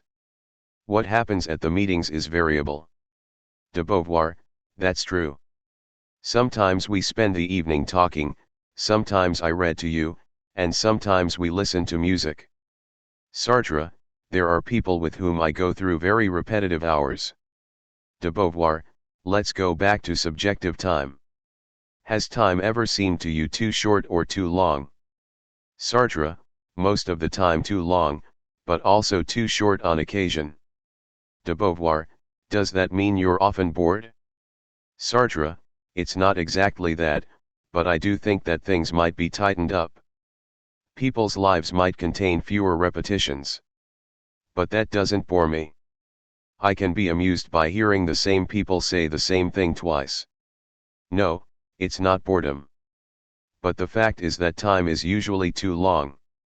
Now and then too short, as it is when there's not enough time allowed for one to prepare and carry out the action one wishes to perform. There's not enough, either because of the people who are against the action or because of the difficulties one meets. Then again, when I'm having an agreeable time and it has to come to an end at 10 o'clock because I must work, the time has been too short.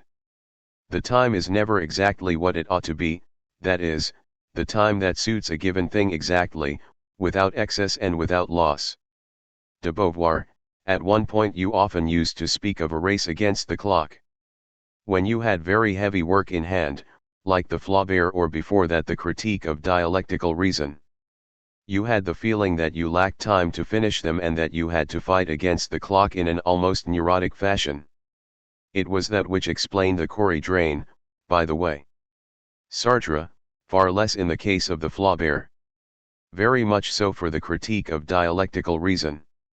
And in the end I never did finish the book. I kept a long piece that hasn't been published and that wasn't finished, a piece that might represent another volume. Furthermore, one of the characteristics of my relation with time is the number of works that I haven't finished, my novel, Being and Nothingness, the Critique of Dialectical Reason, the Flaubert, etc. It's not a disaster that they are unfinished, because people who are interested in those things could finish them or produce similar works. But it is a fact that with me there's usually been a kind of panic or a change that made me suddenly decide a disagreeable decision to stop there and not to finish the book I was working on. It's odd, because I used to have a perfectly calm and classic image of myself. I saw my books rather as I saw those my grandfather wrote books for reading. You began at the beginning and you finished at the end. They were rigorous. When I was about 10 I thought that all the books I wrote would have a beginning and an end, that they would be severely written, and that they would include everything there was to be said. And now at 70, looking back at what lies behind me, I observe that there are a good many works that have not been finished. De Beauvoir, isn't that because your projects stretch out over an enormous future? While you are living through this future other things importune you, gain your interest, and take up your attention, so that you then abandon the former plan. Sartre, I think that's it. There's no doubt that my novel stopped because the last volume, which was about the resistance in Paris during the war, no longer squared with political life in France under the Fourth Republic. I could not at the same time live politically in 1950 and try, by an effort of imagination, to recover the life we led in 1942 to 43. There I was faced with a difficulty that a historian might have been able to deal with but that a novelist could not. De Beauvoir, I think it's roughly the same thing for the other unfinished works. The project stretched forward over too great a length of time, and when you planned it you did not consider that other specific importunities would arise, finally winning the day because they were situated in the present. Sartre, the Critique of Dialectical Reason and the Family Idiot dealt in part with the present day, the family idiot at the beginning and the critique of dialectical reason at the end. Those sections did them some harm. De Beauvoir, you said time was never quite right, that it was always too short or too long. But still, aren't there periods when you're relaxed, when you just stroll about or contemplate, periods when there's no tension in your relations with time? Sartre, there are plenty of those moments, they happen every day. I am tense when I'm sitting at my desk writing. It's a time of tension and I find it hard to overcome. I feel that by the end of 3 hours I shan't have done the work I wanted to do. And then there are the hours that I'll call those of private life, although in fact they are as communal, as social as the rest. When I'm with you it may happen that we have set things to do, and then time grows tense again. But on an evening like yesterday nothing hurried us and time just wafted by. De Beauvoir, yes. One mustn't give the impression that you are as tense with regard to time as you are with regard to your body. You don't accept the surrender of your body, but giving yourself up to time, to duration, is something you're good at, even better than I am, I should say. When we were traveling I was always intensely eager to see everything and hurry everywhere, whereas you far preferred being quiet and contemplative and taking your time. The fact that you smoked a pipe was perhaps also a way of filling your time without overfilling it. Sartre, to smoke a pipe you have to be settled in a specific place, at a cafe table, for instance, and then you have to stare at the world around you as you smoke. A pipe is an immobilizing element. Since I've taken to smoking cigarettes things are different. It's quite certain that during the holidays I had a stronger wish to take my time than during the 9 months of the school year. Even during those 9 months there were hours of private life when I liked to take my time. I used to gaze at things and talk about what I saw, the objects around me, the men who passed by. De Beauvoir, I think that although you've worked even harder than I have in the course of your life, you've always been more able to sit and do nothing. Sartre, yes, and that's the case even now. Yesterday morning I sat for 3 hours in this armchair, from which I didn't see much, since I can scarcely make things out anymore. I didn't listen to music because there was the strike, and I sat there, reflecting, dreaming, without going far back into the past, because I'm not very fond of my past. Not that I find it drearier than others, but it belongs to the past. The past exists for me insofar as when I am asked what I was doing in 1924 I can say that I was at the École Normale.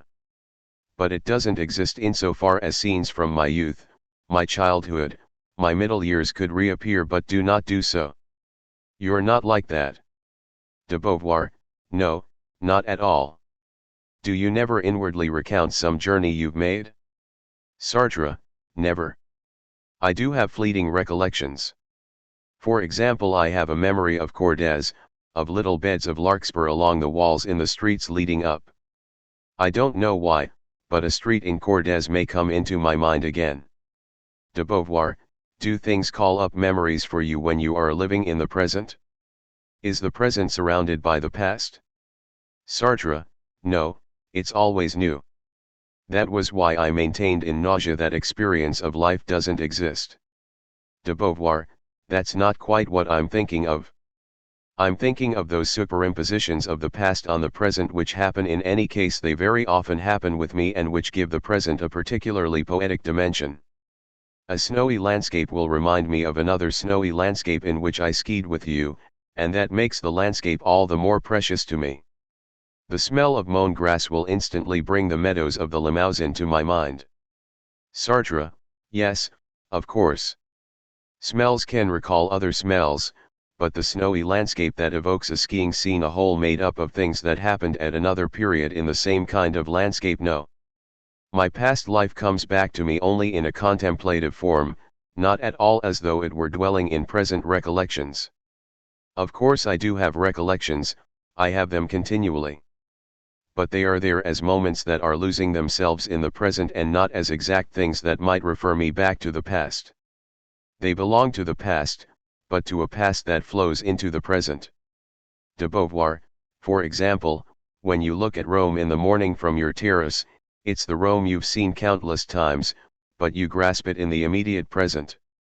Sartre, yes, always. I don't attach my past to the present.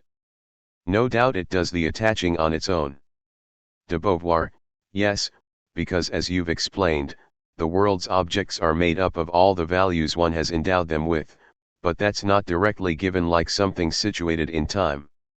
Sartre, I had another kind of time when I was young. It was the duration of my life from 15 until my death. But in the days when notions of fame and genius interested me, until I was between 30 and 40, I used to divide time into an indefinite period of real life and then another infinitely longer period which was the time after my death during which my works would influence people. De Beauvoir, real time nevertheless finished with death? Sartre, yes, but in one sense it did not finish. Life did not come to an end. One died in the midst of a whole mass of plans that one did not carry out.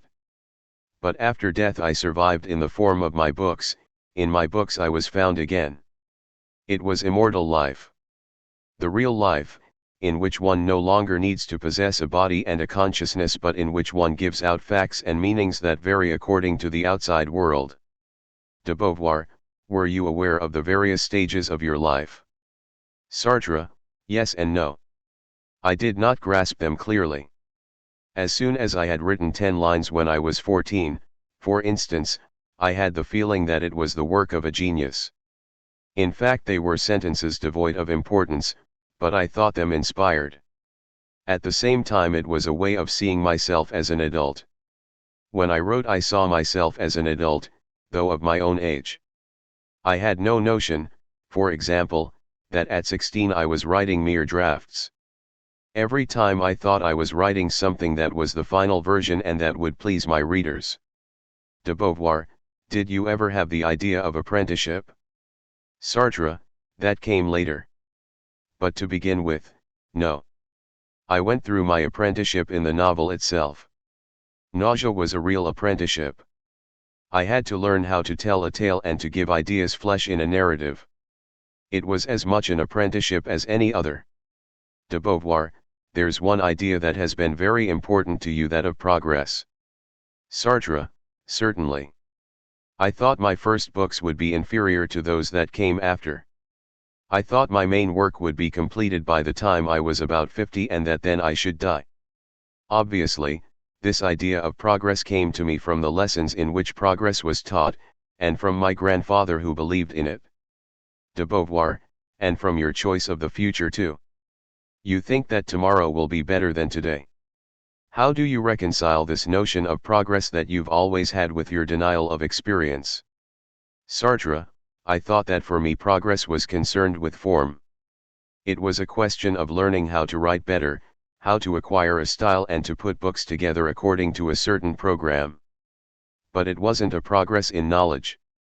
De Beauvoir, yet it seems to me that in philosophy the idea of progress implies an increasing wealth of knowledge and a deeper and deeper degree of reflection.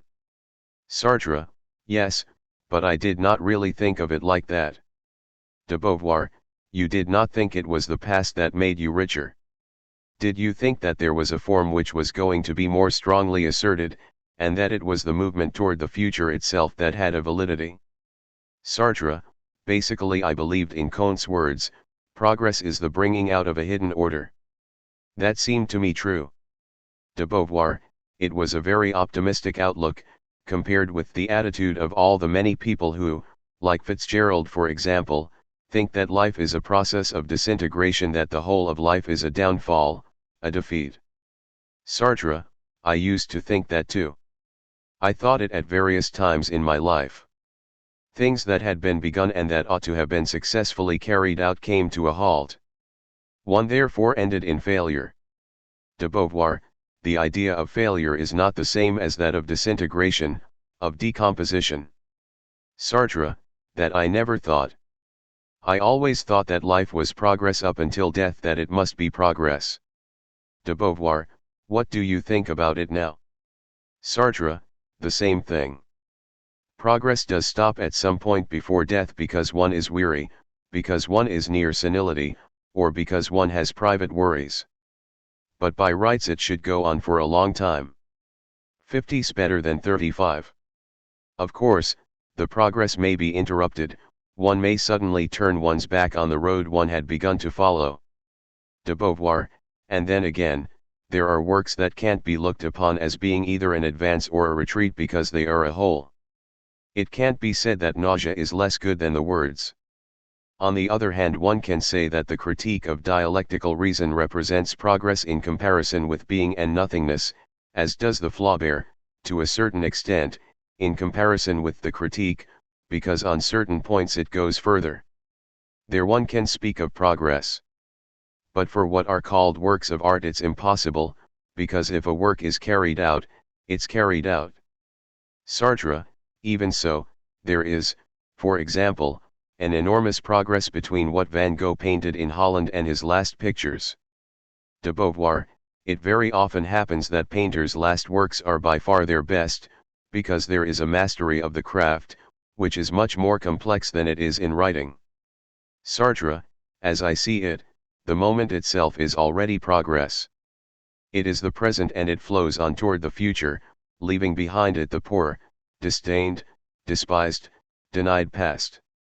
For this reason I've always readily admitted misdeeds or mistakes, since they were committed by someone else.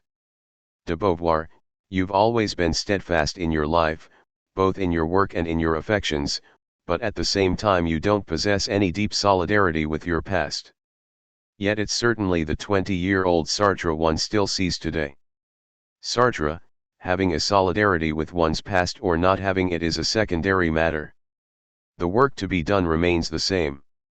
In a certain fashion the past enriches the present and is also transformed by it. But that's never been one of my problems. De Beauvoir, I'd like to know this. What have been your relations with your age according to your various ages? Sartre, I never had any. At any age? De Beauvoir, no. When you were a child you certainly felt that you were a child, didn't you? Sartre, yes, but from the time I was 13 or 14 my family avoided making me feel that I was a child. I began thinking I was a young man, because there are particular hardships for a young man. De Beauvoir, what do you mean by hardships? Sartre, you're not completely free, you're dependent on your family. I met with opposition, and there were clashes. I began to be completely free when I was at the École Normale. From then on, yes, I could certainly say, I'm 20, I'm 25, and that corresponded to certain very exact powers that come with age, but I did not feel the age in itself. De Beauvoir, didn't you feel a certain connection with an immensely open future? Sartre, yes, I felt that I was committed to a business I did not understand very well, but for me that did not represent an age. It meant that I had to go to work, that I had to do something. De Beauvoir, I mean everything was still in front of you at that time. Sartre, yes, but I didn't think of that as an age. It was like the beginning of a book that is going to take 2 or 3 years to write, a book of which we are writing the first line. It was an activity that would last quite a while or even forever. The idea of getting old, of having worn arteries, bad eyes, etc., all the troubles you have when you grow old, never occurred to me at all. De Beauvoir, of course not. But didn't you feel positively young? Didn't you go about with friends of the same age as yourself? Didn't you have any contacts with people of 40 or 50 who belonged to a category different from your own? Sartre, yes, but I didn't think I should ever become one of them. De Beauvoir, so you didn't feel I'm young? Sartre, no. That's one of the things I felt least. Naturally, that doesn't mean that I didn't feel it at all. It was blurred, you might say. I did have a faint impression of being young, but it was blurred. I've never felt very young. De Beauvoir, and has there been a time when you felt that you were a given age? Sartre, no, not exactly. These last years. De Beauvoir, no, before these last years. Wasn't there a time when you felt that you were reaching the age of an adult? Sartre, no. De Beauvoir, yet as I remember it you did. You had that kind of neurosis, with the crayfish following you about and so on, and it was to some extent because you saw yourself as being settled into adult life. In any case, that's what I said in my memoirs, and you didn't contradict it. You were 26 or 27 and you were beginning to have the feeling that your life was over. Sartre, yes, but that wasn't a question of age. I felt young. De Beauvoir, and so you were, in a certain fashion. Sartre, furthermore, that's what made the contrast between the life I was leading and the one that was waiting for me, the life of a teacher established in life. And writing rather floated above it all. But it can't be said that at that point I had the feeling of my age, or that I associated it with a great many things, connections, profession, friendship, which would have made a living reality of it. No, that went over my head. De Beauvoir, but still, when you were in contact with Bost, Pal, and Olga, didn't you feel that you were in the presence of people distinctly younger than yourself? Sartre, yes, to some extent. Not with Olga. That was the relation with women, which is different. But with Bost and Pal, yes. Yet there was something in the intimacy between Bost, Pal, and me that went beyond age. They were comrades as well. They'll tell you so themselves, they never felt my age. De Beauvoir, yes, as you said yourself, age is something that cannot be realized. One can never realize one's age oneself, it is not present to us. But doesn't the fact of being 30 or 40 or 50 or 60 give different relations with the future, with the past, and many, many other things? Doesn't it make a difference? Sartre, so long as there was a future, one's age remained the same. There was a future at 30, there was a future at 50. It was perhaps rather more shriveled at 50 than at 30. That wasn't for me to judge. But after 65 or 66 there's no longer any future. Of course there is the immediate future, the 5 coming years, but I'd said pretty well all I had to say, and broadly speaking I knew that I wouldn't write much more and that 10 years later it would all be over. I remembered my grandfather's old age, which was sad. When he was 85 he was finished, he went on living, but why he lived was not obvious. There were times when I thought I wanted no part of an old age like that, and there were others when I thought one should be unassuming, live out the allotted time, and disappear when one was told. De Beauvoir, but though you may not have had experience, you do have memories, don't you? Sartre, very, very few, as you know. Now, as I'm talking to you, I do recall a certain number and I expand them, but that's because we are working over the past. De Beauvoir, in short, you've never had the full command of your memories. Sartre, no. I do bring memories to mind when the past is spoken of, but they have already become a little commonplace and are about 3/4 reconstituted. When I'm by myself, the direction of my thoughts is not toward reminiscence. De Beauvoir, still, you do possess a certain store. If I talk to you about Brazil or Havana, for example, your perception of them is not the same as if you had never been to Brazil or Havana. Sartre, yes, but it's things of the present day that may lead me to think of my connection with Brazil or Havana. De Beauvoir, you mean you've spent your life from 13 until today without ever having different relations with the future or with the present? Has it always been exactly the same with the past? Sartre, yes. De Beauvoir, I don't believe it's possible. Sartre, not exactly. Nevertheless, in general, that's how it is. De Beauvoir, it's completely abnormal. What do you attribute it to? People usually realize that they're 20 and they are more or less pleased about it, others realize that they're 50. There are times when people are aware of being a certain age. Myself, for instance, it's perfectly obvious that I've been various ages. How do you explain that this doesn't apply to you? Sartre, I don't know. But I do know that that's how it is. I feel like a young man, surrounded by the possibilities that are offered to a young man. Clearly, I loathe thinking that my powers have diminished and that I am not what I was at 30. De Beauvoir, after a certain age everyone is forced to think that and loathes thinking it. Sartre, for example, I find the fact of being 69 which I mentally transcribe as 70 disagreeable. For the first time I now and then think about my age. I'm 70, that is, I'm finished. Yet this is accompanied by things that certainly come from my bodily state and therefore from my age, but which I do not connect with age, with the fact that I see badly and that I no longer write. I can no longer write, or read, because I don't see. All these things are connected with age.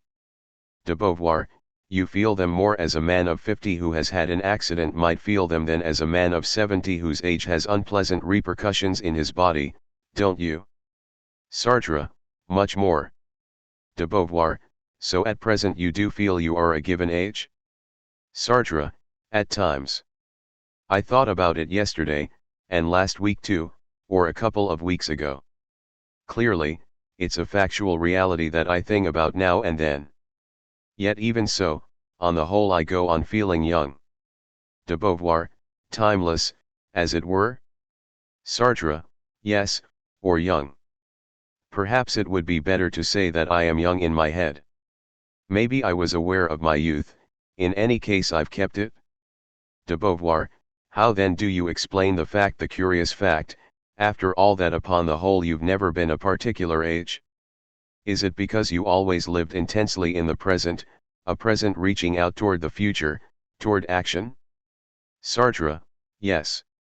I've probably not had much spare time for looking back to those moments of the past that are valued for themselves, for their aesthetic or emotional worth. I haven't had much time for that. De Beauvoir, or is it because of a total absence of narcissism? You have in fact almost no relations with yourself, almost none with your image. Sartre, certainly my recollections of the past aren't connected with my image. But wait, I've just recaptured a memory that has remained very sharp and clear, that of the day I took mescaline. I was coming back by train, you were sitting next to me, and there was an ape that leaned out of the window. I can see that very clearly. I see you and I see the ape leaning against the window, head down. De Beauvoir, the words proves that you do have memories, and when we talked about it here, the memories came. But what I meant is that on the whole your consciousness is directed toward the outside world and not toward your state, your position in the world, not toward an image of yourself. Sartre, just so. De Beauvoir, perhaps it's that which makes you remain younger than others. Sartre, subjectively, of course. I go through the same periods as others and I comply with them. I'm the same or not the same, but within foreseeable limits, and then I think differently, I think as though I were not changing. De Beauvoir, isn't that also linked with your utter indifference to death? There's a passage in the words where you say that you were very afraid of death as a child. But after that time it seems to me that you have never worried about it at all. You never thought, now I'm 40. Sartre, never. For the last 10 years I have thought about it, but objectively, and without its upsetting me in any way. I was thinking about it again 2 or 3 days ago. I've reached the age at which human life comes to an end nowadays. I believe that for the French 70 is. De Beauvoir, no, a privileged Frenchman like you may live to 80 or 85. But still that does make a rather limited space, I feel it myself. One no longer dares to say, in 20 years I'll do this, in 20 years I'll go there. But in your case, do you not mind coming up against this limit? This kind of wall? Sartre, gradually an age takes shape, an age that is itself shaped by that limit. Apart from that, when I'm well, I still feel as I did 30 years ago. But I do know that in 15 years I'll be 85. If I'm still alive. De Beauvoir, but that's a knowledge that comes from outside. You've explained that 50 times. The ego is not in the consciousness, and the consciousness is therefore always perpetually present, fresh, unchanged. But what about your relations with others? Don't they make you feel that you are a certain age? Sartre, as I see them, they don't age much either. Look at the Temps modernes fellows, I'm thinking of Bost or Poerlian, just as they've always been. De Beauvoir, you don't see them growing old? Sartre, no, I see young men to whom I teach philosophy or to whom I have taught philosophy. De Beauvoir, and what about your relations with the young? With Victor, for instance. One of the things that moves you is that you can teach him certain things, that you can help him. So it is then a question of experience, at least of something that is linked to the very few gains of old age. Sartre, yes, we must look into what that means. At present it's rather a question of envisaging things, not with the experience, but with the age I have. Yes, I'm fond of seeing Victor, but after a minute our conversation is that of one person to another, not that of a young man who has come to see an old one. We argue, we have 2 points of view about some political or other reality that crops up. At that point he is as old as I am. De Beauvoir, yes, I understand that. There are other things to say about relations with time that may perhaps explain this absence of a feeling of age. To begin with, that way you've always had of preferring the present to the past. I mean, if you drink whiskey you'll say, "Ha, this is a wonderful whiskey, it's better than yesterday's." On the whole, you always prefer the present.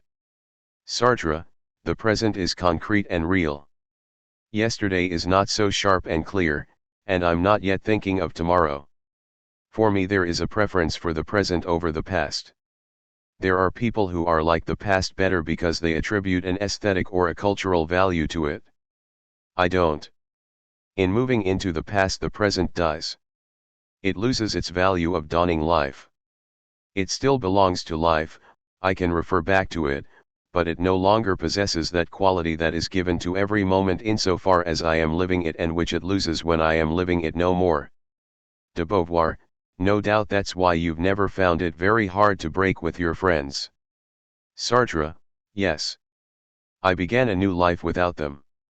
De Beauvoir, is that because as soon as a thing belongs to the past it is really abolished for you?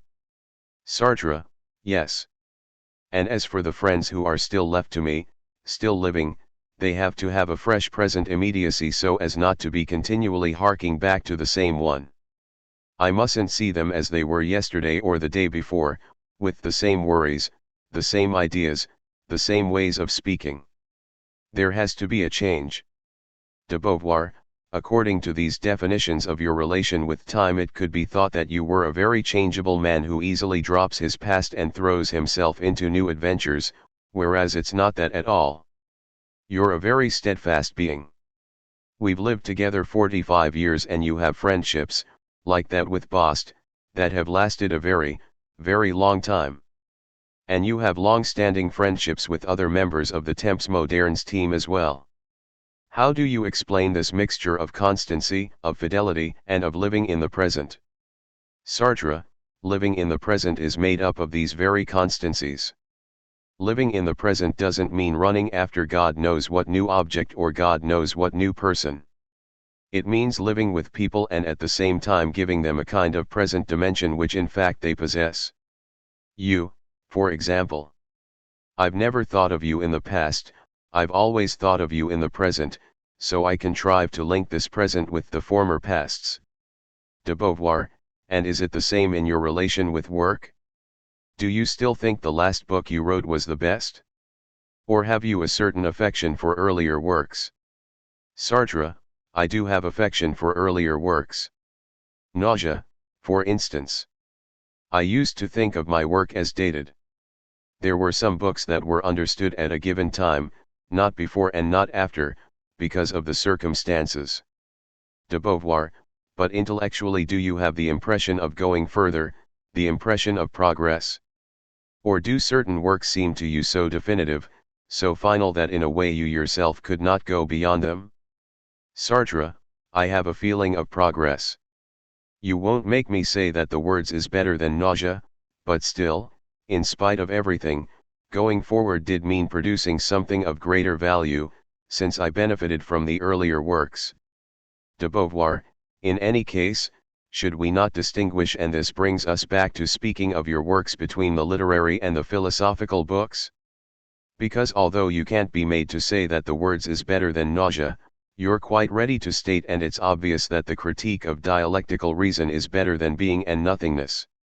Sartre, I think that's true, but I shouldn't say so very willingly, because in a way my earlier books are marked by the gratification I had when I was writing them. It's very hard for me really to think of the critique of dialectical reason as superior to being and nothingness. De Beauvoir, do you mean it goes no further? Sartre, no, it does go further. De Beauvoir, it solves more problems, it gives a more exact description of society. Only it wouldn't have been possible without being and nothingness, and I think that too is a fact. Sartre, in philosophy and in my private life I have always defined the present, it's the full moment in relation to the future, and I have made it contain the qualities of the future. Whereas in the triad, present, future, past, the past has always been deprived of real action upon the present. Yet I know that in a way the past is more important than the future, it brings us something. De Beauvoir, you've often said that it defines the situation that one outstrips.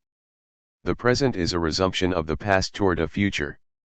But it is the movement in the direction of the future that has interested you personally, at any rate more than the resumption of the past. Sartre, if you consider the very meaning of my life, which is to write, it consists of setting off from a present which becomes a past in which I did not write, to reach a present in which I am writing and in which a book is being formed that will be finished in the future. The moment of writing is a moment that includes the future and the present determined in relation to the future. You write a chapter of a novel, you write chapter 12 which comes after chapter 11 and which comes before chapter 14, time therefore appears as a call from the future to the present. De Beauvoir, but haven't there been, and aren't there now, moments in your life when the present is experienced really for its own sake? As a kind of contemplation, of enjoyment, and not only as a project, or activity, or work? Sartre, yes, and there still are. There are such moments here in the morning, for instance, when I wake up before you're there and I go and sit in the armchair on the terrace and gaze at the sky. De Beauvoir, have there been many times like that in your life? Sartre, a good many. I've looked upon them as being superior to the others, as more worthwhile. De Beauvoir, because you've been a very active man and you've worked a great deal, yet in spite of that there have been moments of surrender, of sinking into that immediate present? Sartre, yes. There have been a great many moments like that. De Beauvoir, and with just what in the way of content? Sartre, an agreeable content. De Beauvoir, yes, but I mean what is it that puts you into that kind of immediate state? Sartre, no matter what. A lovely morning sky, and I go to look at things in that particular light. There is a time of perfect contentment, the things are there under the sky that I am looking at. I am that alone, someone who is looking at the morning sky. De Beauvoir, and does music, you're very fond of music, give you something of the same state at times? Sartre, yes, as long as it is not I who am playing. At a concert or when I am listening to a record I sometimes have feelings of that kind. They might be called connections with happiness. It's not exactly happiness itself, since these are moments that are going to disappear, but they are the elements that make up happiness. De Beauvoir, you live in the future as far as the future is activity, but do you also experience it as a kind of joyful anticipation? When you were setting off for your journey in America, for instance. Sartre, yes, I imagined myself there in America. De Beauvoir, you thought about it very much indeed. For quite a long while you made the necessary preparations, but in your imagination you were already there in America. Do times like that often come to you? Are there things you've wanted very much, that you've imagined, waited for, and longed for with all your might? Sartre, certainly. De Beauvoir, and if there is a confrontation between that dreamed of, imagined future and the present, are you conscious of what might be called disappointment? Or on the contrary, does the reality give you more than you had imagined? Sartre, it gives me more and something else. Usually more, because it's a present in which every object contains infinite parts, everything can be found in a new present, and therefore more than you can imagine. What I could imagine were directions, qualities, limits, but not real objects, and the reality was something other than that which was expected, because in spite of everything the truth cannot be imagined. Nick Carter's New York was not the one I discovered when I got there. De Beauvoir, you're not one of those people who are continually disappointed by the sight of what they'd been expecting? Sartre, I was not disappointed in New York, no, on the contrary. I know that what I imagine will not be what I shall see. It's there that a disappointment might be conceived. And perhaps there have been some small ones, but they vanish. De Beauvoir, wasn't your tale Le Soleil de Minuit, The Midnight Sun, in one way the story of a disappointment? Sartre, yes, the little girl had imagined the midnight sun as having a magical form, and when she was confronted with the real object she was disappointed. De Beauvoir, but that's very rarely happened to you in the course of your life. Sartre, in any case the tale showed this disappointment to be mistaken. By means of the little girl's disappointment I meant to make it apparent that the white night was a beautiful thing. De Beauvoir, have you had regrets in your life? Have you said to yourself, ah, I ought to have done this, I let that go by, I've wasted my time here? Sartre, not a great many. When it's urgent, yes, when it's a decision that commits part of my life and which is therefore urgent, a decision that has to be made the next day. A decision's not a simple thing. If I have a decision of this kind to make in all its details, why then I may have regrets. De Beauvoir, once the decision is made? Sartre, yes, because I haven't foreseen everything. De Beauvoir, do you mean that if you're forced to decide too quickly, you sometimes make a bad decision? Sartre, no, not a bad decision, but an imperfect one. De Beauvoir, can you give an example of this happening to you? Sartre, I've no exact example to give you. De Beauvoir, in the few cases of making a decision in one's life, and one doesn't make so very many, I've had the feeling you've been pleased. The decision to go to Germany, to go to Le Havre as early as the first term, not to accept a cagney at Lyons as your family wished, but to take a post at Laon. You've been pleased with all these decisions, haven't you? Sartre, I've been pleased with them all.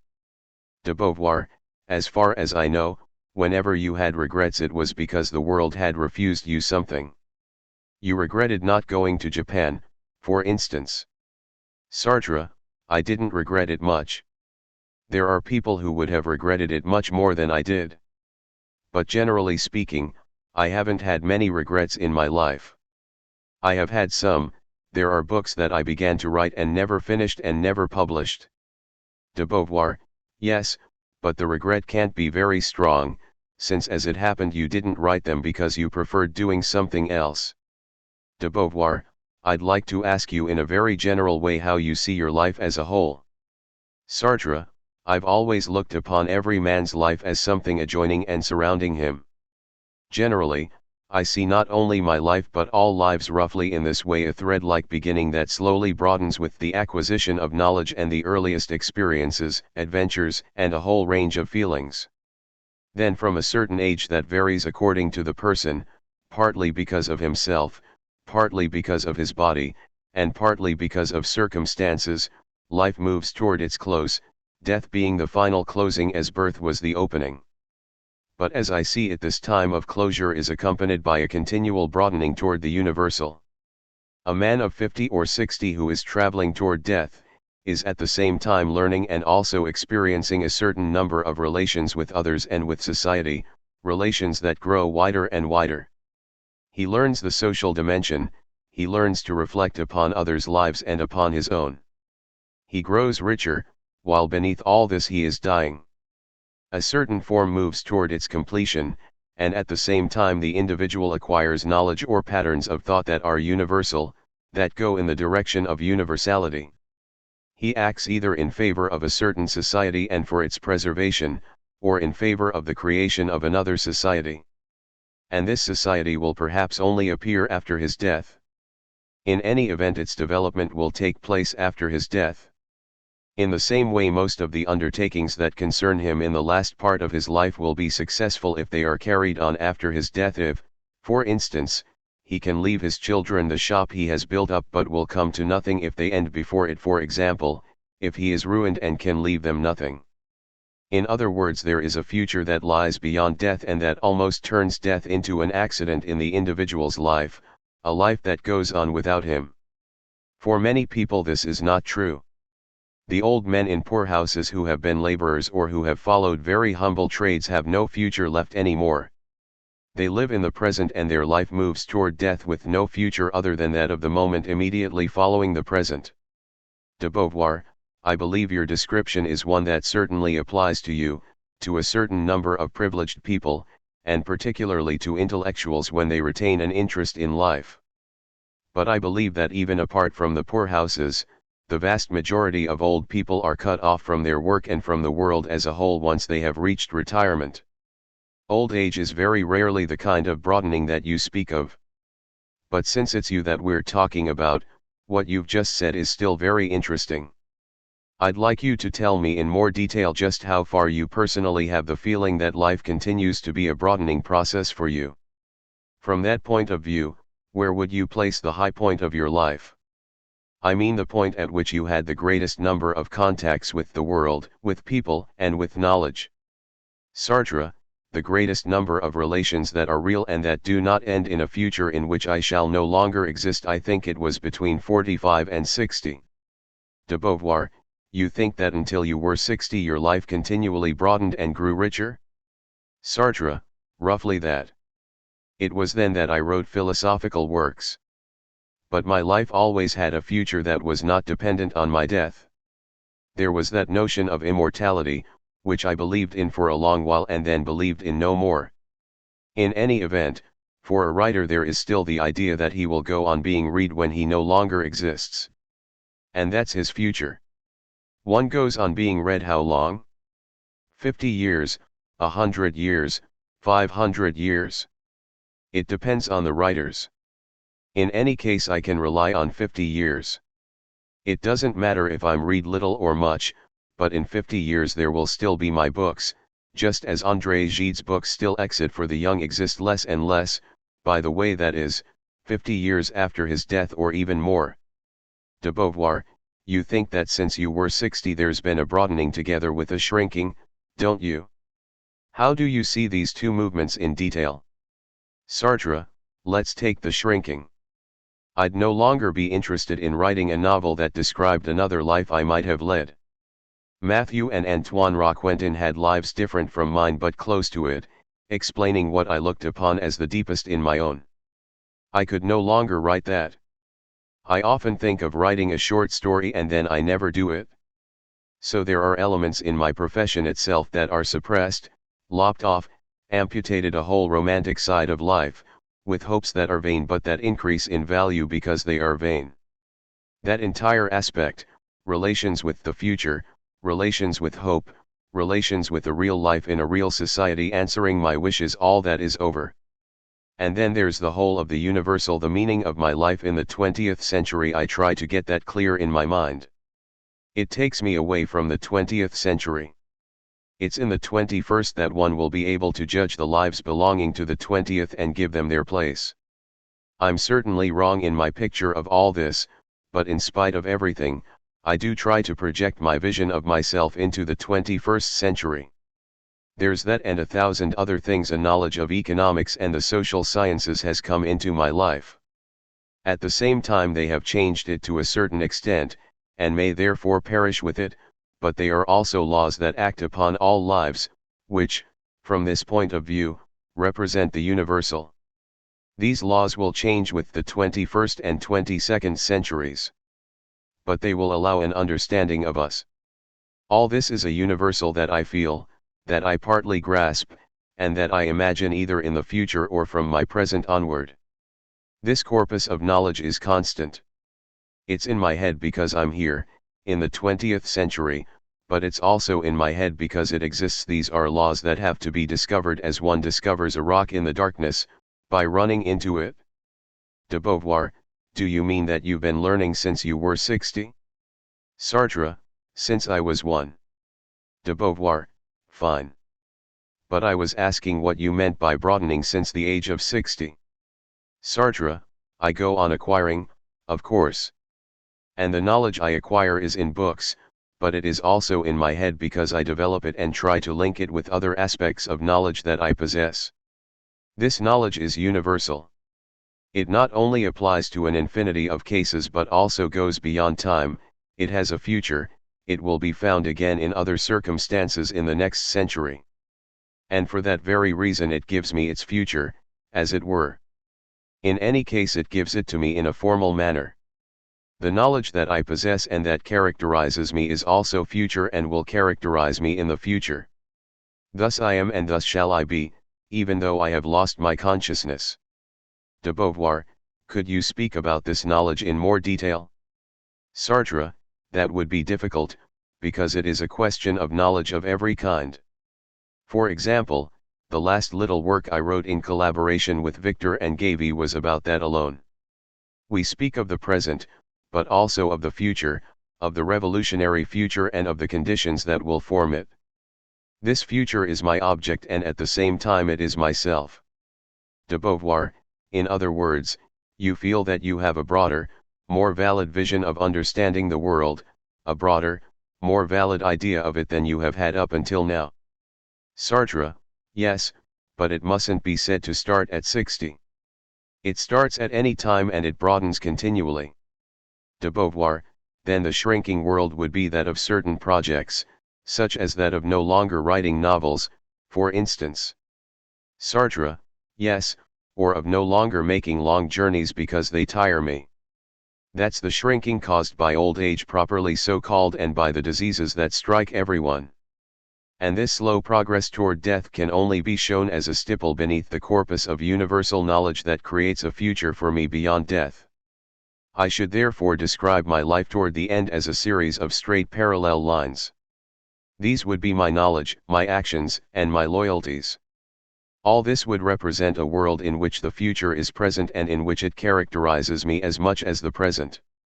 And beneath it I should trace a dotted line showing what happens moment by moment and which has little future apart from my death, this real life of each moment, with the illnesses that may damage my inner organs, the mental blanks that I have had all my life but that may now grow still worse, etc. This is my death, but I draw it with a dotted line. And over it I set this knowledge and these actions that imply the future. De Beauvoir, I understand what you mean. But now let us look at your life from another angle. I'd like you to look at it as I tried to look at mine when I wrote the beginning of All Said and Done. In your life what has there been in the way of luck, opportunities, chance, moments of freedom or obstacles to that freedom? And to begin with, always supposing, which I believe to be the case, that you are pleased with your life as a whole, with what you've done and with having been what you are, what could you point out as the chances that have made you what you are? Sartre, it seems to me there is no question but that my greatest stroke of luck was being born into a teaching family, that is, a family of intellectuals of a certain kind who had a certain conception of work, of vacations, of daily life, who could give me a good start for writing. It's obvious that as soon as I could look around me I regarded my family's condition, and therefore my own, not as one social state among others but as the social state. Living meant living in society, and living in society meant living as my grandparents or my mother lived. It follows that my having begun by living with a grandfather who worked chiefly among books and who had pupils, as I've said in the words, counted a great deal. And the fact that I had no father certainly counted a great deal too. If I'd had a father he would have followed a much more obvious, much more demanding profession. When I was born my grandfather had retired, or almost retired. He had a school of his own. He gave German lectures at the Hautes Études Sociales. So he did have a profession, but the profession was remote.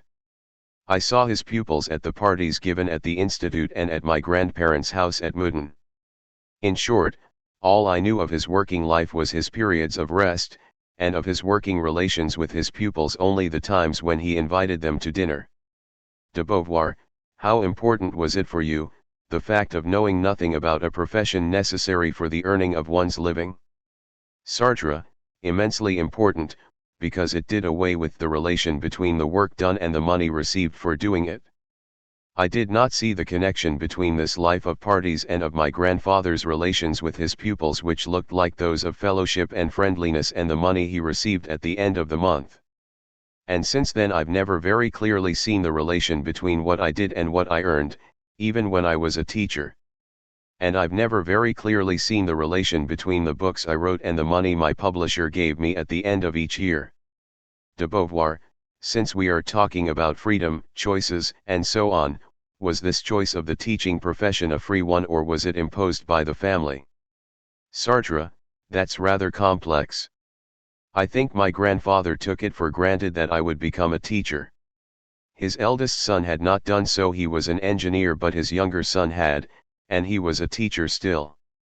So that my grandfather thought it natural that I, whom he thought so gifted, would be a teacher like him. But still, if I had had a very clear vocation for another career as an engineer trained at the Polytechnique, for example, or a naval engineer, he would have let me follow it. But I drifted into teaching because I looked upon that class of intellectual workers as the spring and origin of the novelists and writers I wanted to belong to. I thought that the teacher's profession gave a considerable amount of knowledge about human life, and that a considerable amount of knowledge was required to write a book. I saw a connection between the teacher of literature, who forms a style for himself by being a teacher and by correcting his pupil's style, and this same teacher making use of the style he has thus formed in order to write a book that may ensure his immortality. De Beauvoir, so there was a concordance between your own wishes and the family circumstances that encouraged you to become a teacher? Sartre, yes, if it can be called a concordance, agreement, since one can be a dung collector and a writer. There is only a secondary connection between the fact of being a teacher and that of writing. But still I did choose that particular concordance. That is, I saw the world through my grandfather's career and through my own desire to write. The two are linked, since it was my grandfather who said to me, "You will be a writer." He was lying, by the way, since he did not give a damn about the writing. He just wanted me to be a teacher. But I took him very seriously, and consequently my teacher grandfather, superior to all other teachers of course, told me this as though he had been a writer himself. De Beauvoir, so teaching might be looked upon as a kind of free election, but one that agreed with what had been wished for you. In your childhood or youth, do you see any times when this freedom was more solitary, isolated? Did you feel that you had entirely personal initiatives at any time during this whole first part of your life? Sartre, it's hard to say. De Beauvoir, in the fact of writing, for instance. Sartre, writing was perhaps not wholly personal when I was 8, and when, as I've said in the words, I chiefly copied and recast pieces that had already been written. Yet there was something that came from me. I wanted to be the person who wrote those books. After the 5th form I left for La Rochelle with my mother and stepfather, and at La Rochelle there was nothing that warranted my choice of writing any more. In Paris I had had schoolmates who had made the same choice as myself, but at La Rochelle there was not a single one who wanted to become a writer. De Beauvoir, but for all that you wrote there? Sartre, I wrote, having no public for my works other than the schoolmates to whom I read a few pages and who were totally unimpressed. De Beauvoir, and you weren't encouraged at home either? Sartre, absolutely not. De Beauvoir, in a word, for you writing was a kind of apprenticeship to loneliness and freedom. Sartre, I went on writing when I was in the 4th form, much less, and perhaps not at all, in the 3rd and 2nd. I thought of the writer as an unhappy creature who was neither read nor acknowledged by his fellows. It was after his death that fame came to him. As I wrote, I was aware of my schoolmates' actual or potential hostility. In those days, then, I saw the writer as a poor devil, unfortunate and damned. I was going in for romanticism. De Beauvoir, when all is said and done, you look upon death with great serenity. Sartre, even so, the approach of death does look like a series of deprivations. For instance, I was a heavy drinker, as you know, and one of the pleasures of my life, even when I was worried for objective reasons, was to end the evening by drinking a great deal. That's vanished. It's vanished because the doctors have forbidden me to drink. I doubt the doctor's knowledge, I may add, but I submit. So there are these deprivations, which are like things being taken away before the moment everything is taken from me, which will be death.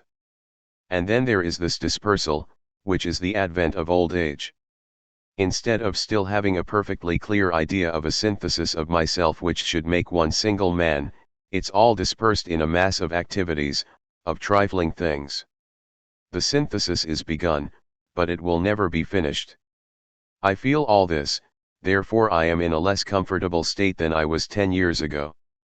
But death, as a serious matter that comes at a given moment and which I expect, does not frighten me. It seems to me natural. Natural as opposed to my life as a whole, which has been cultural. It is after all the return to nature and the assertion that I was a part of nature. And then the fact remains that what I remember of my life, even with this new point of view and even with the erroneous notion about immortality that I entertained for many years, seems to me valid. It's a kind of a premortal point of view, not quite the dying point of view but a point of view of before death. I don't regret anything I've done. Even my greatest faults are bound to me and commit me. I've often come to an end of them by other reversals. De Beauvoir, it's another subject, but I should be interested to know what you look upon as your greatest faults. Sartre, oh, for the moment nothing in particular, really. But I think there have been some. De Beauvoir, mistakes, in any case. That's certain. Sartre, mistakes, yes. In short, I think this is a life that is coming to pieces. So one never has a life that comes to an end as it began, in a single point that is the last. Instead of that De Beauvoir, it wears away. Sartre, it disperses, it wears away. So setting aside this period of wearing away which I don't grieve over, since it's the common lot I think I've had a period, from the age of 30 to 65, in which I kept a hold on myself and in which I was not very different at the beginning from what I became.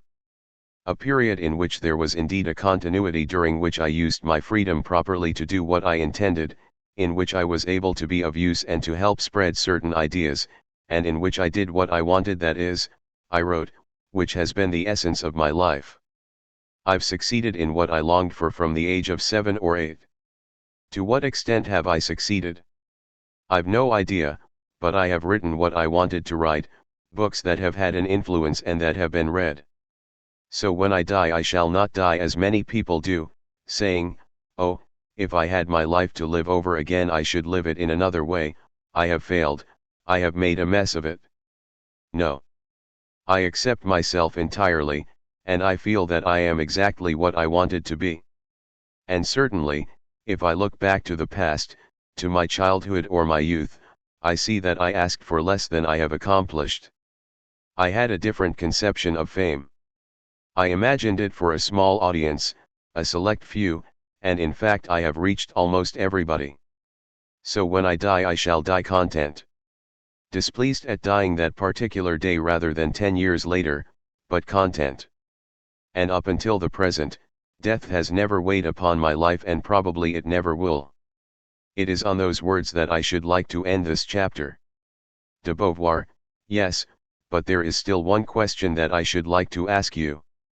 Has the idea of the survival of the soul, of a spiritual principle in us, a survival such as the Christians think of, for example, has that ever crossed your mind? Sartre, I think it has, but rather as an almost natural fact. The difficulty I had, because of the very structure of the consciousness, in imagining a time when I should no longer exist. Every future that one imagines in one's consciousness refers back to consciousness. You can't imagine a moment in which there is no consciousness anymore. You can imagine a world in which the body no longer exists, but the fact of imagining implies consciousness, not only now, but also in the future. Consequently, I think one of the difficulties in thinking about death is this very impossibility of getting rid of consciousness. For example, if I imagine my funeral, it is I who am imagining my funeral. I am therefore hidden at the corner of the street, watching it pass. In the same way, when I was young, when I was 15, I had a vague tendency to conceive this life that would always go on simply because when I imagined the future I imagined myself as being there to see it. But that never amounted to much. In fact, as an atheist, I've always thought there was nothing after death, except for the immortality that I saw as a quasi-survival. De Beauvoir, I'd like to know how your atheism began and how it evolved in your mind. Sartre, in the words I've told how, even as early as 8 or 9, I had only neighborly relations with God, not really those of subservience or of understanding. He was there, and now and then he appeared, as he did on the day when it seems I set the house on fire. He was an eye that rested on me from time to time. De Beauvoir, how do you mean, you set the house on fire? Sartre, I told in the words how I used to get hold of boxes of matches and how I started the fire only a modest blaze, however. In fact he used to watch me every now and then, I imagined that a gaze enfolded me. But all this was vague, without much connection with the catechism, with all the lessons about that intuition that was in itself mistaken. My parents had rented a villa a little way out of La Rochelle when I was about 12, and in the morning I used to take the tram with the girls next door, 3 Brazilians called Machado who went to the girls' lycée. One day I was walking up and down outside their house for a few minutes waiting for them to get ready. I don't know where the thought came from or how it struck me, yet all at once I said to myself, but God doesn't exist. It's quite certain that before this I must have had new ideas about God and that I had begun solving the problem for myself. But still, as I remember very well, it was on that day and in the form of a momentary intuition, that I said to myself, God doesn't exist. It's striking to reflect that I thought this at the age of 11 and that I never asked myself the question again until today, that is, for 60 years. De Beauvoir, could you go back and recover the details of the mental workings that preceded this intuition? Sartre, absolutely not. All the more so since I remember very well that when I was 12 I looked upon it as a manifest truth that had come to me without any foregoing thought. That was obviously untrue, but it was how I always saw it, a thought that came suddenly, an intuition that rose up and that determined my life. I think the Machado girls appeared at that moment, and the thought went back under the surface. No doubt I thought of it again the next day or the day after that, and I went on stating that God did not exist. De Beauvoir, and did this revelation have any consequences for you? Sartre, not many at the time, nor were they really determinant. My behavior was linked to other principles, other wishes. Above all I wanted to have contacts with the boys at my school. And then there was also a girl I wanted to meet, she was at the girls' lycée. I was not at all attached to the Catholic religion, I didn't go to church before or after. So this had no exact relation with my life at that time. I don't remember that I was ever astonished or grieved that God did not exist. I thought it was just a story that I had been told, a story that people believed, but one that I had seen to be false. Of course, since mine was a decently, respectably believing family, I knew nothing about atheists. De Beauvoir, and didn't it worry you, being opposed to your family on such an important point, a family you respected and were fond of? Sartre, no, indeed. In the words I tried to explain how I'd already built myself up a positive arsenal of little private thoughts which were in direct opposition to those of my family. I had but a moderate belief in what my grandfather told me were other people's thoughts and conceptions. I thought one had to discover one's own way of thinking. He told me that too, by the way, but he didn't mean it to the same degree of depth that I did. De Beauvoir, and when you grew older, when you were in Paris, did your atheism change? Was it ever shaken? Did it become stronger? Sartre, you might say it became stronger. Above all, I think it changed from an idealist to a materialist atheism, and that was chiefly during my conversations with Nizan.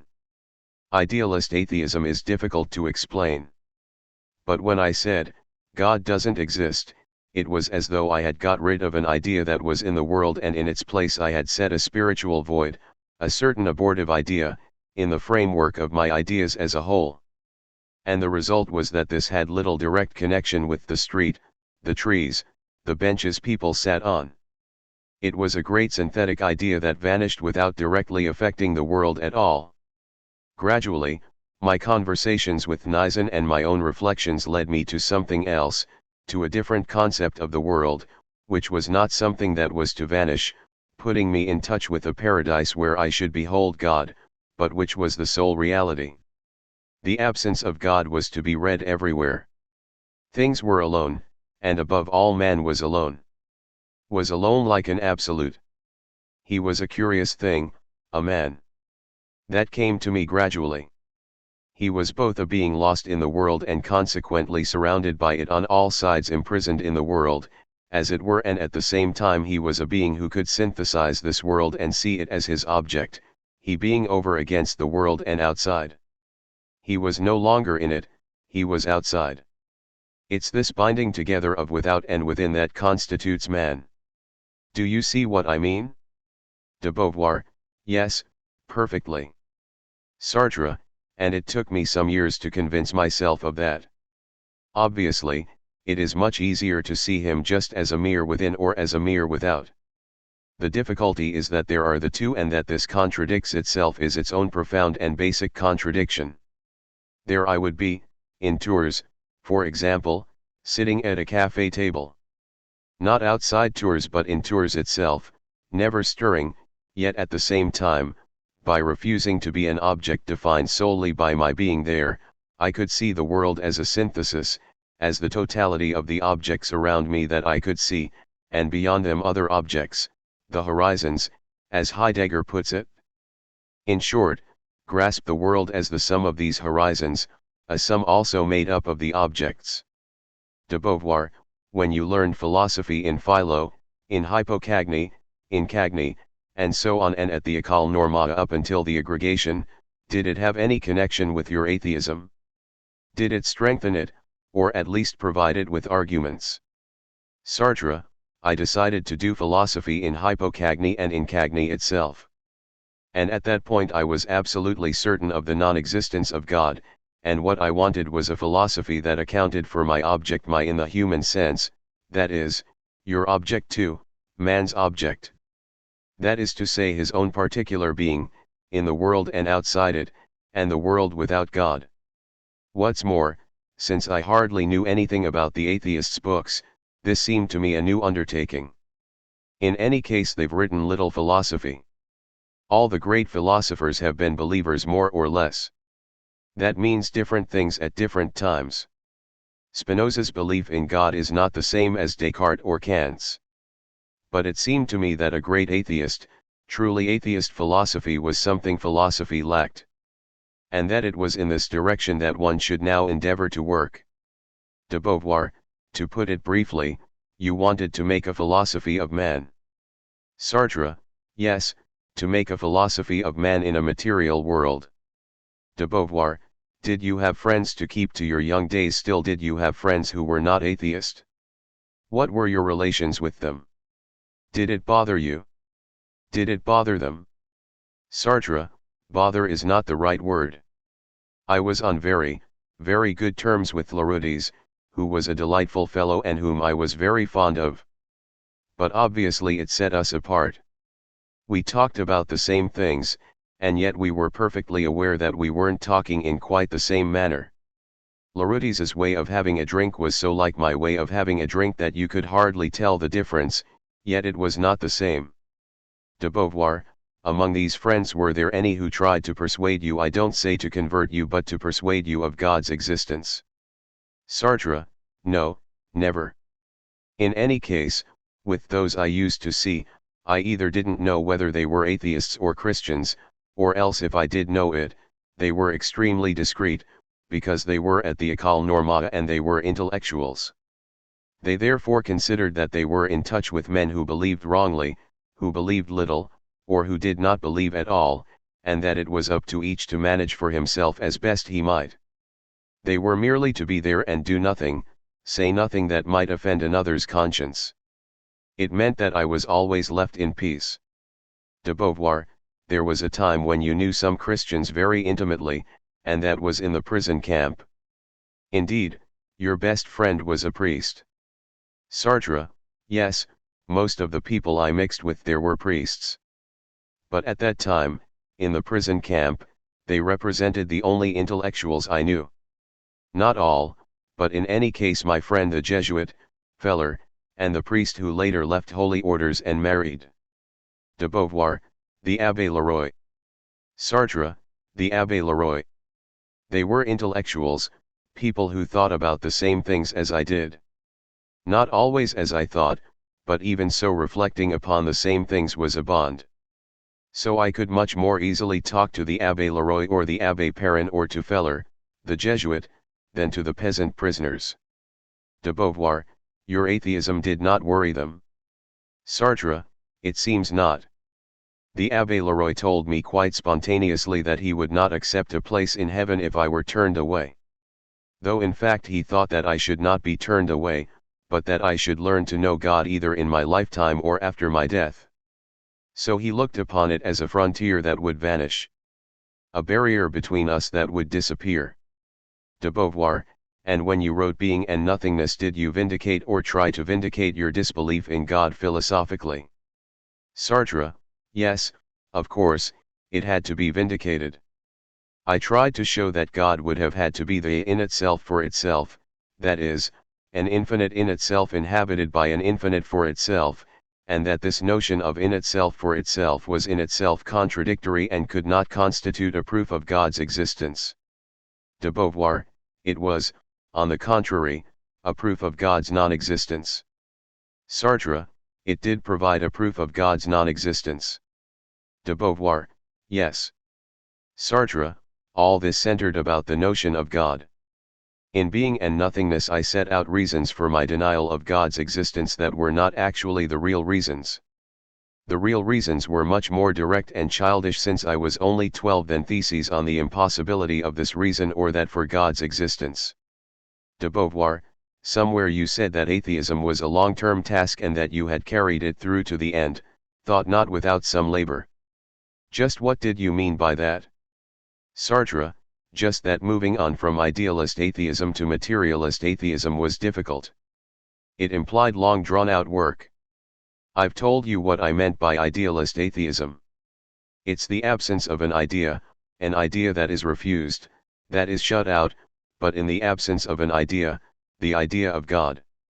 Whereas materialistic atheism is the world seen without God, and obviously it's a very long-term affair, passing from that absence of an idea to this new conception of the being that is left among things and is not set apart from them by a divine consciousness that contemplates them and causes them to exist.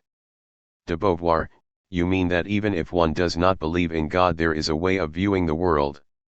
Sartre, even if one does not believe in God, there are elements of the idea of God that remain in us and that cause us to see the world with some divine aspects.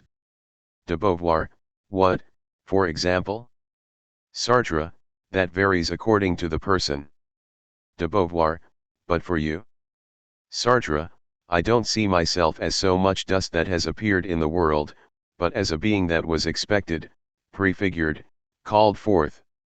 In short, as a being that could, it seems, come only from a creator, and this idea of a creating hand that created me refers me back to God. Naturally, this is not a clear, exact idea that I set in motion every time I think of myself. It contradicts many of my other ideas, but it is there, floating vaguely. And when I think of myself I often think rather in this way, for want of being able to think otherwise. Because the consciousness in each man vindicates his way of being, and it is not there like a gradual formation or something built up by a series of chances, but on the contrary, like a thing, a reality that is continually present, that is not formed, that is not created, but that appears to be continually present as a complete whole. And consciousness, I may add, is consciousness of the world. So one is not quite sure whether one means consciousness or the world, and consequently one is back in reality once more. De Beauvoir, apart from that feeling of not being here by chance, are there other fields in which there are traces of God? In the moral field, for example? Sartre, yes. In the moral field I've retained one single thing to do with the existence of God, and that is good and evil as absolutes. The usual consequence of atheism is the suppression of good and evil. It's a certain relativism, for example, it's regarding morals as being variable according to the point on the earth's surface at which they are seen. De Beauvoir, or as Dostoevsky says, if God does not exist, everything is allowed. You don't think that, do you? Sartre, in one way I clearly see what he means, and abstractly it's true, but in another I clearly see that killing a man is wrong. Is directly, absolutely wrong, is wrong for another man, is doubtless not wrong for an eagle or a lion, but is wrong for a man. It might be said that I look upon man's morals and moral activity as an absolute in the midst of the relative. There is the relative, which I may add is not the whole man, but which is man in the world and his problems within it.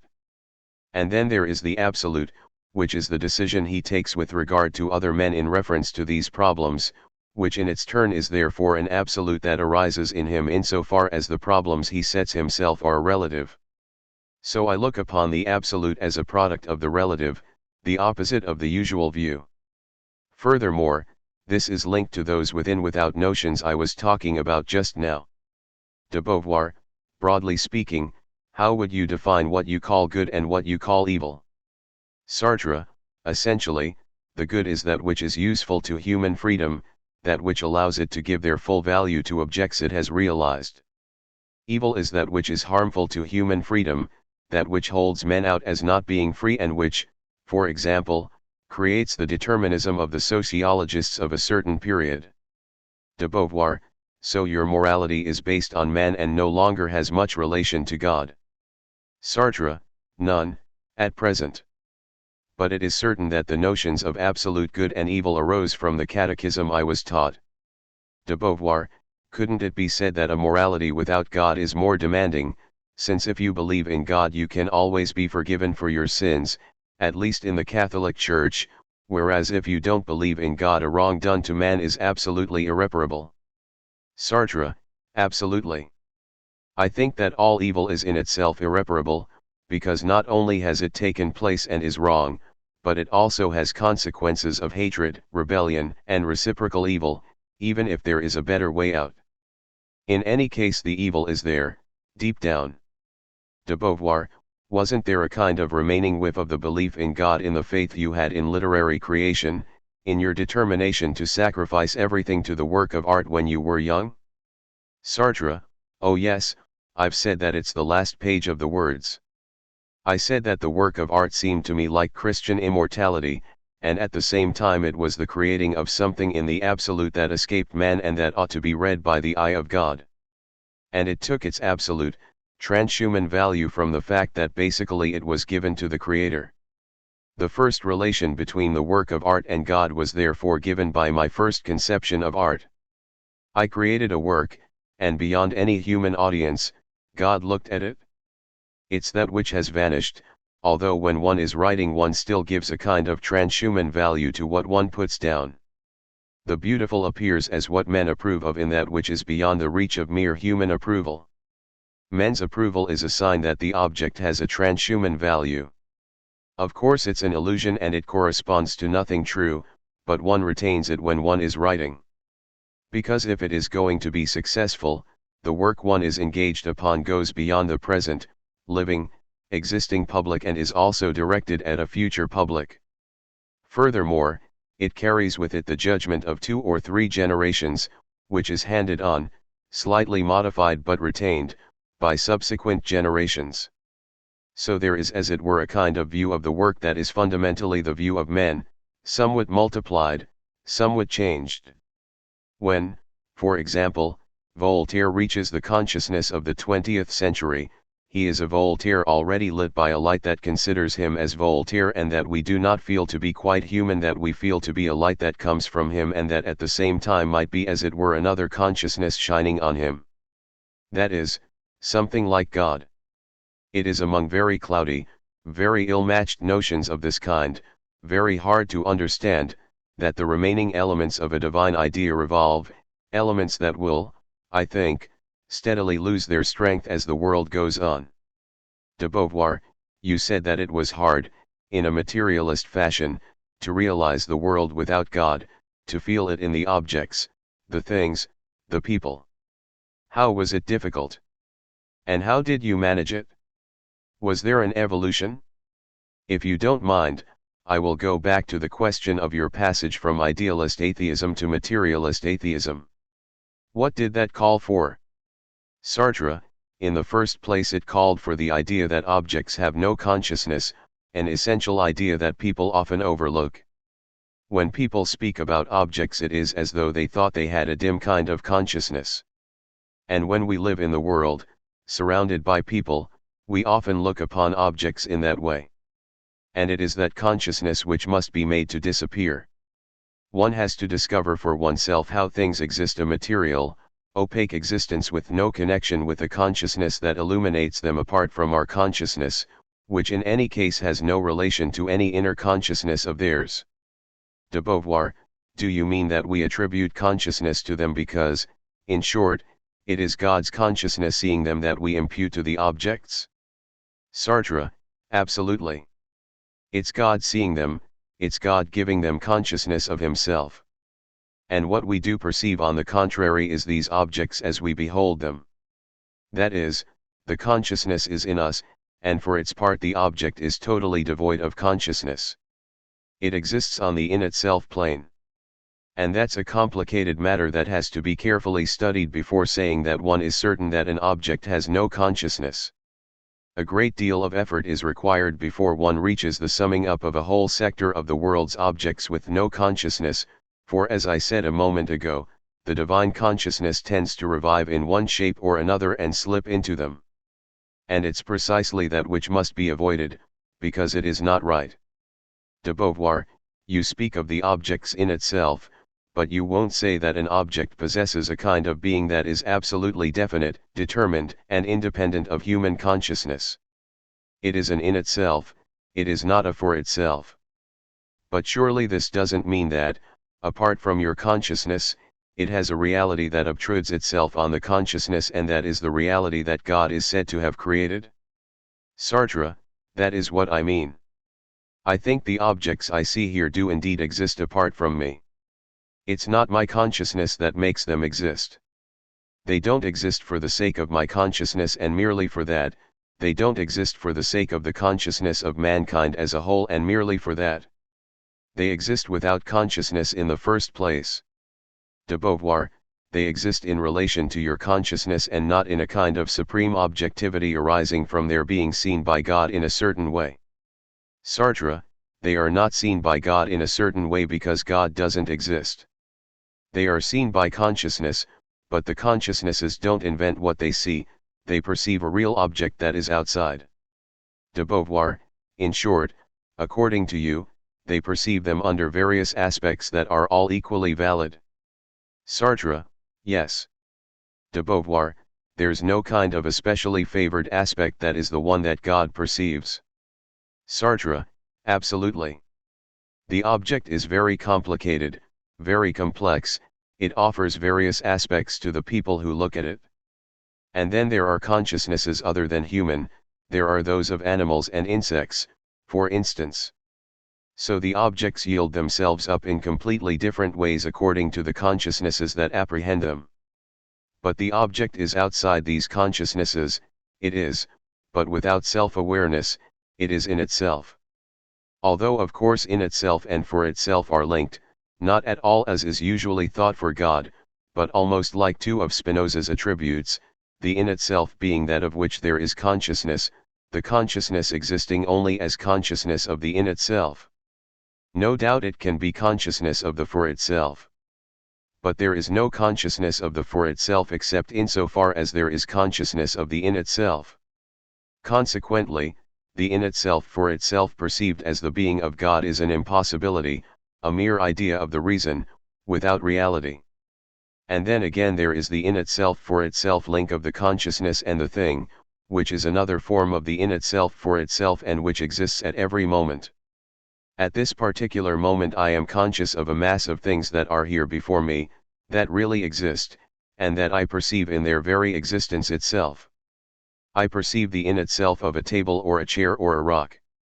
De Beauvoir, for you, atheism is one of the bases of your life, then, one of your obvious facts. So what do you think of people who say they are believers? There are some you've met whom you valued, others no doubt whom you did not. And I think there are some who say they believe but in fact do not. But still, what do you think the fact of believing represents, when one has a certain amount of culture, of course?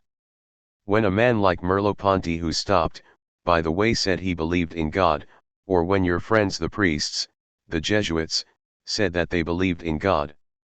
On the whole, what do you think the fact of stating that he believes in God represents in the way a man leads his life? Sartre, it seems to me a survival. I think there was a time when it was normal to believe in God in the 17th century, for instance. At present, in view of the way people live, the manner in which they become aware of their consciousness and in which they see how God slips away, there is no intuition of the divine. I think that nowadays the notion of God is already dated, and I've always felt that there was something old-fashioned, outworn, in the people who as believers have talked to me about God. De Beauvoir, but why do you think they cling to this old-fashioned, out-of-date notion?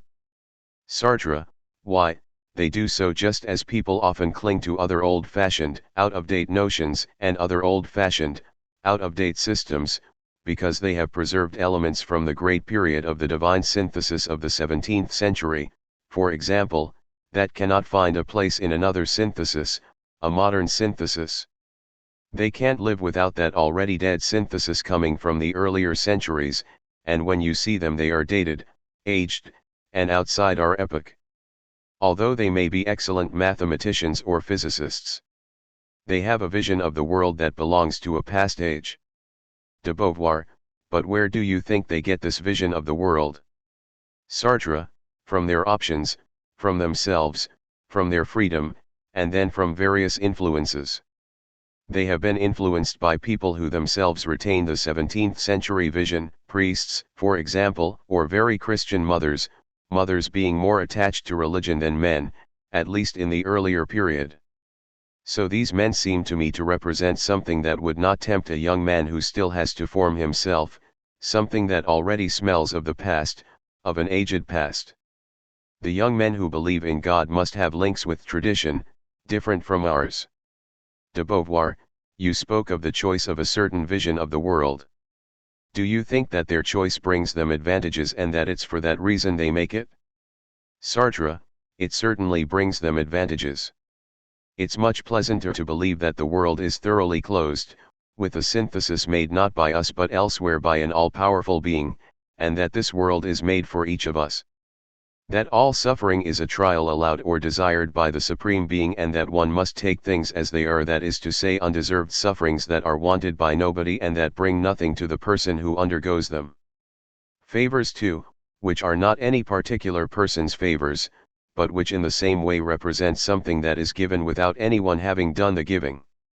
In order to re-establish the old notion of a God aware of everything, seeing the relations between everything and deliberately establishing these relations as well as their consequences, one has to turn one's back on science, on the social as well as the natural sciences, and go back to a world totally opposed to the one that we have established since then.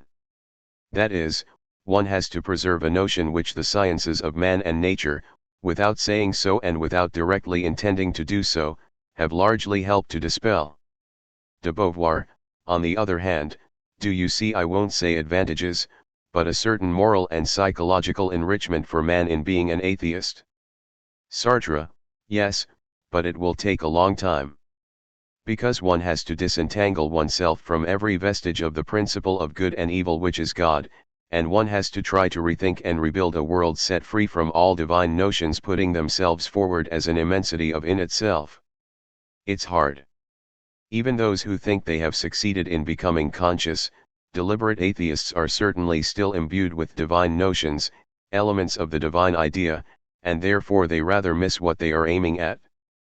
They do introduce more and more atheism into their thinking, but it cannot be said that the world is atheist, that the human world is atheist.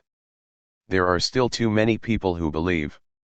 De Beauvoir, and for a given individual let's think simply of you, for example, what is the, as one might say the benefit, apart from that of having thought what was true, of course what is the benefit that the fact of not believing in God has given you?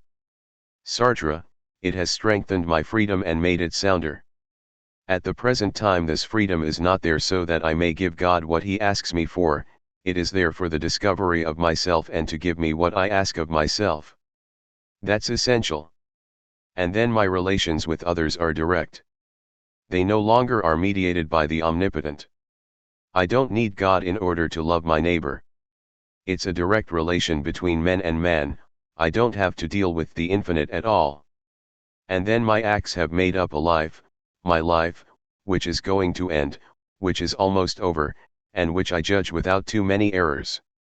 This life owes nothing to God, it was what I wanted it to be and to some extent what I made it without meaning to. And when now I reflect on it, it satisfies me, and I do not need to refer to God for that. I only have to refer to what is human, that is, other men and myself. And I think that insofar as we more or less all work at building up a human race that will have its principles, its aims, and its unity without God, we are all atheists, not perhaps at every moment, but in reality at all times of our lives at least atheists of an atheism that is expanding and becoming more and more of a reality. De Beauvoir, you think that the way for man to cure himself to do away with his alienation is first of all not to believe in God. Sartre, absolutely. De Beauvoir, it means taking man alone as the measure and the future of mankind. Sartre, God is a prefabricated image of man, man multiplied by infinity, and men stand before this image, obliged to labor to satisfy it. So it is always a question of a relation with oneself, a relation that is absurd, but that is also enormous and demanding. It is that relation that must be suppressed, because it is not the true relation with oneself. The true relation with oneself is with that which we really are, and not with that self we have formed roughly in our own shape. De Beauvoir, have you anything else to say? Sartre, yes and no. Chiefly that this fact of living very close to people who do not themselves believe in God completely does away, between them and oneself, with that infinite intermediary who is God. You and I, for example, have lived without paying attention to the problem. I don't think many of our conversations have been concerned with it. De Beauvoir, no, none. Sartre, and yet we've lived, we feel that we've taken an interest in our world and that we've tried to see and understand it. About the author. Born in Paris in 1908, Simone de Beauvoir is France's most celebrated living writer. A lifelong companion of Jean-Paul Sartre and a pioneering feminist, she has written books famous throughout the world. Her works of fiction include The Mandarins, All Men Are Mortal, The Blood of Others, When Things of the Spirit Come First and A Woman Destroyed. Her nonfiction includes The Second Sex, A Very Easy Death, Memoirs of a Dutiful Daughter, Force of Circumstance, The Prime of Life, and The Coming of Age. Simone de Beauvoir lives in Paris.